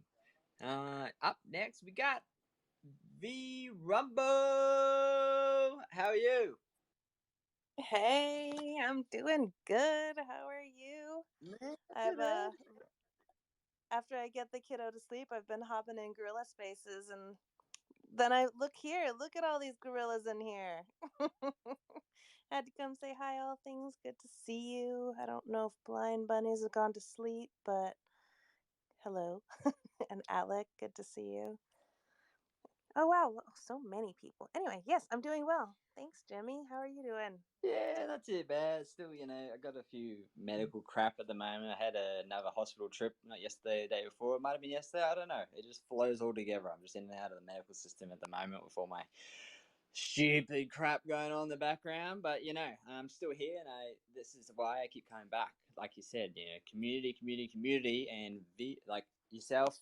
I absolutely love what you're doing, and I know we talk a bit in the background. We've had a couple of calls, but I can't wait I just can't wait for your project when it comes to esports, when it comes to gamification of these boring NFTs that we keep seeing around the place. Like knowing that you're bringing them into the arena and make it like us. I'm not going to take away from yourself, so I'm going to get you to do it because it's absolutely amazing. But up the top, guys, I've pinned the pin tweet. But if you have a another one you'd like to share, please chuck it up, and then please share to the crowd.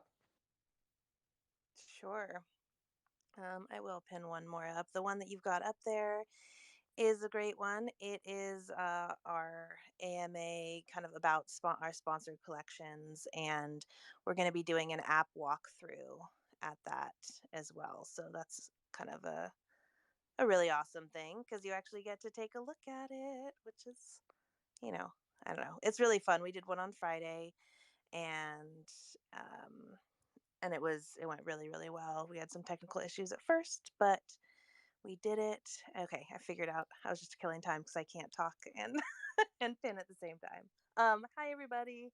I'm Erin. I'm the head of operations at Tasuji Games, and we are a team of 15 now. We just hired another person who's starting soon. Just super exciting. And we're a full stack game dev company, and we've been building out the IP for Rumble. That's available now in its kind of Web 2 version. And on Thursday, we will be demoing our Web 4. Look at what you've got me saying now, Jimmy. Our kind of Web 3 NFTized version of Rumble. And we really saw this amazing utility of NFTs. We saw amazing communities behind projects, and this amazing composability that we have now with NFTs. And so our company mission is all about bringing people together through play. And so how fun would it be, and our founder's been in crypto and into NFTs for a long time, part of many communities, but like how fun would it be to bring all of them together in a single arena? So we are evolving Rumble into a group video chat and live streaming esports game show platform for NFTs. And the idea is that you can anoint any NFT from any blockchain. So you can anoint a gorilla, you can anoint a rich fox, you can anoint a Deturians, you can anoint a Pixelsaurus, a blind bunnies, any NFT from any blockchain, any that's in your wallet. And we give it mystic powers on chain so that it can battle out in our real-time mini-game tournaments against other NFT projects and other NFT holders. It can climb through our leaderboard ranks, and it can win crypto gaming prizes.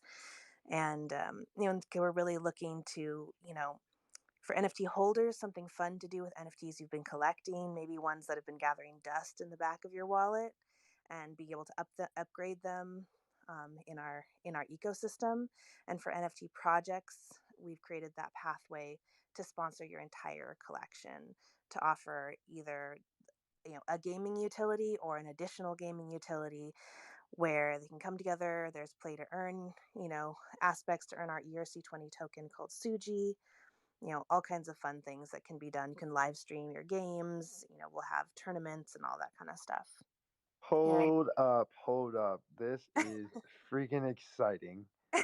So, can you tell me, is this happening already or are you launching in the future? We are doing an app walkthrough on Thursday. We're gonna talk to. We have 6 sponsored collections now, and so we're going to be talking to the different collections just so everyone can meet each other, their communities can come. We'll talk about what it means to be a sponsored collection, like what your NFTs can do, and then we'll hop into Discord and Benji will do a live stream and walk everybody through minting a Rift Sparkle, anointing their NFT on web, switching over to the app, connecting your wallet, equipping your NFT, how to set up your squad deck, which is all based on who you know, and you can cast the NFTs that they have equipped on their profiles in our racing game, in our King of the Hill game, in our little tanks battle game, all in our quiz and trivia game, all while video chatting. You can live stream the whole room. It's really robust. I mean, we really have been building it out for 4 years, and it has like a TikTok type feature with moments. You can do DMs with people. You can, when you're live streaming, you can bring people up on stage similar like you can here, play a game, drop people down. They can chat while you're live streaming, and emoji. Anyway, it's a whole thing, but yes. We're going to do our walkthrough, and then we'll be releasing our Rift Sparkles, which are the golden ticket to kind of anointing any of these NFTs that you own into our ecosystem. And then, if you hold one of those in your wallet, it's also your allow list spot for minting of Rumbler. Then we'll do our Rumbler Gen Zero mint. And most likely it'll be later this month. It might be early June. We had some, kind of a marketing team that contacted us. So we're just kind of feeling out if they would be a good partner for us in this, or whether we need it or not. But so we'll do our Gen Zero mint, and then really, I mean, we can start banging on it. Whoever's got a Rumbler or a Rift Sparkle will be the very first to get into the app. I will definitely be getting at least one of those. Can you touch a little bit on you were saying if someone were to want to integrate their blind bunny or their conscious cup, you'll give it the magic powers. Is that something that's going to happen right away, or is that something down, like I know you mentioned featured projects from the beginning? Is this something that's going to happen further in the future, or is that something that's integrating right away? No, that's like integrated right away. I mean, if you want to So see what are our what are what are some examples of like how you can integrate and give it those powers? So if you are you talking about like an entire collection to like give it to sponsor a collection, or just an individual, like you're like, I've got a blind bunny in my wallet and Yeah, I want to battle with it in yeah, Rumble. exactly that. Yeah, so basically what you'll do is you'll go to our website at rumble.io/anoint, and you'll mint a Rift Sparkle, which is a burnable NFT. And in that same window, it'll ask you what NFT you want to anoint. And in that process of anointing, you're randomly assigned a mystic power level. So you might be a moon water mystic or a fire mystic. And it'll assign you a mystic power level of 1, I believe it is. So you start out And at then 1. does it become play to earn? Yep, and then you can download our app, or you will be able to download our app when beta goes live. Connect your wallet and equip that NFT on your profile, and then all the little mini games that you play and win, you're earning our ERC20 token called Suji, that you can anoint other NFT, get Rift Sparkles with it. You can upgrade the Mystic Power after you play games and train your little character. And we've got some other kind of burn mechanisms built in as well.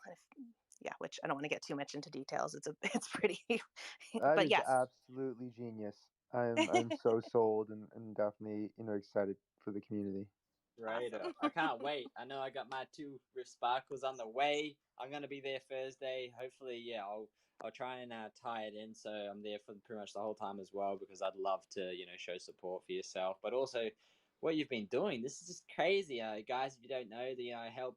I try to help out when I go to different Comic Cons and stuff like that. So I did print out quite a lot of VRumble printouts to show QR codes to go in and get it out there, because I really want people to see what you're doing, and with Benji and that behind the scenes, showing it IRL. Like, since I'm going to be in front of a lot of people when it comes to these supernovas, Comic Cons, NFT places that I'm going to, I can't wait to set up the couple of different computers and all that, and have a booth, and have yourself and all these amazing communities in front of all these people. I can't wait. Thursday's going to be so much fun. I can't wait to. You know what the hardest choice is? Going to pick what I want to anoint first. That's going to be the hardest choice, I'm pretty sure. Like, I only got two. Like, I'm going to either have to load up on that day so I can, there's just so many amazing projects here. Like Alec was saying, the Blind Bunny could go in there and tear shit up. But we also got the Gorilla Mansions. We got the Rhinos. We got so many, obviously the Rich Fox Club. We got Open AI. It's literally, I have my, my corporate fighter AI that I'd love to chuck in there as well. Like, there's just so many projects. Like, this is so well done because it gets people thinking what's next. You know what I mean? Like, they're gonna have their mystic powers starting at level 1 and then going all the way up. Like, you never know who's got, yeah, like I said earlier with apes together strong, you never know who's who in the zoo, and we're gonna find that out with the Rumble. It's gonna be so much fun. Totally. And like, and also, when you do upgrade that mystic power, it's an on-chain action. So if you sell that NFT, or, that helps to raise the power and like the value of that NFT, because it might be, kind of a floor model, but if you come into Rumble, it's a bot, like it's just killing it, and so yeah, it just kind of like changes, trying to kind of change the playing field a little bit and just kind of mix it up, and also a way to, yeah, like, wrap all these amazing projects that we love. Hey Shem, how's it going? I am good, Aaron. How are you? Well, actually, you've already answered that. That's fine. Don't bother. You know how it is. Hey, yeah, I just sort of want to echo everything that's just been said. I'm not going to go into that much detail, but fantastic project.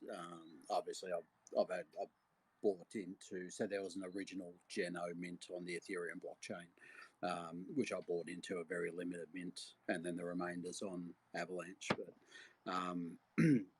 those Rift Sparkles, I think there might be an opportunity to win some of those in the Discord, or is that over? Oh yeah, we're always doing. There's a bunch of, if you go to allow list, there's a bunch of different ways you can kind of earn them. We're doing a like a trivia at the end um of the AMA kind of space tomorrow in our Discord. I'm gonna, make a custom little trivia thing. So whoever gets that trivia will get a Rift Sparkle. And in most spaces right now, I'm trying to, follow me around. You might win one. Share stuff we've got. Yeah, check out that allow list channel, and you'll see some of the stuff we got there. So all things crypto, if you get in there and interact, you might end up with another one. And for everyone else in the space, jump in the Discord, see what it's about, and hopefully you might be able to earn a Rift Sparkle to anoint your own NFT. Yeah, totally. And we will, we will be releasing Rift Sparkles by the week, and so we'll kind of drip them out to public sale over time, but it won't.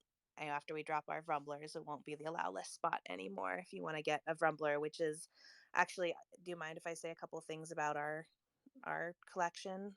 There's kind of our platform, and then I'm just going to keep going. And then our NFTs are 7,777 Rumblers, and they're kind of the premium experience, and you can sorry, stake your Rumbler. It has an AR, it will have an AR face mask. We're not launching with that, but you'll have an AR face mask to use when you're video chatting of your Rumbler.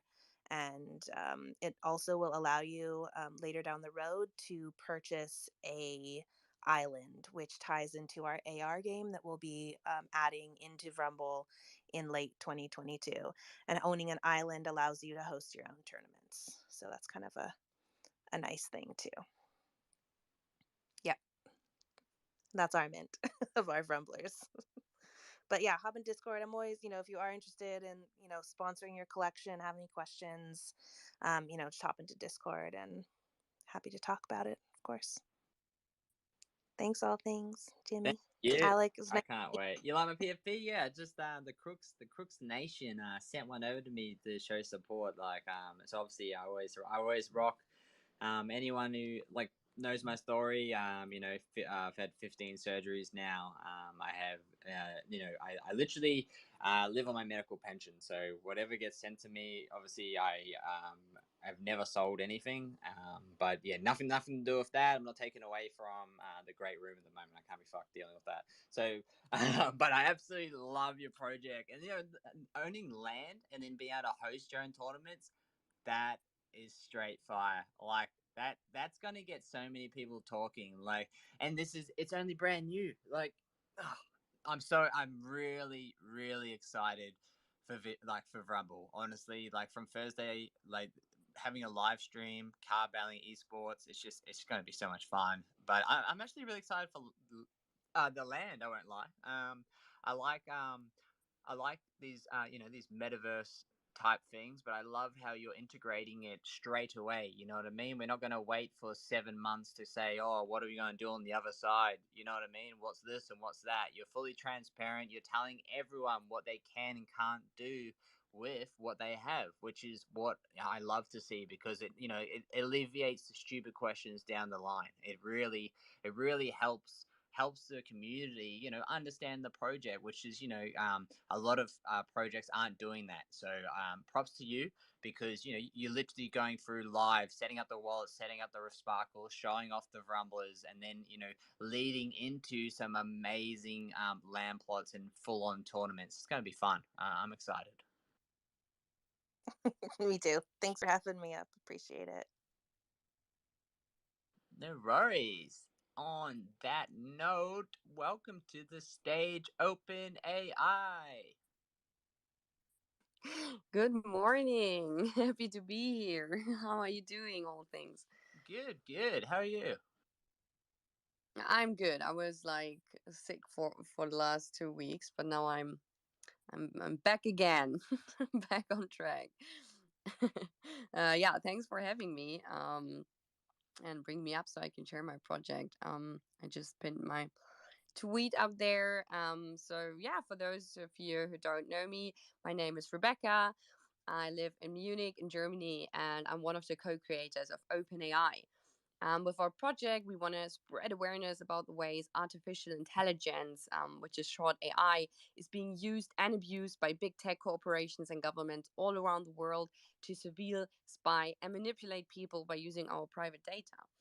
So I work as a social worker with young children, and every day I witness them being sucked into addictive apps like YouTube, TikTok, or Instagram. But it's not only the kids. Everyone here in this space is subject to the recommendations those algorithms choose for us.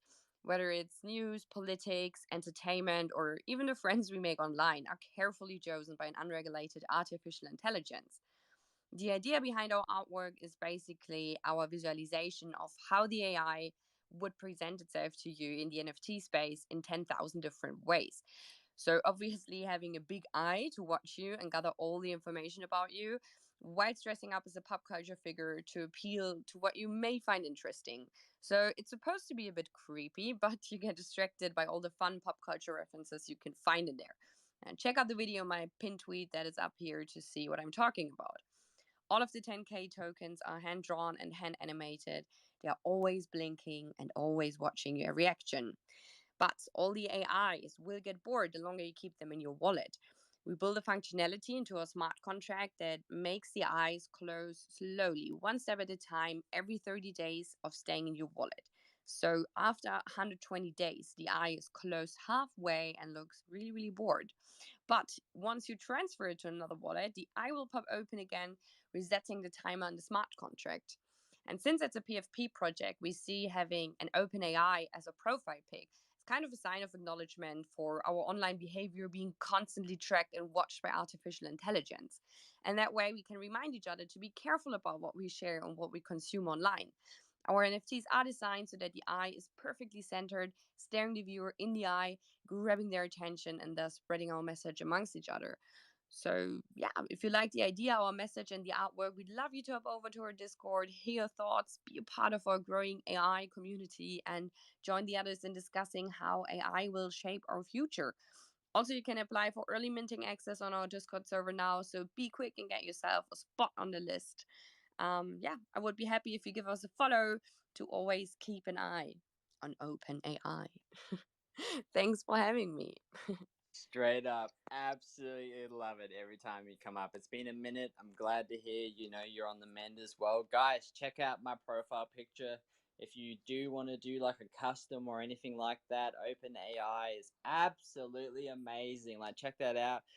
Sorry, I guess to it's not my pin tweet anymore, but I wasn't able to step into the ring on April 9th it was, because I was in the emergency room for an emergency surgery on April 7th. So I'm still dealing and recovering with that, but I really did appreciate obviously this custom piece, like the corporate AI fighter. I was supposed to fight for mental health charity in this boxing event for my best friend. I still attended it. I still, sponsored 2 tables. It was my last of my savings as well, to deal with, all my health and medical things. So I did stick to my word. I still went to the event and showed my amazing support to all the people fighting. But OpenAI supported myself. But I'm showing the love with a custom piece, and I absolutely love it. Like, guys, take a look at it. It's the eye most likely is going to close because I'm keeping this forever. But I'm probably going to switch it to my other, my wallet and back, so I can keep the eye going, because it's absolutely amazing and I love this project. So yeah, keep coming up, keep showing up. I absolutely love the project, and I got my gloves on, ready to go. So this is more than likely one of the ones a cheeky Rift Sparkle's going to go into, because OpenAI in the Vrumble, I feel like that is gonna be legit. I've already got my gloves on, ready to go, and my eyes moving, and it's gonna get people's attention. So, yeah, thank you so much for sharing, guys. Jump in the Discord, say hello, give them a follow, because they're not going anywhere. They've been here just as long as me now, obviously a lot longer, but I absolutely love your work. Thank you so much. Always nice to see that PFP. Yeah, thanks for your kind words.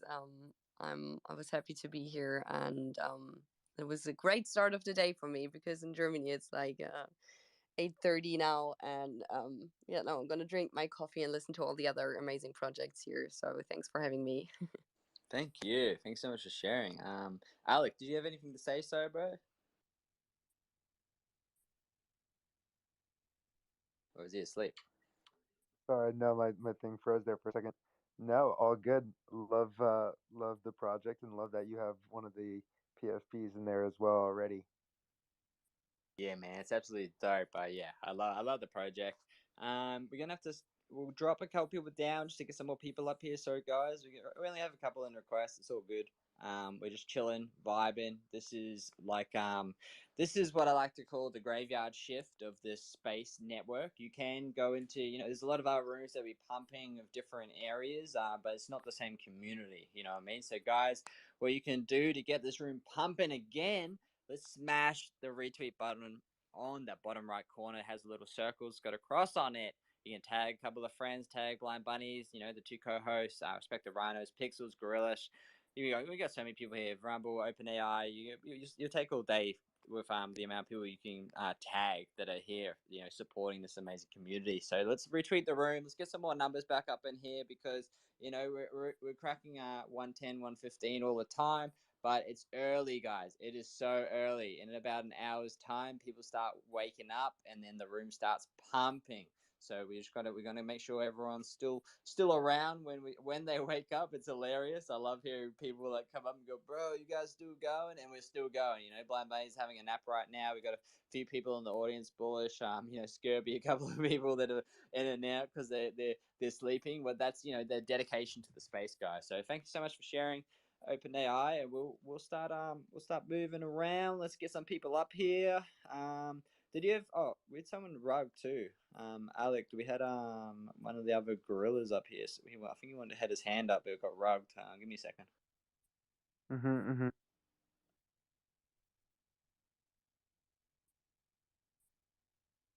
And if you're below and you want to talk about your project, definitely make sure to request, and we will do our best to bring you up in the order that you requested in.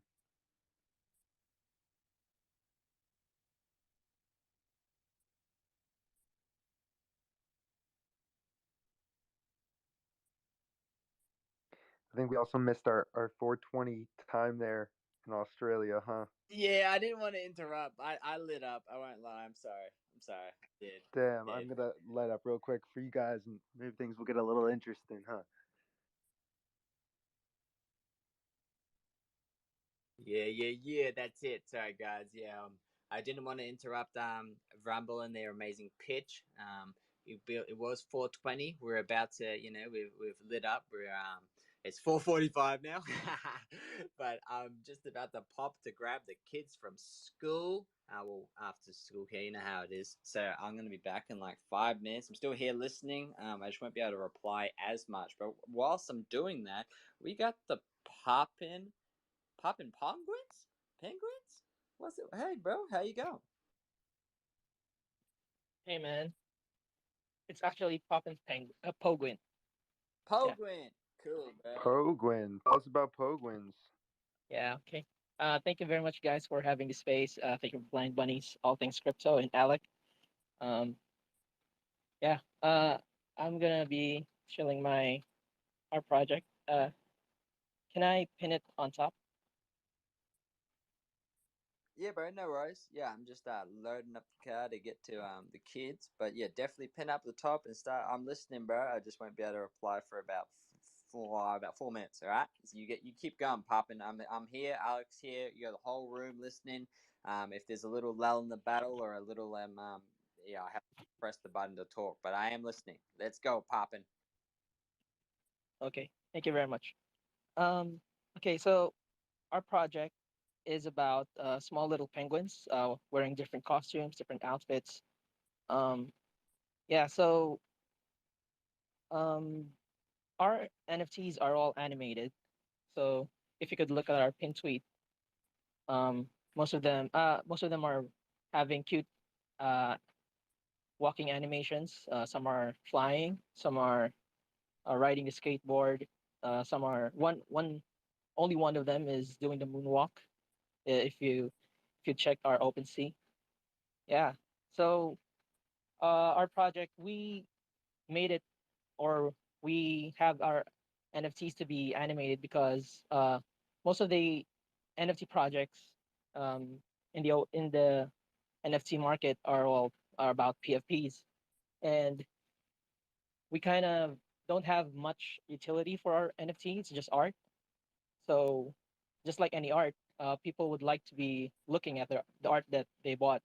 So we thought that it would be great if that art would be animated art. So yeah, um, the only utility I think we have for this is you could use it as a live wallpaper for your smartphones or smartwatches. Yeah, so um, we've already tried doing that, and we have great response from some of our collectors. They have they have that on their smartphones. Every time they open their smartphones, they see their penguins walking or whatever animations that they had. Yeah, so that's our project. Super cool. Super cool. And could you tell us like a little bit more about the origin of how Pogwin came to be? Okay, so yeah, me and my girlfriend, we both of us are working on this project. So back in 2021, we heard about the NFT, NFT space, NFT community, and we wanted to be part of it.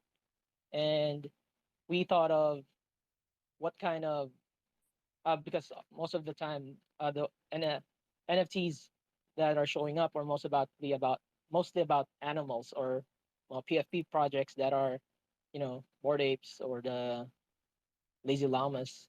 Uh, so we thought about we didn't want to be just any just to be any animal. So we actually have it's inspired by a stuffed animal that we have. So we both love stuffed animals. So we had a penguin stuffed animal, and that's the name of our stuffed animal. The name is Poguin. So we I thought of love that. yeah, we thought of why don't we make an NFT that's based on that? Because since we love that stuffed animal and we love to share that to people, so we created this NFT collection. So Yeah. if I were to buy one, do I get a physical copy of of a stuffed animal? Oh, no, not yet. We wanted to have that, but we still don't know any. We have no connections with, manufacturing for plushed animals or stuffed Well, if animals. anybody, if there's about 100 people in here right now, so perhaps someone has a connection because it sounds like that would be a good fit and something that would be exciting to you, huh? Yeah, actually, the next phase for this one, I don't. We haven't put a roadmap for it yet, but we would like to have a merchandising for this, and that's one of the products that we would love to have. So if anyone in the room has any connection with, you know, manufacturing for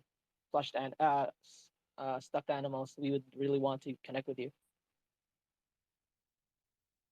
Let's make it happen. Let's make it happen. This is what these spaces are for.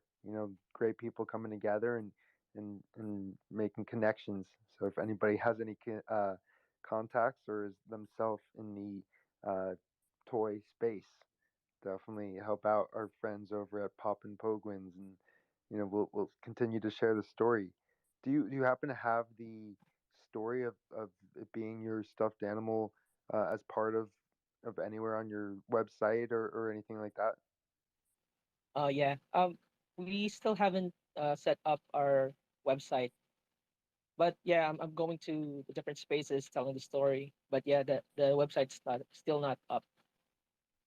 Okay, cool. Yeah, as a buyer, that would probably be something that I would want to check out before I buy something just personally. Maybe other people feel differently, but um, that's just something I recommend. Yeah. Can I just add? Um, on May the 4th, we will be having a drop for Star Wars inspired penguins wearing different those costumes or based on the Star Wars universe. Yeah, just want to tell you guys that.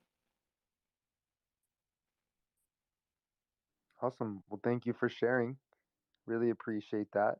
You pinned to the top so everyone check it out, and we have our call to action here as a community. If anybody could help them out, definitely please do. And then without further ado, we are going to bring it to Shady. Hello, Shady. I might be pronouncing it wrong. Is it Shadi Shay? Okay, we will come back to you. Let me bring up a couple more people to the Hi, speaker sorry, panel. I had problems turning Oh, on no my worries. mic. Sorry, thank you so much for having me. My name is Shadi, and I'm beyond honored to be among all these talented artists and to be able to talk with you. Oh, thank you for having me again. I'm a digital artist and graphic designer, and I've been in the space over um I think it's gonna be a year in May, and a little bit about me. I've always been obsessed with art. When I remember my childhood, I can picture myself as an 30 years old girl who used to draw everywhere in the house, and I used to have all my signatures all over the house and the walls and everywhere.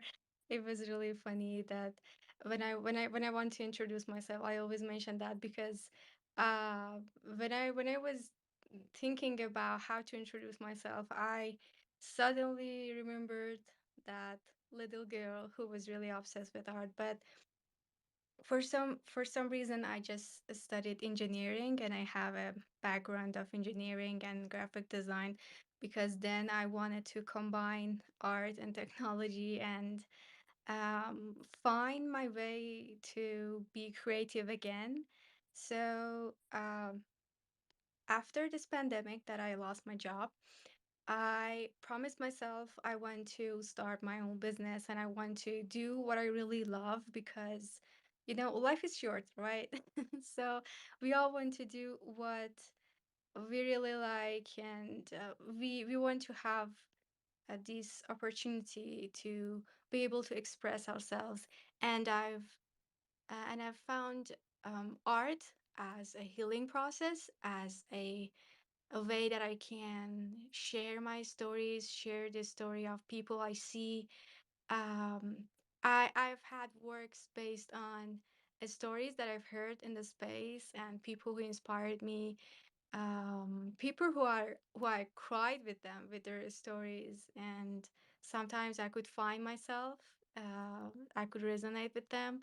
So I think the way that we can communicate with just a little device nowadays and be able to connect with each other all over the world is really amazing. So thank you for everyone out there who know me or don't know me, and who inspired me and who push themselves to be in the space every day and show up and support each other. Thank you. That was a little bit about me, and um, I just don't want to take too much time, but I appreciate you. I'm done. Thank you for sharing. And no, if there's anything else that you want to say, we're not in a hurry here. We, have been on this space for a few hours, about almost 7 hours now. So we're taking the time that it takes for every project to, fully share. So is there anything else that you'd want to share?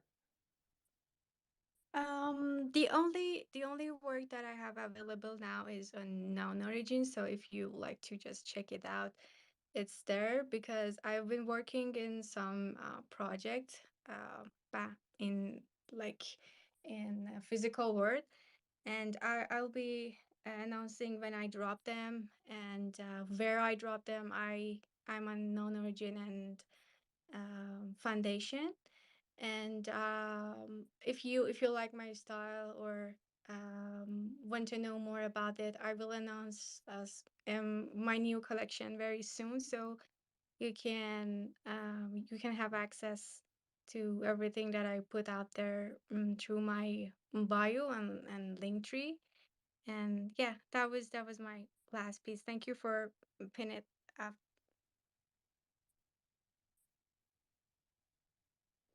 Perfect.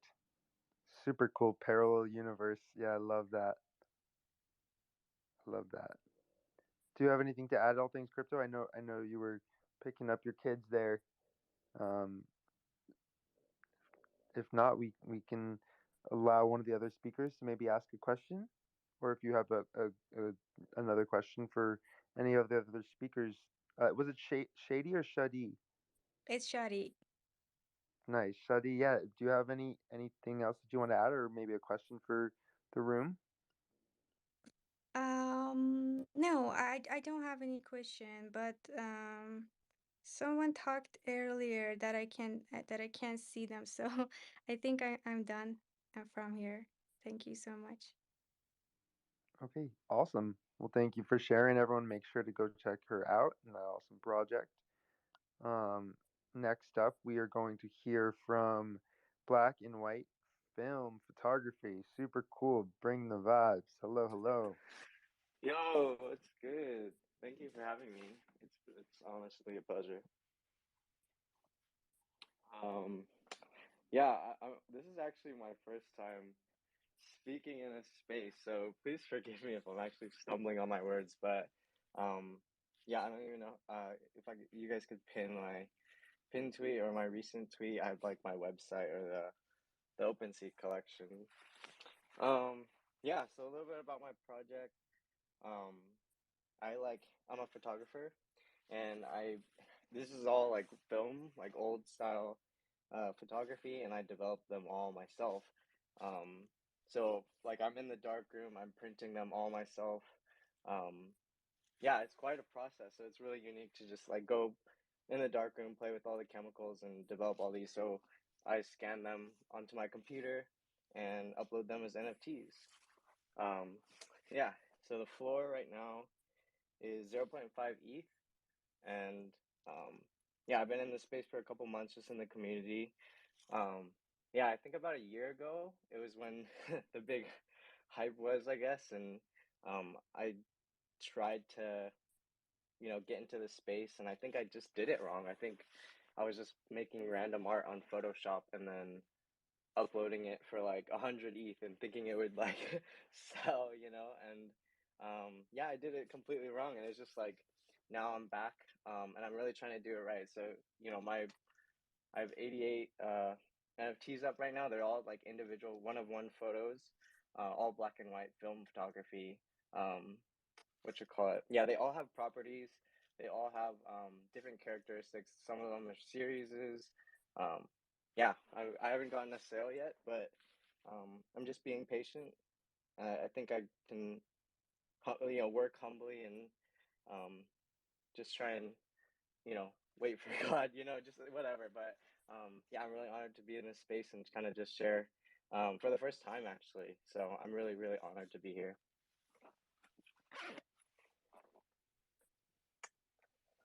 Let me see. Yeah, so that's my collection. Um, Hey, oh glad. yeah, what's up? Hey, well, welcome. That's Thank awesome that you're you. here. That's amazing.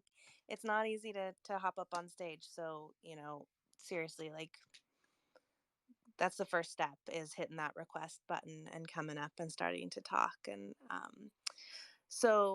the one thing I would say is maybe when you post, make sure you post an image with your link to your collection, because if there's Okay. no image with it, then we can't see anything. All we see here in the pinned tweets is just a little bit of a link. So just in terms Oh, of okay. like the presentation, when you do come up, that's kind of a nice thing. Um, Yeah, it was just my link that I dropped in there. No, that's put up. good because it's I'm good gonna to go get ahead to. and link, yeah, different art. Cool. Thank you so Yeah. much. Yeah. No, So no, I just like appreciate all the help. yeah, just drop in like a JPEG, in there with your link, and maybe a couple words about what you're doing.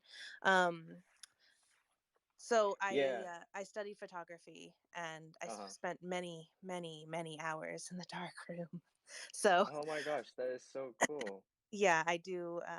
I do really appreciate when someone takes their time to be in the dark room with their chemicals and know what it really takes to produce images in the dark room. So I just want to like commend I you on yeah, practicing that still. I really appreciate that because it's a lot of yeah, I feel like I'm spending a lot of my time there, and um I don't know, when things like are working out too hard, I'm just being patient. It just kind of seems hard, but I really appreciate you saying that.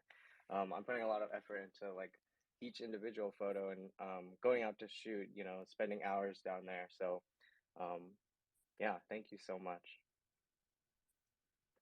I went and pinned another tweet. Hopefully that's a better presentation. I get you. I'm looking at this now and it's just a link that you can't really see anything, but I appreciate you.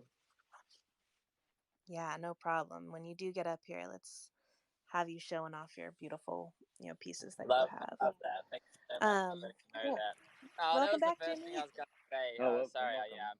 as you can hear, my car's like already exploded once. I'm in my shit box trying. I just picked up the two kids. And I'm on my way home. Obviously, I've pulled over to quickly give you an update because Alec he rugged out, obviously. So thank you so much for stepping in and helping out. I really appreciate it. And exactly what sorry. Rebecca, you've said in regards to the pinned tweet, guys. Make sure you have a picture and then a call to action, like your link or something, and then and then underneath, whatever you can have whatever you want. But when it comes to coming up, you want your link, a call to action, or whatever it is, a little blurb, and then a link to your OpenSea, your Rebel, or wherever you are, because like you said, it's very hard to get noticed in these spaces. So when you do have the opportunity to come up on stage, we want you to be seen. And I always, thank you so much for taking the time and letting him know that because I really do love hearing the story behind someone and knowing that you're practicing the black and white art still. That's still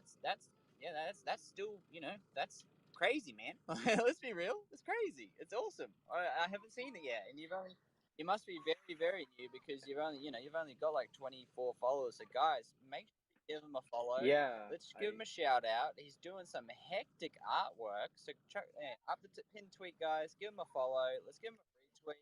God bless.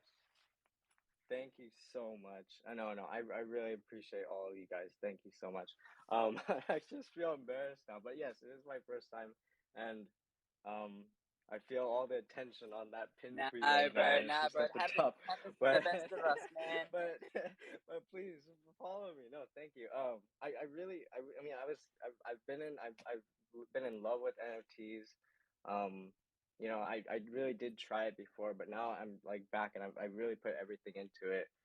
Trying to be different. I've been doing my research and I really haven't found like much black and white photography or photography even. So I'm really like trying to be, yeah, I mean, this is just amazing. Thank you guys. Yeah, I'm trying to roll out. Oh, yeah, I was just gonna say I was trying to roll out 3 NFTs a day, and just putting them up for auction for a week, and then if it doesn't sell, I just go for the floor price, and yeah, so 3 NFTs a day, so three new NFTs a day. Hey, I rugged there as you guys saw, but I wanted to say, I'm such a big fan of black and white photography in general, and I think looking at yours, you can definitely tell that you're playing really well with contrast and with the lighting. Um, yeah, I love it, and I think that there's definitely room for future ideation in terms of maybe messing around with like a little bit of color that pops. I'm looking at like this basketball court. Maybe there was like you know something on the rim is highlighted, or I know that a lot of NFT world is starting to be into storytelling. So maybe there's some sort of like um, Easter egg or some like hints of Yeah. messaging that you can share, just as some food for thought. Yeah, no. Okay, so I'm on roll 10, or I just started uploading roll 12, and I'm shooting on roll 22. So I'm like 22 rolls in, and yeah, I've just been, so it takes a while for it to get from the roll to the dark room, but I have a lot planned, and I'm just gonna keep on creating, just gonna keep on improving, and I think that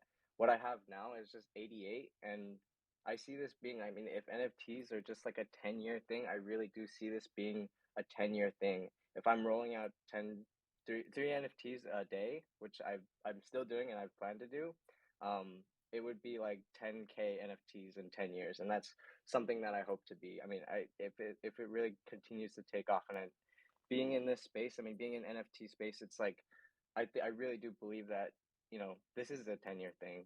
This isn't going anywhere. So I mean, just being in this space, you really feel the energy, you really feel everything. So, I mean, I'm really glad for everyone being here. 100%, bro. I just want to jump Well, in on that and say you're completely correct that the 10-year plan or anything like that. I always say we're very early here. There's amazing. Oh god, my car! Stop yelling at me. I always say that we are the next influencers of the space, guys. When it comes to the people here right now, and the people that are here grinding away every day, if they're still here in a year's time, you're guaranteed you're literally talking to the next celebrities of the NFT space.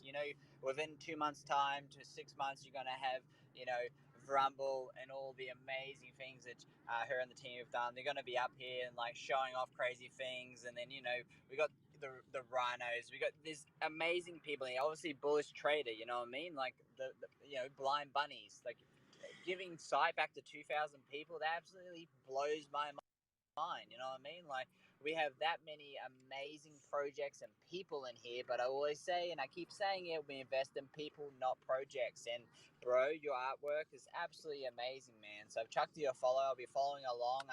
The only advice I have to you is try not to burn out, bro. 3 a day is pretty hectic. If you take that back to one or maybe two and do something a little bit different or add something to it, spend time with your family and friends, stuff like that, because burnout does come. I really just want you to think about that as well, because I love how you've got that, that passion. 10 years, you've got it in the bag. 3 a day, you've got a plan. But I really stress to you to, in your plan, have that time to relax a little bit, to appreciate all that stuff that you've done as well, because 3 a day is hectic, bro. Props to you. And I'm one of the biggest grinders you'll ever meet on the space. But I always take time as well, once a week, to spend time, properly with my family. Obviously, I see my family every single night. I have my kids with me. I'm about to do dinner and stuff like that. But let's be real, I'm not fully there. You know what I mean? I could be conversing with my kids right now, but I'm choosing to converse with yourself in this amazing room. But my kids understand what I do. They love NFTs. They get involved. They point out which one's their favorite goat god. They point out which one their favorite rhino, their favorite OpenAI Rumble. I get my kids involved as well. So I just wanted to stress to you, 3 a day, in my opinion, hectic, bro. That's crazy, man. You're doing a great job though, and like you said, you've Yeah. already got it. You've already got it ready to go as well though. So you can just shut me up and just say like, bro, I've got it. It's all sweet. Rumble, you got your hand up? Sorry, I don't know why I keep calling you Rumble though. It's just I just want people to know the project, I I'm guess. totally. That's okay. You can call me Rumble. You can call me Aaron. Either way. Anyway, I actually didn't mean to have my just realized my hand was still up and pulled it back down, but I echo everything that Jimmy just said. Um, and also what Alex said, like that story. One a day, even like 5 days a week, every week, 5 days a week, you upload one. Like that is a story you're creating, and you're that like that journaling that you're doing live on the blockchain, like that's a story, man. Like even that. And yeah, just wish you the best of luck and make sure you take care of yourself in the midst of everything, because it is a grind. No, thank you. Yeah, what you're saying, I mean, I really felt that in my heart. No, thank you. I think I've already kind of been experiencing that, and it's been a grind. I've been, a lot of late nights, but yeah, I mean, I spent a lot of hours, but I will consider that. I think just like focusing on the quality, instead of just trying to roll out in quantity. So, I mean, yeah, I really appreciate that. But, I'm going to continue to improve. I'm going to continue to grind, just humbly. And, yeah, I mean, if it just one last thing, I guess, just go to the collection, just like it up, just go like whatever NFTs you like. I mean, even if you're not buying it, just go ahead and like it. Give me some visibility, because, yeah, I mean, the NFT community is just powerful. So if you guys move, it's gonna move stuff. So I just appreciate all you guys, and yeah, thank you so much.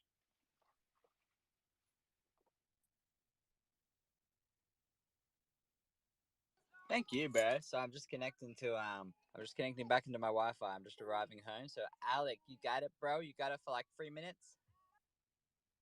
I got you. Yeah. Why don't I don't see the list of speakers, but I'd be happy to share a little bit about Conscious Cups for those who haven't heard about it yet. In the meantime, Yeah, if that's a if great idea, there's bro. anyone It's else. been it's been a minute. Yeah, chuck your new tweet up the top. When I get back, guys, we're gonna do a giveaway. All right, to show some respect and support to everyone here. I'm gonna create a tweet. And we're gonna get rid of a couple of chronic cats. It's gonna be amazing. So yeah, give me five. But Alec, let's talk about the conscious cups. Yo, yo, yo, yo, yo.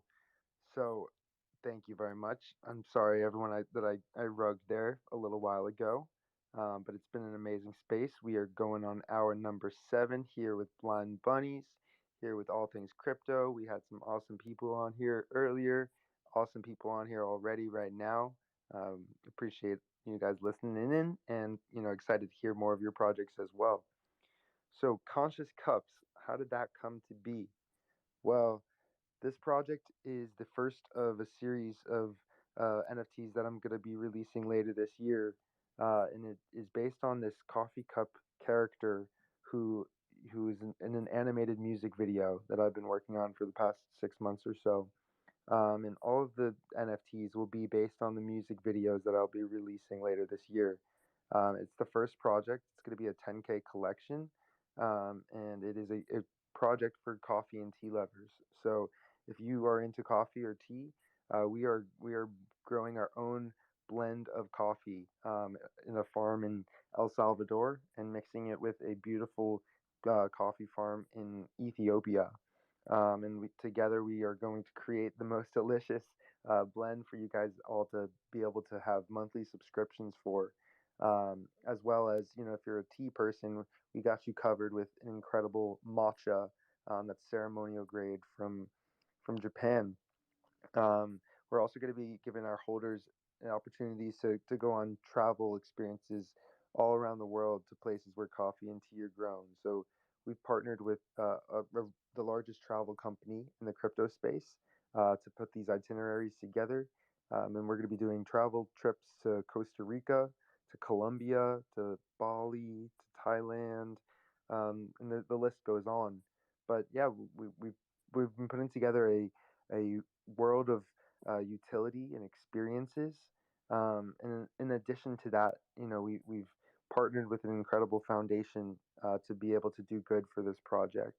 So we partnered with Project Waterfall, who provides people access to clean drinking water in places where coffee and tea are grown. Because there's close to 1 billion people around the world who don't have access to clean drinking water, and the majority of them live in places where our coffee and tea are grown. So we're hoping, to make a difference with Conscious Cups, and that every single person who mints one of our NFTs is providing someone access to clean drinking water for the rest of their life.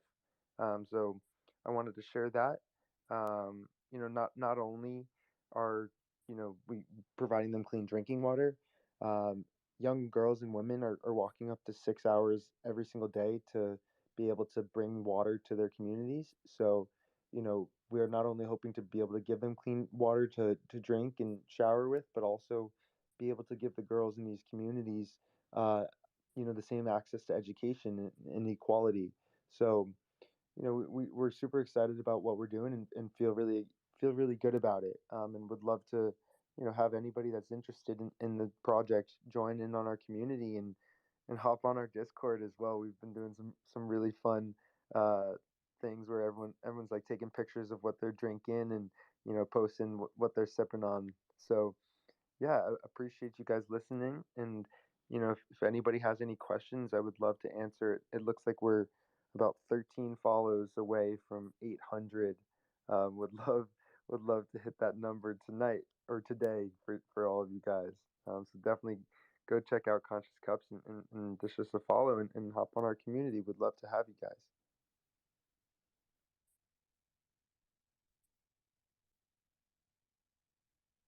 Shout out Dominic joining in on the space. What's good? What's good? What's up, brother? How you doing, man? I'm doing good. I'm slowly fading, but How you been up here?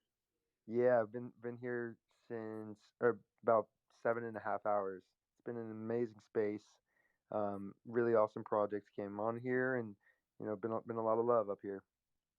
Yeah, still, you already know how I feel about your program you got going, and you're gonna get 800 tonight, so it's all good. But yeah, yeah, everybody, give this man a follow. What he's doing is not just for, not just for him. It's for a great cause, and like he said, there's people who dedicate their whole day just to get some clean drinking water to their family, and we kind of take for granted some of the easy access we have and all the things that we have. So, well, at least that we have in America. I know there's tons of people from all over the world in this space, so I shouldn't assume. But yeah. And dude, you're every time I'm looking at spaces, you're up in here, man, plugging away. Hey, we're trying to grow this community one by one, and really understand that we want to make sure that our holders and our community are heard. We're trying to be a 10K collection, and so that's obviously going to be a lot of people. But so it's important for us that every single person is heard, especially at this early stage.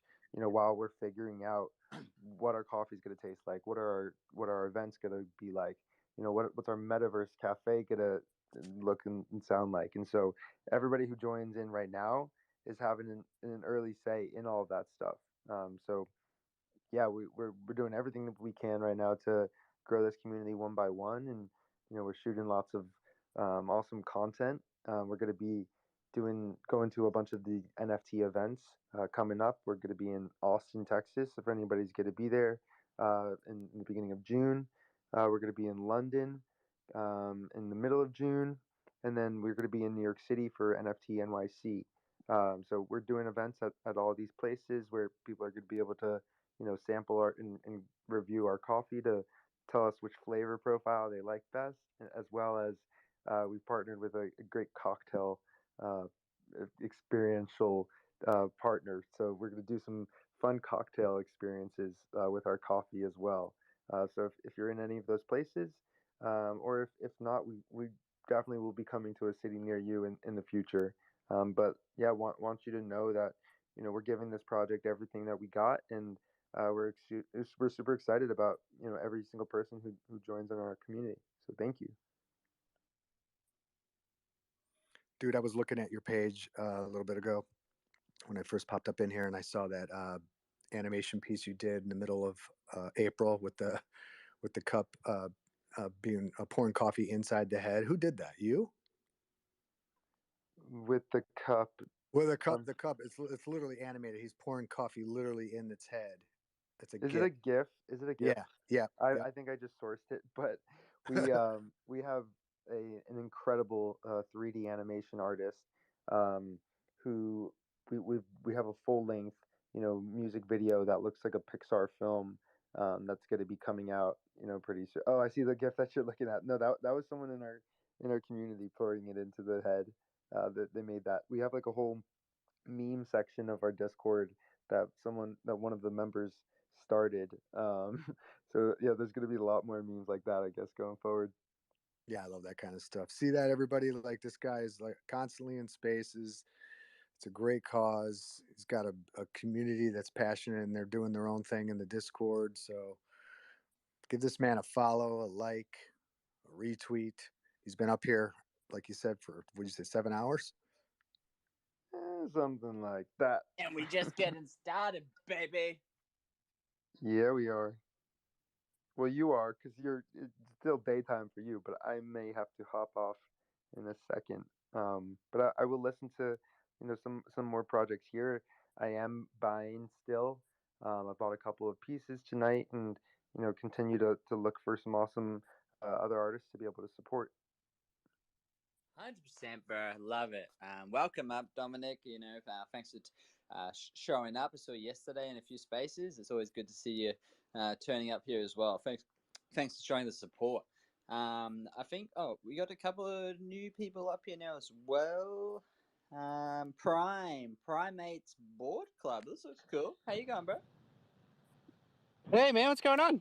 No, just it was 4:20 an hour ago, so lighted up, and then I got the message that my car broke down again, so my missus couldn't get the kids, so I got in the old shit box, and you guys heard me about 5 minutes ago going beep beep beep beep, all that stuff. So now I'm home. I'm just helping out with the dinner, whilst I'm on the space listening to these amazing stories, bro. How about yourself? Yeah, good, man. I'm literally just at the park with the doggo. I had the headphones in and they've just bailed on me, so I've just got the phone in front of my face and chatting away. Yeah, I just sort of rumble. We've been in plenty of spaces with those guys, with Aaron and the crew, and just thought I'd tune in, listen in, like a few projects we for sure recognise. But yeah, the last like 20 minutes or so, just been listening into, man, some amazing projects. A lot of new faces. A lot of people new to the space as well. I think, yeah, like constantly everyone keeps saying, NFTs are so fresh and like we're all new, we're all early. But yeah, I find constantly I really enjoy jumping into spaces where I don't recognize a lot of the people speaking, and it's just like it's always a good time. There's just people around the world just with doing really good things, man, and it's just refreshing daily. 100%, How you bro. doing? Yeah, man. Yeah, it's a good time. It's a good time. So, I just saw Hakuna Banana in your bio. I love that so much. Have you thought about doing a parody song with Hakuna Banana? Oh man, we 100% should. Hey, that's yeah. So Hakuna Banana is like the host location island for season 1 in like the fictitious space that we've created for our project. Not too sure whether you guys are familiar or not. I know a couple of you guys, familiar faces in here, might have a bit of an idea of what we got going on. But yeah, if you've got a couple of minutes, happy to fill you guys in and let you know what we're up to. 100%, bro. That's what it's all about. I chucked you a follow already as soon as I saw that. You know, the little slang terms. But one question, bro. Whereabouts are you in the world? You sound familiar. Yeah, dude, in Melbourne. Originally, so me and my co-founder, Dane, best mates for the last, like, oh man, almost 20 years. Originally from Newcastle, sorry, on the east coast of Australia, and currently living in Melbourne. Been down here for about 6 years or so. Nice, bro. Nice. I'm up here in Brisbane. I could hear the the similarities in the voice. So shout out to us Aussies in here. Oh man, yeah. For sure, dude. Yeah, it's always fresh. Hey, we'd be like usually we're popping in and out of like the apocalyptic ape space. There's a lot of Aussies in that crew as well, so definitely involve ourselves in the banter as much as we can.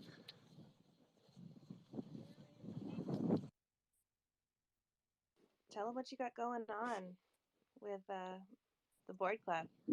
Yeah, for sure, man. Okie doke. So we're a collection, like a generative collection, 2,222 units for season 1. Long-term collection, I think, getting into the NFT space, doing a bit of like sort of trading in crypto for the last couple of years, but NFTs and really sort of getting acclimatized to that this space probably from like midway through last year. And we really sort of, after we did a bit of digging, we realized, okay, these projects are predicated on the success of their community or like the strength of their community. And I think we're both me and Dane, or AKA Rad Dad, is we're both just outgoing community members. I think just IRL, so it totally made sense to start the project from the ground roots. Funnel people into Discord, really share all the vibes that we're about, and build from like the ground floor with the help of the community as well. So we've got a few focuses. Mental health awareness is definitely number one, especially this month being Mental Health Awareness Month. So that's one of the campaigns we're running. We've got Discord channels open. We've got a mental health awareness campaign that we're running, pushing really hard on the whole project called Hug Your Homies. So yeah, check that one out. We're partnered with some board-centric charity organisations. One of them is Newcastle-based as well, so they do like surf therapy. They're called Foundation Wow. Those guys are doing insane things. Good mates of ours from back in the day. Used to start with, man, I think there was like 3 guys in the crew originally when they first started.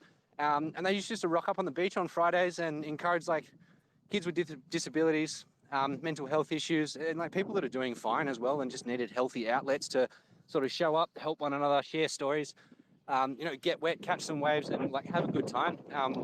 And then to get back in touch with him, because he was kind of the first charitable organisation that came in mind when we started the project. Got back in touch with him, haven't talked to him in years, and he's now grown that thing to like be like a global organisation. He has to answer now to a board of 6 people, which is just nuts because this dude's just a surf rat from my hometown. And he's just absolutely kicking goals. So we've partnered with those guys for season 1. We've got a few pro riders on with us as well, obviously being board-centric, focused around skate, surf and snow. An ape derivative project. My name's Jake. I suppose I should get to the intro of that. I'm the lead artist and co-founder of the project, and we absolutely loved the artwork of the apes and the whole idea of aping into stuff, but wanted to do something different. So when we really thought about like developing the concept for the artwork and where the project could go, we wanted it to be long term from the get-go. We wanted it to be something that eventually we can pull away from full-time work and just focus on.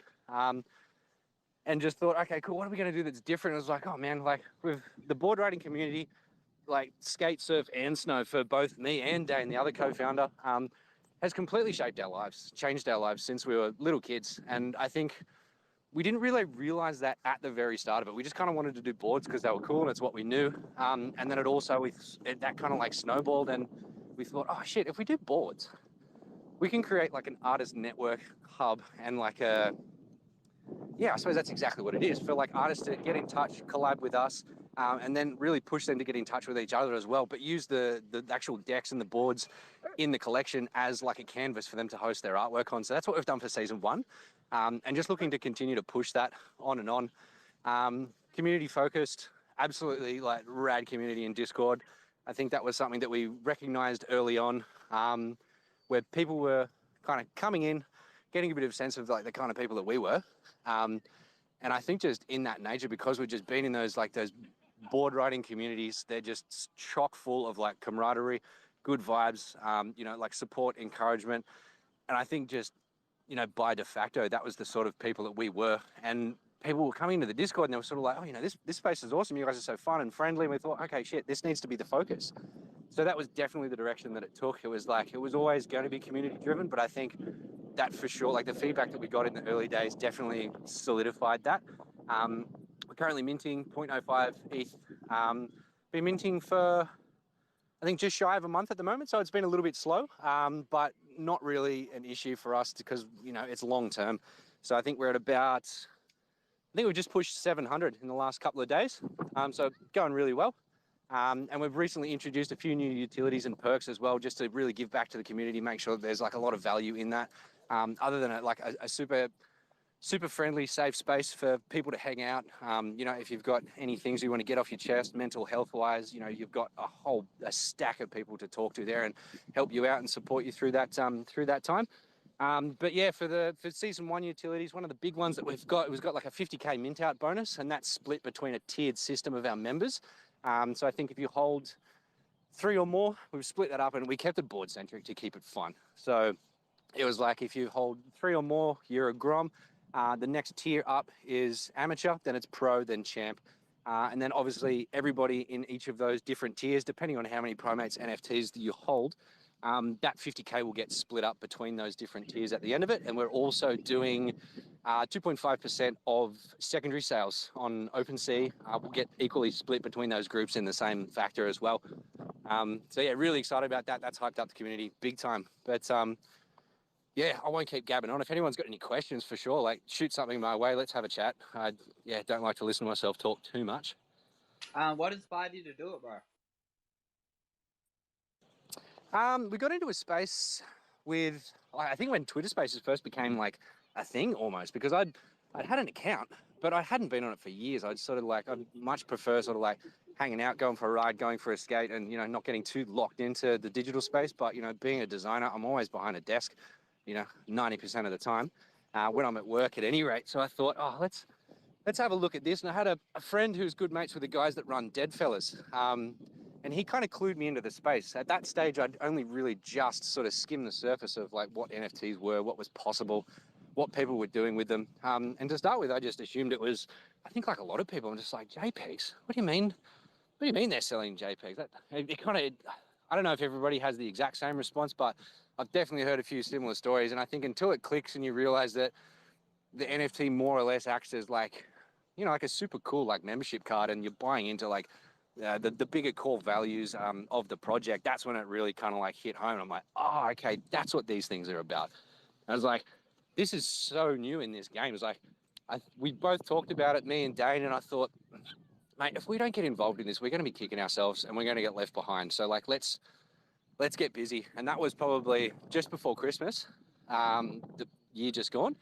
And then it was, man, like 3.5, 4, like crazy months of like artwork development, spaces, community building, development, like website, like everything. It was insane. So for a team of 2, it's a hell of a lot of work. We thought, we can do this, it'll be fine. And I think it definitely has been challenging for sure.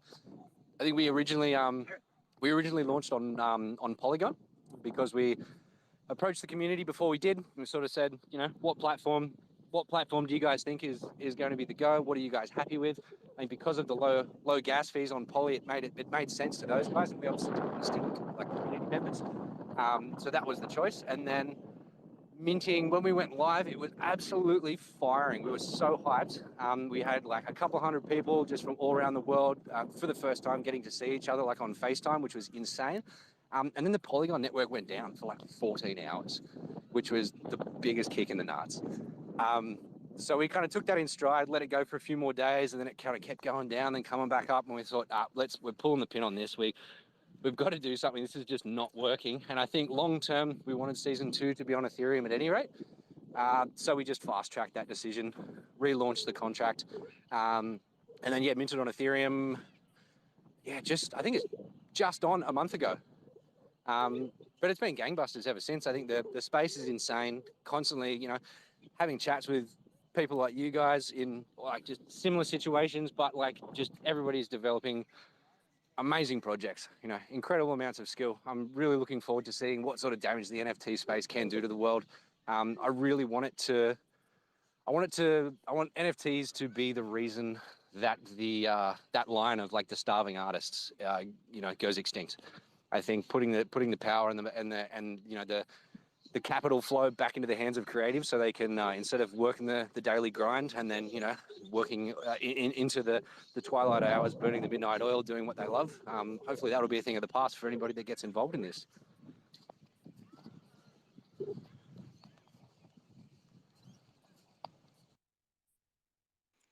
Totally. As I say, as I'm 12:30 at night grinding away. 100%. It doesn't stop. Hey, it's ridiculous. It's absolutely ridiculous. And like I think, what you guys were talking about earlier with like, trying to mitigate the risk of burnout is so important. And it is 100% true. If you're new to the game, even if you're not, I think it's the nature of the beast. I think it's because it's 24/7. It's so fast paced. There's so much going on. There's so much competition, and there's like, I think for us, the urgency of like, the main thing that we saw when we first sort of started was like, there's not a whole lot of like people in the space doing stuff that's like board centric or like skate or surf focused or snowboard focused. So I thought, shit, we need to do this like as fast as we can, but we can't sacrifice quality. But that meant that after my 9-to-5 day job, I was working, with an 8-month-old and my wife, absolutely pulling their weight into the super early hours of the morning, like 7 days a week for 3 months. And it was nuts. I fully found my limit of like physical and mental health and where I break down, which was not a great time, but I think I needed to hit that boundary to find out exactly where it lies. Now just definitely pulling back, making sure you've got plenty of time to spend with the family, and enough to make sure you're not hitting that burnout barrier. I think you bring up a really interesting point because a lot of times you hear people talking about burnout, and it's a very real thing, but dare I put a positive spin on it? I think a big reason there is a burnout, like I said, before, if the NFT space was a city, it would be Las Vegas, open 24/7. You always feel like there's something you got to be doing, and lights are flashing, and people got their hands in your pockets and all that. But at the same time, a lot of us are addicted to this space for a reason because of the communities, because of the technology, because of the smart contracts, because of the artwork being shared, because of these interesting projects, because it's new. And so there is a reason that we're not just all dummies that have nothing to do. Like there's a reason why people are listening to spaces on their lunch breaks at their work and all this, because there's a lot of exciting stuff going on, but you still have to you have to find that balance. And like you said, I did the same thing you did. You go to the edge thinking there's a ledge beyond the edge that'll catch you, and you have to find like what your threshold is. So you have to kind of cross it. And so I found that really interesting when you were talking about that, because I think a lot of people can relate to it. Yeah, 100%, man. And I think it's one of those things too, because it's like it's such an amazing space because it's so accessible for everybody as well. And I think there's like, you spend 5 minutes like just trolling through like, new NFT artists, and you see what an absolute myriad of artistic potential and creativity there is out there. And a lot of these people, I think, like for some instances, they might not have had like an IRL gallery show. They've never been told that their work's awesome and they're like super talented and to keep going. They haven't had that encouragement. I think for us, that was a big thing. So like, I think one of the fuels that does lead to burnout is like if you've got like a really awesome core concept, or like there's some sort of like a value, or you as a figurehead to the project have got something really epic to bring to the table, you fully get hyped up. It's like a fucking drug, man. Like the community drives you, and I think that's the hardest thing. It was like when we were really getting stuck into development for season 1, and it was getting closer and closer to crunch time. We're like, shit, we've got 2 weeks left. We need to get this done, get this done, get this done. Knowing that like the community was like counting on us, and that they've been so awesome, that was sort of like, that's what keeps you up, that's what drives you, that's what it allows you to keep your your eyes open for that extra 2 hours, while you're working at 3 or 4 a.m. just like getting shit done. But super important to make sure that you're not doing that too often. Like, a few late nights every now and then, 100% get it done, because if you don't, someone else will. But very important, I think, to maintain that mental health, and that's something that's if anything, that's like the core focus, and something that we're really pushing, especially this month being mental health month. So we've got a lot of fun stuff going on. But I think really excited about the project. It's definitely grown to an extent where we didn't expect. Certain things, like I think to start with, we were like, okay, we need an explanation. People are going to ask why apes have got skateboards. That's just going to happen. So we need to figure that one out.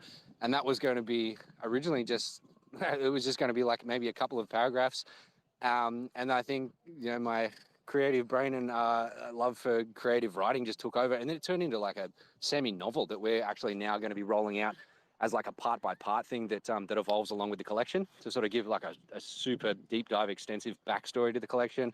But yeah, it's been awesome. It's been insane, and just love hanging out in spaces. Love meeting all new people like you guys, and just sharing and hearing what you guys are all up to. It's insane.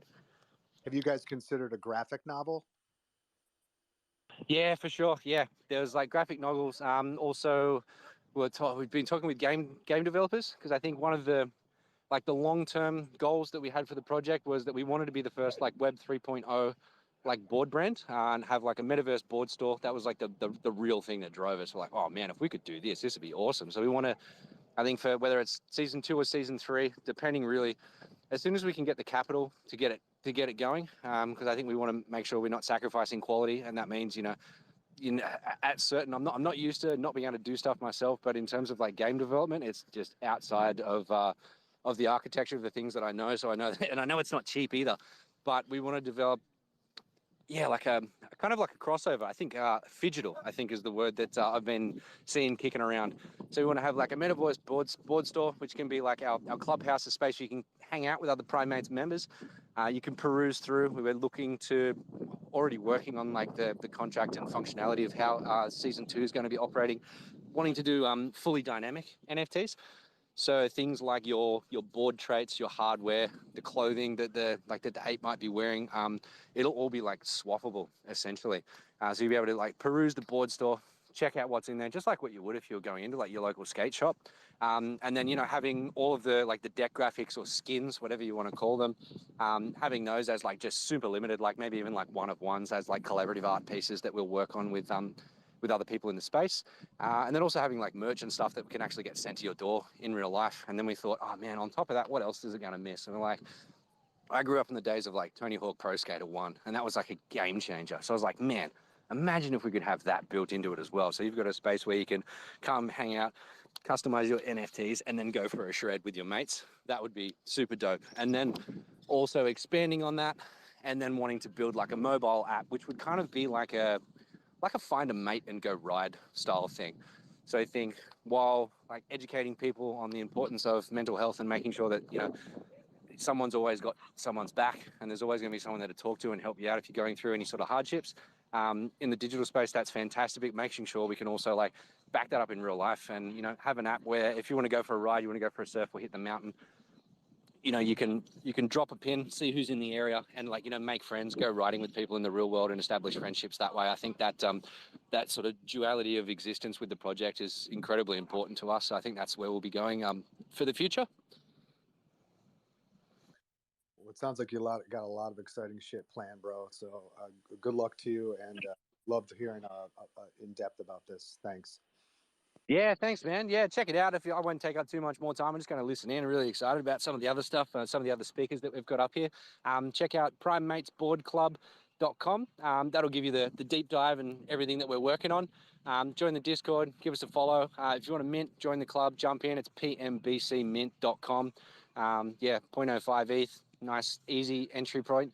And yeah, we've had a few mints like in the last couple of days that have been absolute bangers. So I don't know what's been happening with the devs, but I think we've got a cluster of some really cool rare combos for the next sort of like 50 or so. So it'll be interesting to see what new ones come out of the bag.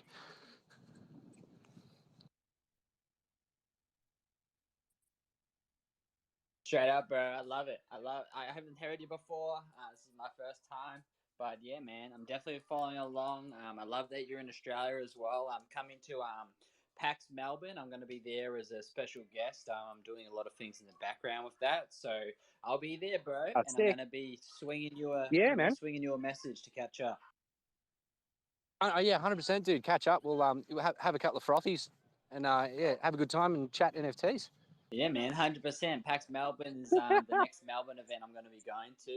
I'm going to go to like a supernova, I think, as well. I'm not too sure. I'm still working on that in the background, but when I'm in the area, bro, I'm gonna definitely create an event, and you're most welcome. And we're gonna, we might even do something together. I can't skateboard for crap, but I'm pretty good at shooting hoops though, so I'm pretty sure if we drop by a basketball court or something on the board, it's going to be a good time, man.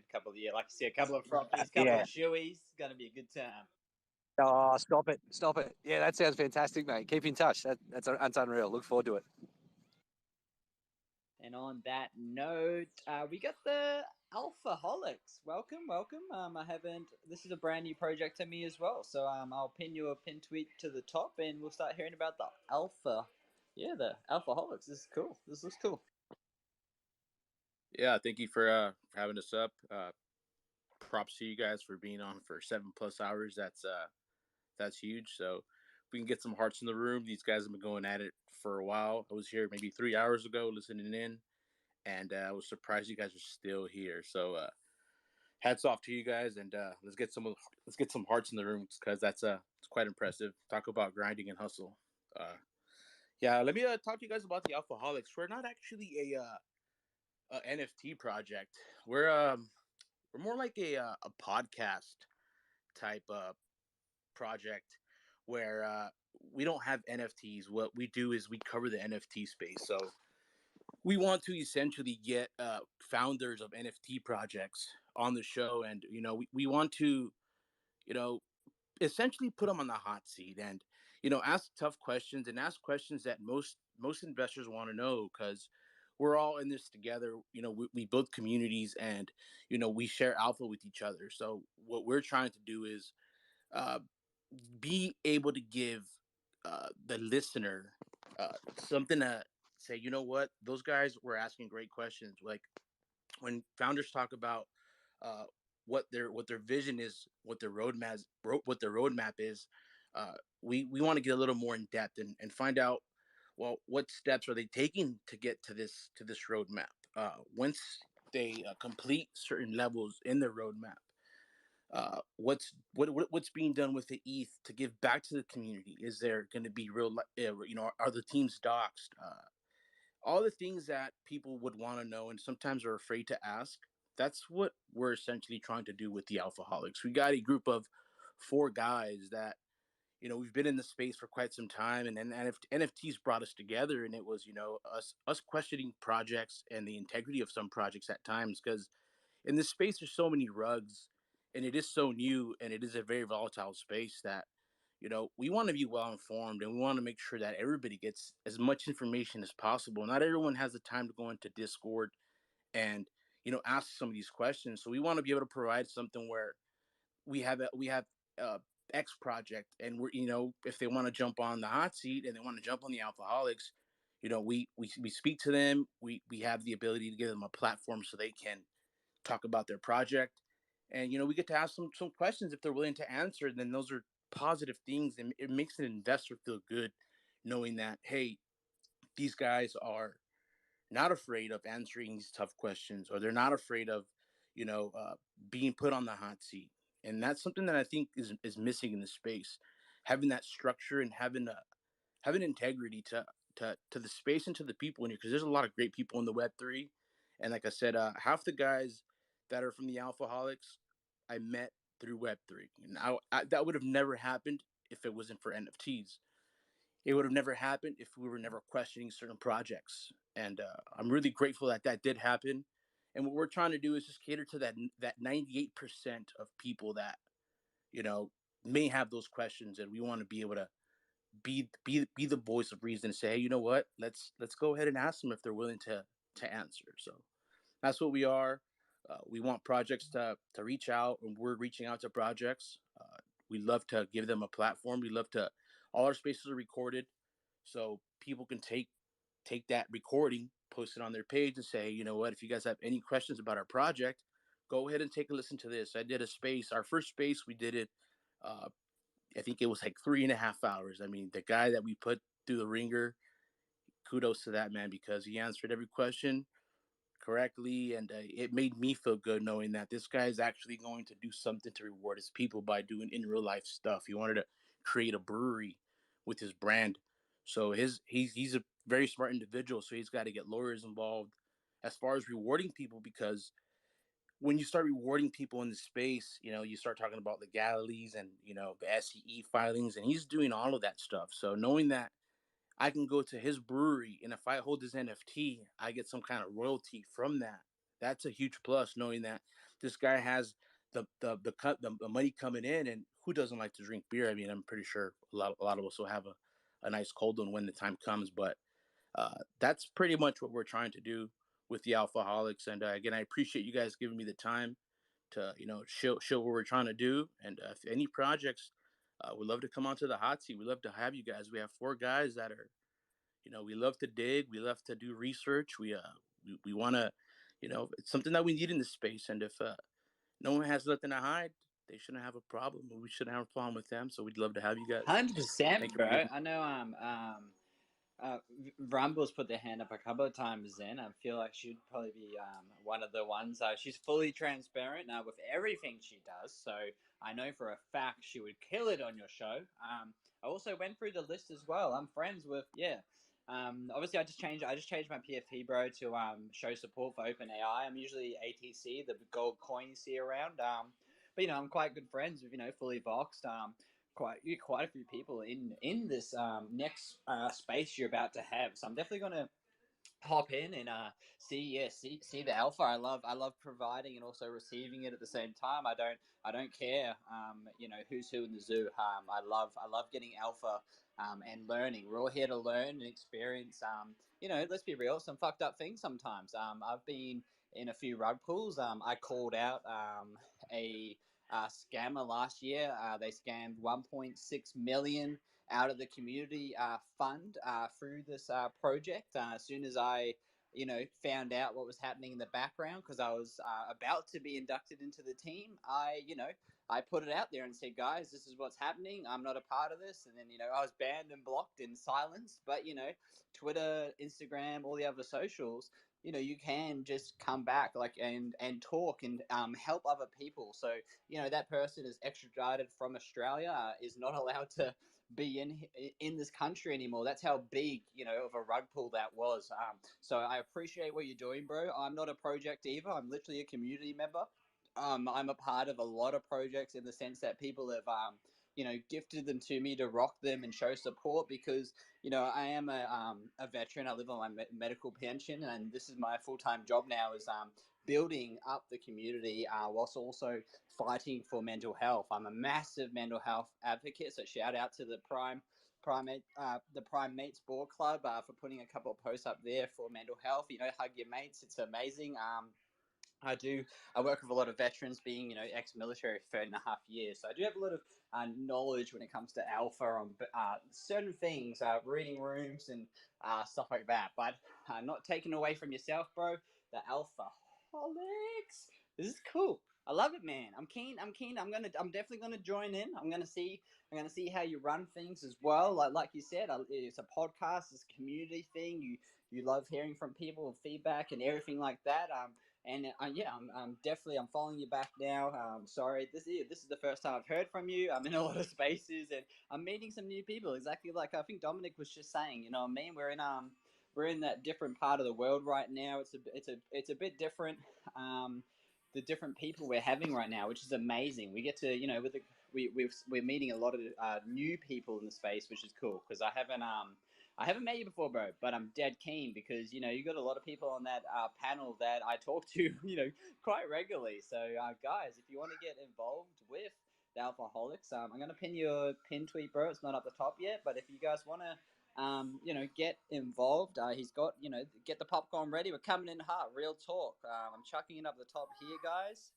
You know, it's this pretty much proves that, you know, Blind Bunnies, the people up here, we really don't care when it comes to sharing people's work, guys. You know, we are here to support you guys. We're not just going to smash out, you know, Blind Bunnies for the next 20 hours and just, you know, make sure that you guys are minting and doing all that stuff. We honestly care about the community. We invest in people, not projects. So the Alphaholics, I love what you're doing because you're giving people the opportunity to talk, but also asking those tough questions. And some people don't like hearing those tough questions, but when you're in that that, you know, that mode and you're on that other side of the podcast or something, it's always good to see people's reactions. You can, you know, like I said earlier, I think the quote of today is "Who's who in the zoo."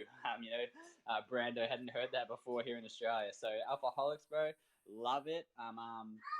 Yeah, pin it up to the top, guys. Make sure you like and retweet it, and if you're keen, you know, tag a few people because they're gonna have some alpha talk. It's gonna be fun. Charlie, why are you still yelling? You're supposed to be in bed.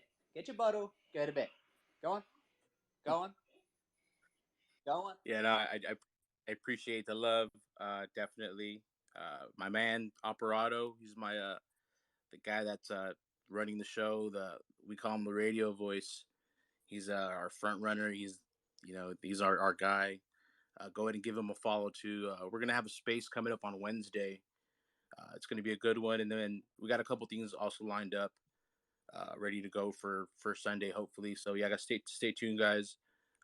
We're excited to be in the space. We're excited to make connections, and we're definitely gonna be coming in hot. So where people are gonna know who the Alphaholics are, and we want to make it a special thing. And I appreciate you guys. Appreciate the love, and we've been getting a lot of good feedback, and people do want to see more of this kind of stuff in the space. So I do appreciate that. All things crypto. Thanks, man.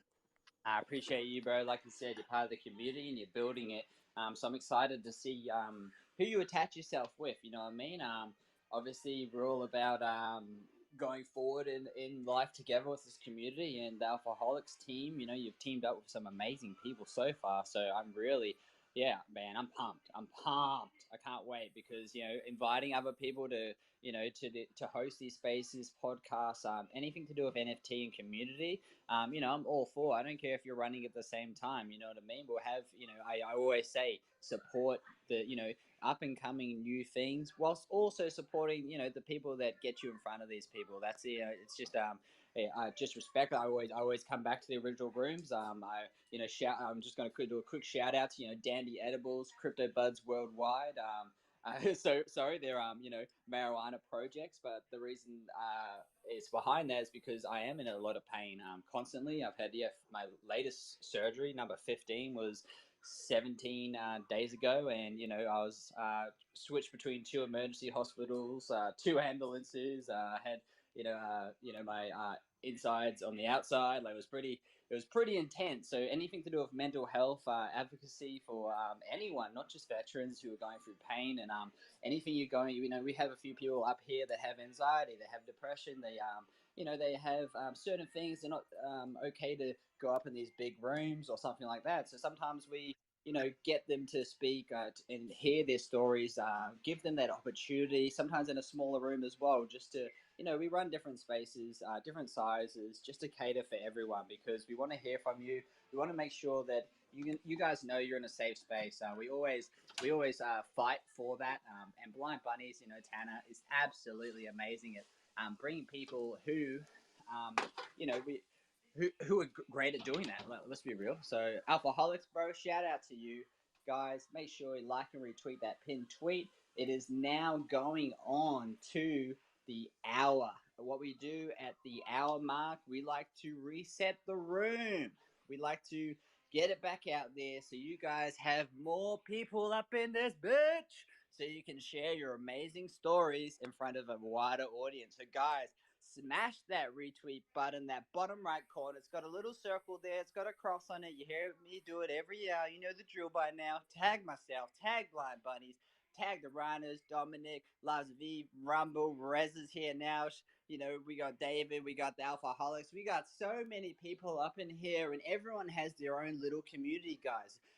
A little bit of alpha for the Alphaholics.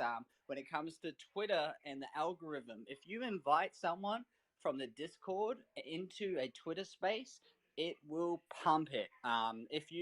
If you're already on Twitter and you're retweeting, that's all cool. You're gonna hit your fans. You're gonna hit your community. But if you send it to a Discord and they enter from an outsource, so if they enter from Facebook, Snapchat, any of these other platforms, then you bring them into Twitter, and if that's tied to like a good post, guys, it literally can break things when it comes to algorithm.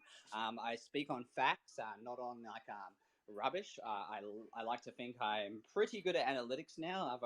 This is my 12th week on Twitter. I used to say 7 weeks every single time because I keep forgetting because I was on the space for so long. So shout out Bash. She's like, you haven't been here for 7 weeks. It's like, yeah, I haven't. Because I always now it's just a running joke that I've only been here 7 weeks. So to hit over 5,000 followers in a short amount of time, just being here puts in perspective how powerful a like and retweet is. Tag your friends, get people involved. I've not once paid for a paid promotion. You can go through my shit. I'm not doing that. I'm here to build one-on-one communities. I love hearing from one-on-one artists. You know, we have the Bullishes space usually opens about 2 hours time, or it's usually still running because I'm there as well. And we have people come up, they tell us their story, and it might just be a one-on-one piece, which is amazing. But that person, if they have the time, you give them the respect and you give them an actual moment to actually talk about themselves instead of a 60-second elevator shill. It really does mean the world to some people because they're used to going up into different rooms and doing like 30-second smash shills or 60-second smash shills, or they get cut off. We're very open here and very respectful. So then that's just from Blind Bunnies and how he's pulled this great space together, guys. So shout out to Blind Bunnies, shout out to Alphaholics, respective Rhinos, Dominic. We got amazing people up in here. So let's get some more people in here, guys. Let's retweet the room. Yeah, wow. I'm excited too because you're supposed to be in bed. That's what we call the alcoholics. That's some real. You were spilling some alpha brew. I got you, bro. Anytime. I love what I do. I love this community just as much as Charlie's going nuts because she thinks she's not going to bed. Yeah, she's super happy. She thinks she's going to be rocking it with us all night. But that's the power of the space, guys. Kids don't sleep. Wives are in the other rooms or boyfriends going, "Oh, you're going to come watch that movie? Yeah, I'll be back in 5, babe. I'm going to be back in 5. I'm just going to close down the space." And then bam, it's 28 hours later, and we've sold out another collection. We've sold out 50 pieces. She's getting wild. Charlie's excited. We're getting too many sales, and then next minute it's the next day, and I'm like, shit, did I reply to that? Or sometimes, it gets out of control. But Charlie, do you have something to say? You want to say hello? Say hello. Say hello. Oh, all quiet now, aren't we? All quiet now. Oh, hello. But yeah, guys, when it comes to involving kids and all that, I also say like Mental Health Awareness Month for, it is all about hugging your mates, making sure they're loved, making sure people are aware that we are here for them. It's not weak to speak. We're here. We're here for you. I've lost countless mates. I've lost my best friend to PTSD. I've lost a lot of people, and it eats at me every day. So I will keep pushing for everyone else that can't. I will give them a voice where I can, and I will make sure that you are heard. So I am, on that note, we're going to go with Lives of B. Welcome to the stage. Last night was hilarious. Tonight, welcome back. We don't have any crazy kittens next to you right now, so tonight should go a little bit more smoothly. Welcome to the stage. I'll pin it to the top for you, and please share. Hi, hello everyone. How are you doing? Good. Sorry, I'm just pinning for you. Oh, thank you so much. Yeah, I'm happy that there are no cat haters here today. I'm just joking. Everyone's entitled to their own opinion, but don't hate cats. Not in front of me. Hi everyone once again. Yeah, I'm sure you all already know about me. Maybe heard my shield somewhere. So I don't want to take too much of your time and do a classic show. I'm just going to be short so more people can come up to the stage and I don't know, meet you guys. So my project is called Lives of Behemoth, and Behemoth was my cat who died, and I wanted to somehow commemorate him. So I decided to give him a chance to reincarnate into NFT. And through these 1,000 hand drawn pieces, he will now have a chance to reincarnate. And I currently have 157 pieces, and only like a few of them are left.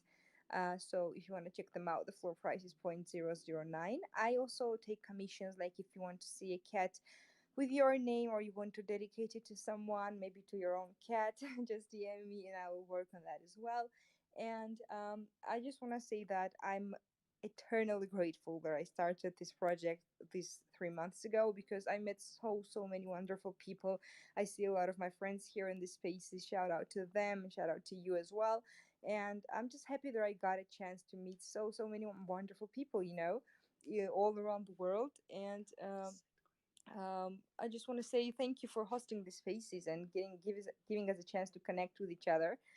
And yeah, that's basically it. Thank you so much for having me always, every day. And I'll be here and I'll be back every day from now on as well. Thank you. That's it. No, I love it. I love it. I love the passion. And like she said, she's here every day, guys. Like we had her up last night. We had an amazing chat. It was hilarious.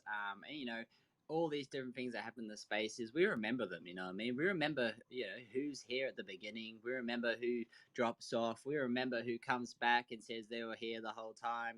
I remember, I write down everything. I got ADHD. I've got three screens going right now, two phones, two kids. The other two kids are at the other, the other. So I got a lot of stuff, and I take notice. I take notice of everything. If my mind's not running 100 miles per hour, I'm asleep. That's just how I am. So I write down things. I write down alpha. I write down things that went wrong, but I also write down things that I'm grateful for to remind myself, because sometimes we do just keep flying forward, and we don't have that little bit of break to take a step back. So guys, what I'd ask you guys to do, if you want to, no one has to, is just stand up out of your seat. Let's just get a little bit of shaking going. We're just gonna have a little bit of, we're just gonna twist a bit and get some movement, because we've been sitting here for what are we up to now? Bruh, I'm the only one here now. Damn. Nah, look, he's passed out. We got Blind Bunny's having a nap. He's gonna be back within an hour. That's right on 5 hours that we've held it down for the team, so we can keep going. For to hear everyone, guys, like this space is, it's amazing. So yeah, Lives of B, thank you so much for sharing. Guys, like and retweet the pinned tweet if you enjoy it. Obviously, it's not a rule here in this space. This is Blind Bunny space. This is a different type of room to Bullishes, but we're very welcoming. So I would ask if you could like a retweet, because honestly, guys, no one gives a shit about anything other than your pinned tweet. I've seen the analytics. I've seen it's all good. It's all cool and crazy having a business account and then having that personal account to like and retweet. That's fine. You know what I mean? That's amazing. But if you're doing everything on your main account anyway, honestly, guys, people go to your pinned tweet, they have a look, and they see what they want to see, and then they move on. If anyone here can honestly say, apart from if you're really into someone's art, if they can honestly say you scroll past the pinned tweet, you can call me out. But I very rarely I scroll past it, because I understand that we change it so often when it comes to tweets. I mean, we're here supporting each other. So someone before. This put in perspective, guys. Obviously, I changed my profile picture to OpenAI to show support. So someone DM'd me and said, "Oh, I love the OpenAI project," and I was like, "Thank you so much. I'm a supporter of them. I don't have a project, but thank you so much for the support." You know what I mean? Like people look at your profile picture, your pin tweet, and your bio. Anything more than that, if they're scrolling down for ages, you know, it's awesome to see though. People love seeing other people support other people as well, guys. So you know, shout out to Lars Behemoth. Did I say it properly that time? Yes, yes. Okay, thank you, thank you. I'm trying. I'm working on my English. I am really shocking at pronouncing names. But thank you so much for sharing. Up next, I'm just going to quickly bring some people up. Sorry if I move you down. Please do request to come back up if you do have any questions or anything. You know, we are still building the space. Let's be real. Right now, we are very early in the morning. The normal space, myself, Bash, and the other co-hosts with Bullish and that, the Turians. Shout out to you, bro, down there. I see a lot of people in this amazing audience that are still here from the beginning. It's absolutely crazy. Jelly, you're still here as well. Shout out to you. I know Deek's asleep for sure. And normally Pixelsaurus still here. All fly. You know, Rez just got rugged back down again, so I'm going to bring it back up to share. You know, shout out to everyone in the audience, guys. So let's retweet the room. Let's bring some more people up here. Up next, we have Melanin Goddess Club.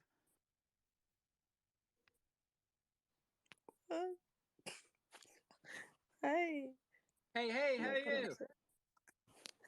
I'm fine. I just got stage fright for a second. Nah, it's all good. It's all good. Welcome to the stage. I'm sorry I startled you, but it's always good to keep people on their back foot. You always gotta be ready. You never know when I'm gonna come get you in the crowd, guys. If I quickly pull you up and then you know you gotta be ready. Nah, it's all good. I'm gonna share your stuff to the top. Please share your project. It definitely did. I'm gonna pin it to the top for a second. Okay. So I'm trying to get my brain together. Well, hi everyone. It's morning for me, so forgive me because my brain is still kind of like getting together. But my name is Judith, and I am the founder of Melanin Goddess Club, which is a project that is inspired by my personal experience of a moment in my life that I found myself having a very low self-esteem and struggling and questioning myself, you know, based on my roots, you know, and who really I was. And it was just based on the scrutiny that I got from people, you know, often telling me how I didn't sound like, you know, a typical girl from my country of origin, or not being that much of a black girl. But over time, I've gotten over that. I'm stronger, and I took the time, you know, to like just tap into myself and to build a personal relationship with myself, really understand myself. And what I realized was I'm just the girl that's unique, just as every other woman out there, you know. I have, and I just had to accept myself and be true to myself. And well, that's basically the base behind Melanin Goddess Club. This moment is not something that sometimes when I think about it, I'm not too proud of it, you know, but I'm happy for what has come out of that because I'm stronger now and I've got a voice, and I'm here trying to do the same for like other women, just to empower women, you know, to um, let them, encourage them to see the need to appreciate themselves, because no one, you know, is supposed to tell you how you should sound or how you should be. Just be yourself, because well, that's truly who you are.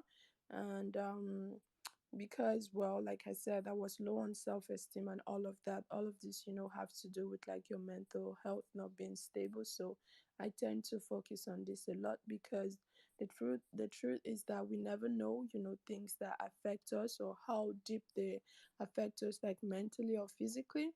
Mine took me a while to realize, but I'm glad that I got there, and I just want to help people, you know, to also see this as well. I just got done with school and I found out about like NFTs, and I was trying to like invest in crypto.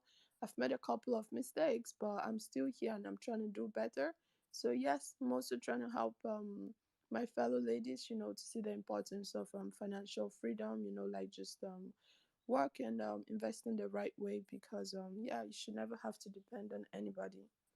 So I'm taking baby steps right now. I'm trying to learn, I'm trying to build a community, and what I'm doing right now is I'm just what's it called, trying to like reconstruct the entire project and do it properly and just come out bigger.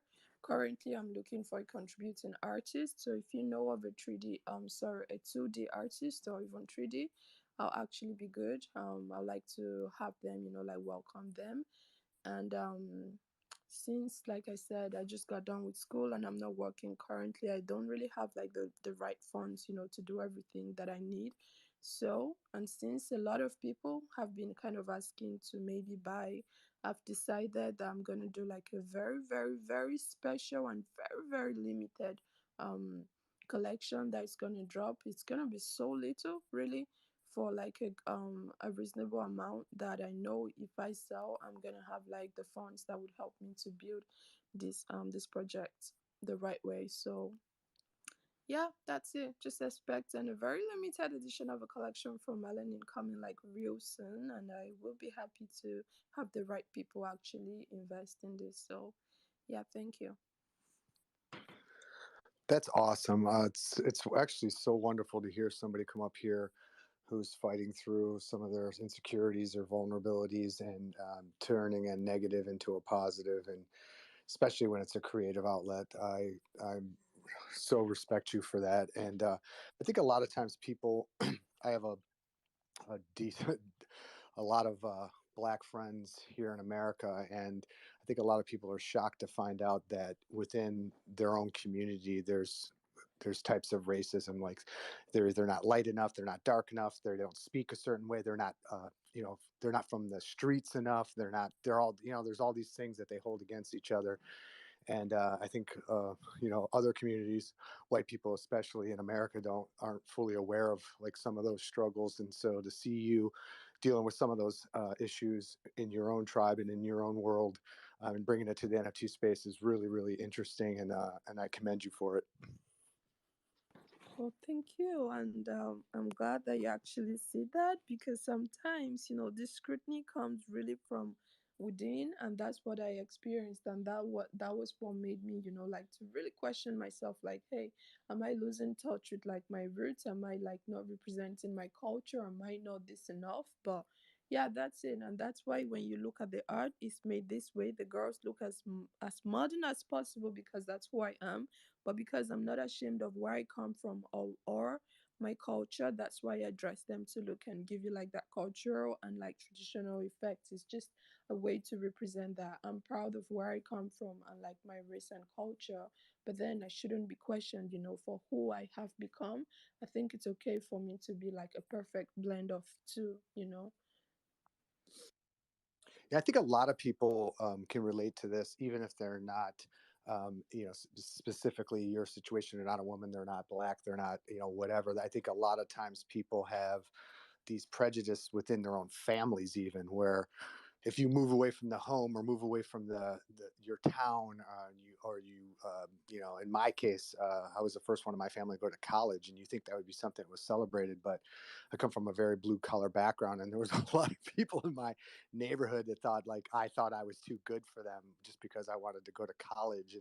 And so it's the thing that you're doing here is actually, I think it happens to a lot of people in different ways. I'm not saying it's exactly the same what you're talking about, but they're where they get this, they're not given the room to grow and to be what they want to be, under the guise that they're um, you know not respecting or not embracing where they came from. At the same time, it's like, yeah, I could still love where I came from and still want to go other places, and that's a really tricky thing that some people just fight with. So again, I really, really love this collection, and I love that what you're doing.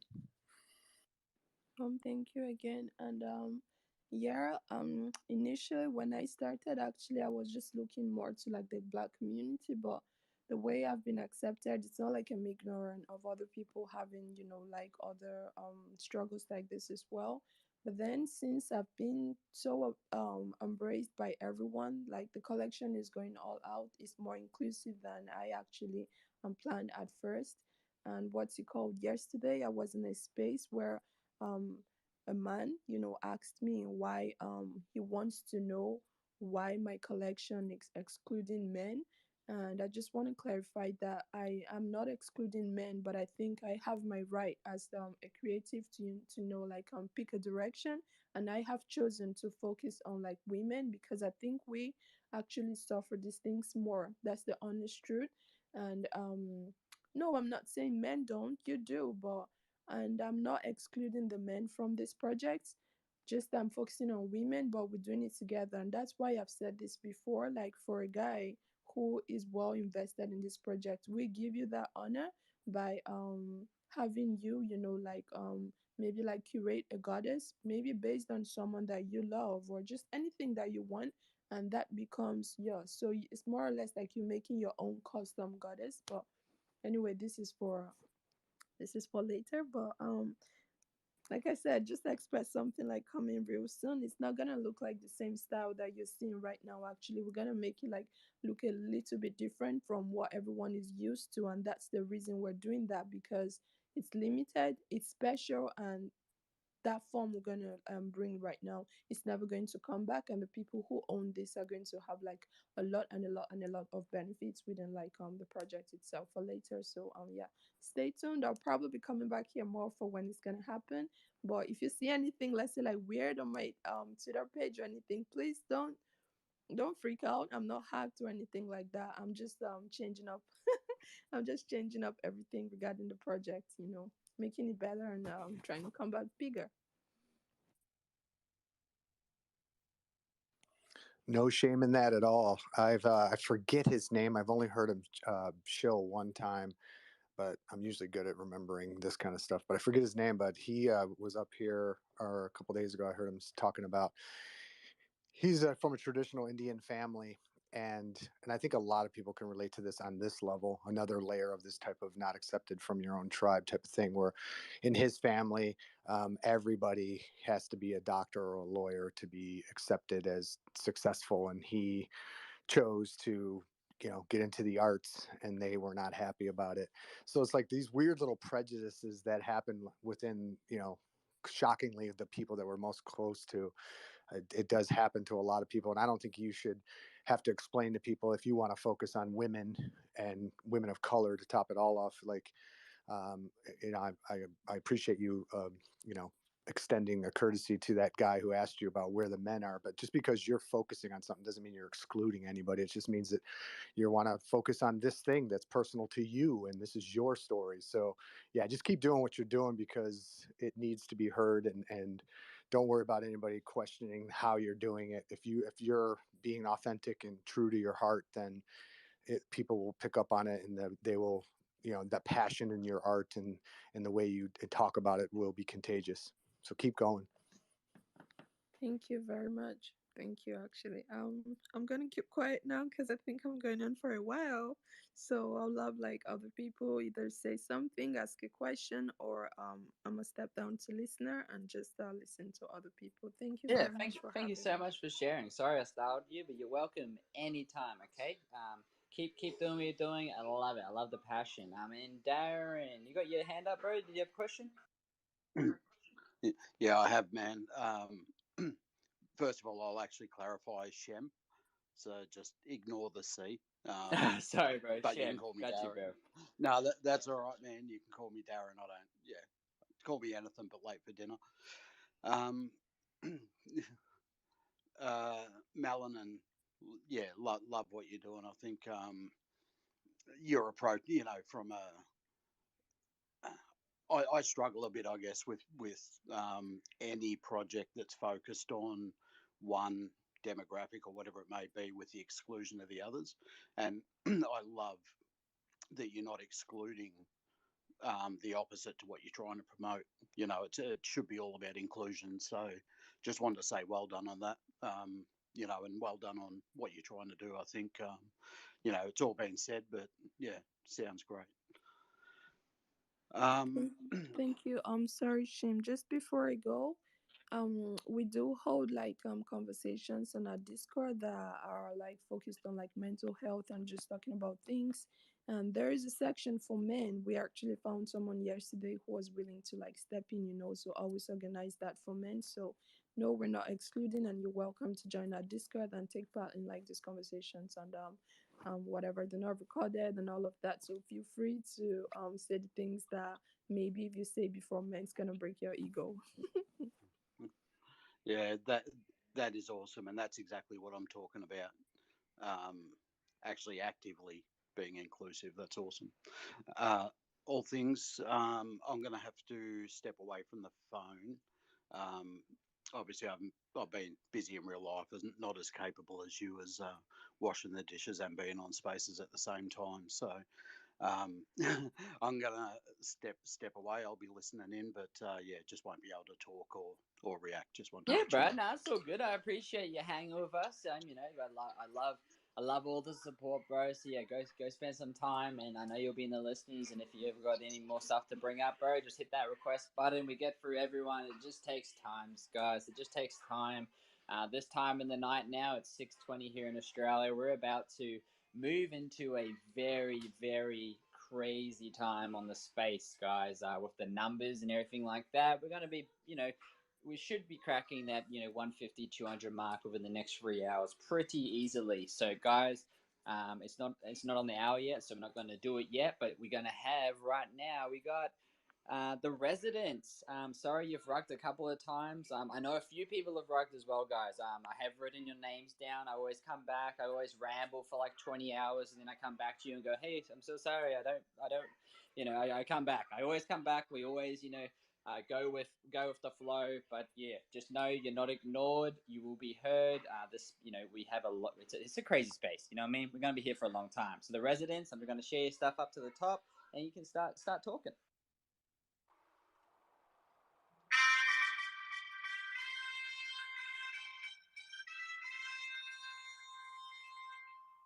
Ladies and gentlemen, what a great day to be alive. What a great time to be in this space, guys. I want to welcome everyone in the residence presentation. Firstly, thanks to the host and Jimmy for creating such a great opportunity and giving a floor to me. And it is really an honor to have an opportunity to address such a distinguished listeners. Yeah, I am Aladin Lubin and currently living in Netherlands. A few weeks ago, I just finalized my master's degree and now I'm just enjoying my free time here. We are a team of four people and working on this project, and we have an art background in museums and exhibitions for a period of time.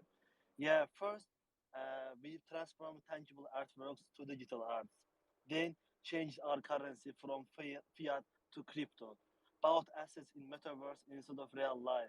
Then, as a team, we decided to bring art residency experience to the digital world to take this even further. And the main utility of our project is art residency, guys.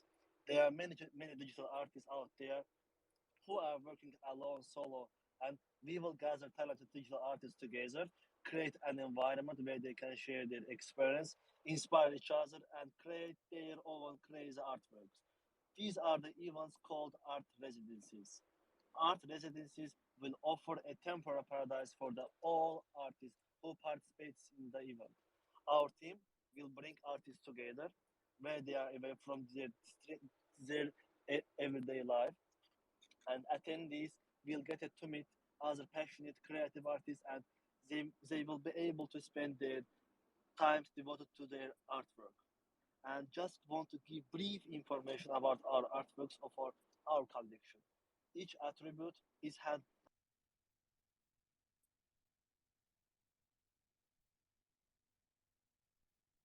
drawn by our talented.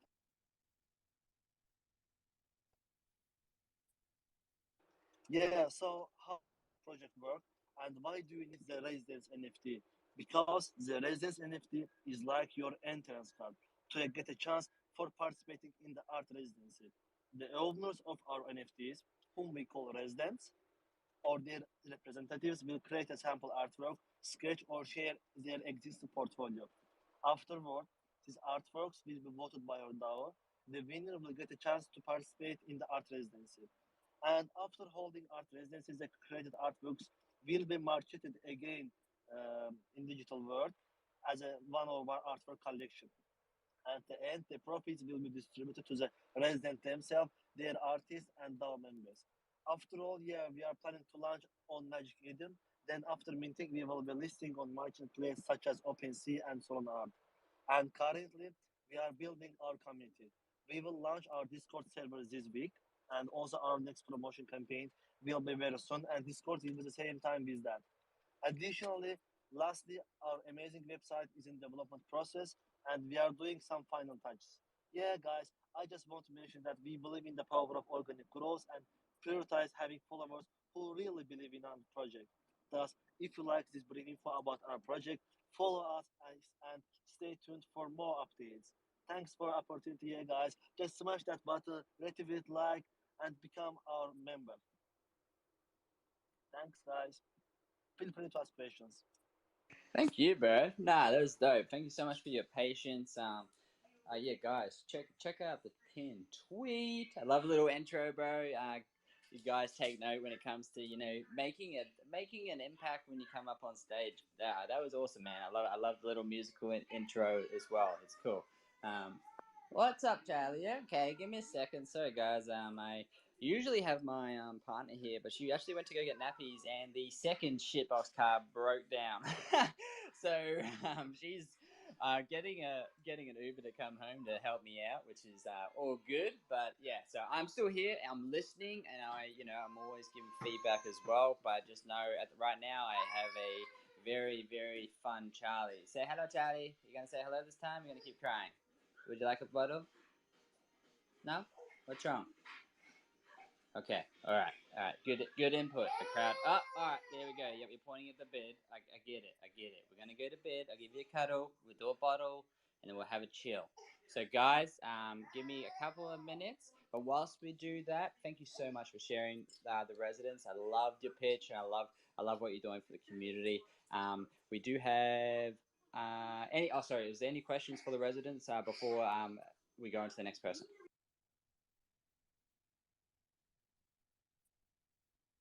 Sweet. Oh, good. Thank you so much for sharing. And now I know you got to go. I'm pretty sure Jay, and then we're going to go with Giraffity, and then 400 drums, and then we're going to reset again. So Jay, I know you got to go, or you got some stuff in the background. So share to the top, and please share your story.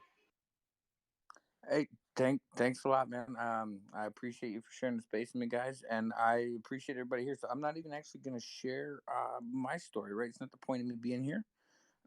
Truthfully, I love jumping into spaces on Twitter, simply because it's a good way to kind of educate yourself, right? You kind of get to be a fly on the wall and see what's going on with people. This is honestly the second live, or not live, but the second space I've joined where you really get to see just the genuine, I don't know, I guess community involvement or um, even appreciation for one another, right? To where it's just like a genuine thing. So I'm not actually this account really that I'm in right now isn't even the project that I'm actually involved with. I do have a project, however, I'll tell you why I'm even here talking to you guys in the first place. The project that I'm spearheading on a separate account, because it is that I'm an investor, isn't actually for financial benefit, right? It's like a nonprofit if you want to consider that. It's just relating to getting specific individual artists that aren't familiar or involved currently in like the crypto and NFT space out there, right? Mainly it was a selfish reason at first because of my niece. And that's why I loved being here and hearing what everyone said because it was like the more I loved what I heard, the more I heard that I loved, if that makes sense. So, for instance, my niece, she is very self conscious. She struggles with mental illness. And I think anyone who is an artist or who is creative, I think they're the biggest critic, right? And so, even though she's gone to school and she has her degree as far as, arts and all that kind of stuff, she has not done anything professionally to chase that dream, right? She just kind of continued to spin her wheels, and she's even been offered space within like a very respectable gallery here close to where I live. And she didn't do it, and she didn't do it because she didn't want to take her face and attach it to her works and be criticized for it, right? So she never just followed through, and that's why I love this space because to me, it seems like the easiest thing in the world for someone to get involved with, to just sit back and allow others to, um, give their feedback and their positivity before you go ahead and fully commit to, just showing who you are. Because honestly, I wish I would have been involved with Twitter a long time ago. So I've always kind of hated social media. I thought it was um, misleading, but also kind of just like a waste, right? A lot of people spend time on here and nothing positive comes from it. You kind of see the worst in people in the best way, if that makes sense. And since I've been involved with Twitter, it's like, shit, I wish I was here a long time ago, because just between these two spaces, it's been absolutely amazing. I mean, everyone that's in here right now, as of 10 minutes ago, I think if you check your DMs, you will see that I followed you. I followed everyone in the space because I was blown away. So anyone that is hosting it, I mean, thank you for doing what you do, especially the time that you guys put into this shit, man. That is amazing. And then anyone here that's been here listening, um, sometimes it's always good to be a fly in the wall, right? You get that little bit of positivity or that little bit of confidence from doing so. But I mean, I'm meeting with a couple companies even tonight because they're overseas. I own just to tell you guys a little bit about myself, I own a mortgage lending company, right? A commercial mortgage company. I own a real estate investment company, a wholesaling real estate company, a marketing company, a holding company. I'm a very business oriented individual. Um, and I was like that because I never really found any genuinism, right, within the community or within just, people for the most part. And I think it's how almost everyone feels. And then when you get online, right, for most social media platforms, it's kind of like even amplified. I mean, you just see everyone bashing one another and this and that. And that's why I'm not really like trying to plug anything specific here while I'm up here talking, guys. I genuinely respect and love every one of you for being a part of this and sticking around. And like I said, I followed every one of you, and I'll continue to be a part of these as much as I can, and I'll share my projects in the future here. But it literally isn't about the project, right? It's about the individual artist there, because one of them is an individual who wants to start a nonprofit, right? By joining with this project, by getting his art out there, because he wants to help people who are transitioning from, incarceration back into the real world. Another artist, he donates the majority of his profits, right, to men's mental health, because just like my man Jimmy, I believe was your name over there, all things crypto. He was, a soldier, right? And he has the PTSD, and he struggled with it, and he's lost quite a bit of friends along the way. And it's just kind of about giving back. And I'm at a point in my life financially to where it's like I don't need anything to really, benefit one way or another. And so um, that's why I finally completely followed through with what I was doing. But to meet and see more people like this, it just gets more exciting the longer I'm involved. So I'm gonna be quiet now because I got like a few more minutes, and like I said, I've loved everything I heard, so I want to hear as much as I can before I gotta go. But then I have a business meeting with someone over in the UK, so I'm just I guess I'm burning all my time until then, because just want you guys to know, you guys all fucking kick ass, man, for lack of a better term or an appropriate term, right? So uh, I appreciate even joining and hearing half the stuff I've heard tonight, guys. For real. Jay, I really like listening to you speak. You actually are very concise, and you have a nice flow to what you're talking about. I also appreciate. I've hold spaces sometimes for 15, 20 hours, and I never shill. I just introduce myself. So I like that. I won't even call it a tactic. I like that maneuver as well, just because I feel I don't like to do anything that doesn't come naturally, or that doesn't feel authentic to me. Now, that doesn't mean I have to always stay in my comfort zone, but I'm saying like things that just feel forced, or that I don't ever want to feel like I'm selling people shit all the time, and I just want to come up here and meet people. So I love the genuine approach that you have.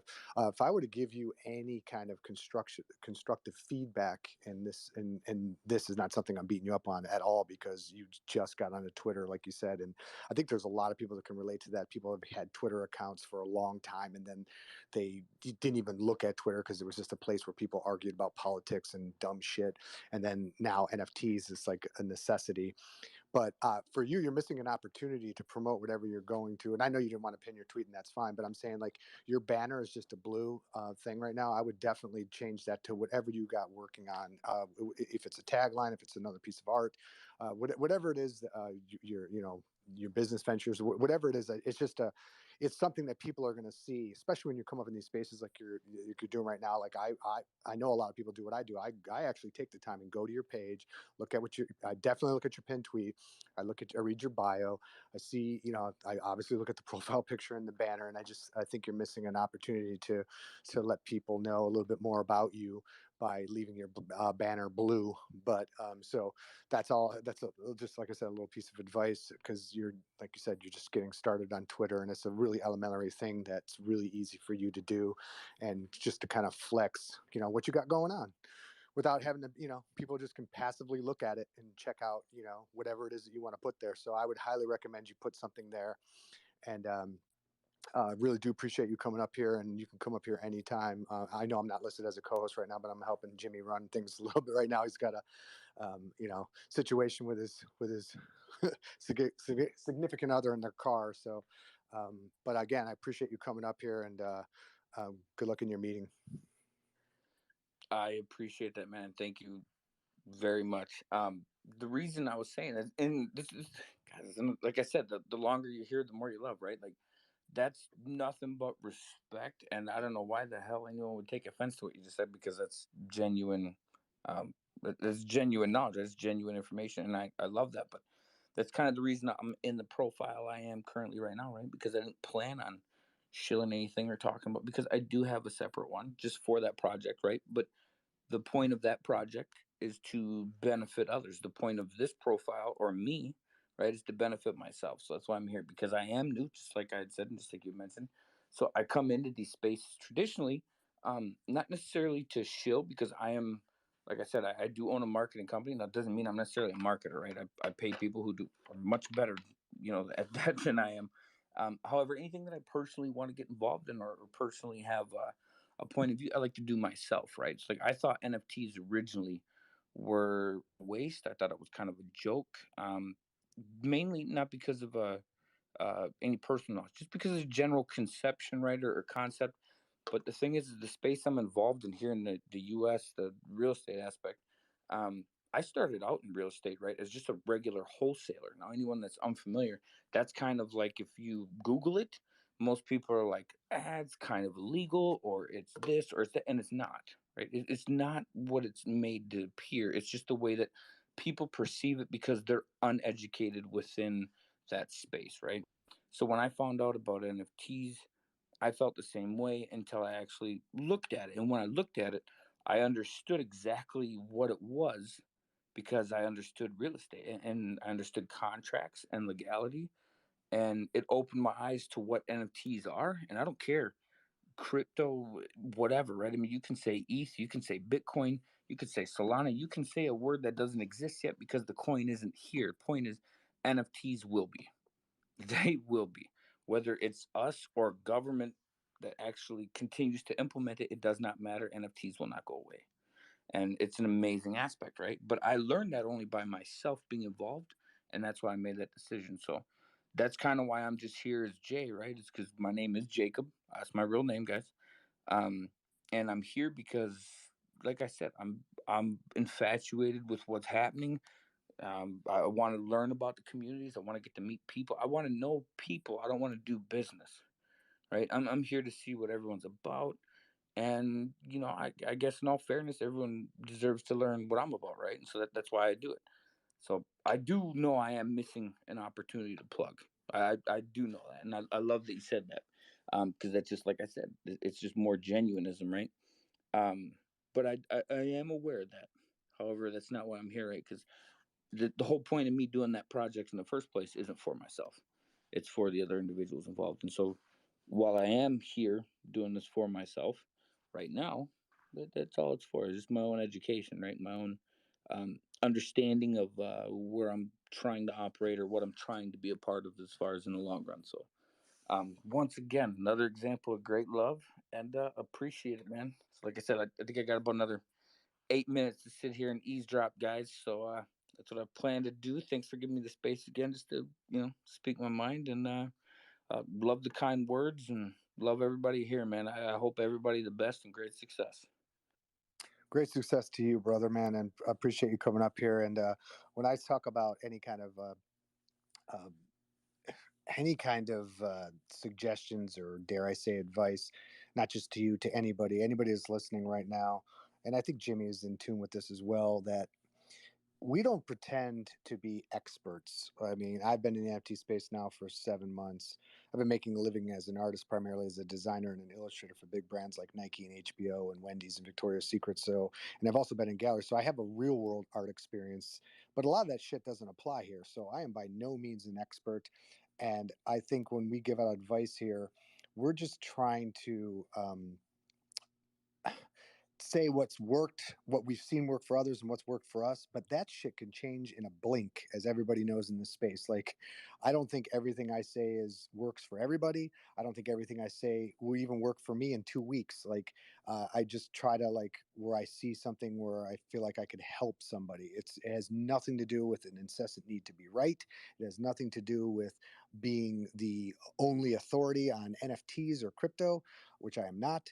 Just an artist who's making his way in the space and learning every day like everybody else, and trying to help people, because anytime I do these spaces with anybody, it's for the same reason. It's never to sell a project or a collection or anything. It's just to build a community and find like-minded people, whether they're entrepreneurs, artists, collectors, whatever. I don't even care what they do. I honestly don't, because this is such an exciting time. And I do think, and it's not a hyperbolic word to say that we're all pioneers, because we're all in the very, very beginning.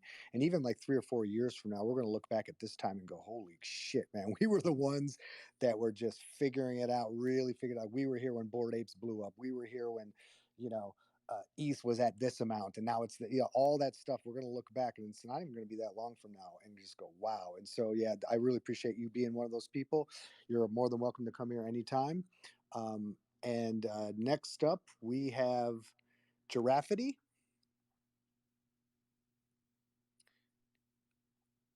Giraffity, are you there? Oh yeah, hi. Sorry, my mic wasn't working. Sorry. Oh, that's all good. I didn't really have much of a segue too. I just kind of went right to bringing you up, so that's on me. How are you? Great, Dominic. How are you? I'm doing good. I always love when you come up. First of all, your name. You got one of those names that when I hear it, I'm like, I almost get pissed at myself that I never thought of something that clever. And we had another one earlier, Alphaholics. I was looking at that name. I was like, holy man, how could I never thought of that? That's so perfect. But thank you.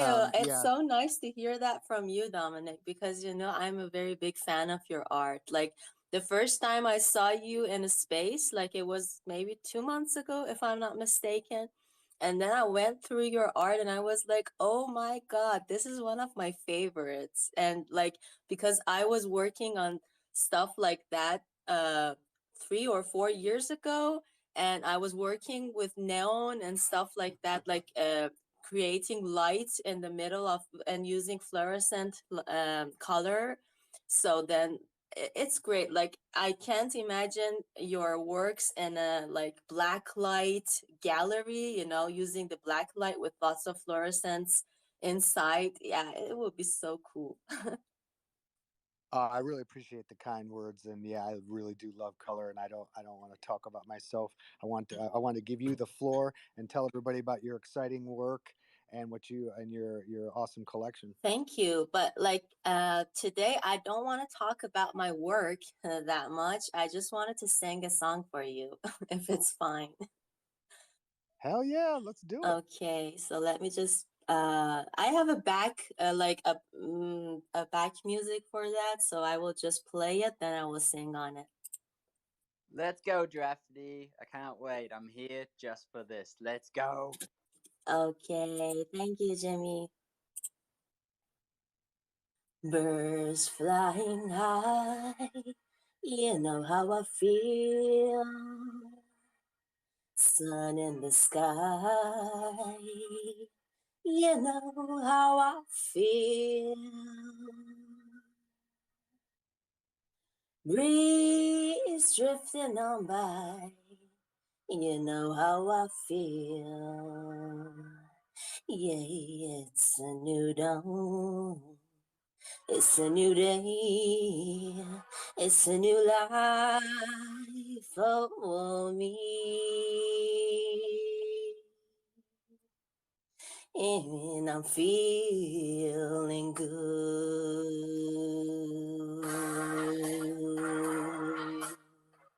Yeah, yeah, I'm feeling good.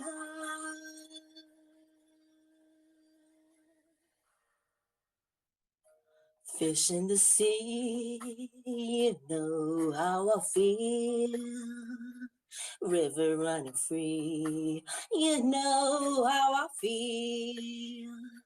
Blossom on the tree, yeah, you know how I feel. It's a new dawn, it's a new day, it's a new life for me, and I'm feeling good.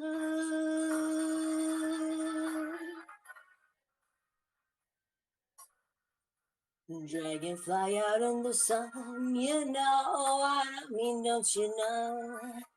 Butterflies all having fun, you know what I mean. Sleep.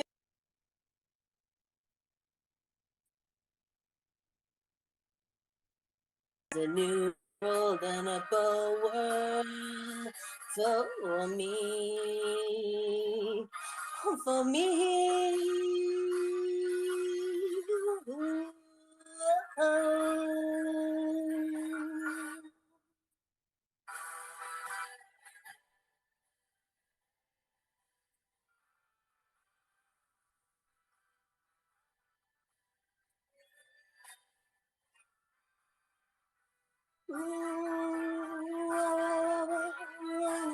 Feeling good.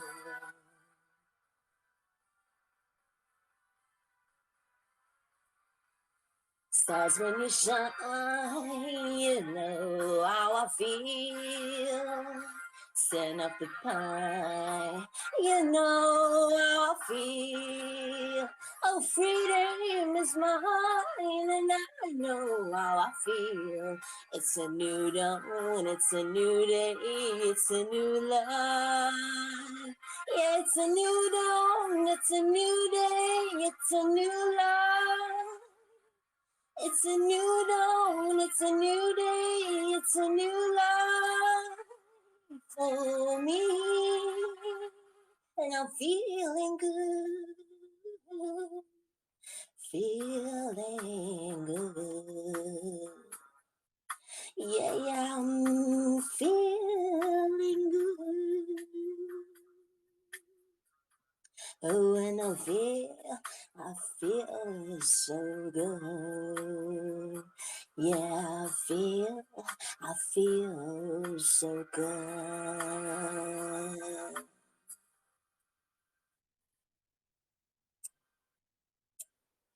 Hey, thank you. Let's go. That was amazing, Drafty. Thank you so Wow, much. that was awesome. Thank you. Thank you. Like I just picked the song very quick. Maybe it wasn't the best of me, but like I'm working on some classic jazz covers and Nina Simon is one of, oh my God, she's one of my favorites. I love that. I love it. But I know Thank I've pinned it to the top though, so I'd love for you to, even if you're just gonna do a 30-second chill, okay? You just did a beautiful song, but I'd love for people to know about your artwork as well, if you wouldn't mind. Thank you, Jimmy. Thank you, Dominic. Everyone here, Sleepy Pirates, Blind Bunnies, Bullish. Yeah, I love you all. Ibabor, Fatima, Melanin. Yeah, lots of Monir. Lots of my favorite people. Deek, how are you, my man? Like, lots of my favorite people are in this room. When I see the mega space here, like, I just couldn't help myself not to come in and share my good moods with you guys today. So I'm Giraffity, and it's like, as Dominic said, the name comes from the giraffe, which is my imaginary friend. And also, I have a very, I love graffiti and murals and stuff like that. If you go to my Instagram, you will see another side of me, which is like taking urban photography. Whenever I'm outside, I'm just taking pictures from the stuff, the paintings, the stickers, everything on the wall. So that graffiti thing was always with me. So then I came up with this name Giraffity, and that's where the name comes from. But about my project, well, Giraffe is my imaginary friend since a few years ago when I started creating art. And I felt that that's the point which I have to believe in myself, believe in my art, and believe in what I always dreamt of being, an artist. So when I started creating my art, this giraffe was always with me, and it gave me hope and courage to keep my neck high and believe in myself. And a few months ago, which is I think 3 or 4 months ago, I entered the NFTs with my first collection, which is called Giraffity Mob. And it's about, equality, that we're all equal, but at the same time, we have our uniqueness, we have our own thing, we have, our DNA individuality. We're all unique with our skin tone, background, where we come from, but at the same time, we're all equal. And that goes back to actually a project I have been working with, a residency since 2018, with the slogan that on which side of the borderline you are born on, that's by accident. So that's not something we had any control on that, but from the point where we are born, we have to change that effect of geography on our lives, on our future. And we were a group of great artists from around the world working on this idea of, geography and how it affects borderlines and how it's affecting people's lives. And I just started my NFT journey with the Giraffity Mob because I really found the decentralization idea and the revolution within Web3 and AI very close to this idea, which I have been working on. And most people know here that I'm originally from Iran, so I'm working on, educating myself and creating my own platform for mostly for supporting women, and also, all Iranian, but mostly women, because women in my country, they have lots of, restrictions. They are dealing with lots of, patriarchal. This is a patriarchal society, aside from this totalitarian government, which is, not giving the rights to people to live a free life, have a free speech, but women are also dealing with lots of restrictions as well. So I am really focusing on that, and I'm happy to tell you guys that from next week, with the help of Bash and lots of other people, great people that I have been knowing in the society, I'm going to just hold a space with the help of Bash for those who don't have the courage, who don't have the voice, who don't feel comfortable in speaking about themselves, their stories and spaces. It'll be once a week, but from then on, we will think about it to how getting that move on. But so I'm mostly trying to help out the community as well, because I think this is a revolution we should all play our part in, so we can help each other to get out here, get a voice, and yeah, help each other, support each other, and love each other. We should learn to love more. So then my next collection was the Giraffity Verse, which is my PFP, which you can just see. They are different giraffes coming from different dimensions.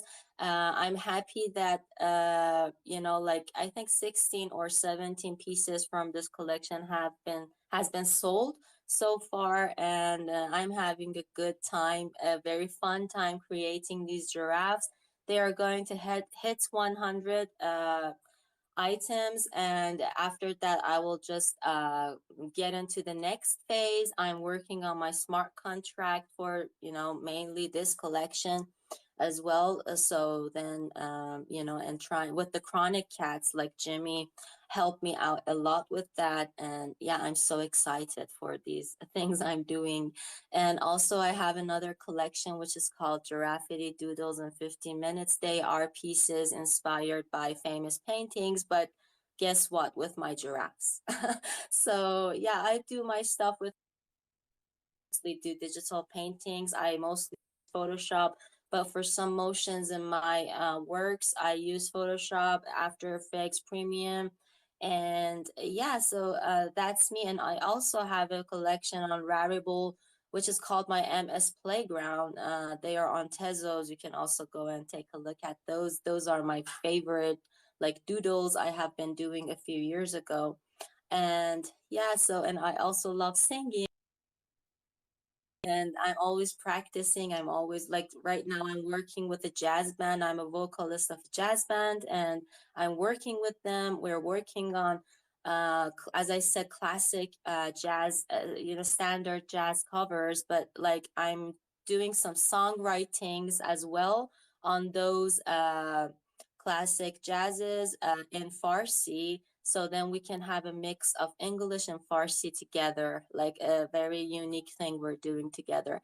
And it's mostly, I mostly try to enjoy the moment. So I don't know what the result of all these are going to be. Like I'm hopeful, and I try to give this hope, pass on this hope to everyone. But like I think the most important thing is not to fear about tomorrow, not to be anxious that what is going to happen, and try to live in the moment and enjoy, and make the best out of what you're doing right now. So yeah, I love you all. I really deeply love you. You're my family, and I really appreciate this time and the love that you're giving back to me. No, we appreciate you coming up, and there was a lot of flavor coming from you today. So I really do appreciate that. And you already know how I feel about the work and the name and everything. So I really appreciate you coming up here, Giraffity, and come up here anytime and share whatever you want to share, just like you did today. Love you, Thank Giraffe. you. Yeah, Jimmy, I really love you. Like when I saw you're here today, I just couldn't help myself not to come in and say hi. He's pretty great. All right, so guys, my partner's just arriving home, which is awesome. And Charlie, how are you out of bed? I left for like 2 minutes. So she's gonna walk in on that. It's gonna be a good conversation. But guys, up next, we got 400 drums, I'm pretty sure, and then the Stone Tigers, Sleepy Pirates, Chimera Pillars. We got a heap of people. We're about to start popping, just like I said, guys. It's nearly been 30 minutes later. We're about to start popping up in here. It's gonna be crazy. So 400 drums, bro. Please share.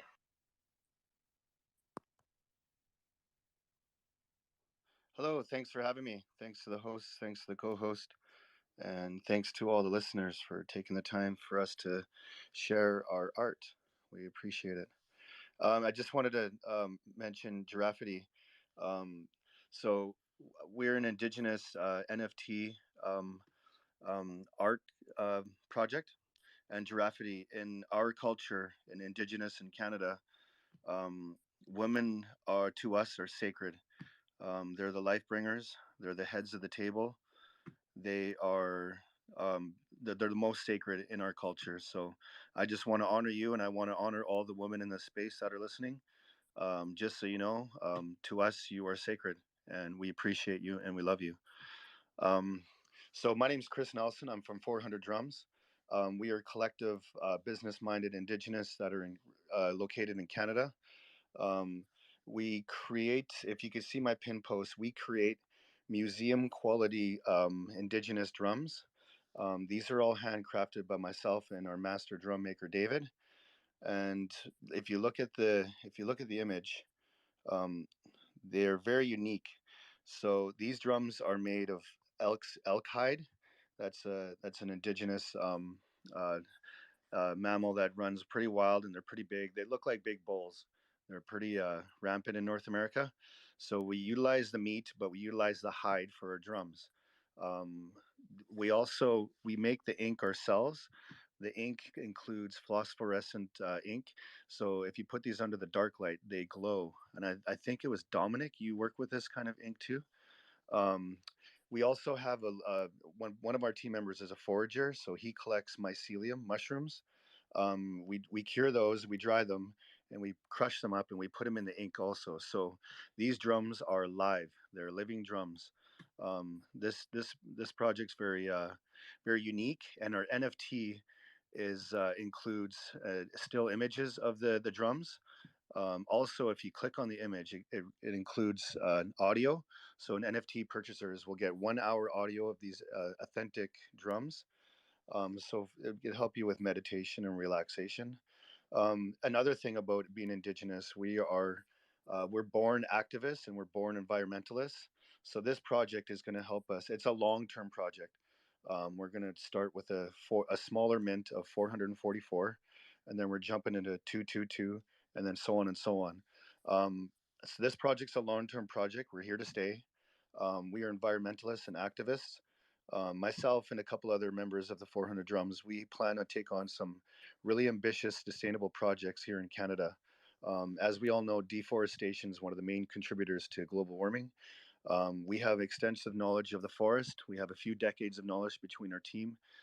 We have a business-minded Tamara is one of our.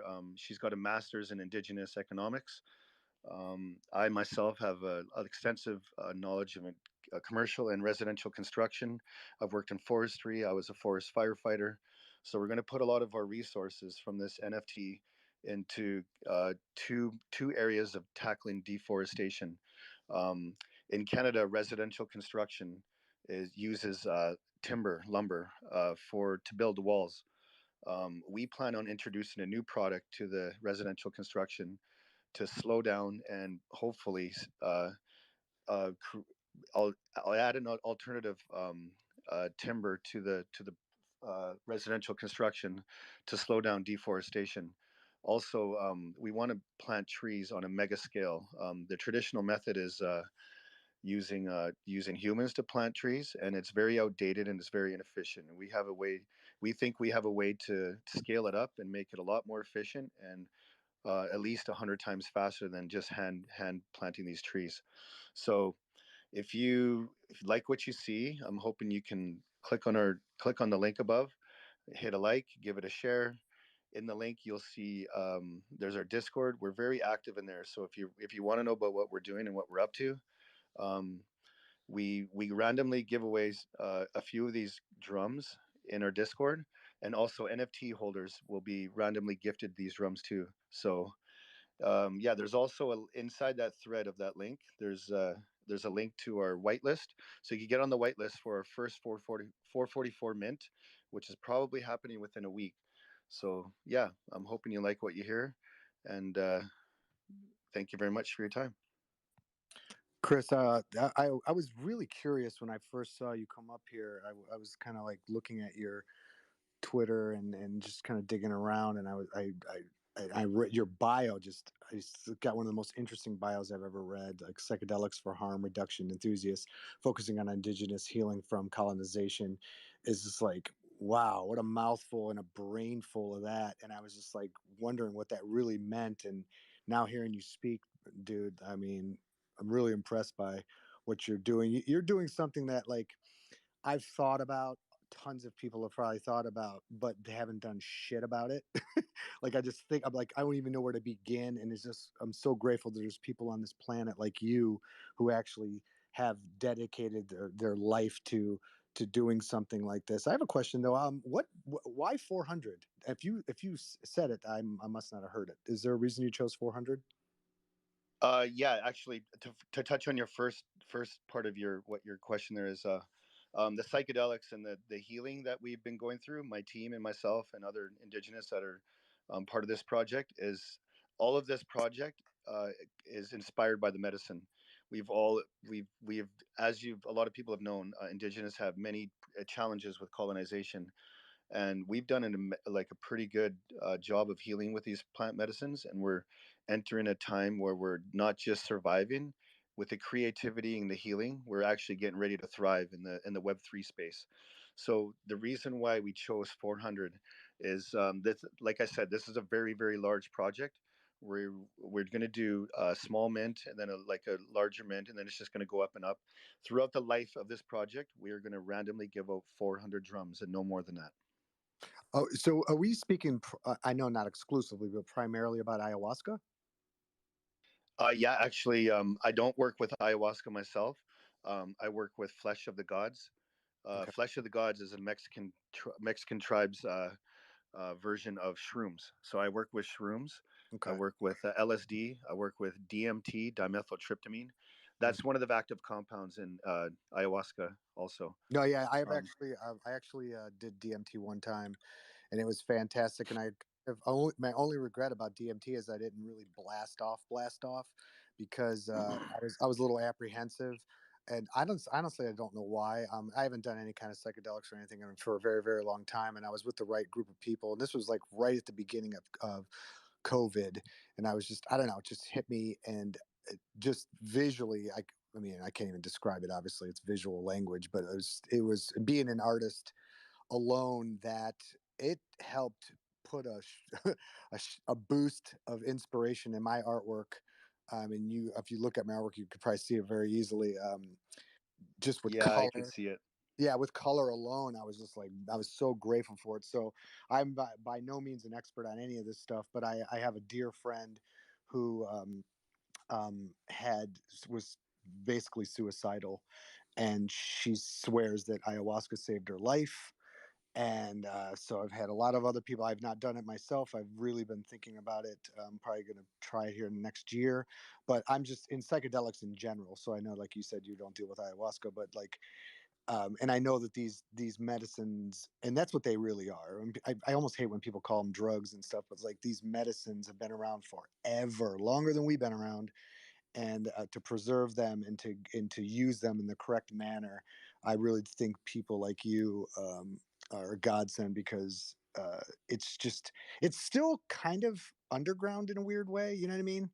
And there's all these laws, and it's not accepted, and there's just, it's a definitely an uphill battle that I'm grateful that people like you are fighting. Thank you. Yes, I. Okay, so my motivation, I've had some extremely challenging episodes in my life. I was the in the Canadian government. They they haven't been too nice to Indigenous, to say the least. I don't want to get too negative in this space, but let's just put it this way: the Canadian government, they don't like Indigenous because we, like I said, we're the land and water defenders. What do we have? A lot of resources, a lot of land, and a lot of water with resources. So, but what people around the world are starting to notice is that global warming is not stopping. We've been banging the drum and screaming at the top of our lungs about we got to change the ways, and people are actually starting to look at us and take us serious now. So for me, my motivation to heal Indigenous is my priority. Anyone who asks me for help, I won't turn anyone down. But my priority is to heal Indigenous, because each one of us are land and water defenders. For the team that I've assembled, actually I'm actually all their healers. So as one of them gets sick, it's almost like whack-a-mole. I help them out, and then I uplift them. But my network of healing is branching out, and to me it's super important, because you never know, one of these land and water defenders might come up with something brilliant that might help us all in the future. So yeah, that's my motivation, and my art is actually the medicine, and it's the medicine has brought our team together, of business minded, like Indigenous, and like I said, we're activists, and then we're environmentalists from DNA, from time eternal, and this medicine is ours from time eternal. So the synchronicity between the medicine and the movement and global warming, and people starting to take us serious. Web 3 is a space where it can actually have a voice. We didn't really have a voice in Web 2, and this is really exciting times. So I hope we could get some follows and some likes and join our whitelist, because you can win a couple of these drums. We did a Last Thursday, we did a 12-hour, myself and David, our master drum maker, we did a live 12-hour drum making session in our Discord. And basically, if you're in a Discord and you watched us and you interacted with us, you could have randomly won one of three of these museum quality drums, and three people did. So yeah, if you want to win some of these drums, we're having another Ask Us Anything on Friday. I think we might be giving away one or two drums. I'm not sure, but if you join our Discord, I think we're going to announce it probably tomorrow or the next day. So in the link there, there's a link in the thread to our Discord, and there's also a whitelist pre-sale link. So we're on Ethereum, and we're at 0.1 Ethereum, so per NFT. We think it's pretty reasonable, and yeah, we hope we strike a note with some people. Um, One thing we all have in common is the threat of global warming. So it's time to lift the indigenous voices, because we're the land and water defenders, and we're here to fight for you. I think that you're going to do really well. As you know, getting into NFTs, these are all, like, especially right now, they're early adopters. They're the outside of the box thinkers. Obviously, a lot of artists, psychedelics. Like, you see these common themes pop up in these spaces. All you got to do is be in a space for 20 minutes, and you're going to hear somebody talk about either mental health, psychedelics. Like, there's these 5-6 things that you hear over and over and over, and so I think that, you're a combination of all these things, and so I really do appreciate you coming up here, Chris, and sharing that with us. Hey guys, if you could give a like and a follow, and check out what he's got going on. It's really, really interesting, and it's environmentally conscious, and it's all these things that matter. It should matter to all of us. Again, thanks a lot for coming up here, brother, and sharing your collection with us. Yeah, and thanks for having me. I appreciate it. And thank you to all the listeners. And remember, we got to uplift our women's voices too, and we got to protect them. Women are sacred in our culture, and they should be sacred in yours too. Got that right, for sure. The I don't know, Jimmy. I don't know if it was Stone Tigers next or Sleepy Pirates. I can't remember which one you said. Forgive me. I honestly couldn't tell you, so I'm gonna say first one to put their hand up. Go. Let's go. Oh, Stone Tigers. Sleepy did the heart. He Stone messed Tigers up. with the hand. He's ready to go. Sleepy Pirates is sleeping on the. He's sleeping on the deck right now. Wasn't woke at all. He's had a bit of too much 420. We tried to have that break. It didn't happen. But now we got the Stone Tigers to bring in that CBD, THC, marijuana energy. Let's go, Stone Tigers. If you wanna be high, you call Stone Tigers. If you need NFT, you check Stone Tigers. Who the fuck, Stone Tigers? Hey, you don't know Stone Tigers? GM, everybody, I hope you're doing well. It's a little intro created by one of our community members. It's available on our YouTube if you want to watch the video as well. Yeah, I'm Stone and I'm a Tiger. Thank you for having us, All Things Crypto, Blind Bunnies. Thank you for co-hosting and hosting a wonderful room. A lot of great speakers, a lot of great audience in here, a lot of people I know. So nice to see you all. We're minting right now for 1 Solana. There's only 2,222 NFTs going to be ever available, and 100 pieces minted by the community. Right now, been minted 41. The rest we've given away to the people that actually want to be a part of it. So yeah, we're keep expanding, keep growing at 100 mints by the community. We're going to organize the first live event just halfway through almost, which is going to be a surf camp in Portugal, Carcavelos. So from there we go, one step at a time. We host a lot of events. There's a lot of activities, a lot of fun that we're doing. There's some giveaways going on our page. You check it out for yourself. And yeah, it's been quite a while. It's been a journey. It's still a journey. We keep growing. We keep communicating with our community. We keep creating new events, collaborating with other artists. There's exciting things happening. This community is amazing. They keep creating. They've created tons of art with us.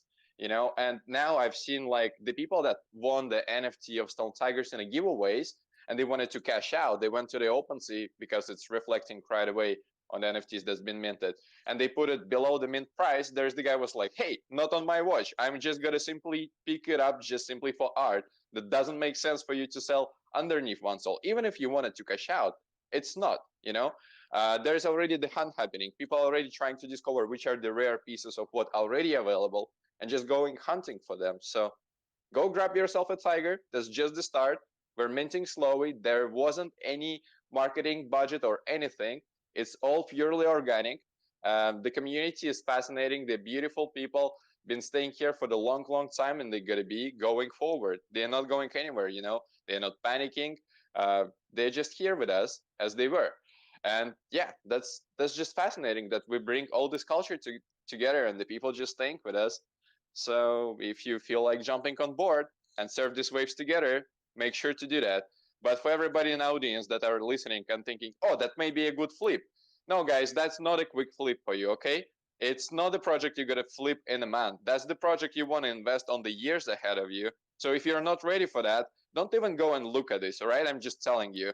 But if you're ready here for the ride, and go check it out, go mint yourself a piece, and stay tuned.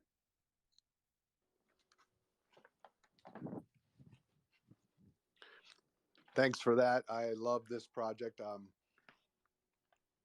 It's so cool to be in these spaces. Sorry, you caught me eating a chip. Fatty likes his chips.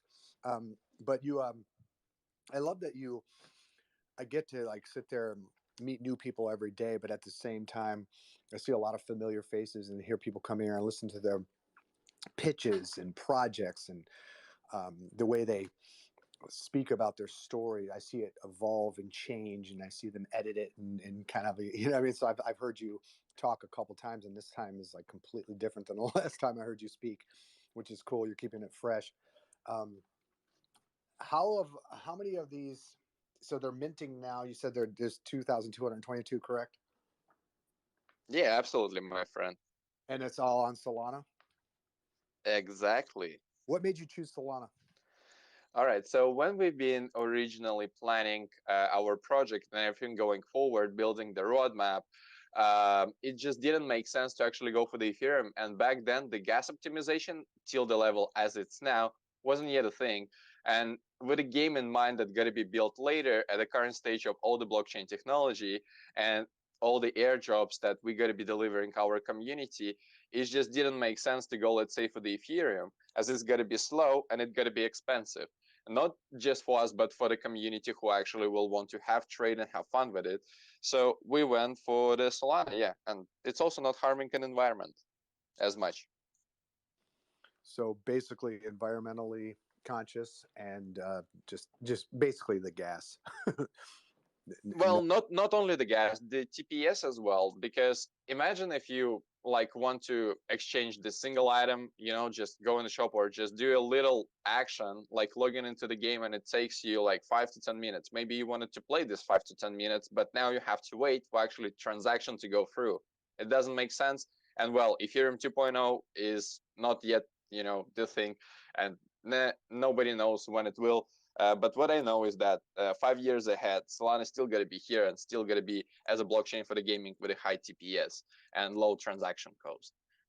Yeah, and I'm actually to a point now, and it kind of sucks because I guess you could label me a ETH maxi because I've only bought and sold on ETH, and I have a tremendous amount of money invested in ETH, and every penny I've made in ETH selling my own NFTs, I've not sold any of it, and so when this Bored Ape debacle just happened, it really shined a light on the flaws of Ethereum, and it makes me really nervous. All those people lost all that money, and most of them are not going to get it back, and for these exorbitant gas fees, and just I don't know, just anytime a transaction costs that much, or even when you want to buy an $80 thing and you got to pay $80 to make the transaction to buy the $80 thing. It's just a ridiculous model, and I hope and pray that they figure that out. But so it's nice that we do have these alternative chains, and there's more people like you that are choosing these different routes because of some of these problems. And I think we could have these, we could cherry pick something good and bad about every chain and every marketplace and in every project and all that kind of stuff. But it's just good to know that right now, especially in the early days, that we have all these different avenues we can go down. And so yeah, I'm curious to see how this is going to work out for you. And like you said, you haven't really done any kind of guerrilla marketing or anything to kind of kick this off. And is it basically just been you coming in and out of spaces and sharing? Well, yeah, basically how we've built our community through entire time is me being out in the spaces, hosting a lot of spaces of my own. We already hosted like 55 episodes of NFT networking and chill. We don't even have this particular podcast anymore. We changed the name eventually. And yeah, I mean, just met all these wonderful people in here. A lot of them, are creators who are willing to help you out. So our community contributed to a lot of things that we've put together. If you'll go to our YouTube, you will some content that they create. If you'll go through our page, you will see some NFTs that they create getting inspired by the tigers. There is even the rap being written. I can turn you a moment later. And it's just all about meeting people.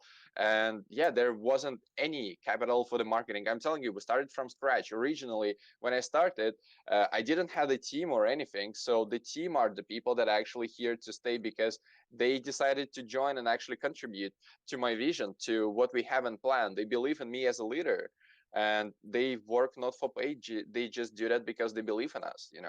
And all these people are here because they just simply believe that we gotta make it. We gotta execute on everything we promised, because everything so far we've done been executed before even the mint. We had a gallery showcasing artworks of other creators. Almost everything been sold out from there. We've been hosting a bunch of spaces. There's been more than 50 sales happening. I think even more than 100 collaborations and etc.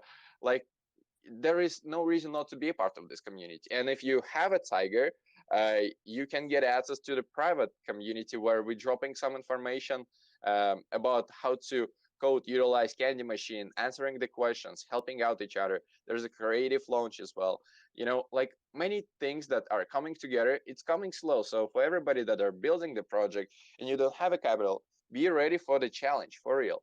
Just be ready for this challenge. It's not going to be a 1 hour easy thing, to pull up together. No, it's not. And I'm proud that this journey goes this way because, I'm admiring the challenges. So whatever the life gives me, it doesn't matter. I'm not changing my convictions. You make the decision once and then you go forward. So I quit my job back in August, and I don't ever plan to get back to 9 to 5 job, even if it means I need to skip sleeping at all. I don't know, weeks straight.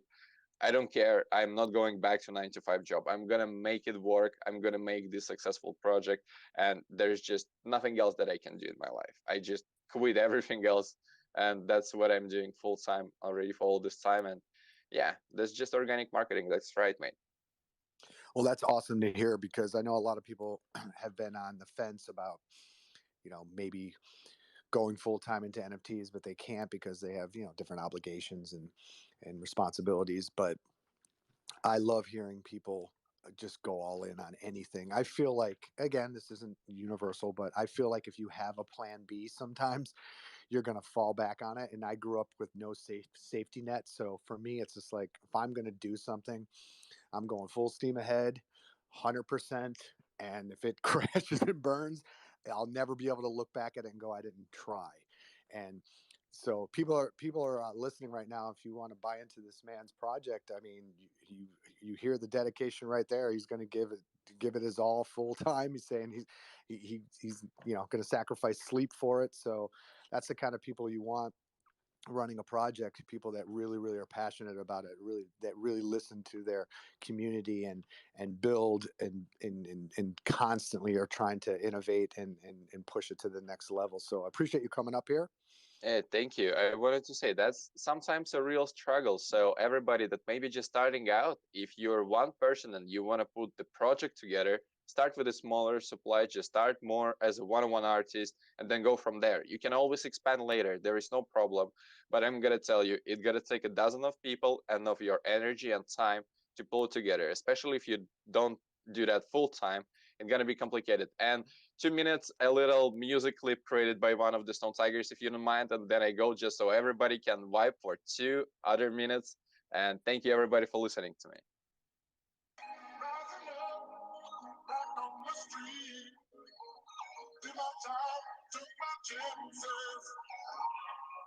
With the distance now, I'm back on my feet. Just a man and his will to survive.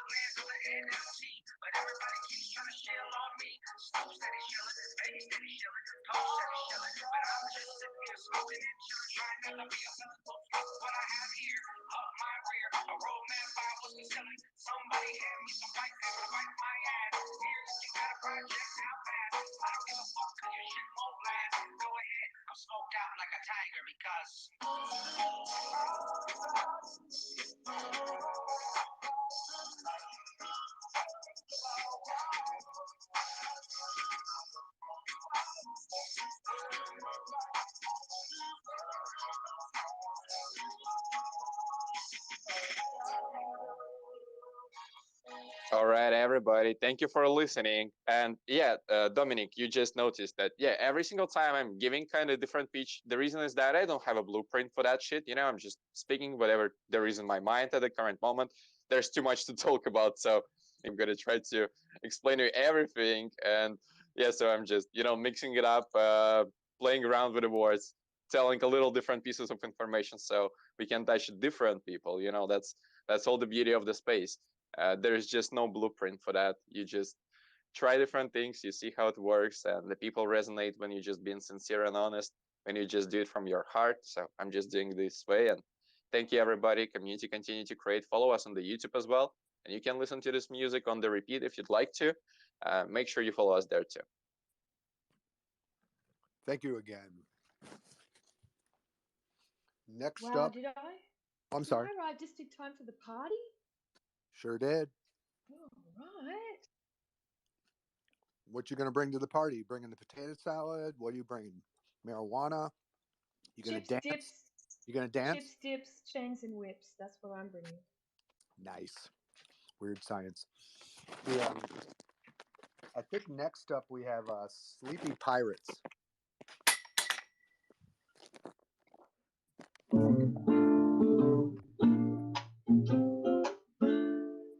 Ahoy, my hearties! Yo ho ho, and a bottle of rum. I'm your sleepy captain. Our crew is sleepy because we got insomnia. And it's pretty hard to sleep on wavy oceans. I'm developing a game and will donate 10% to the cleaning of the oceans because pirates want to sail on clean oceans. As you can see on my banner, we just butchered some pirate heads and we are selling them for 0.008 reptitarian. Yesterday, a smart pirate collected one of those, and now there is only 13 left. They give you an opportunity to join the Play Turn events on our Discord, and you will be receiving a 3D voxel model which you can showcase in your virtual gallery or put on your desk. And Captain created a new gaming experience on Second Sandbox. It was his first try. So if you my little sleepy crew pirates can give some likes and retweets on this pin tweet, I would be delighted. And I want to share an alpha here, which I only shared in just one other room. One of our crew members sang a song for us, and I'm about to share it with you. So mind your ears, he might sound loud. It's a sleepy day on the pirate ship. Ahoy, ahoy, ahoy. The pixelated pirates. Ahoy, ahoy, ahoy. The captain plays a melody. Ahoy, ahoy, ahoy. The crew begin to dance and shake. Ahoy, ahoy, ahoy. Yo ho ho and an NFT. Yo ho ho on the open sea. Yo ho ho, just you and me.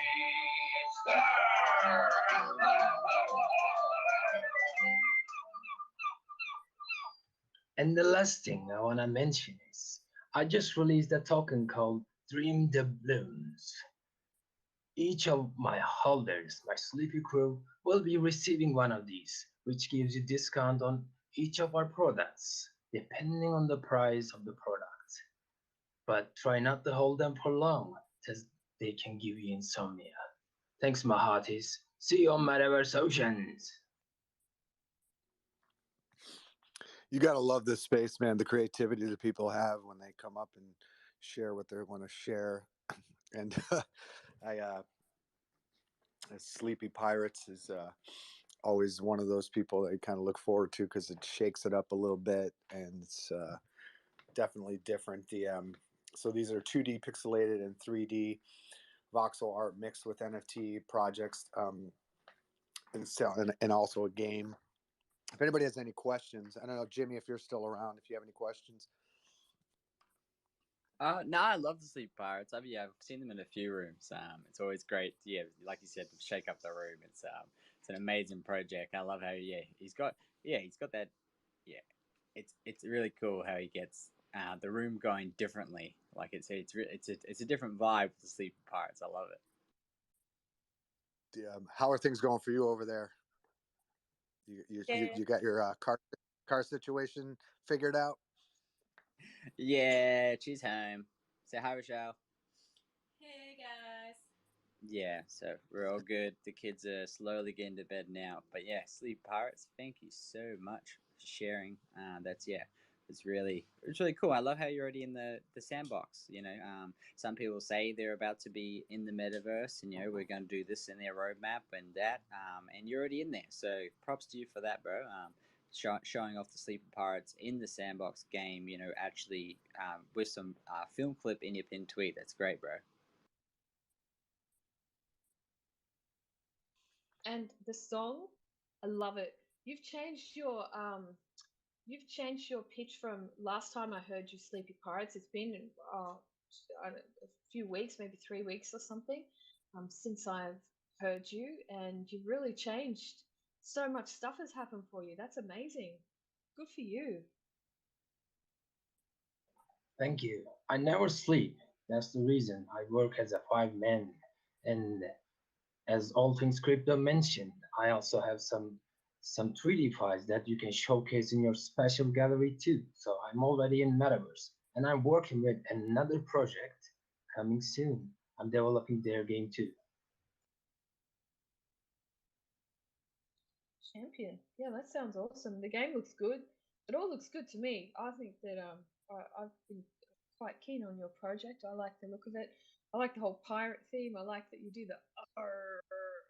That's super cool because who doesn't love pirates? So cool. Awesome. Thanks for sharing. And Jimmy, what's going on with your car? Did you break down? I've been in the shower. What's going on? They just keep breaking down. It's all good. It's sorted. It's getting sorted. She's took a cab back, so she's home now. It's all good. What, you drove it back? Okay, she somehow managed to get the scrap box back in the yard. So yeah, it's getting there. I know it's just bad luck in the last couple of days when it comes to our cars. But thanks so much for sharing, Sleepy Pirates. Up next. Ali, you had your hand up. Do you have a question? No question. I just wanted to share my project, but if anybody else has questions, first they can go. Right? Yeah, that's all good. Yep. Yeah. You can go now. It's all good. Yourself, and then we'll go Chimera Pillars, and then we'll go the Anomaly and Pando after that. So Ellie, I'll share your stuff to the top, and please share. Thank you. Thank you. Hi, my name is Ellie. I don't have any NFTs currently made, but I do have big dreams. When I was back in 2006, I was a contestant for American Idol, and I made it golden ticket, or actually it's not a ticket, but I made it to Hollywood. I had just given birth, and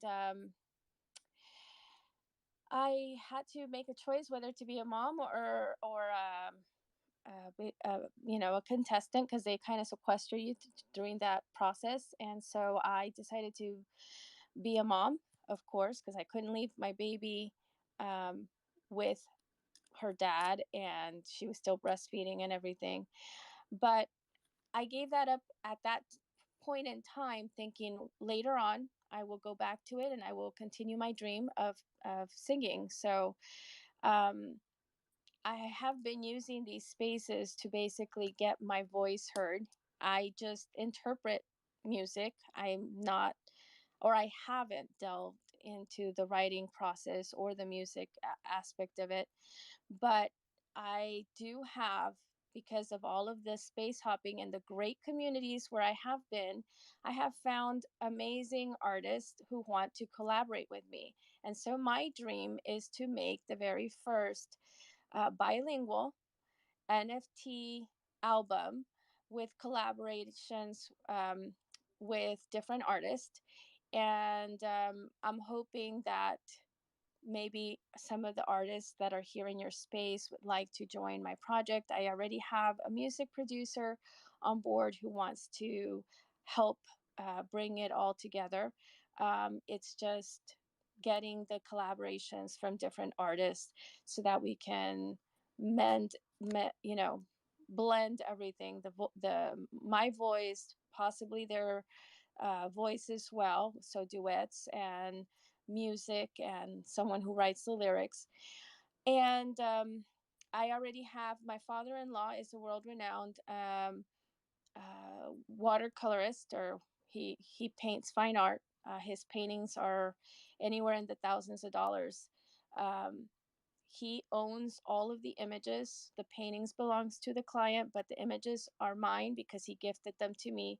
So I have 40 years of fine art that I can use as covers for any of the projects for the NFTs. So if anybody would like to collaborate with me, you can just hit me up on DMs, and I would like to showcase my voice by singing something for you. Now, another thing, a lot of this stuff that I would like to first come out with, because my genre is very specific, it's Christian music. A lot of people may not want to do that, and I can do that in my next collaboration. I mean, I'm not gonna say no to anyone, but I feel like this very first one needs to be to God, because not only did He give me the talent and the ability, but also because I've been in these four walls. I was diagnosed with lupus in 2016, and um, every day getting out of bed has been a struggle. Everything hurts. I was All I did was sleep. I gained about 80 pounds just because every 2 weeks it was like steroid shot for the pain, medication for the pain, and all they did was drug me, and all I did was sleep. And I fell into depression, and instead of living, I was just surviving. And you can't, I mean, I instead of becoming the mother that I wanted to be, the reason why I left behind all my dreams, I ended up not being able to be there for my kids. So I said, enough is enough. This is it. I can't continue down this path. If you do the same thing repeatedly, you're never going to get a different result. You're always going to get the same exact result, and you need to change something. And I said, God, I know you're up there, and you're the only one who can get me out of this, because I've given up. I've hit bottom. There's no way for me to get out of this without your help. You open the doors and close some of the doors. Bring the people that have the knowledge who can help me get out of this situation. Um, find holistic medicine doctors, etc. And he did. He put me in contact with a lot of I mean, it was just amazing, because this just started in November, and I am almost like 80% better. I've lost maybe 20 pounds since January when I started the treatment, actually.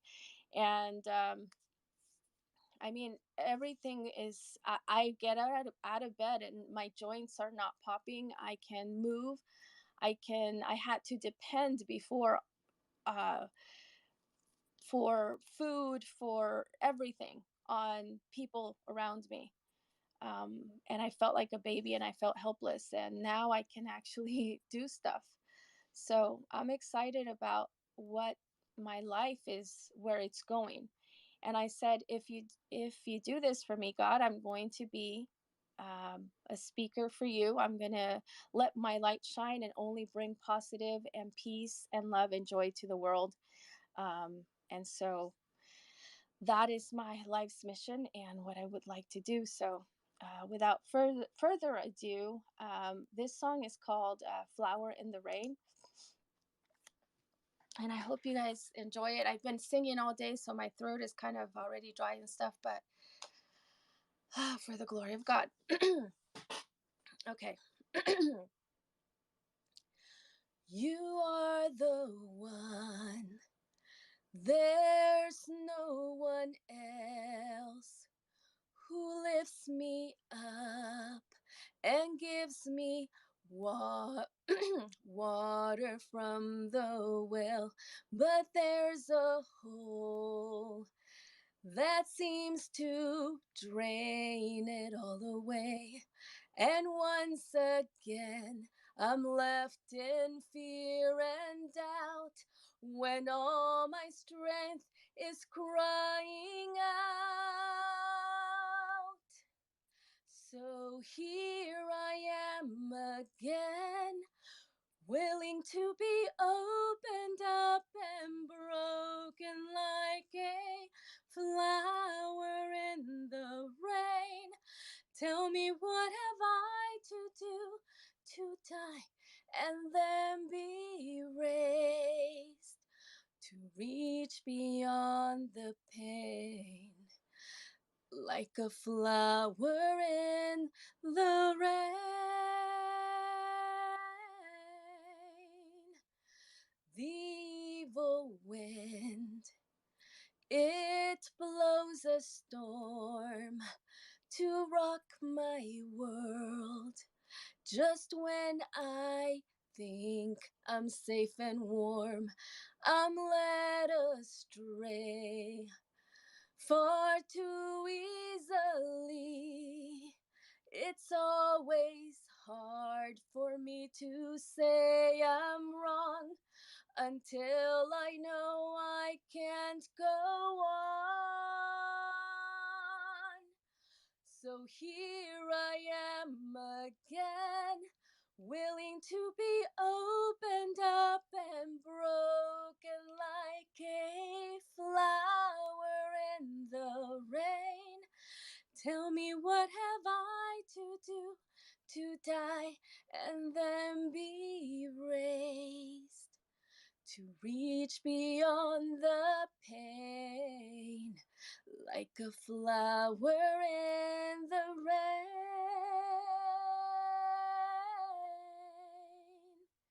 So here I am again, willing to be opened up and broken like a flower in the rain. Tell me, what have I to do to die and then be raised, to reach beyond the pain, like a flower in the rain, to reach beyond the pain, like a flower in the rain.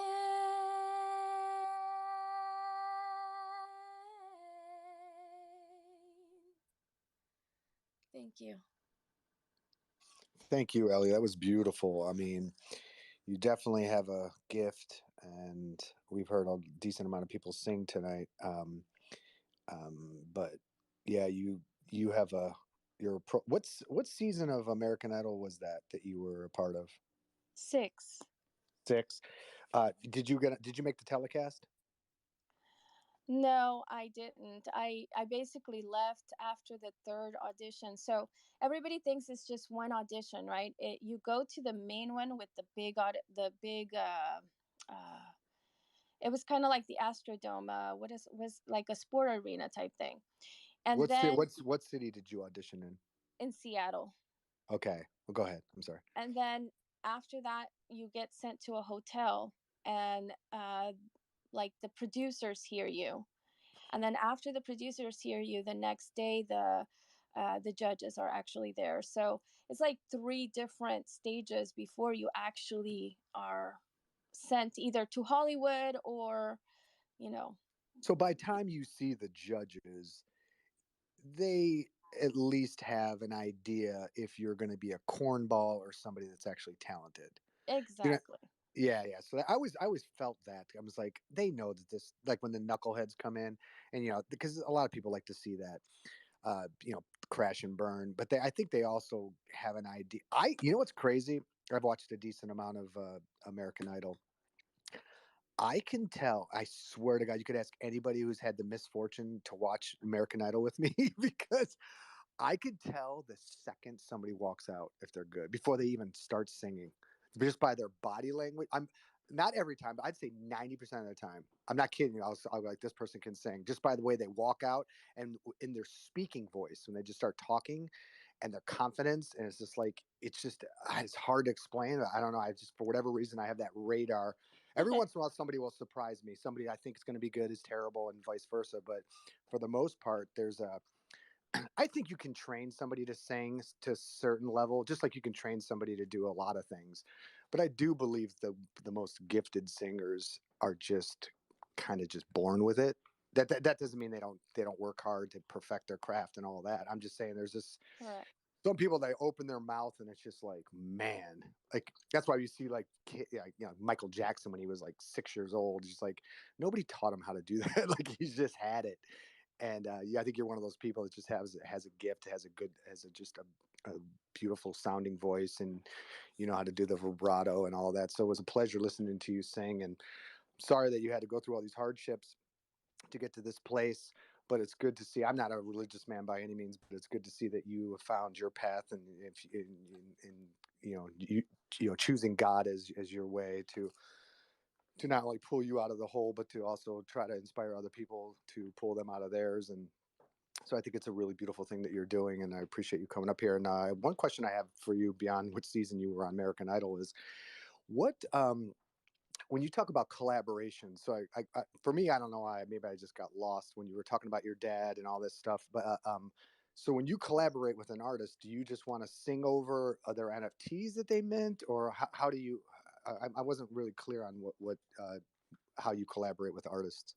Okay, so we're going to create brand new music and brand new lyrics. And if they want me just to sing in, that specific song that they wrote for me, then I would do that. But if they want to come in and sing with me, it's kind of going to be like a featured, type of thing. So that's what my goal is. And for it to be bilingual so that it gets both markets. So all of your NFTs are going to be mainly musical. Have you considered, other than your father's watercolors, collaborating with visual artists too, and especially artists that do stuff that animate? I find that music works beautifully when it's in concert with the right visuals. It's like these little mini music videos that you can sell on the blockchain.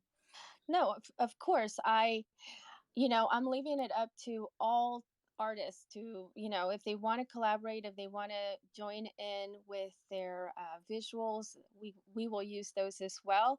I'm just saying, going forward in the future, for myself, like whenever I finally do my own, I already have um, art that I can use. But right now, in this first album that I want to create, or my wish, it would be a collaborative effort. So anyone is welcome. They can submit their art, they can submit their lyrics, they can submit, their time playing musical instruments as well. So again, we have like a big, actually, there's actually three different producers who have asked me to sing for them. One of them calls me Disney because believe it or not, that I was in a space where all they wanted me to do was sing Disney music or Disney covers, um, and it just stuck. So um, yeah. Well, I But think that you're coming to the right place. Web3 is perfect for someone like you. You're also going to be able to, as I'm sure, I don't know how often you come in these spaces. This is the first time I've had the pleasure of listening to you, but you're going to find out very quickly. There's a lot of talented folks here, both not just visual artists or entrepreneurs, but musicians. And a lot of times there's a lot of people that do both visual art and music. And there's actually quite a bit of it, as you probably have noticed by now. But yeah. yeah, so I think you're not gonna have any shortage of people to collaborate with. And I think that keep an open mind too at all times, because I feel like they'll push you out of your comfort zone. Maybe they're a musical genre that's not up your alley, or maybe the visual art at first doesn't resonate as much as you would like it to. It still might be worth having a little deeper conversation to kind of find out what this makes this person tick.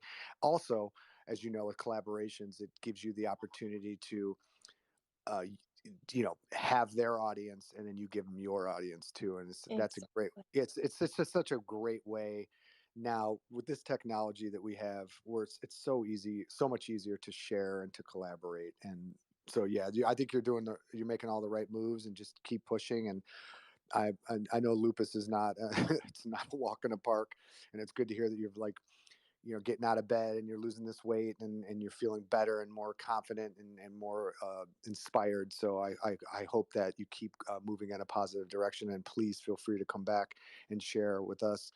If you guys want to collab, are your DMs open, Ellie? My DMs are open, correct? So if you guys want to collaborate with her, um, hit her up in her DMs if that's okay with her, and then go check her out. Check out her page, give her a follow, a retweet. And while we're on the subject, please retweet this room. We've had about 100 to 120 people since I've been in here in the last 3-4 hours. And we're trying to get more. We're trying to get as many eyeballs in here as possible, and get when you come up here and speak, that you have as many people as possible that it could resonate with your work. So bottom right hand corner of your screen, the little blue circle with the white plus sign in it, just press that. It's easy, it's free, and it helps you. So help us help you. Thanks again, Ellie. If anybody has any questions for Ellie before we move on to Camilla Pillars, please feel free to ask her.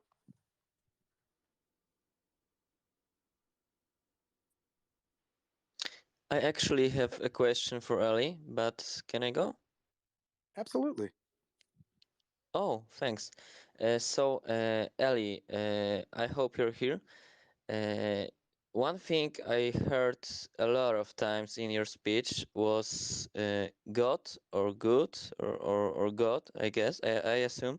I assume you're from Europe, I hope.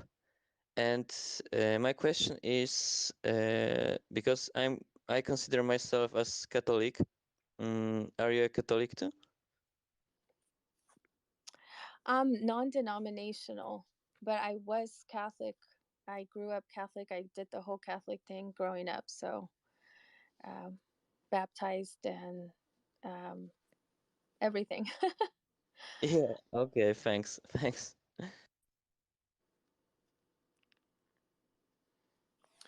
Well, thank you, Ellie, and good luck to you. And like I said, feel free to come by and share with us. I actually pinned up your tweet because you didn't. So I hope that you're cool with the one I just took your pinned tweet and put it up, just so people can, see that you were here, and follow you if they want to. Okay. Well, thank you so much. And if ever you need anyone to come in and sing, because I love to sing, just DM me and I'll come into your space and sing you another song.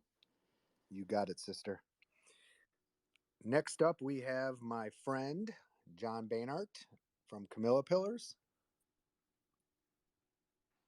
Hello, how are you? How you doing, buddy?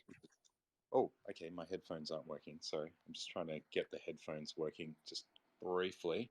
I'm well, yeah, it's good to see you. Good to talk to you. What's going on, man? Yes, you're in my head now. Not much, just You sound clear. excellent.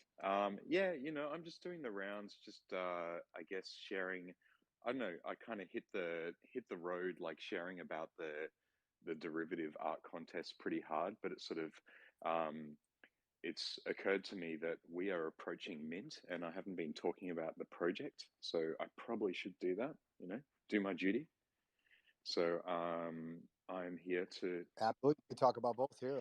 You could talk about both here. Oh, I don't awesome. care. Well, I'm here to just share a little bit about the toddler pillars and the chimera pillars in this space for those of you who haven't heard me yet.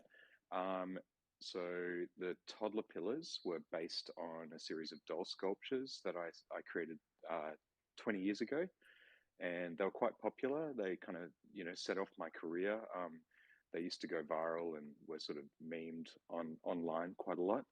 And I guess when I came into the Web3 space, after being a one-of-one artist for a period of time on Super Rare and having some success and a lot of fun there, in early last year, I decided to enter the PFP space, in the generative art space, with a project based on my toddler pillars. And I teamed up with my friend Tim Malloy, who's an award-winning graphic novelist and an incredible artist. And he has interpreted oh, thanks for sharing that. I completely forgot about that. He's interpreted my original sculptures into all these weird and wonderful illustrations, which are the six-armed bebes that you guys probably, I'm probably better known for. And so yeah, the Toddler Pillar project launched in November after we built a community for 3 months. Sorry, I've just got to get some water.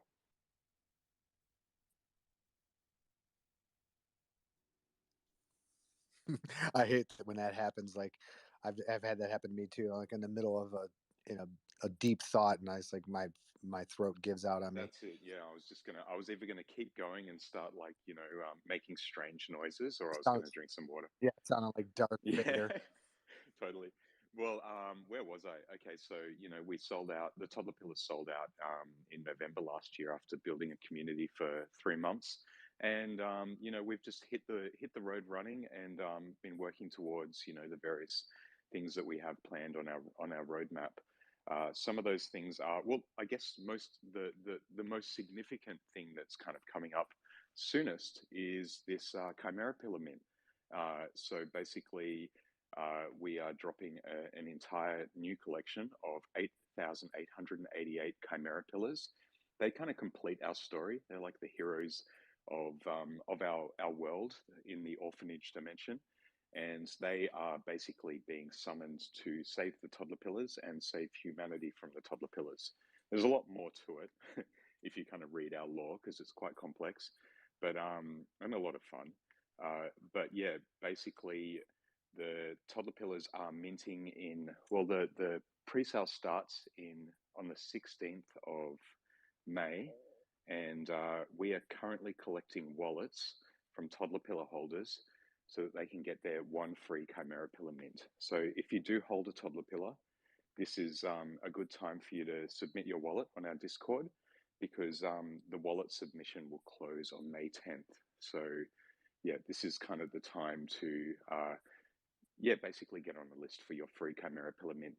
But also the toddler pillars will kind of act as a I guess a mint pass, and not just a mint pass, but a mint pass for a significant discount. So if you do get additional Chimera Pillars during that pre-sale, they will be 0.03 ETH instead of the 0.05 ETH that they'll be during the public sale. And that pre-sale will go for 1 week. But one of the exciting things about the Chimera Pillars, apart from the art, which is extraordinary, is we're going to have this really cool utility where you can basically merge them together. So you'll be able to connect your wallet on our website, select 2 of your Chimera Pillars, and merge them together, selecting your favorite traits, and it'll merge them into one NFT and burn the other NFT. So you'll be customizing your Chimera pillars while also increasing their rarity and reducing the overall supply of the collection. So I'm really excited for that. And another exciting thing that's coming up after that is we'll be working with another artist, Christopher Ulrich, who we're flying to Australia to hang out with us and create a graphic novel. So he's going to create a graphic novel in collaboration with Tim Malloy and myself, and it'll be 100+ pages, and it's going to be like a sort of multimedia experience. It'll come as a free mint for people who hold both a toddler pillar and a Chimera pillar. So it's our first utility for people who hold both. And basically there'll be, it'll unlock this graphic novel kind of multimedia experience, which will include, it'll be much like a graphic novel with the panels and the writing and everything, but there'll also be animated panels, animated pages, sound, music. It's going to be like a full multimedia kind of experience. And it'll tell the story of the toddler pillars and the Chimera pillars. Besides that, we've already gone into production for producing toys. And these aren't just toys, they're kind of blank toddler pillar toys with, they're a bit freaky looking, to be honest. They've got no faces, and they're vinyl toys that are designed for artists to customize and exhibit. So we're making 400 of these to distribute among artists, and they're going to basically turn them into their own unique, quirky creations, and we'll be hosting a huge exhibition in Los Angeles in America of these customized toddler pillars, and also a big exhibition in Melbourne, Australia. So yeah, I'm excited for that, and that'll sort of make way for our first physical in-person meetup in both of those places. Now, I guess the last thing I want to mention is a thing that I've been kind of talking about endlessly all over Spaces for the last little while, but I'll do it again because that's what you do. Yeah, let's hear it. The derivative contest? That's the thing that you do in the Spaces. You talk about the stuff. Okay, here it is. So our derivative contest it's been really an extraordinary experience. We've already seen loads and loads of incredible submissions. You can see some of the submissions pinned up above. We're giving away 3 Ethereum in prizes. So that's 3 Ethereum to the winners, and there'll be 30 winners all up. We're also giving away 30 toddler pillars and 30 Chimera pillars. You can see all of the information up above. So I think the first 13 people win ETH prizes. So the first prize is 1 ETH, second prize 0.5 ETH, third prize 0.5, and then 10 runners up win 0.1 ETH each. The deadline's May 25th, so that's coming up kind of soonish, but there's still, a fair bit of time for people to participate. And besides just giving out all of this ETH and having a lot of fun seeing everyone's interpretations of the Chimera pillars, and I do encourage you to fully just have fun and interpret it in your own style with your own creative voice. We want to expand our universe to involve everyone's creativity, basically. We're also collecting a bunch of our favorites, which have been put into a vault. So we have a wallet, which we're calling a vault. And so far we've accumulated, I think we've got over 60 of them across 2 wallets. And we will be organizing a huge exhibition in the metaverse to celebrate all of everyone's incredible contributions towards not just this derivative art contest, but also we hosted similar derivative art contests last year for the toddler pillars. So we've got all kinds of extraordinary derivatives that will be showing in the metaverse. And with a long-term aim to create more of a kind of permanent museum in the metaverse, as that can be kind of like, a meeting place where people can actually, come and hang out, and the artists can get to know each other, where, you'll be able to see everyone's works on the walls. There'll be sort of, everyone, people can wear sort of their Oculus or whatever it is, their sort of, whatever the headsets are at the time. And there'll be sort of 3D sculptures of the toddler pillars that you can, and the Chimera pillar derivatives that you can kind of walk around and actually see in the physical space as well. So yeah, that's a bunch of things that we have planned. And really, it's just the tip of the iceberg, but I have to shut up now because I've been going on and on. Nah, you're always welcome to talk about whatever you want to talk about when I'm running a space or helping run a space. But did you know there's a question I've always wanted to ask you and I always forget, and so I'm going to do it now. I don't want to derail your sharing, but what made you? What was the prime? I'm sure there was more than one reason, but what was the primary reason for you shifting from um, being a one of one artist and being on Super Rare to more of, not that you're not an artist still, but more of like overseeing this large project and just launching Toddler Pillars as a collection, as a project. Does that make sense? What I'm asking? Yeah, yeah. Well, firstly, I'm definitely going to return to one of ones, when I can carve out some time. Like I've got a painting that I'd like to do and I want to animate that painting. So, I have one of one works planned and I still have that, that little space in Super Rare waiting for me when I have time, if I ever have time. But I guess the thing that really that got me excited about this generative art sort of thing was I always wanted to do something with the toddler pillars. Like they were such a significant part of my career, and just I've always used them as kind of almost, for my branding. In fact, the original logo for my gallery, like as you know, I've got a brick and mortar gallery that specializes in surrealism in Australia, was actually included the image of the toddler pillar in the logo itself. So it's been like, and I've got a massive tattoo of one on my arm as well. So it's kind of like been such a big part of my life. And when I started seeing all of these, I guess, generative art projects, I felt that, the potential for community building and and all of the utilities and everything that was attached was really cool. But I really felt that there was a lot lacking in the art side of these projects, and I sort of really wanted to, I wanted to bridge the world between one of one art and and generative art. And I felt, and I heard a lot of people saying, oh, I'm not interested in collectibles. I'm only interested in art. And I don't think there should be such a distinction. And I think that if the intention of an artist or a group of artists is to create art that is generative, then that is artwork too. And that's why we created 888 traits as well. Like I really wanted to push the art side of this really hard, like, and that's not to say the community and utility piece of this puzzle isn't important to our project, as it obviously is. But I really think I love, I guess, I mean, you're into the surrealists, right? I think that generative art is the ultimate exquisite corpse kind of exercise, that like what the surrealists used to do. Or another way of putting it is, Oh, yeah, it's sorry.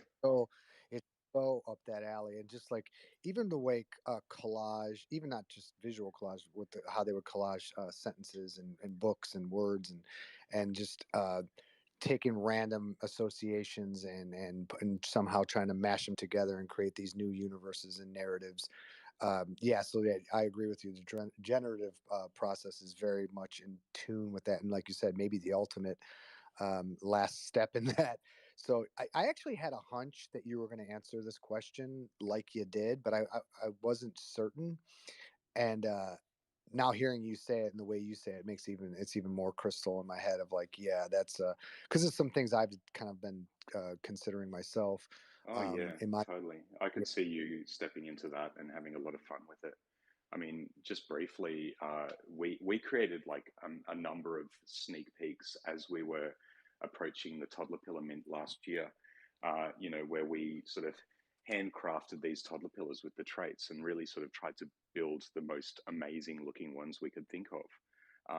But what actually occurred after the random allocation of the traits was so much more magical than anything that our brains could have come up with. Like Tim and I, Tim being the artist who, actually hand drew all of the traits, just like we were just laughing. We were in hysterics for like hours looking at all of these things, these weird babies, you know, and the ones that we had actually created ourselves were nowhere near as extraordinary or hilarious. Like we just couldn't. We would never have thought to match up those traits to make the abominations that actually ended up coming to be. That's awesome to hear that, because I have kind of worked that way without even realizing I was working that way. So a lot of times, like, I've told people this a million times because people always try to figure out what everything means when you're with your art. And I told them a lot of times I just would sit down and I would have more of a feeling than like a concrete commentary that I was trying to push. And I would sit there and sometimes I would literally just shut my eyes and I would just I would have this Rolodex of images in my head, just like kind of flipping through, and then I would open them, and I would look at my computer or my, what I was drawing, and I would just start making marks, or I start drawing something, or painting something, or start cutting out an image, and that would lead to something else. That would lead to something else. That would lead to something else. And I tried not to get attached to the results. I would just be like, this feels right. This looks right. I don't even know what it means yet. I might not ever know what it means, but it's just this thing that that I feel like the computer can do probably in a blink of an eye. But I feel like that's part of surrealism and has always been a part of surrealism, where it's like you're trying to tap into not just your emotions but your dreams, your fears, your anxieties, your all these things without really, it's not for me, it's not a totally a verbal thing. It's just this flashes of imagery. And so yeah, it's kind of cool to hear that you guys just kind of is it. That's always been my process too. Like absolutely. Like and there's always been this big push from, I don't know, people to sort of be more conceptual. Like to like when you do art at school, it's like you've got to come up with a concept, and it's so contrived, and then you've got to kind of go through a number of drafts, or ideas and sketches before you sort of get your concept ready for creating the final piece. Whereas my approach has always been completely spontaneous, organic, and just like I just love the surprises involved in art, man. Like that's always been the joy of it. If I like if I if I'm too contrived and have too much planning before I create a piece, it's like I'm already bored with it by the time I'm creating it. Yeah, me too. And I was a realist for such a long time, and a lot of the process was just basically trying to replicate this image, whether I was working from life or from photographs, oftentimes both. And like you said, by the time you got to the end of it, it was just like a laborious process of just rendering and trying to copy this thing that you never really could copy. And I found it much more excited to get involved in the process more of letting, instead of having this strict control over the outcome, having this open mind and let it organically become whatever the hell it becomes. And the piece tells you when it's done. Yeah, collage is such the perfect approach for that. Yeah, definitely, I can see that. And I guess that's why the surrealists were so into collage as well. I actually, I just pinned one of my one of one pieces up. I think that was the Genesis piece that I created for Super Rare. So that is a oil painting that I created, I don't know, a few years ago, that I animated last year with my friend, Symbol. And we minted it as our first NFT on Super Rare. So That's all. that's just to give an idea of my personal work. I never saw that one, so that's kick ass. I love it. It's um, I might have to hit you up in the DMs about your animator, because there's a couple animators I want to work with. But if you feel good about him and he's open to collaborating, I'm very. I have no real skill in animation, so I definitely need somebody else to kind of do some of that do some of that lifting. But yeah, that piece is really really cool. Did that one sell? Yeah, yeah. I think that was my first big sale on Super Rare. I think it sold for, let's see, what was it? It was kind of mind blowing, to be honest. It was sold for 4 point, what was it? 4.65 ETH. Yeah. It's Nice. just kind of, that was my, I mean, I'd sold a few pieces on Foundation before that for like under an ETH. And then I went on to Super Rare And then it was just like, oh, okay, this is insane, you know. How Super many Rare is pretty pieces do you have amazing, up to in? be honest. How many On pieces do you have Super up in Rare, Super Rare? Yeah. well, only one that's available. All the rest sold, and that one was actually, it wasn't really in my style. It was something that I more like. I got someone else to sort of produce something that was my concept. So it wasn't like any. It wasn't an animated painting by me or anything like that. I don't know. Like if I look, I think I've got like 9 or something. But what? Yeah, the one that's still there is sort of more like a collaboration that was executed by someone else. Yeah.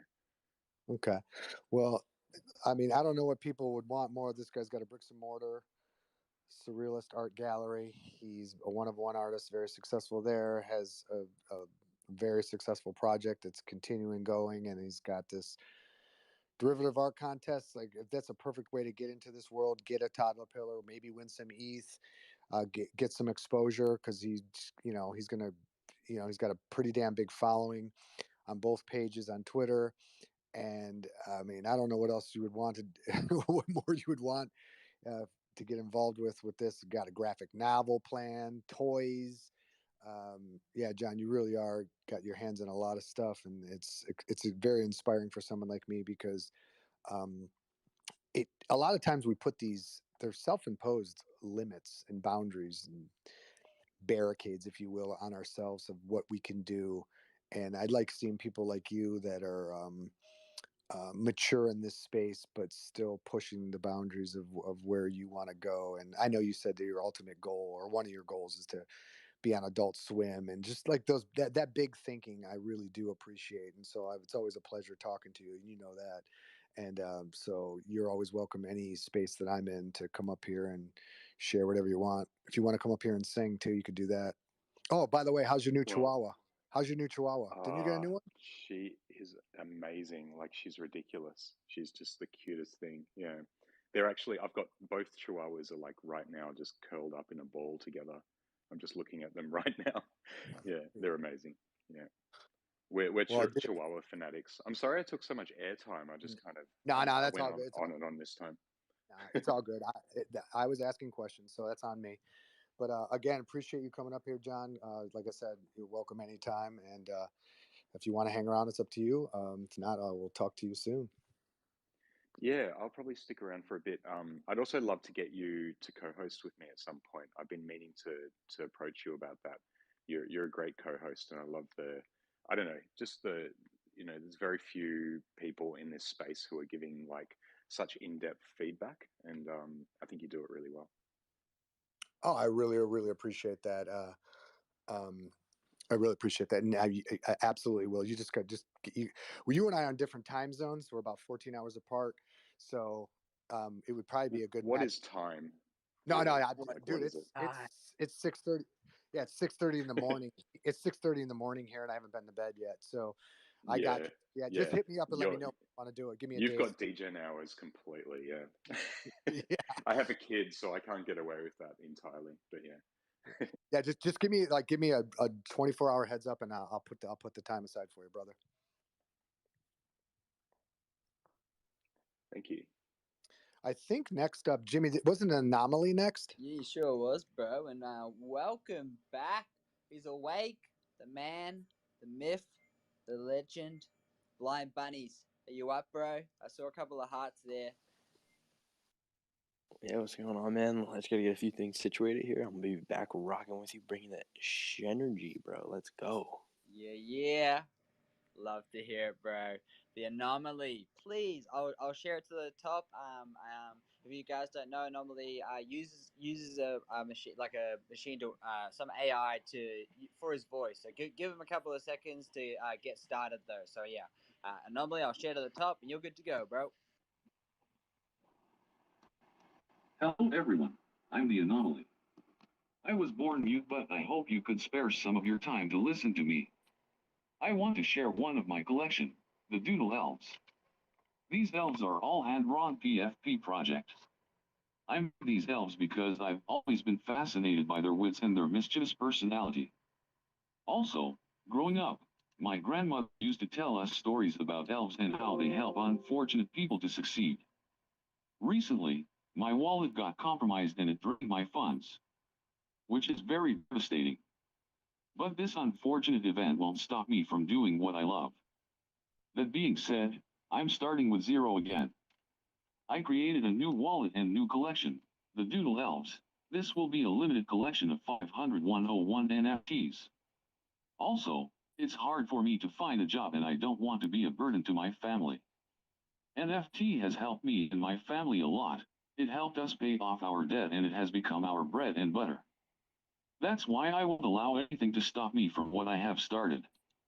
Proceeds will be used to build a house for my mama and to support other artists too. I'll appreciate it if you can buy my NFTs, and if not, a simple retweet is very much appreciated. I may not be good at expressing myself through words, but know that I appreciate you guys a lot. Thank you so much for the time, the space, and the love. Shout out the anomaly. I love it. I absolutely love your work, bro. Obviously, I've heard you.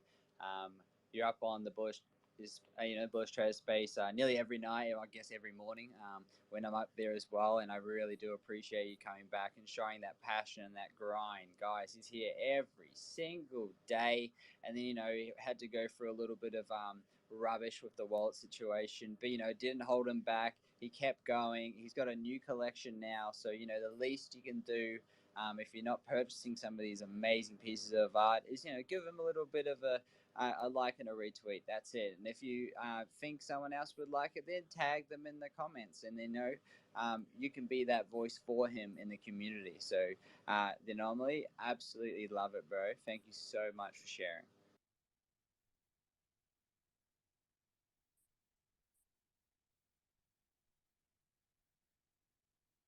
Right. On that note, thank you. Yeah, thank you so much. Wasn't too, yeah. Sometimes he has a next part or anything. I just wanted to give him that time just in case. Next up we got a few people rug out. Galaxy Kickers. Then Pen as well. Sorry. And then Babylon, and we got Ash as well. We got Rabbit. We got so many people, guys. This room's still popping. So guys, what I got to ask you to do. It's 8:20. We moved on a little bit faster.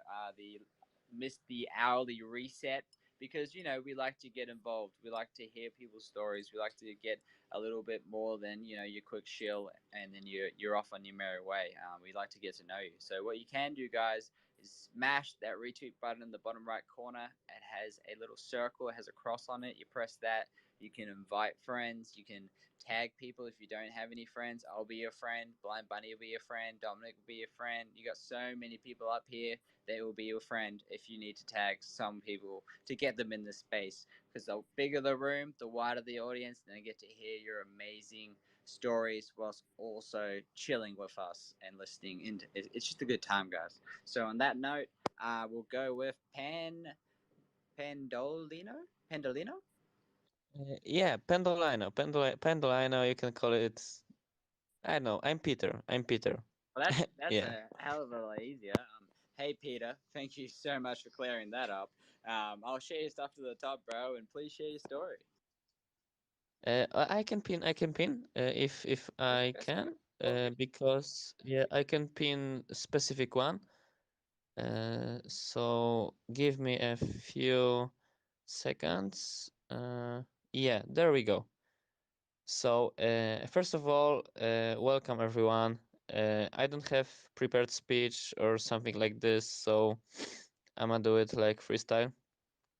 I don't want to welcome all of you like hello crypto, hello, because last time I did this, someone wrote me, hey, you didn't mention me. Why? So yeah, welcome everyone.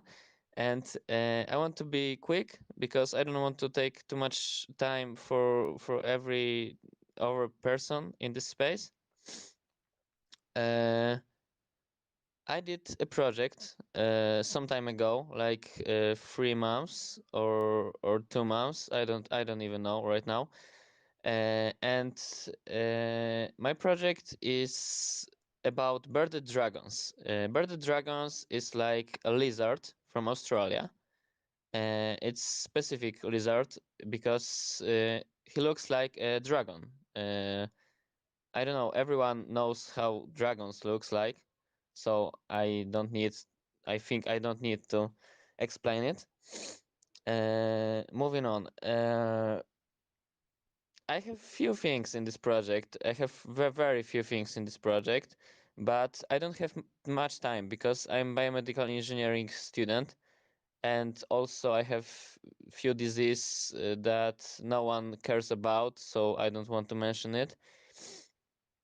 And right now I'm very broke, broke as hell, and I don't know. I'm vibing here because that's the chill and chill. I don't want to make the depression here or anything. So can do you have any questions, Crypto or Dominic? Because I don't want to talk and be like monological because yeah, that's kind of I don't know. It's quite difficult for me. No, it's well, first of all, you speak fine. Like there's no, but I get that sometimes. Like even when I don't really shill, but like introducing myself, sometimes I feel like I almost feel like it's our own insecurities or whatever. Like sometimes I just hear my own voice and I'm just like, what? Shut up. Like I don't want to hear I don't want to hear me anymore. I just want somebody else to talk to me and keep me engaged that way. So I totally understand what you're saying here.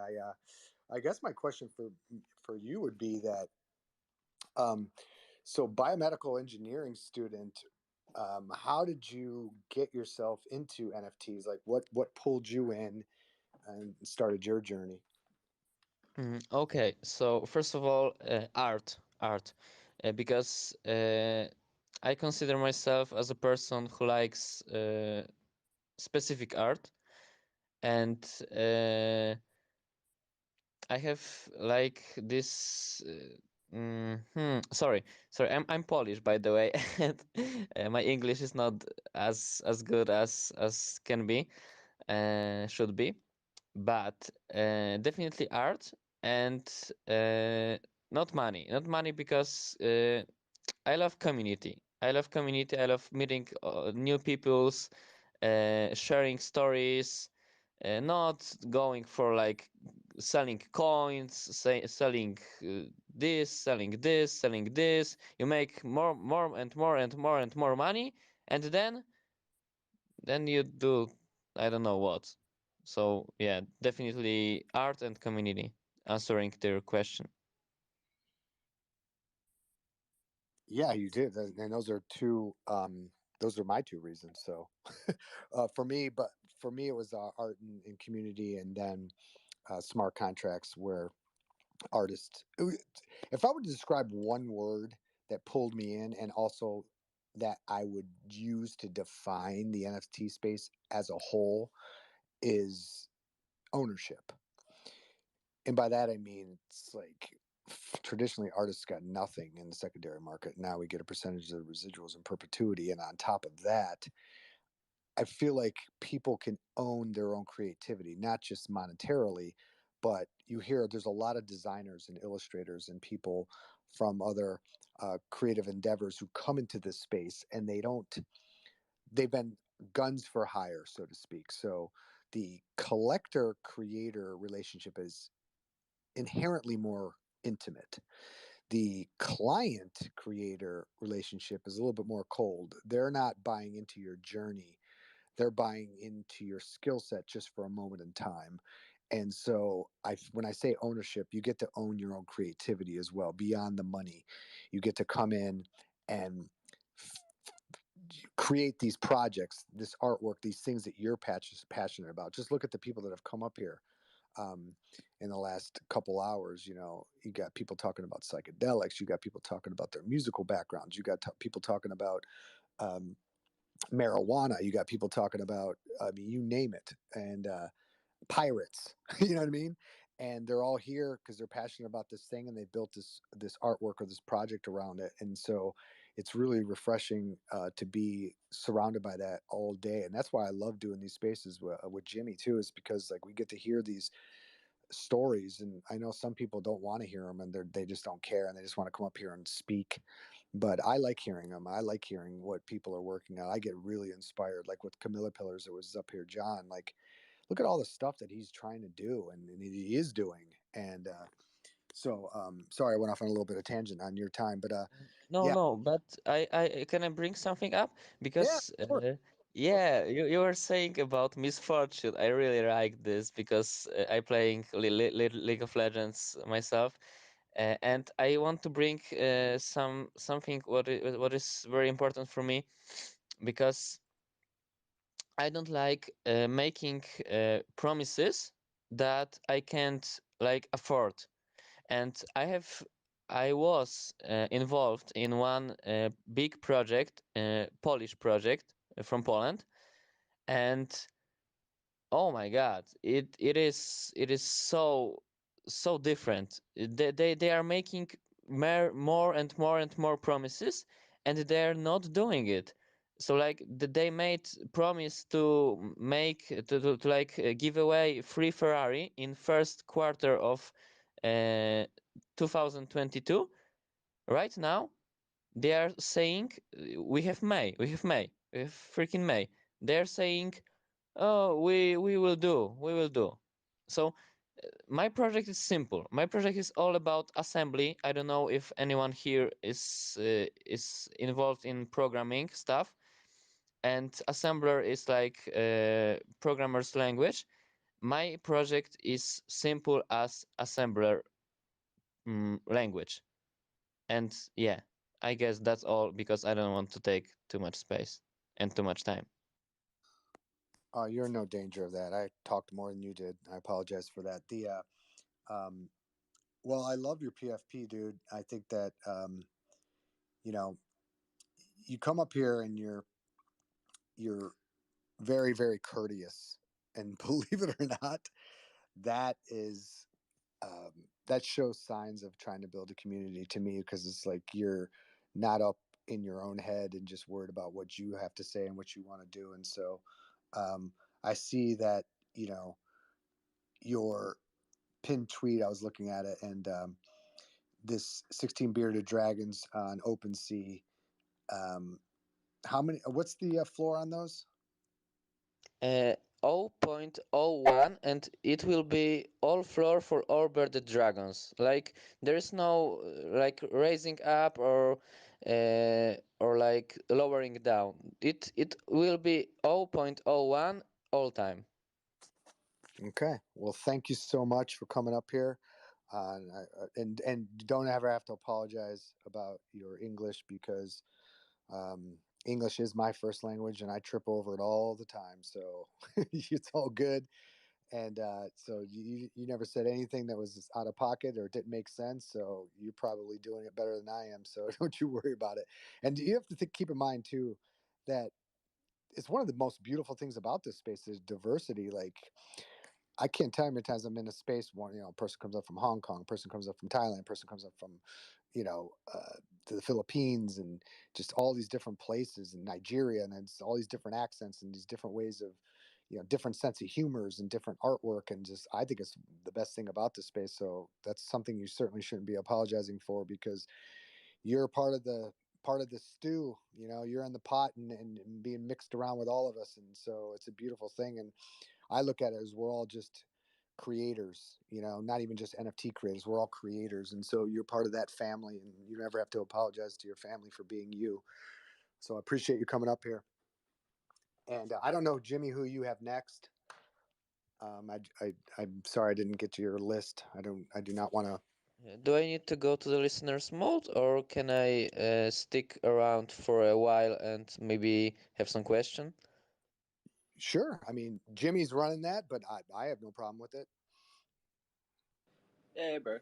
Yes, thanks so much for sharing. We have another, we have a lot in requests. I'm happy to have people stay up like whilst we finish the speakers that we have on the panel right now, and then we'll switch them over. So we'll have everyone up here whilst we share, and then we'll switch out, and then we'll get a whole new panel because it's only early in the morning now, guys. In some parts of the world. So this space, in my opinion, from hosting quite a few spaces now, I know that this room is about to get popping very shortly when it comes to numbers. That's how we'll run it. So you're more welcome to stay up here for now. That's absolutely, that's fine. We still have another 4 speakers to go, bro. So you're most welcome to answer questions stuff as well. But up next, we have Galaxy Kickers Rug twice, Ashgun, and then Babylon, and then we got Rabbit, Mary, and then Planet. So I'll try and remember that again. Galaxy. No, I didn't. I ruined it. I lost my train of thought. Yeah. Galaxy Kickers was up Alright. next, so I'll pin your stuff to the top, bro, and we'll hit. I love this project, man. I love it. Let's go. Yeah, so I pinned it already, but first of all, Pendolino, your English is great. Dzień dobry, I'm also from Poland, or born in Poland, and now live in Germany, so keep it up, and no apologies, your English is perfect. So, all right, guys, so great for being here again, and hello, everyone. My real name is Damien, I'm from Germany, and yeah, I love football, and I love NFTs, so for me, it was clear I need to create my own football NFT collection. And that's what I did. It's called Galaxy Kickers, like my account here. And yeah, it's a one-man show. So I created the concept, the art, I lazy minted the items on OpenSea and now built up my community. And it's a very large collection, so 10,000 unique items. And Galaxy Kickers combines football with pixelated art. Why pixelated?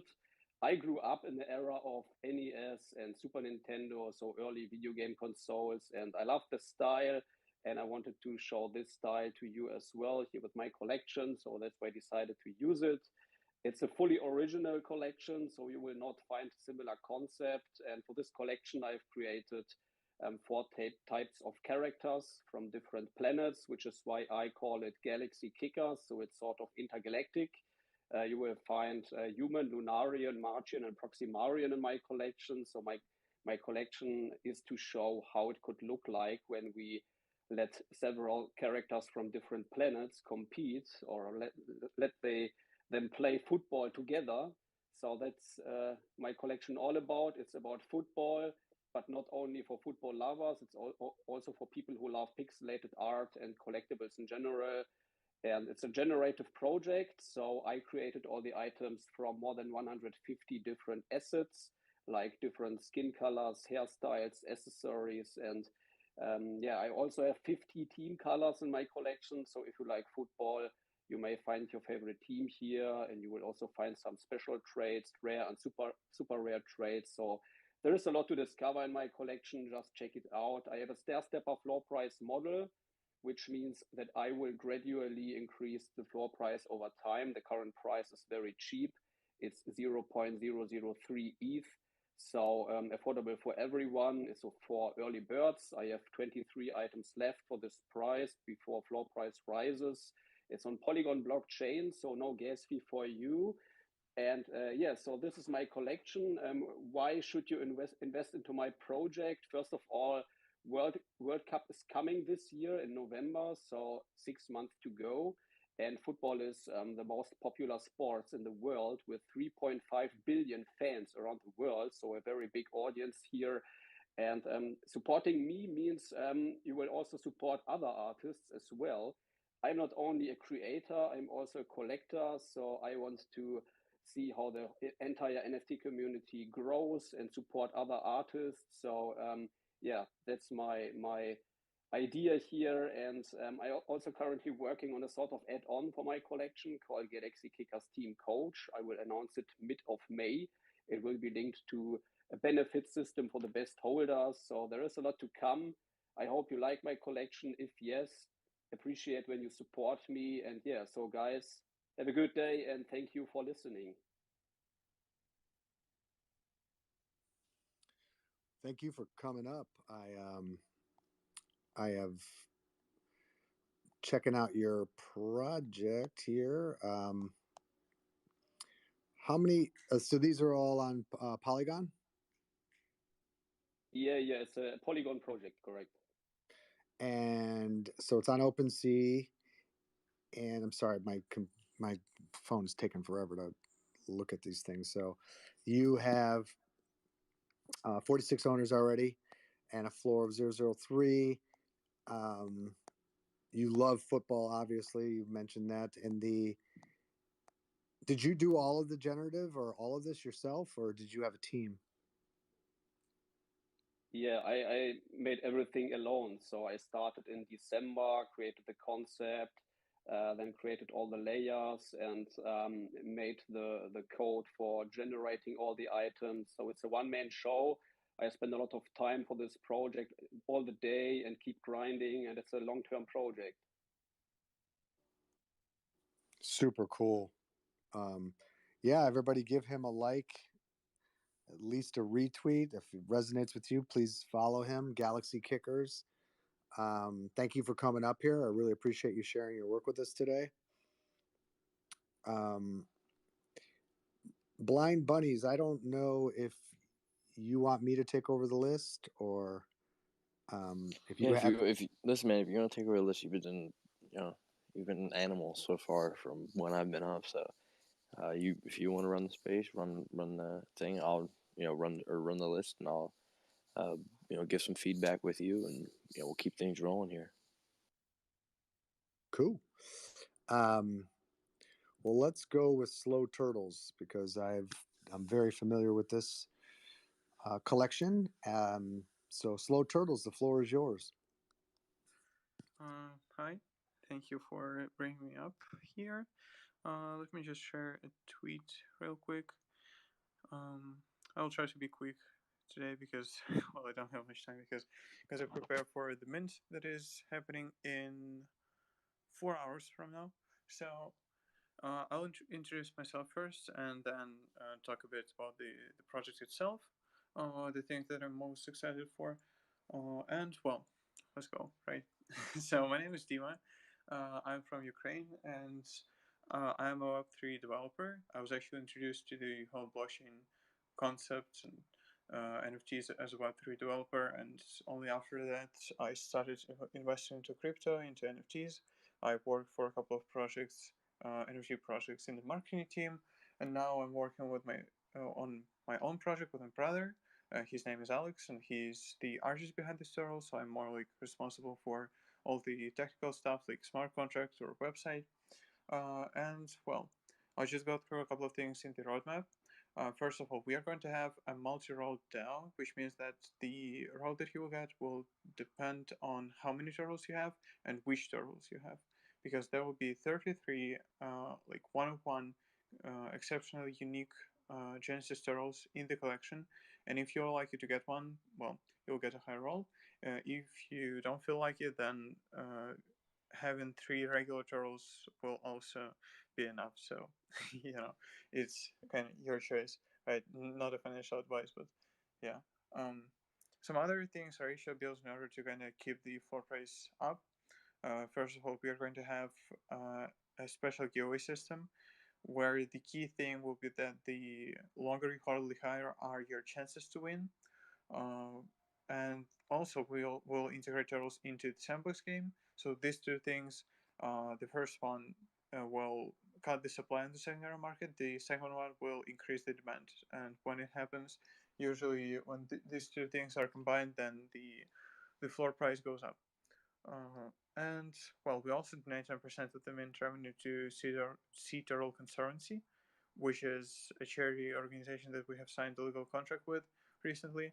And well, there is a lot more to this project. You can check out our roadmap. Either like you can go to our link tree. There is white paper there. You can go to our Discord. There is a special channel called Roadmap if you want to go to Discord. So as I said, the mint is in a bit more than 4 hours from now. That will be like pre-sale, and then an hour after that we'll start. We'll open the public sale, so everyone is invited to our mint party. Let me just share another tweet at the top. So yeah, guys, here is a scheduled space for the mint party. You can come there. There will be lots of fun, lots of NFT giveaways. Just good vibes there. Just chill vibes. So even if you don't want to buy yourself a turtle, then definitely come there and chill with us. It's great hearing you again, man. I've haven't spoke to you in about a week or so. It's nice to see your pitch evolve too and turn into something different than the last time I heard you speak. And it's good to see that you're conscious of your community and just the the gas fees and rescheduling your mint because of that and just paying attention to stuff like that. I think that really matters, and it says a lot about somebody that what kind of person they are, but also what kind of project they're running. So I appreciate you doing that for your community and for the community at large. And is there anything else you want to share with us?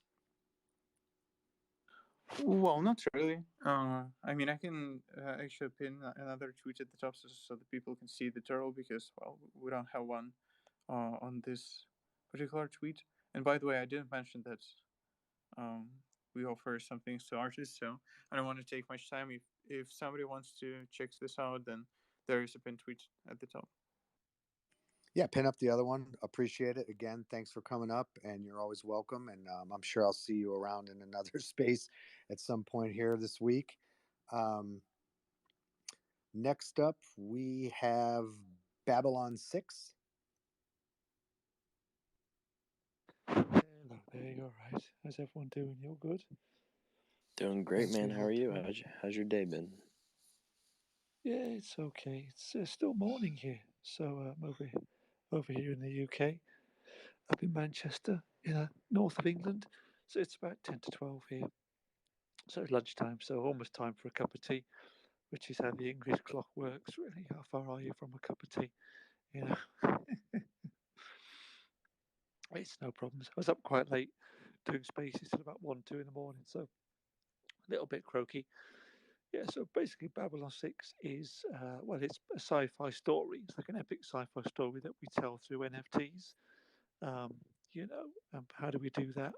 Well, how do we do that and why do we do that? Because they're both equally important.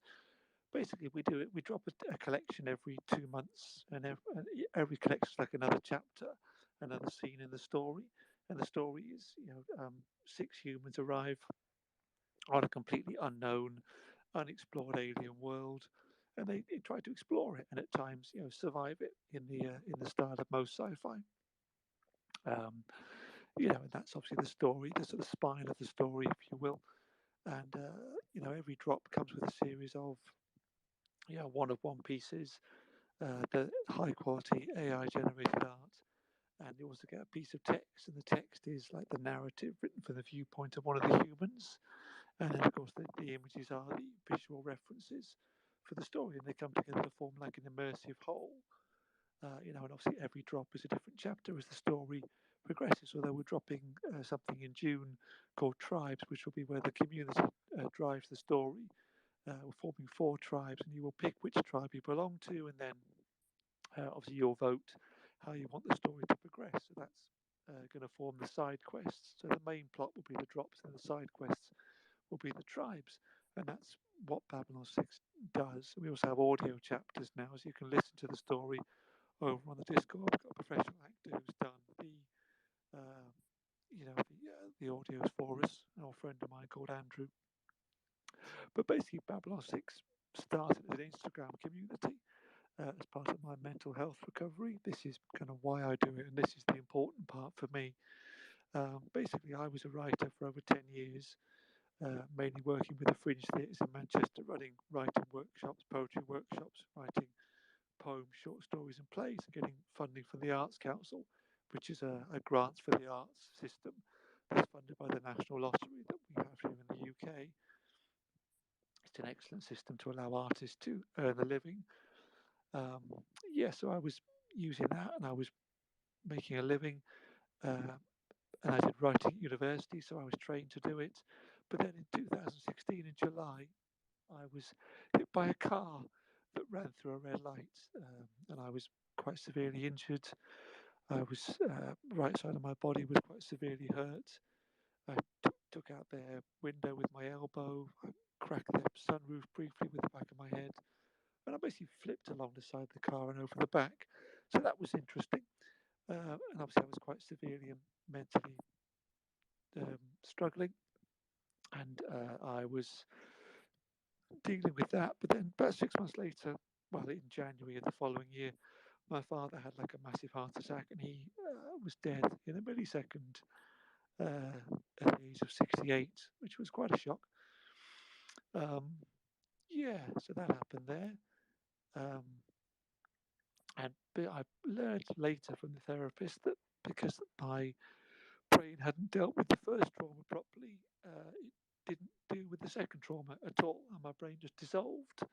And I had like massive problems. I had like panic attacks. I had like night terrors. I had shaking fits where I'd lose control of the muscles in my body and I couldn't sit still. I wouldn't be able to process things. So things like tying my own shoes. I would look at my shoes and I'd just go, I don't know what to do here, just because my brain wasn't working. It wasn't able to think logically at times when I was in that state. Yeah, that led to all kinds of issues.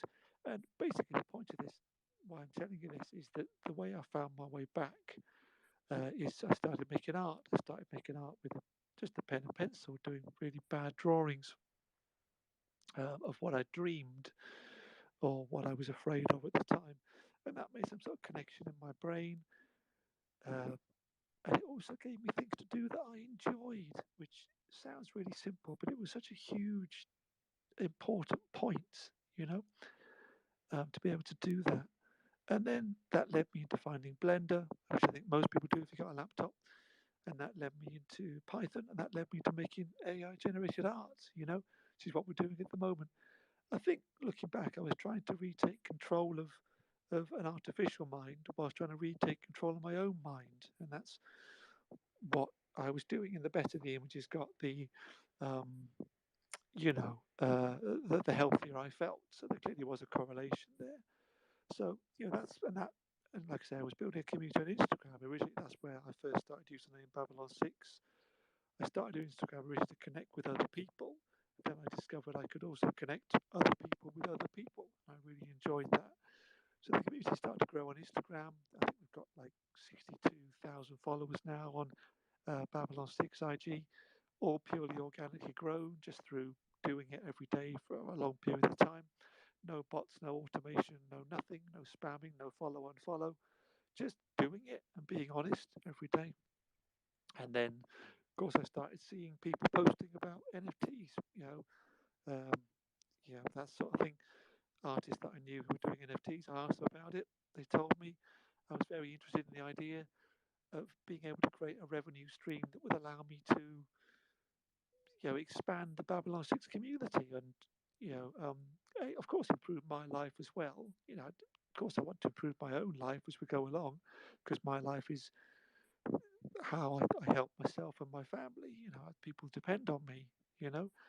Um, yeah, but also it gave me a chance to create a community and create revenue streams to benefit others. So, doing shout outs for other artists. You know, the journey is important. The journey is the point, really. That's why Babylon 6 is a journey and not a 10,000 PFP project. I'm not saying those other projects are bad, but the journey is really important to me because I've been on the journey to come back to being healthy. And if you connect with the story, check us out. If you connect with the art, then check us out. If you want to DM me, we'll answer all the DMs. We've got a private group chat on here on Twitter, which is like-minded people that have been brought together around the ideas of the project. Or if you are struggling, if you're having difficulties, I'm not a mental health practitioner. I'm not suggesting that this is the only way, but if you think that being involved in it might help you to start to improve your days, or it might start to inspire you to make your own art, and maybe that would help you to start finding a way to improve your mental health. Then get involved. Check us out. Two drops at the moment, both links in the link tree, chapter 1, chapter 2. Anybody can read it. If you want to send me a DM, I'll answer it. If you want to check me out on IG, I'll answer all the messages there. Looking for like-minded people to become involved and hopefully benefit from the journey. If you want to check out the OpenSea, that's incredible because obviously the more revenue I have, the more I can do. Simple as that. That's just a real world fact. I know I've gone on there a bit, but it's really important to me to explain why I do it, because that's integral to how the project will be shaped. So, yes, thank you very much for listening, and all questions welcome. And I thank you for your support in advance, and I look forward to welcoming you to the Babylon 6 crew. Let's explore this planet together. Thank you very much for your time. Yeah, man, Well, we thank you for appreciate you coming for up. coming up. Yeah. I've actually, I mean, you've been here for a while, I know that for a fact, but I see you in space a lot. That's one thing to say is you're on the grind, and your art is just really cool. Like, and it's very clear too. Like, if you click on it and like zoom in, it still holds its value. But it's just really cool. I really like your art. Um, yeah, you're doing an awesome job. Just keep it up. Keep hopping in spaces, and things will keep going. Thank you very much.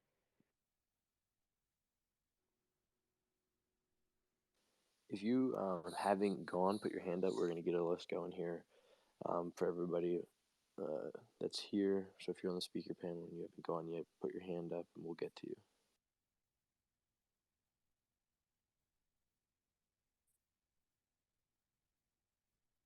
Yeah, and this would be a great time too. We've been holding at about 100 people for a while. We got up to about 130 at one point. I just to retweet the room, bottom right hand corner, blue circle, white plus sign.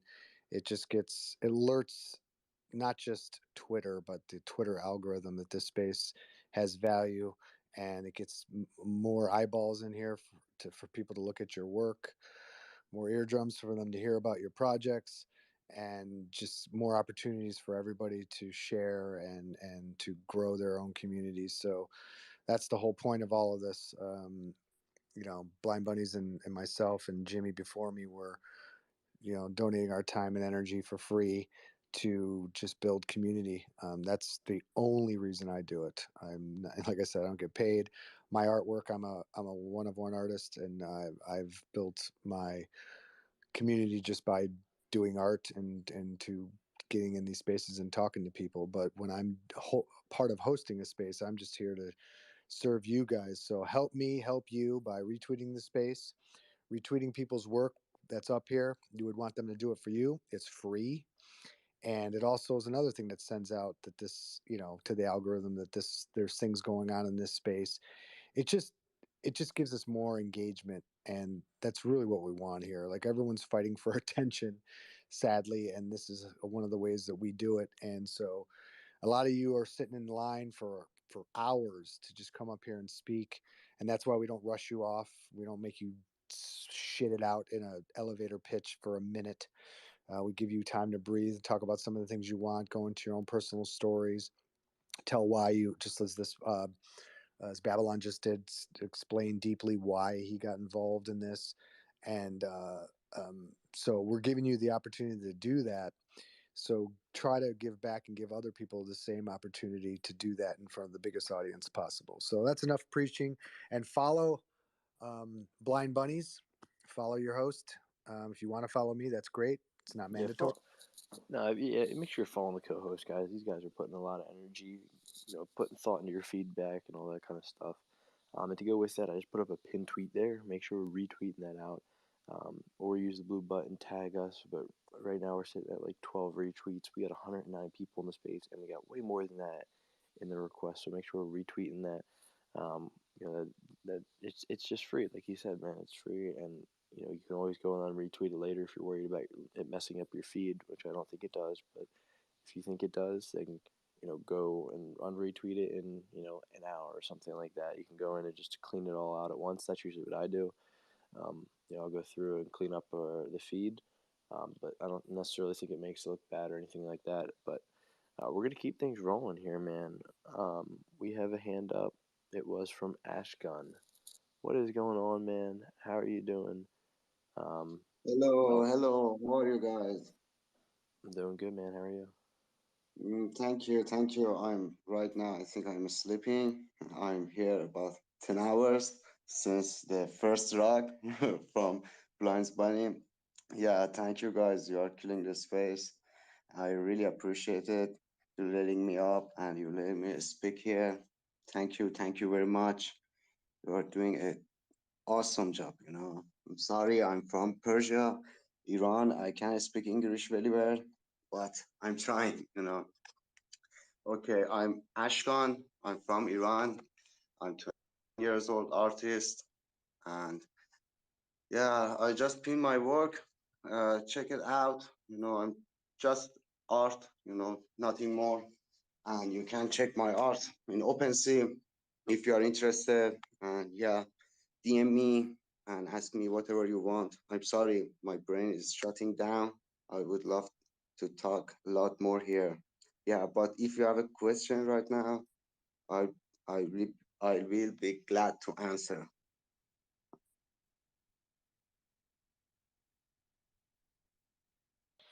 I have so for whatever reason, I'm pretty good with names and voices, especially with spaces. Now I've kind of been trained, and for whatever reason, I did not recognize your voice, but I certainly recognize your art. And this piece right here, I saw it a couple days ago. I don't remember what space it was in, and I'm not even lying to you. I screen capped it, and it's in my camera roll because I liked it so much. It's like inspiring to me. It's like there's a bunch of colors, graphic shades, some representative elements like the eyeballs, and um, yeah, I just love it. Now that I look at it, I remember what you said at in the space that I first heard you talk about it, and you were very brief in that one as well. And you were talking about how you create art in a very similar fashion that I do. It's almost like you're not about trying to explain it to people because you almost don't want to interrupt their version of it, and it doesn't even matter, and you don't even want to explain. Am I remembering that correctly? You were the guy that said you didn't really want to explain your art too much. Yeah, Yeah, so I'm the same way. So exactly. Yes. yeah, so I remember you really well, and I'm not kidding you. I have this image right here in my camera roll because I liked it so much, and I just anytime I see something I like, I screen cap it, and it just as inspiration. So, I don't know. That's about as high as praise as I can give somebody. I remember you very well. I saved your work. I even remembered your pitch. Um, Dude, just keep making stuff like this one right here, and you're going to be just fine. It's so it just uh, I would hang that up on my wall, and I'm an artist, so I love it, man. Thank you. Thanks in advance. It means a lot. I appreciate it. The words coming from you. Yeah, I just pinned this photo here. It's my right now. It's my screensaver on my cell phone, and yeah, I really love it. The other day I found a new face in this painting. I really didn't know it's there. I didn't want it to be there, but after 17 days passed, I just saw it, and yeah, there's a lot of mystery in there, and I even don't know about it. And this is the beauty of these types of paintings. Yeah, and I'm so glad you remember it, and yeah, I'm so happy you like it. If you want, you can have it. It's all yours, man. I no, I want you to are you on so is this one on it's on Foundation, isn't it? Where is this one at? Oh, it's on No, OpenSea. no. OpenSea. Yeah, it's on OpenSea. There's a big reason here I'm on OpenSea because they are banning us because we are Iranian. I don't know what is the problem with us, but these politicians are killing us. So I'm there, and my punch to their faces. You can't tell me what to do. Yeah, so you I appreciate that for trust me. I'm all about that. So yeah, so that started like 2-3 months ago, didn't it? Yeah, yeah. I start to paint this 3 months ago, Oh, and after I'm three talking months, about the ban on Iranian artists and shit on OpenSea. Didn't that happen like when did they start doing that? Or trying to do that, I should say. yeah, it's true. About 2 or 3 months ago. Yeah. Yes. Well, good. I'm glad that you spent all this time on this piece and you put it up where you wanted to put it up, and yeah, that goes against everything that Web3 is about, and it makes me nervous and sick to my stomach that that's still something that's a conversation we have to have. I mean, you look at what's going on with the Ukraine and Russia, and I don't care what side you're on with it. It's just like, when it comes to this sort of thing, I just feel like it's supposed to be this open, diverse, get rid of the keepers, kill the middlemen, and get rid of the regulation and the politics and all that bullshit out of here. And then you see it pop back up, of course. And then it's just a matter of time before corporations start messing with things. And it's just, like I said, it makes me nervous. And I'm glad there's people like you and artists out there that are rebellious and sticking to their guns and sharing their work the way they want to share it. So keep going, brother. Like I said, I love this piece. Keep making pieces like this, dude. I'm not here to tell you what to do, but like the spirit of this piece is very powerful, and I create very similar to you, where it's the creative process really is the the whole thing for me. It's like without that, because that's what you spend the majority of your time doing, is the making. Art is a verb. Like you're going to spend 90% of your time making the art. So if you don't enjoy that, I don't know what to tell you, man. And so it's good to see that you're a person's like, I don't even know what it means yet either. There's so many pieces of my work. I don't understand what half of it means until later.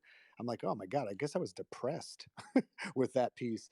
But yeah, so I resonated with your work, not just visually, but how you spoke about it, as I said. So feel free to come back and visit us anytime. Um, and thank you so much for coming up here and sharing your work once again. Thank you, thank you. Yeah, the great work is yours. You are doing the great work. Sorry for my bad English. I hate my English teacher. Yeah, you are doing the great work here, and yeah, thank you so much. Thank you so much. It's very beautiful. Thank you. No, thank you, man. Tanner, who do you have next, buddy? We're just gonna I pretty just much want to follow the say, hands I here. just Yep, want go to ahead. say goodbye. Yeah, I just want to say goodbye, and it was very nice time spending with you. Thanks everyone. Just want to say hi to Bullish because I have never met him in this space. Yeah, so goodbye and have a good day, afternoon, or anything. Take my care. man's got that degen. Okay, so does anybody on the speaker panel, have you not gone yet? If you haven't gone, raise your hand and we'll get to you. If not, we're going to reset the room, bring some more people up. Rapid hasn't gone yet. Yeah, we got Rapid, and then we got my guy 90s Ape Club playing this. Hello everyone. How are you? How are you, Doing man? good, man. I'm doing great as always. Rapid is always good. Okay, I'm going to keep it short a little bit. I'm here with the Little Rapid project. This is my daughter's collection. There are only 18 items in this collection. All these items are one of one and unique. My daughter is only 8 years old. Yes, she is 8 years old. She wants to collect her own money for summer courses. Her idea is not just collect money for herself. We also intended to support another artist and their projects and utilities. She loves art, and Web3 is our children's future. About our utilities, the first one is my daughter's education. She wants to join aerobic and taekwondo courses this summer because past 2 summers she couldn't join the courses because of pandemic, and she wants to do her own sellings. The second one, utilities, support another utilities because as her father, I'm really met very good persons in spaces. They are kind of worth to support. That's I believe. The third one, utility. I want to support my daughter's personality. I want to she become a self-confident person. I brought her when I heard about this little rabbit collection from her. Okay, thank you. That's what I want to say for now. Um, let me quickly add my pin post.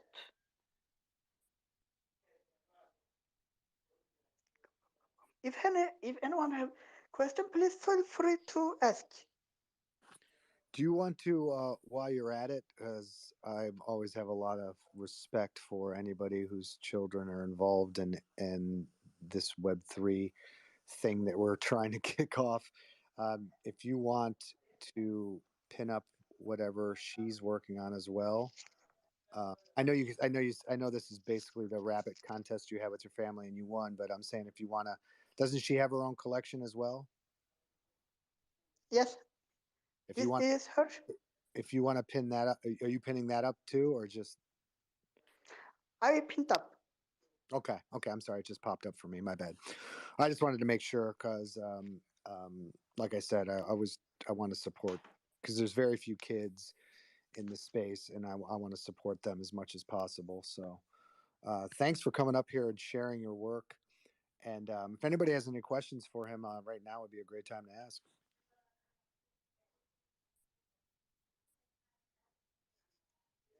It seems not. If I have a couple of minutes more, I would like to share my own project. Sure, go ahead. Okay, the Rapid project is a collectible NFT project. Now 2.5 thousand collectible NFTs are living on OpenSea in Polygon network.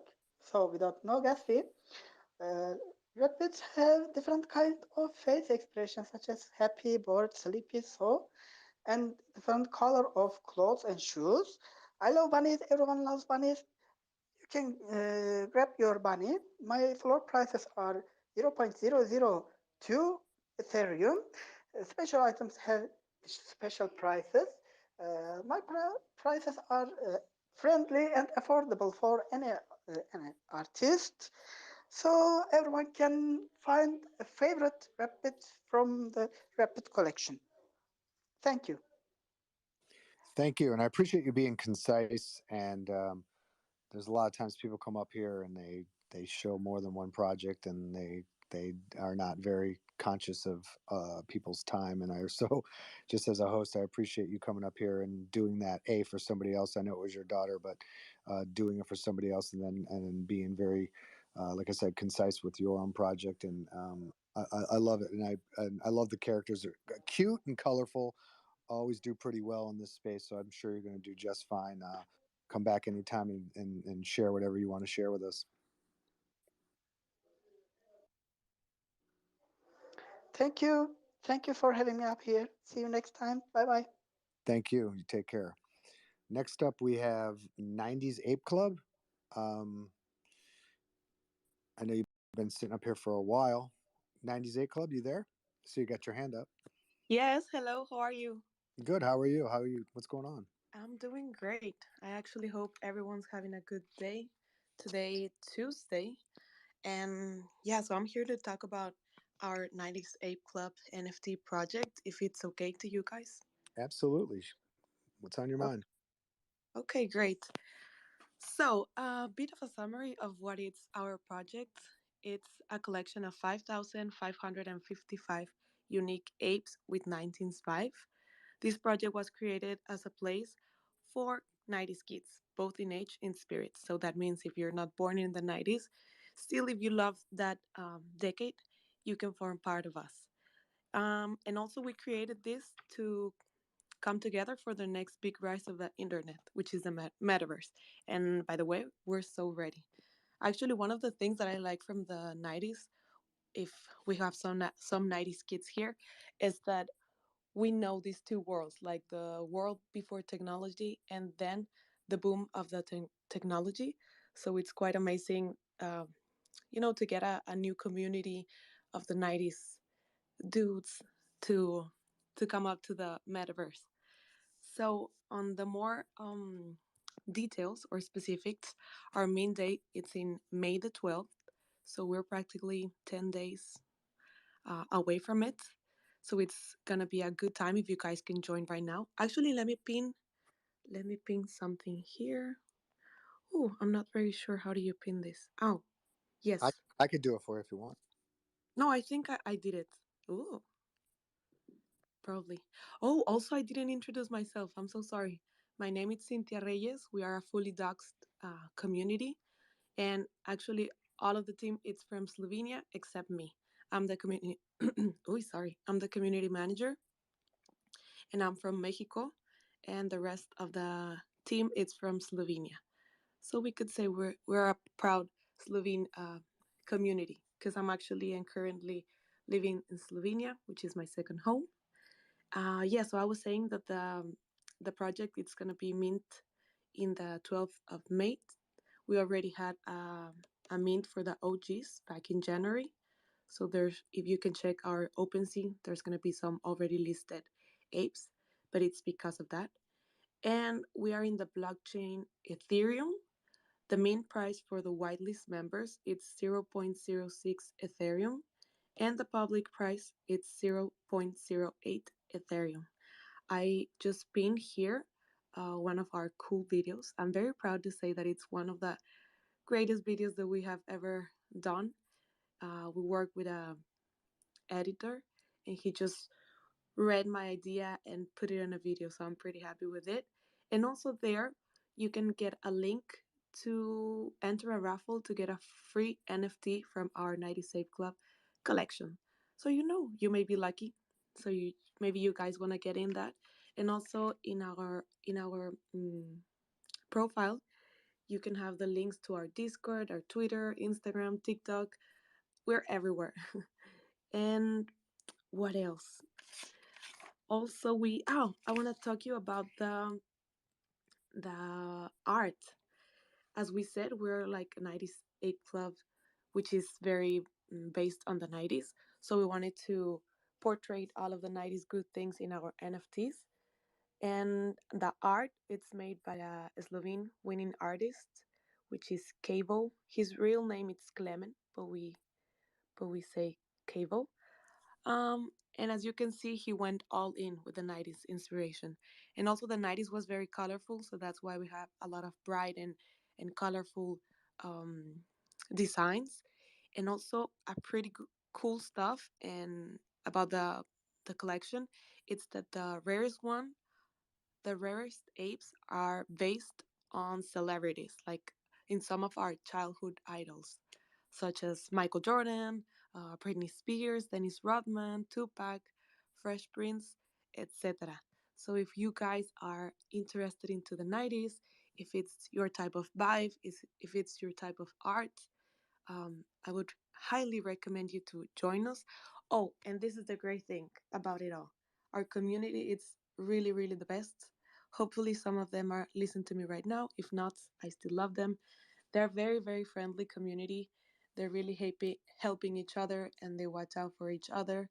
And the Discord, it's popping. We have several activities. We have trivia nights. We have games. Oh, and by the way, right now we have a social media giveaway contest. I'm hiding some words or figures in our posts, and then they have to fill some Google forms to enter, and they're gonna get amazing prizes. So I don't know if it was too much. I tried to make a summary, but you always get carry on and excited about your projects that you talk and talk for hours.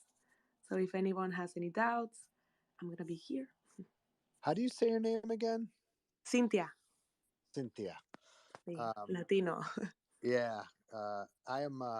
Yeah, I was looking at the um, your your uh, your GIF where you have the Super Mario, Dennis Rodman, the Jim Carrey in the mask, and Mhm. Tupac and all that's just super cool, and obviously right on brand with the '90s and even the style of it with the colors and everything. It's cool, right? Yeah, it just feels very '90s. I mean, not just because you used people that were prominent in the '90s, but just the way it's drawn and illustrated is very '90s. So yeah, it's a super cool project. And how long have you been associated with it? Oh, I think we started back in December, so we were working on that about Okay, I'm gonna say like the team is from Slovenia, and I've been dragged into this NFT world because of my boyfriend. He's part of the team, and he's a Slovene. So, as a great couple that we are, I was trying to support him, and at the end, I'm very, very, very involved now, and I think I want to learn more. And also, that's something that we really preach in our community, like to learn. We actually have a space in our Discord, which is like the NFT school. So if you don't know anything about NFTs, you can go there and watch the videos. But yes, we are pretty much about people, about community, about learning, networking.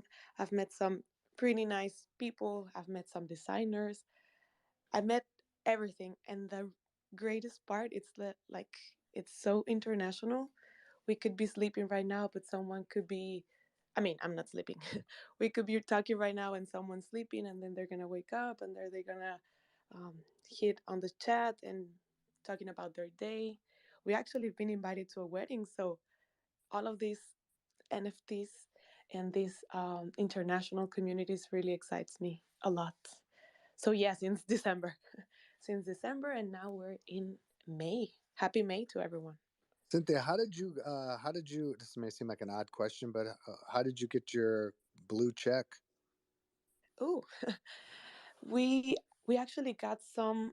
How do you say? Oh, I'm trying to think in Spanish and in English. Articles. Yeah, some articles has been published about our project, and There you go. Yeah, that's all it takes sometimes is just have yeah, right.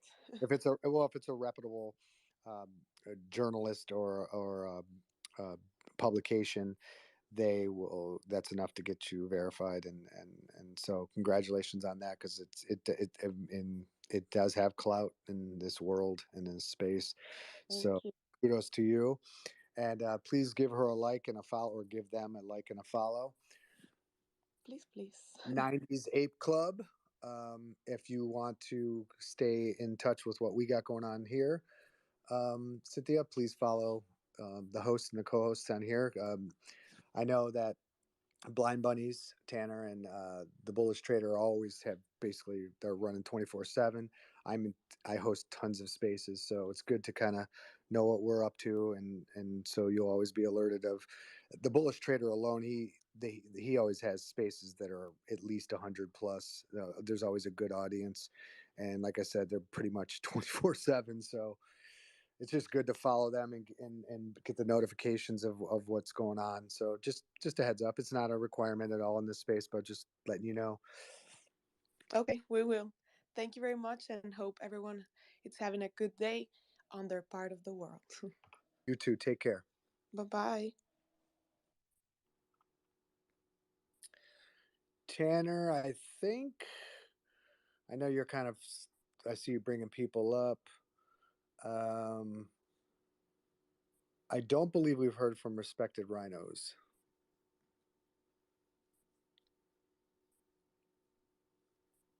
Respected Rhinos, are you still with us? Alrighty. What about Mary Maddock? Yeah, hello. Can you hear me?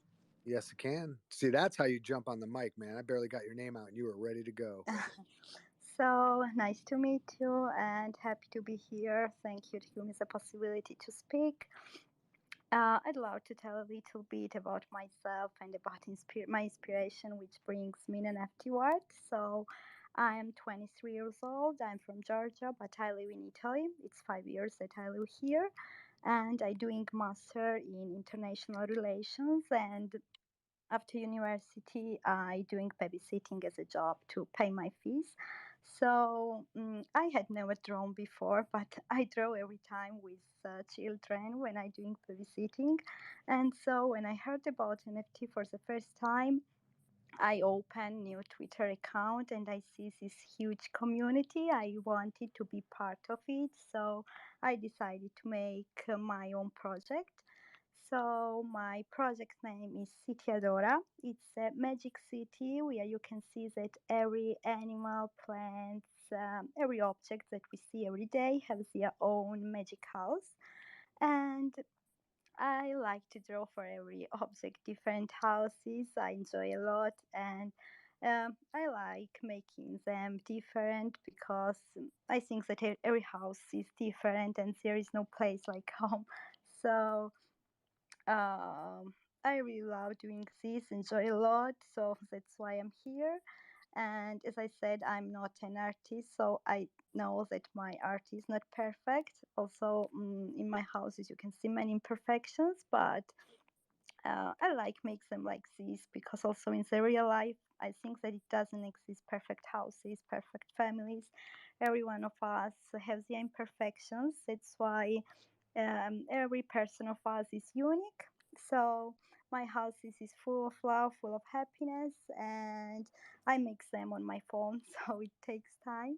I had already created, I guess, 14 magic houses, and 7 of them is still available on OpenSea Polygon, and floor price is 0.006. And that's all, I think. Thank you for your precious time and have a nice day. Thank you, Mary. You know what? You said something that kind of struck a chord with me when you said that your work is not perfect. Nobody's really is. I don't know. Maybe James Jean, his work is pretty perfect for me. But yeah. So, if you're trying to pursue perfection, good luck. You'll never achieve it. I think it's just the pursuit of it that really. It's really about the pursuit. It's like that carrot in front of the horse. The horse is never really going to get it, but it still propels them forward. And that's really all we can do with our work is just try to make the next one better than the last one. And that's all you can do. And I'm looking at your collection here, and it's like they all belong. They're in unison there. They look like a family, very much a collection, but at the same time, there's some diversity. And so, yeah, like what you're doing is super cool and it's vibrant. And yeah, perfection. I wouldn't worry about perfection. Just try to make, like I said, your next one better than your last, and that's all you really can do as an artist, and that's what most of us should be doing. And so, yeah, kudos for coming up here and sharing with us. Really appreciate that. If anybody has any questions for Mary.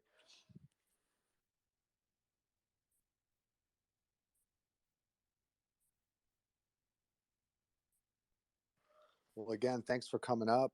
Yeah, we haven't had a lot of questions lately. I don't know why that is. It's odd. It's like earlier we're just getting question after question. I don't know if people are getting tired or if it's a certain time of the day where people don't feel like asking questions. Yeah. So next up we have. I'm going to give respected rhinos one more shot.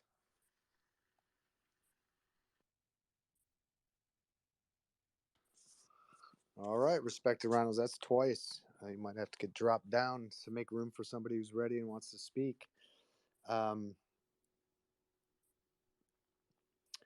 Next up, we have Planets Club. Hello guys. Hello. How are you? Good. How are you? Good. I'm new in NFT and I started creating my collection 2 days ago. So my collection name is Planets.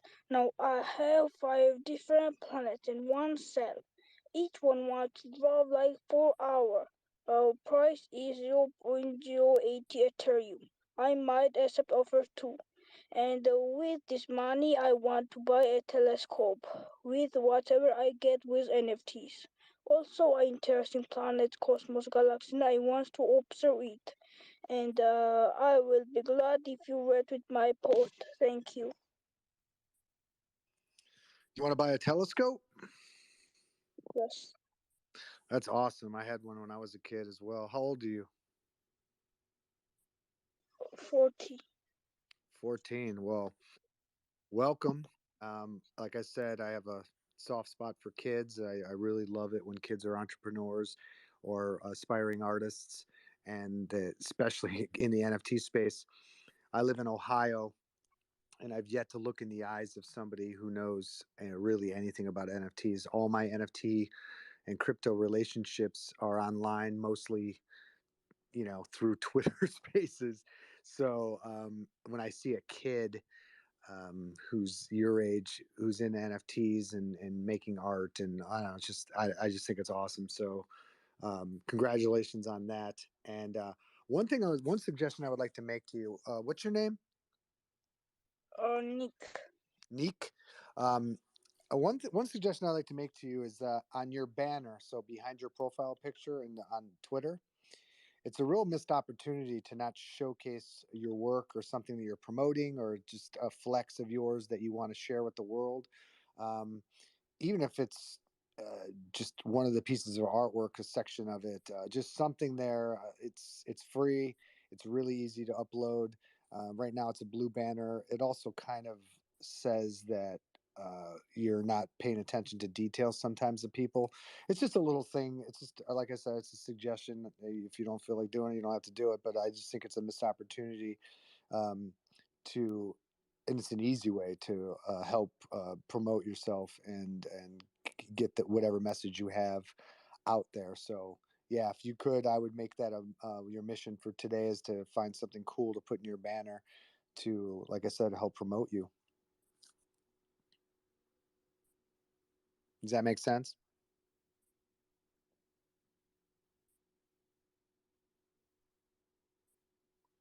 I don't know if you got muted or rugged or I saw you throw a heart, so hopefully that makes sense.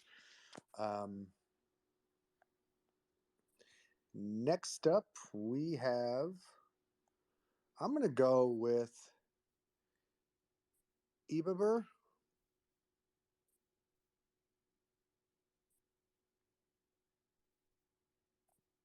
I think she just dropped out. She's up there. I can see her. Oh, she just dropped. I'm looking at her. She's in Russia. She rugs a lot. Yeah, she's awesome though. She's a delight. She's always like, almost everything she says, you could hear it coming through a smile on her face. So you guys want to go with no? Let's go with No Name. You with us, No Name? Damn, I just bite it from my foot, but no problem, mate. Hello, how are you? Good. How are you, man?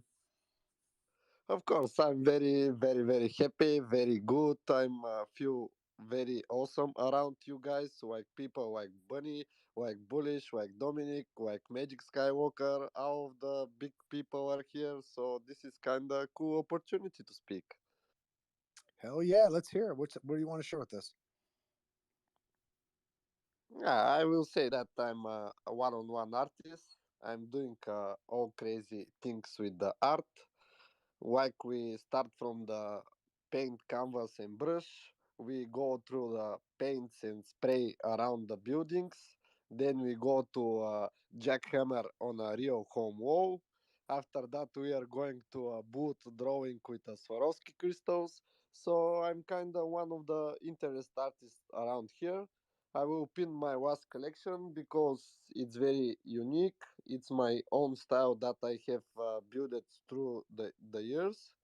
And in the present, the most important thing for me is how to best convey the creative impulse and emotions, what my eyes and my soul see through the means of expression and technique I mastered.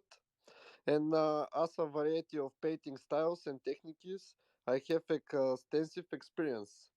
I joined an artistic community where I had the freedom to explore different styles and provoke my own abilities.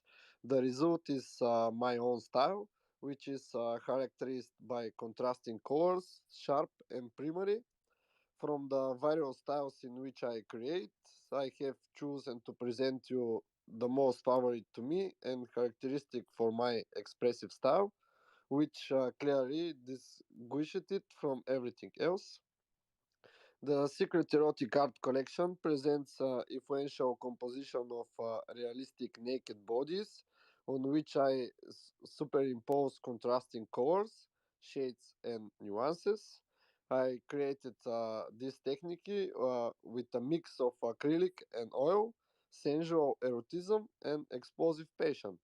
This is only a six-piece collection, so it's kind of people will take a naked lady to his home. So thank you for your time, guys. I don't think I need to say something more. If you have some questions about the things that I'm doing with the art and do I know Banksy, it's so I kind of will answer that. So yeah, thank you for your time.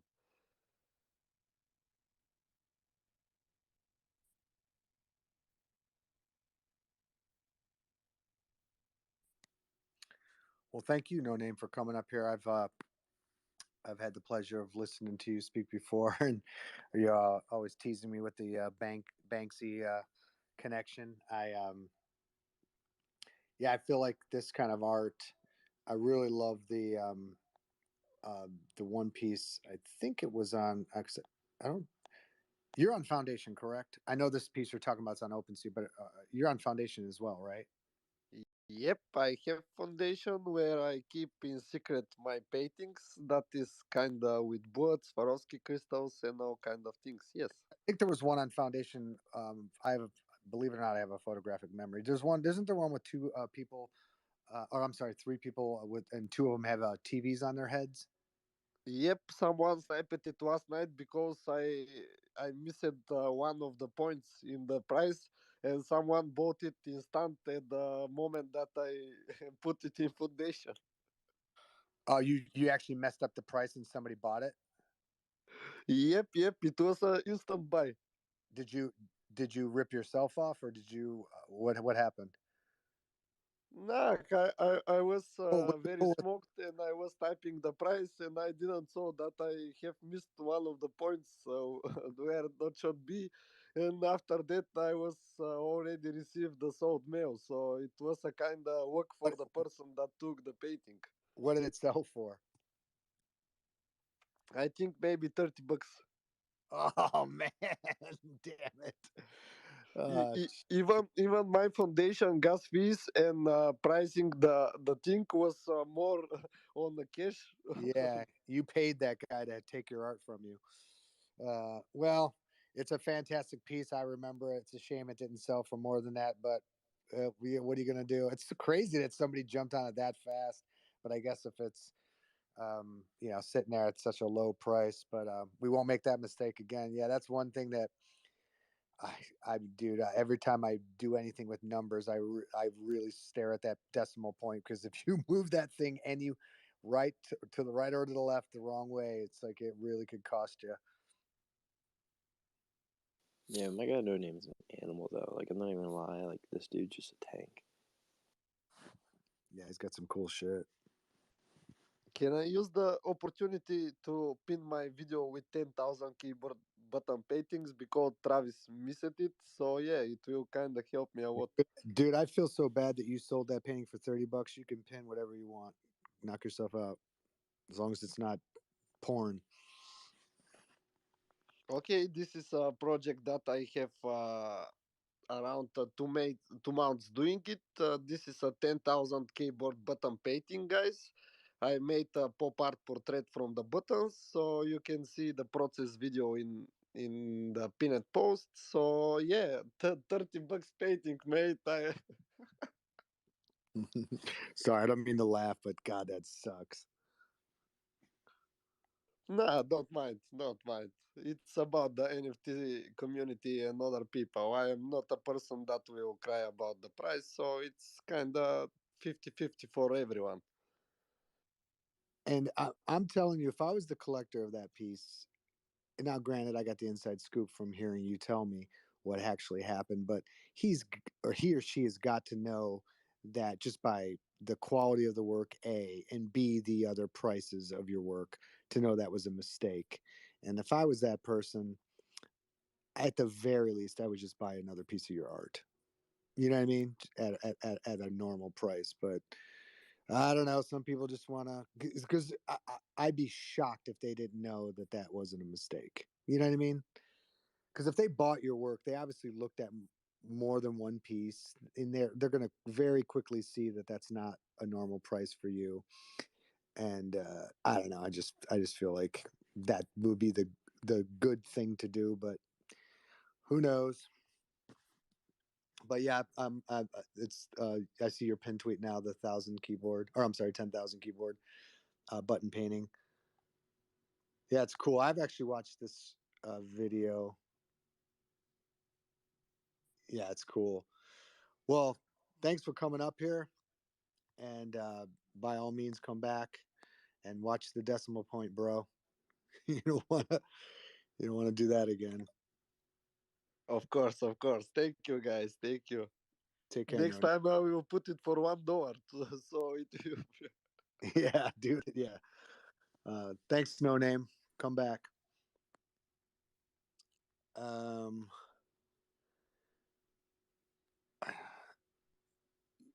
Let's give Ibabur a try again. See if hope she doesn't rug. Yeah, I hope so too. Hi again. Hi, everyone. I'll make a quick introduction before I get rugged again. To those who don't know me yet, I'm an artist from Russia. I've been in art for more than 20 years. 20 years ago, I had my first exhibition ever. And since then, I had many of those. I've participated and won awards at international festivals, and now I'm in NFTs for more than 2 months. I have sold out one of my collections, and I have many of them. Just go to my pinned tweet, and there's a thread in it, so you can just take a look and see all of my art is about looking at positive side of things, whether it be emotions or nature or people. I always inspire everyone to look at the good sides of the things, because our life is short. You need to go more for positive than negative, because there's always a positive side to anything. You just need to notice it and appreciate it. We live in such a wonderful time. We have so many opportunities that if we were born like 100 years ago, we wouldn't have them, and even less than that. So let's appreciate that. And I have also pinned to you my collection that's called Cute and Colorful. That's one of the latest ones. And the Polish is one of my collectors, which I'm very proud of. So go and check it out. It's for us, is for all of us, for the community, to have fun together, because for this one I have made the floor price very, very affordable. It starts from 0.003 on Polygon, which is like $9 or so. So go and check it out and see, maybe you like something, resonate with something. And for more serious collectors, I also have collections on Ethereum and on Foundation, so they can always go for that stuff. And this one is for all of us. So thank you. I'm so happy I'm not rugged yet. So thank you, Blind Bunnies. Thank you, the Bowlers. Thank you, Dominic, for hosting this space. I appreciate it so much, because you're guys are connecting people together, and it's such a great thing that we can come here, spend our time here, and learn more about other artists, and that's where collectors find us. So thank you so much for that. It's always a pleasure for me to come here. No, it's always like I look forward to listening to you speak. It's always done with a smile, and it sounds like you're laughing your way through life, which is the greatest shit in the world. And then your artwork is fantastic. I'm a big fan of vibrant, saturated colors, which a lot of your work has, and you're just a breath of fresh air every time you come up, and I I love to see that you're constantly in these spaces and sharing your work, and each time you do it a little bit differently. So yeah, it's our pleasure to give a platform for people like you to come up here and show us what you got going on. So feel free to come back later, come back 2 hours from now, and talk and share whatever you want to share with a different group of people. Thank Thank you. I surely will. I always come back. Thank you, sir. Guys, I mean, I know it's hard to match her energy, but man, isn't it great to have somebody come and it's just like just smiling and just happy to be alive and to be creating and be grateful for all the opportunities. So yeah, I really appreciate when you come up and you got rugged maybe like three. I brought you up 3 times myself, so I don't know how many times Tanner brought you up, but I brought you up 3 times myself. So yeah, how many times did you get rugged? Actually, that's very little because sometimes I can get rugged like 10 times or 15 or 20 or 30. And the best thing about it that, host and co-host, they still bring me up. And I kind of, I feel terrible when Twitter rugs me, but I feel so good when I feel that love and attention when host and co-host bring me up again. And it's just so great. I can feel it every time you do that. So thank you. And as far as there are people in the community who support each other, we will win those rugs, And I use VPN to go to Twitter, so that's maybe because of that. And often I have to do a lot of things while listening to the space. For example, I need to take my kids to or from their multiple sections and lessons they go to. So every time I go outside, Twitter rugs me, because there's a probably a space in the building where there's no connection. But still, even if I sit in one place, the Twitter still rugs me. So I got used to that. It usually takes me kind of a bit more time than any other regular person because, sometimes you get to the co-host put you up and then they still put you up and then they change and others kind of don't know that you haven't spoken yet, so they forget about you. So that happens. But anyway, I'm still here. I'm still talking to you. I still can feel your love, and thank you for that very much. Oh, it's our pleasure. And I try to, when I'm actually running the list, I wasn't running the list tonight for the most part, but when I run the list, I take periodically screen caps just so in case we do I've been in rooms before where I had 200 people and then the whole room got rugged and I'm just like, damn it. And then and then you have to build up the momentum again and make sure everyone comes back. And there's just like, the line gets shifted. All it takes is for one person to get rubbed and then the whole line gets messed up. So it's like it's a skill that we're doing the best we can, and we're trying to be conscious of people that to no fault of their own, there's a technical glitch and it knocks them down. And so we do our best. We're not perfect at it, but I admire you doing that. You're doing so wonderful, and thank you very much for that. Oh, thank you. Appreciate you coming up. Yeah. I don't know who you wanted to bring next. I know you were bringing up people. We both brought up people at the same time. So do you want to just say whoever raises their hand because we brought them up in a batch, or do you have an idea of who you want to go with? Yeah, my guy Magic sticks up next. We're going to drop some of you guys down. We're going to bring up a whole new speaker panel here. But I just wanted to kind of harp on what you're saying with the rug. Last night we rugged with 400 people. And we rugged out. And we had to re-get it back up. I think we got it back up to like 200 something, but literally rugged at 400 people last night. Oh God, that's a nice room too. Yeah, no, you know why he did call. You know what I did though? I went on Discord and I answered somebody's thing. Bullish, I figured out what it was. They sent like a video in the Discord, and I like clicked on it, and then that took like it just rugged everything. I was like, dude, what is it about clicking anything in Discord that ruins your life? I know, right? For real.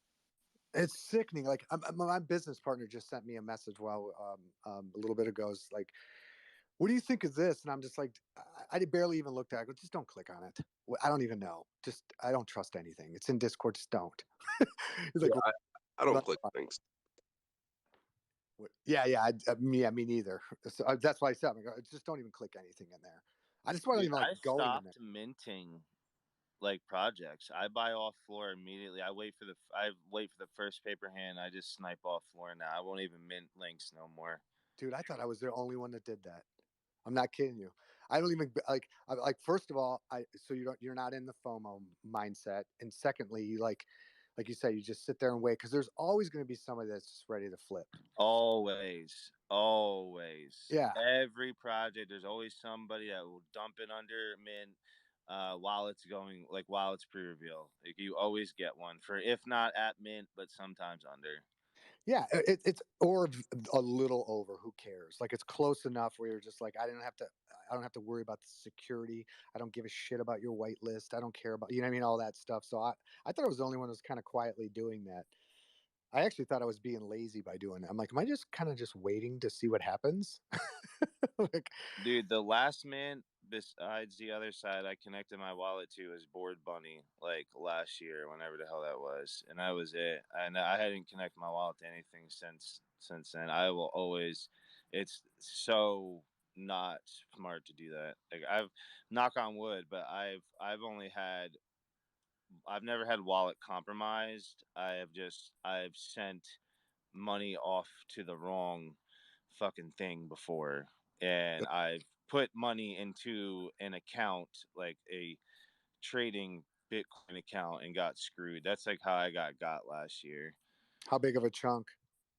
So I sent out like a roughly $6,000 in XLM and forgot to put the fucking memo in. It's actually still sitting on the blockchain inside my Coinbase. I just can't obtain it. They won't give it to me. And so then is it just forever in crypto or blockchain purgatory, or what is that? Yeah, because I didn't put the memo in. So when you send XLM, you have to put the receiver's address plus a memo that it gives you. I totally forgot to put it in, and it just sends it to a dead wallet. When did you realize you fucked up? Dude, the moment it wasn't there, within 10 seconds, because XLM sends instantly, and I started looking, and I was like, "Fuck, dude!" That's the worst feeling too, especially when you know it's your fault. Essentially, you're just. It was my fault, 100%. Yeah, I've been lucky. I've only been in the NFT space for 7 months, and I've only made one mistake, and I got. And it was the perfect time. I was kind of out of it. I just woke up. I was on like 3 hours of sleep. I was on my phone, and I usually just buy everything off of my computer. It's just I just have a different mindset, and I like to just kind of do it that way. It was the one time I was just kind of on my phones, and it was just something with invisible friends. And I was like, you know what? That looks cheap. And I just and as soon as I did it, like, I'm talking about within 30 seconds, I'm like, I think I just got scammed. Like, I just felt like it was like $600. It wasn't the end of the world, but it was just like, it's one thing to have somebody break into your house and take something from you. It's another thing to know that you left your door wide open.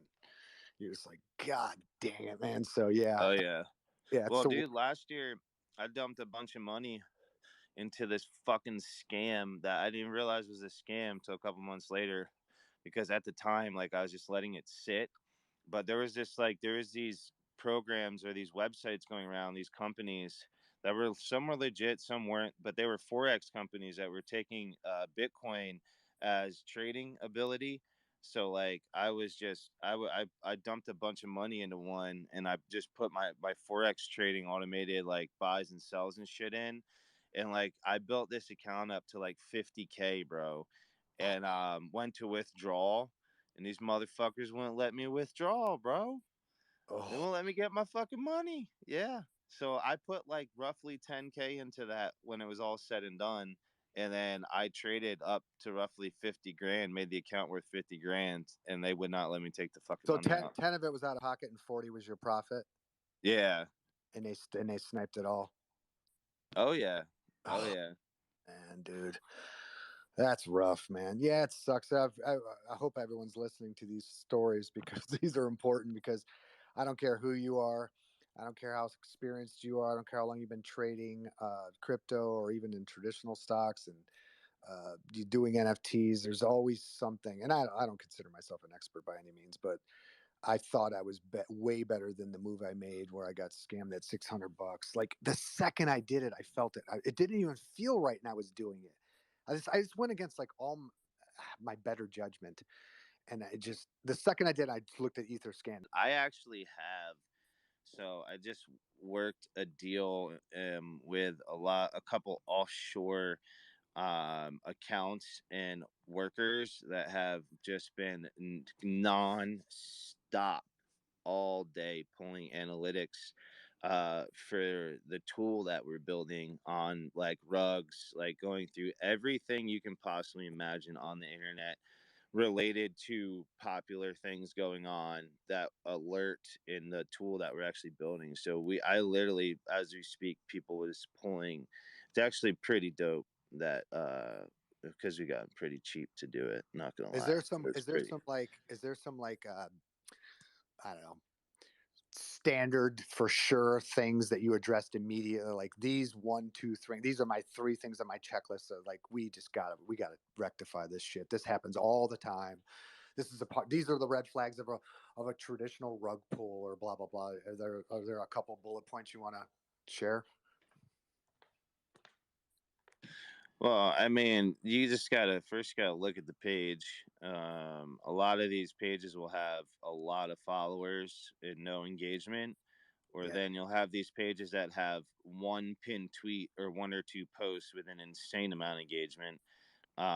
So those are 2 that I always look out for. And then obviously, if they don't have a Discord, I don't fuck with anything, because you have to have some type of official link section. And then if you just don't see anybody from the project that's real, you know, the bots.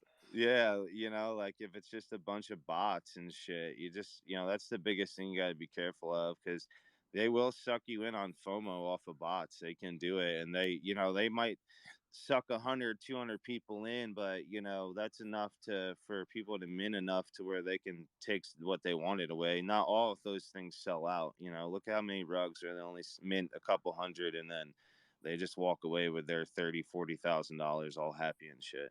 Yeah, and then they're able to do it and move somewhere else and do it again. They don't care. It's yeah. How do you feel about people being doxxed or not? I mean, I think that's a choice. I don't think everybody needs to be doxxed or not doxxed. As long as founders are there, even if they're not doxxed and they're active and they come in. I know a lot of founders behind PFPs that aren't doxxed that are great people. I think that's a choice and a decision to be made. Just the undoxed, just make sure you get to know them a little better. But there's benefits to both. There's benefits to not, bad benefits to both. It just depends on if you look at the glass half full or if you look at it half empty. Yeah, I could feel you on that. I'm completely doxxed. The only reason why I don't have my goofy face as my profile picture is because I am an artist, and I'm not going to pass up the opportunity to flex my art as the first thing people see when they look at when they look at me online. But and I also have a reputation, 20 years of being in the art world, primarily as a designer and illustrator for big brands like Nike, HBO, Victoria's Secret. So I'm proud of my background. And then on top of that, the gallery art world.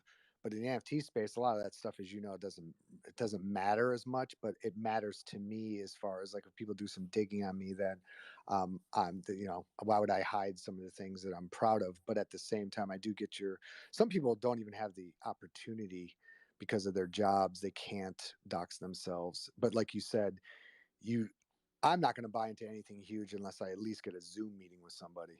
I want to look at your face and talk to you and get a feel for you and stuff. So I have my own little criteria, but I was always wondered, like, other people and how they go about it and how they feel about it. I feel like people are kind of like you. It's like you said, a glass half empty or full thing.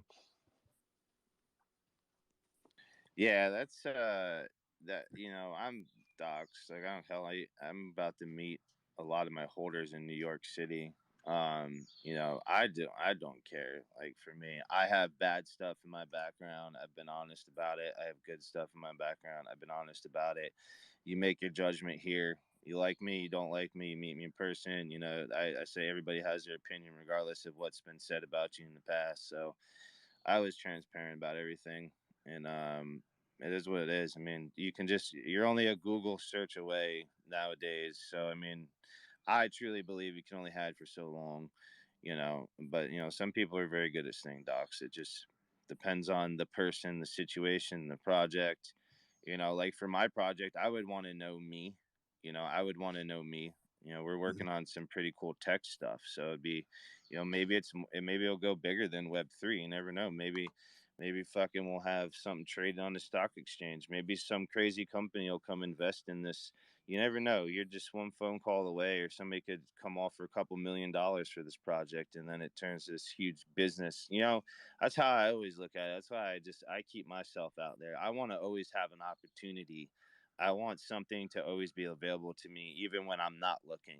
And I feel like when you're docs, that's obtainable, because people can, if they can't reach you here, they know how to find you somewhere else, so that's just how I look at it. But, then some people, they don't dox because of safety reasons, and, that's respectable as well too. So like I said, for me, it's like half full, half empty. I personally don't care. I'm transparent, but some people just, they don't want to be, that's their choice. Yeah, if you dig enough on anybody, you're gonna find something. So unless they're 14 years old, I don't know. But yeah, like I don't think anybody has. That's the thing about one of my biggest complaints. I'm down the middle. I'm not a conservative or a liberal, but the thing I do dislike that seems to be coming mostly from the left side right now is this woke culture of like this judgment thing where it's just like these people like everyone's acting like they have this perfect pass and they're going to judge people and then cancel them forever. Like it's not even just they're canceling. You don't get to work ever again because when you were 20, you punched somebody when you were drunk or something. You're just like, come on, man. So, yeah, I understand why some people want to say docs. I understand why some people don't. Why, like, it's a personal choice. I'm pretty much in unison with you on it. But I always just like to dig around and see what people feel about it, especially people that are in a position of like what you're doing, where you have these, the tech that you're doing and these big projects that you're working on and all this investing you're doing. And that's just interesting for me to hear. I didn't mean to derail the shill space with these questions, but I think it's something that's very interesting for everybody to kind of learn from, because it's going to be these questions you're going to have answers to in this journey of Web3, because we're all figuring it out as we go. You know what I mean? I might feel totally different about this shit in a year, Oh yeah. Oh yeah. That's why, like I always say, just show up every day. That's all you got to do. See what happens. Yeah, show up every day. Yeah, I've been helping you guys run this space now for shit. It's 8 o'clock in the morning for me now, and I popped in at 11 o'clock at night, so I'm on no sleep. And unfortunately, Jimmy got unavoidably detained with some drama with his wife in their car and all that. So I've been trying to keep this thing going for you. I never got to meet you. Actually, just noticed right now, crazily enough, I don't even follow you, so fix that right now. Because I would like to talk to you and pick your brain about, because somebody told me, I helped out in a space the other day as well. Somebody told me, because we were talking about investing, and they kept referring to you. Like, yeah, I wish she was here. Or you were sleeping, I think. I think it was in a space, like, I think you were actually up as a host, but you were crashed. And they kept going, I wish he was awake, because I can't remember what the fuck we were talking about now. But but yeah, I'll be popping in and out and helping out whatever I can to keep your spaces going. But I'd like to, because you're into the stock market as well, right? Is that where you started? I started. I led the forefront of some AME, GME bullshit, or AMC, GME shit. Not so much GME, more AMC. I was one of those people that was in there extremely early and had a voiced opinion during that whole Wall Street bets thing. And then, I had a system in the market, which I still have. I've just neglected it because I just don't like trading in this particular time with particular people in office in our country. So this is when I take my breaks out of the market, but it was like almost the perfect time because the NFT space started growing and people were trading here and money was flowing here. So I took the same concept but different and brought it to NFT space, and now I've been helping people flip NFTs and making insane money in that aspect. So I've kind of just brought what I knew, that's what I knew. So I brought it here, and it's, boy, has it worked, man. It's been successful. It has, very successful so far. So we're just gonna can keep grinding at it, and that's it. How long have you been in the space now? I feel like you've been Since here. November 2020. Oh shit! So for a minute, that's like 10 years in the NFT world.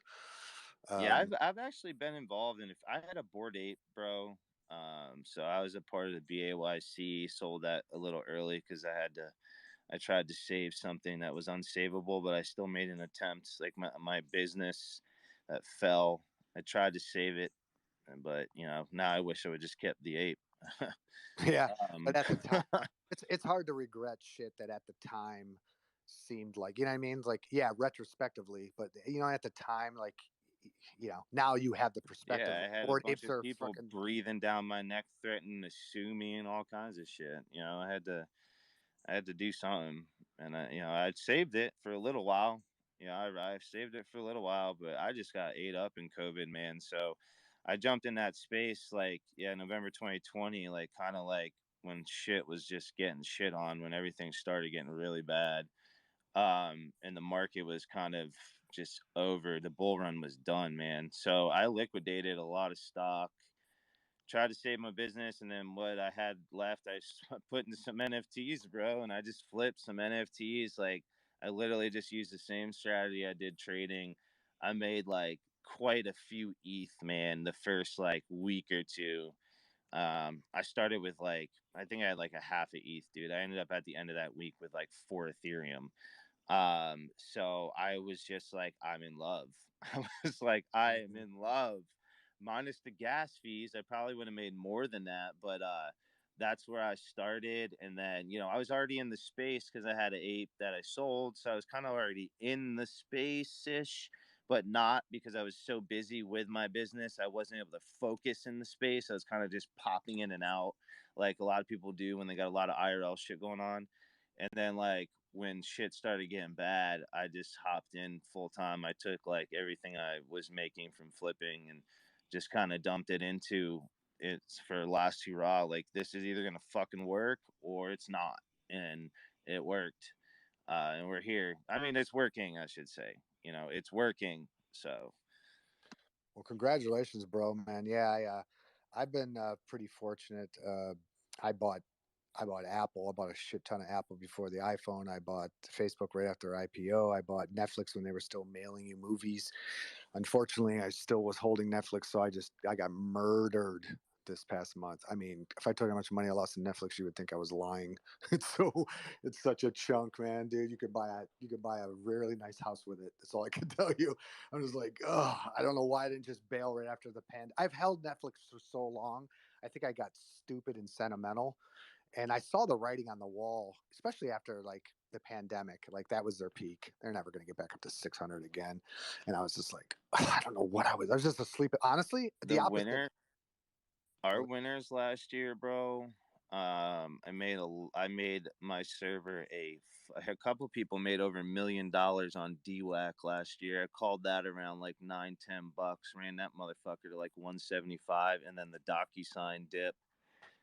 Somebody in my server made $800,000 off of that short play, bro. It was fucking insane, dude. What do you, I know you said you're kind of basically out of this, or not out of it, but not really that active in the stock market right now. Is there anything that you're excited about beyond the NFT world and crypto? I mean, the only thing I have in my stock now is literally I have just my AMC shares. Oh, That's you're it, still bro. you're still holding those? Yeah, man. I mean, I made my money back on that short squeeze. So I'm just holding my original investment. I'm just chilling. So that's the only thing I held in my portfolio, to be honest. I mean, I have some other bullshit stocks, like penny stocks and stuff like that I bought on like runs where they went over a couple bucks and like just took my profit and left it just to see what would happen. But mainly just AMC is like really all I've held on to. And then I liquidated like everything else. Like I sold DWAC on the runs. I got out of DocuSign. Last year was a decent year for a couple of like nice plays, but I had to like liquidate, and I was just liquidating, trying to save my business. So it's not like it was fucking benefiting me. Did you do But GameStop as well? do what? Did you do GameStop as well? No, I didn't play GME, man. Yeah, I didn't. I was too invested in AMC, hoping for that. But the squeeze came. It wasn't as big as GME, but it still made a lot of people a lot of fucking money, especially those that got in around $3 or $4. Yeah, I know AMC got it back up to like almost 30 a couple months ago or 3 months ago, maybe beginning of March or something, and then now it's half of that. You're just gonna ride it out, fuck it.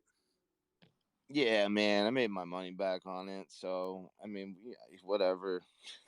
Yeah, I feel you there, man. Well, hey, I take profit. I am the one that will take profit. I do take profits. I like to make money, not lose it. Yeah, I wish I would have done that. I'm usually pretty good at that, but like I said, I really regret that. I'm still way up in Netflix, but could have been way, way more up. And so, like, I just look at it now. But when you're holding something for 15 years or whatever it's been now, 14, I don't know what it's been even, but it's been a long time. But it's just like, I had the opposite, dude. I did the opposite of you. You got so involved in NFTs that it made you just say, piss on this other shit. I got so involved with NFTs, I just kind of fell asleep at the wheel. I should have yanked out a bunch of stuff. I just was just like whatever, and I just wasn't paying close enough attention like I should have. Well, Yeah, I said I'm going all or nothing. I said NFTs are either going to change my fucking life or it ain't working. I didn't have plan B. It's just I think that's a good thing to do. So sometimes people, because I feel like if you have a plan B, a lot of times you're already gonna lean on that or fall back on that safety net. And I fell ass backwards into NFTs. Like I didn't even fully understand them until somebody explained. Once I understood the smart contracts where like artists were finally going to have ownership and we're going to get a percentage of the residuals in perpetuity, I was like, okay, I'll go mint some. And I was minting them. The night I minted them, some guy from Australia saw my stuff on Instagram. He's like, I think your stuff would make a good NFT. I'm like, okay, what's that? He walked me through how to mint it on Rarible, and I'm like watching it, and it said my work was unavailable. So I'm like, fuck, man, I don't even know how to do this right. And it was unavailable because it sold out. And I was like, text him. I go, it's sold out. What should I do? He's like, put up another one. So I stood up there for 4 hours. I sold like 100 and I don't know how it was 140 pieces. And luckily I had the body of work because I've been, like I said, working as an artist for a very long time. And so next thing you know, I'm doing NFTs. So when you say it changed your life, like I had no plan, no pricing structure. My curation was kind of accidental just because I had that work, a series of work, but I didn't think it through at all. And so like I didn't even own any crypto, dude, at the time. Nothing. I was just like, so that's kind of how I got into NFTs. So I didn't really have a plan, but the good thing was I really didn't have any expectations. But once I got going, I was like you, I'm just going to go all in now. So yeah, I knew I wanted to bring a strategy to the space to help people make money flipping because I knew that it was going to get to that. And if I don't know if you guys noticed, but majority of projects are flips. I don't know if you guys see the trading volume that goes down. That is people buying and then selling higher and stuff. So it's like I think people really sleep on that whole aspect in the NFT space, and those that aren't are making a lot of fucking money on these projects that they're minting, buying. Like, man, the alert system that we've been working on for these project alerts, alerting when the floors are lower, when to sell them, whitelist to get on. People are in the space to make money. I don't care what anybody says. People aren't here to go drop $100,000 for it to sit in a wallet. People want return on investment. That's why we came to this space. So, I knew what I wanted to bring here, but it was just how did I do that? And then just after a while, I learned how to do that. And hell, dude, when I started in this space, bro, and when I started in this motherfucker, bro, the first person I had that was supposed to help with my project took me for $7,000, bro, off the rip. Like just like somebody I had it like was supposed to be helping me with art and a bunch of other shit. like right off the rip, bro, fresh to like dropping a project. Like, How'd they do it? They just took a. How'd they do that? just promised me all this shit, bro, and then like I mean, they're good at what they did. Like I saw their work, but they took my money. I wasn't on the forefront for them, and then after a while, it just all conversations faded out, and I couldn't do nothing about it. You never saw them again? No, I don't. No, I They're don't not in this. fucking know. They're not in this space or anything. I have no idea, bro. I Yeah, don't know you where just they. wash your hands of it and say fuck it, move on. Yeah, I mean, I can't. What am I cry about it? You can lose Yeah, money in this fucking space. It is what it is. That's oh well. Bye bye. yeah. That's another thing that's very disconcerting about the rug pulls. It's like you see them happening even before they happen, and then they happen, and everyone's bitching about it, and then the same motherfucker like 3 months later's got another project going, and people act like it didn't happen, and you're just like, what is going on? Yeah, it's a strange space, but I still love it. There's way more pros than cons. You just got to be careful, and unfortunately, a lot of times when you learn a lesson in this space, you're doing it with your wallet, and you and I have already learned those lessons. So hopefully, people can learn from our mistakes. Yeah, I've gotten to a point now where, like I said, I don't mint shit no more. I've learned how to trade off the floor and still be successful and make money on it without having to mint at a lower price. Like, there's a lot of tactics you learn as you in the space to keep yourself safe. Like I'm telling you, like wallet, people don't get it, man. Like you don't get it back, dude. You can't make a phone call to the teller or the 1-800 number to the fucking customer care center. Like there isn't that, so that's why I implemented the tool so hard for those as holders, like for them to get those alerts, like alert, do not mess with these projects, and it has a list of projects to not mess with. Like it's going to be very innovative to this space. People have sniping bots and whatnot, but people don't have an NFT trading tool. So I that's what I wanted to bring to the space. What I knew about finances, how to buy low, sell high, and B, also a way to keep people safe at the same time. That's an excellent. Those are two very excellent qualities to bring to the space, because, or any financial space, but particularly this one, where first of all, I don't think a lot of people are conscious of it or even understand, um, because it is so new. Even though a lot of the traditional ways of trading still are applicable, it's still a very immature space, and like you said, there is no security.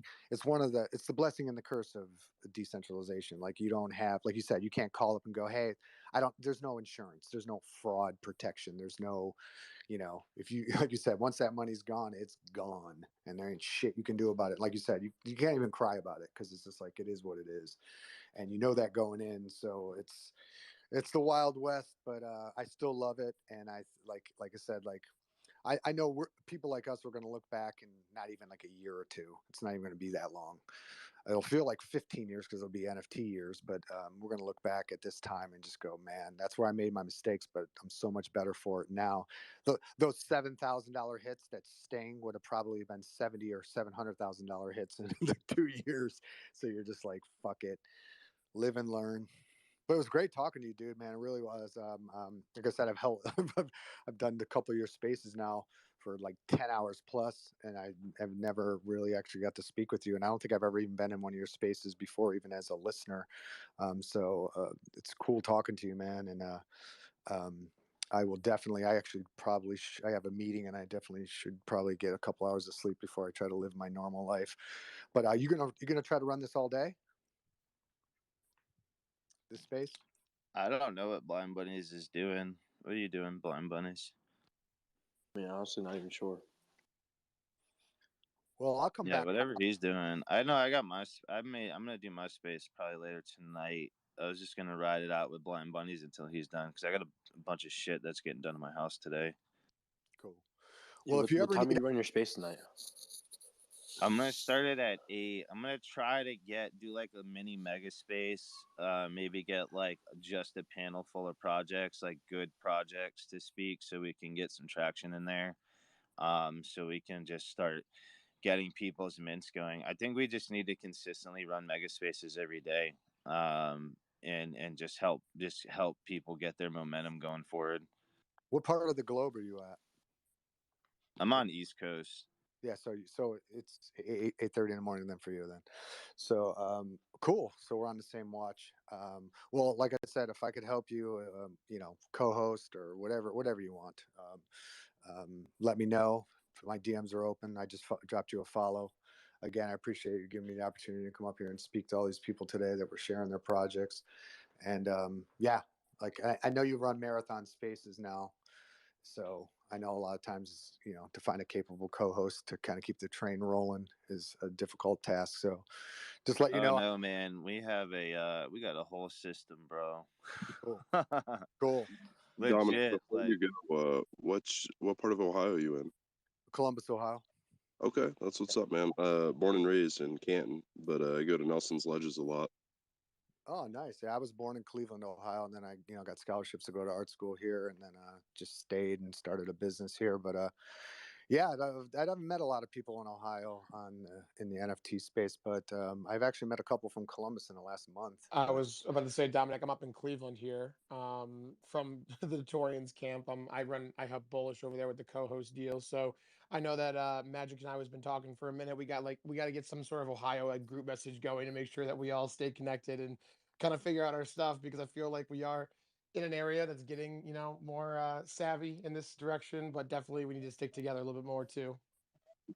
Yeah, I just sent a message to, I don't know if you guys know Hash Bastards. He's got a pretty decent following.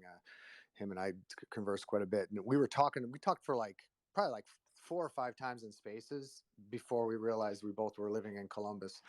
And, so I told him that I want to host some sort of event, at the very least get some sort of exhibit here in Ohio, and Columbus is the capital. So just to get something, even if it sucks at first, where it's like, a couple hundred people, whatever it is, just to kind of get our feet wet and get it rolling here and get people thinking about it. Because I've yet to look in the eyes of anybody that knows anything about NFTs in my real life. All my NFT relationships and crypto relationships are online, usually through Twitter Spaces. How crazy is that? So all these people I've just met from Ohio that are into it's online. Yeah, it's crazy you say that. I literally, so me and the wife went to dinner this past weekend, or last Friday, Saturday, whatever it was. We went up to this, like, the city closest to us, and we sat down, like, we went to this little restaurant bar, and I was sitting there, and this guy sat down next to us. Is like an outsider because it was so nice out. So we had lunch, and then we went, and I sat at this bar so I could have a couple drinks, and then this guy we just got to talking, and he asked me, he goes, "So what do you do?" And I go, "Man, if I fucking told you, bro, you probably wouldn't believe me." And I was like, "You know what crypto is and like NFTs?" He's like, "Yeah." He's like, "Yeah, I do actually." He's like, "I've looked into it." And I got to talking with him, and then the bartender actually fucking was into NFTs. So then he got into talking about, this motherfucker's got 5 Stoned Ape crews. Like, and like, just right there, bam, conversation for the rest of the time that we were sitting there was nothing but fucking NFTs. He had all NFTs on Solana. He actually follows me now. He comes in our space a lot. The dude that I met, like, just right up the road from my house. And it was just nuts. Like, it was crazy. Like, this is so weird to think that I'm out having a conversation about this, and like somebody was able to butt in and talk about it too. It was like, what is going on now? Yeah, dude, It I've feels yet so real. Yeah, I've yet to have that experience. Every time I bring up NFTs, people go, "What?" And I try to launch into the elevator pitch as quickly as possible because I know they're gonna fucking doze off, and if they have no idea what I'm talking about. So yeah, I've never had anyone. I've had honestly, I could probably count how many times I said, "Do you know what NFTs are?" and someone at least responded yes. Most of the time, no. It's just no, and I kind of gauge if I even want to talk about it with them. I look at them. It's like you could tell if they're really interested or not. And but yeah, I've not had that experience yet where somebody else, like, I would love to meet someone in person that knows more, and I don't even know a lot, but I would love to meet somebody who knows more about NFTs than I do in person. But yeah, it's always online. But whatever. That's because we're still fucking early, man. We are. There's some Like, think about it. countries You're that still celebrating. don't have access to it. Think about that. Just think about, look, the government finally had to accept it. Now imagine all these other countries just start accepting it because they realize they're missing out on transfer of wealth. Yeah, unfortunately, it was a negative, or it was a positive consequences of a really negative situation. But that war that's going on in Ukraine is it showed 25 million people really quickly about having crypto and decentralization and how much it could actually help you. Like I said, it's an unfortunate situation that brought that to their attention, but there's a lot of people's lives that were saved by the blockchain. It's a crazy time, man, and uh, that's not hyperbolic for me to say this, but like every day when I wake up, I really do mean this. Like it's NFTs are because usually we're just grabbing our phones immediately, but it's one of the first things I think of when I get up, and it's usually filled with gratitude because I'm just like this at this point in my life to have this avenue of ownership that just don't see, especially artists. We've never had in human history, and being a digital artist too, where something that before was basically disposable now is an asset.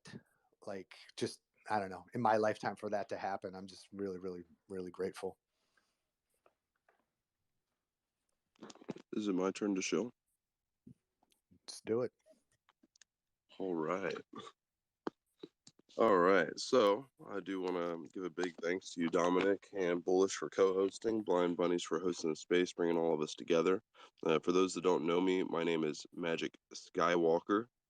That is my real name, legally. And I'd like to start off with a little story.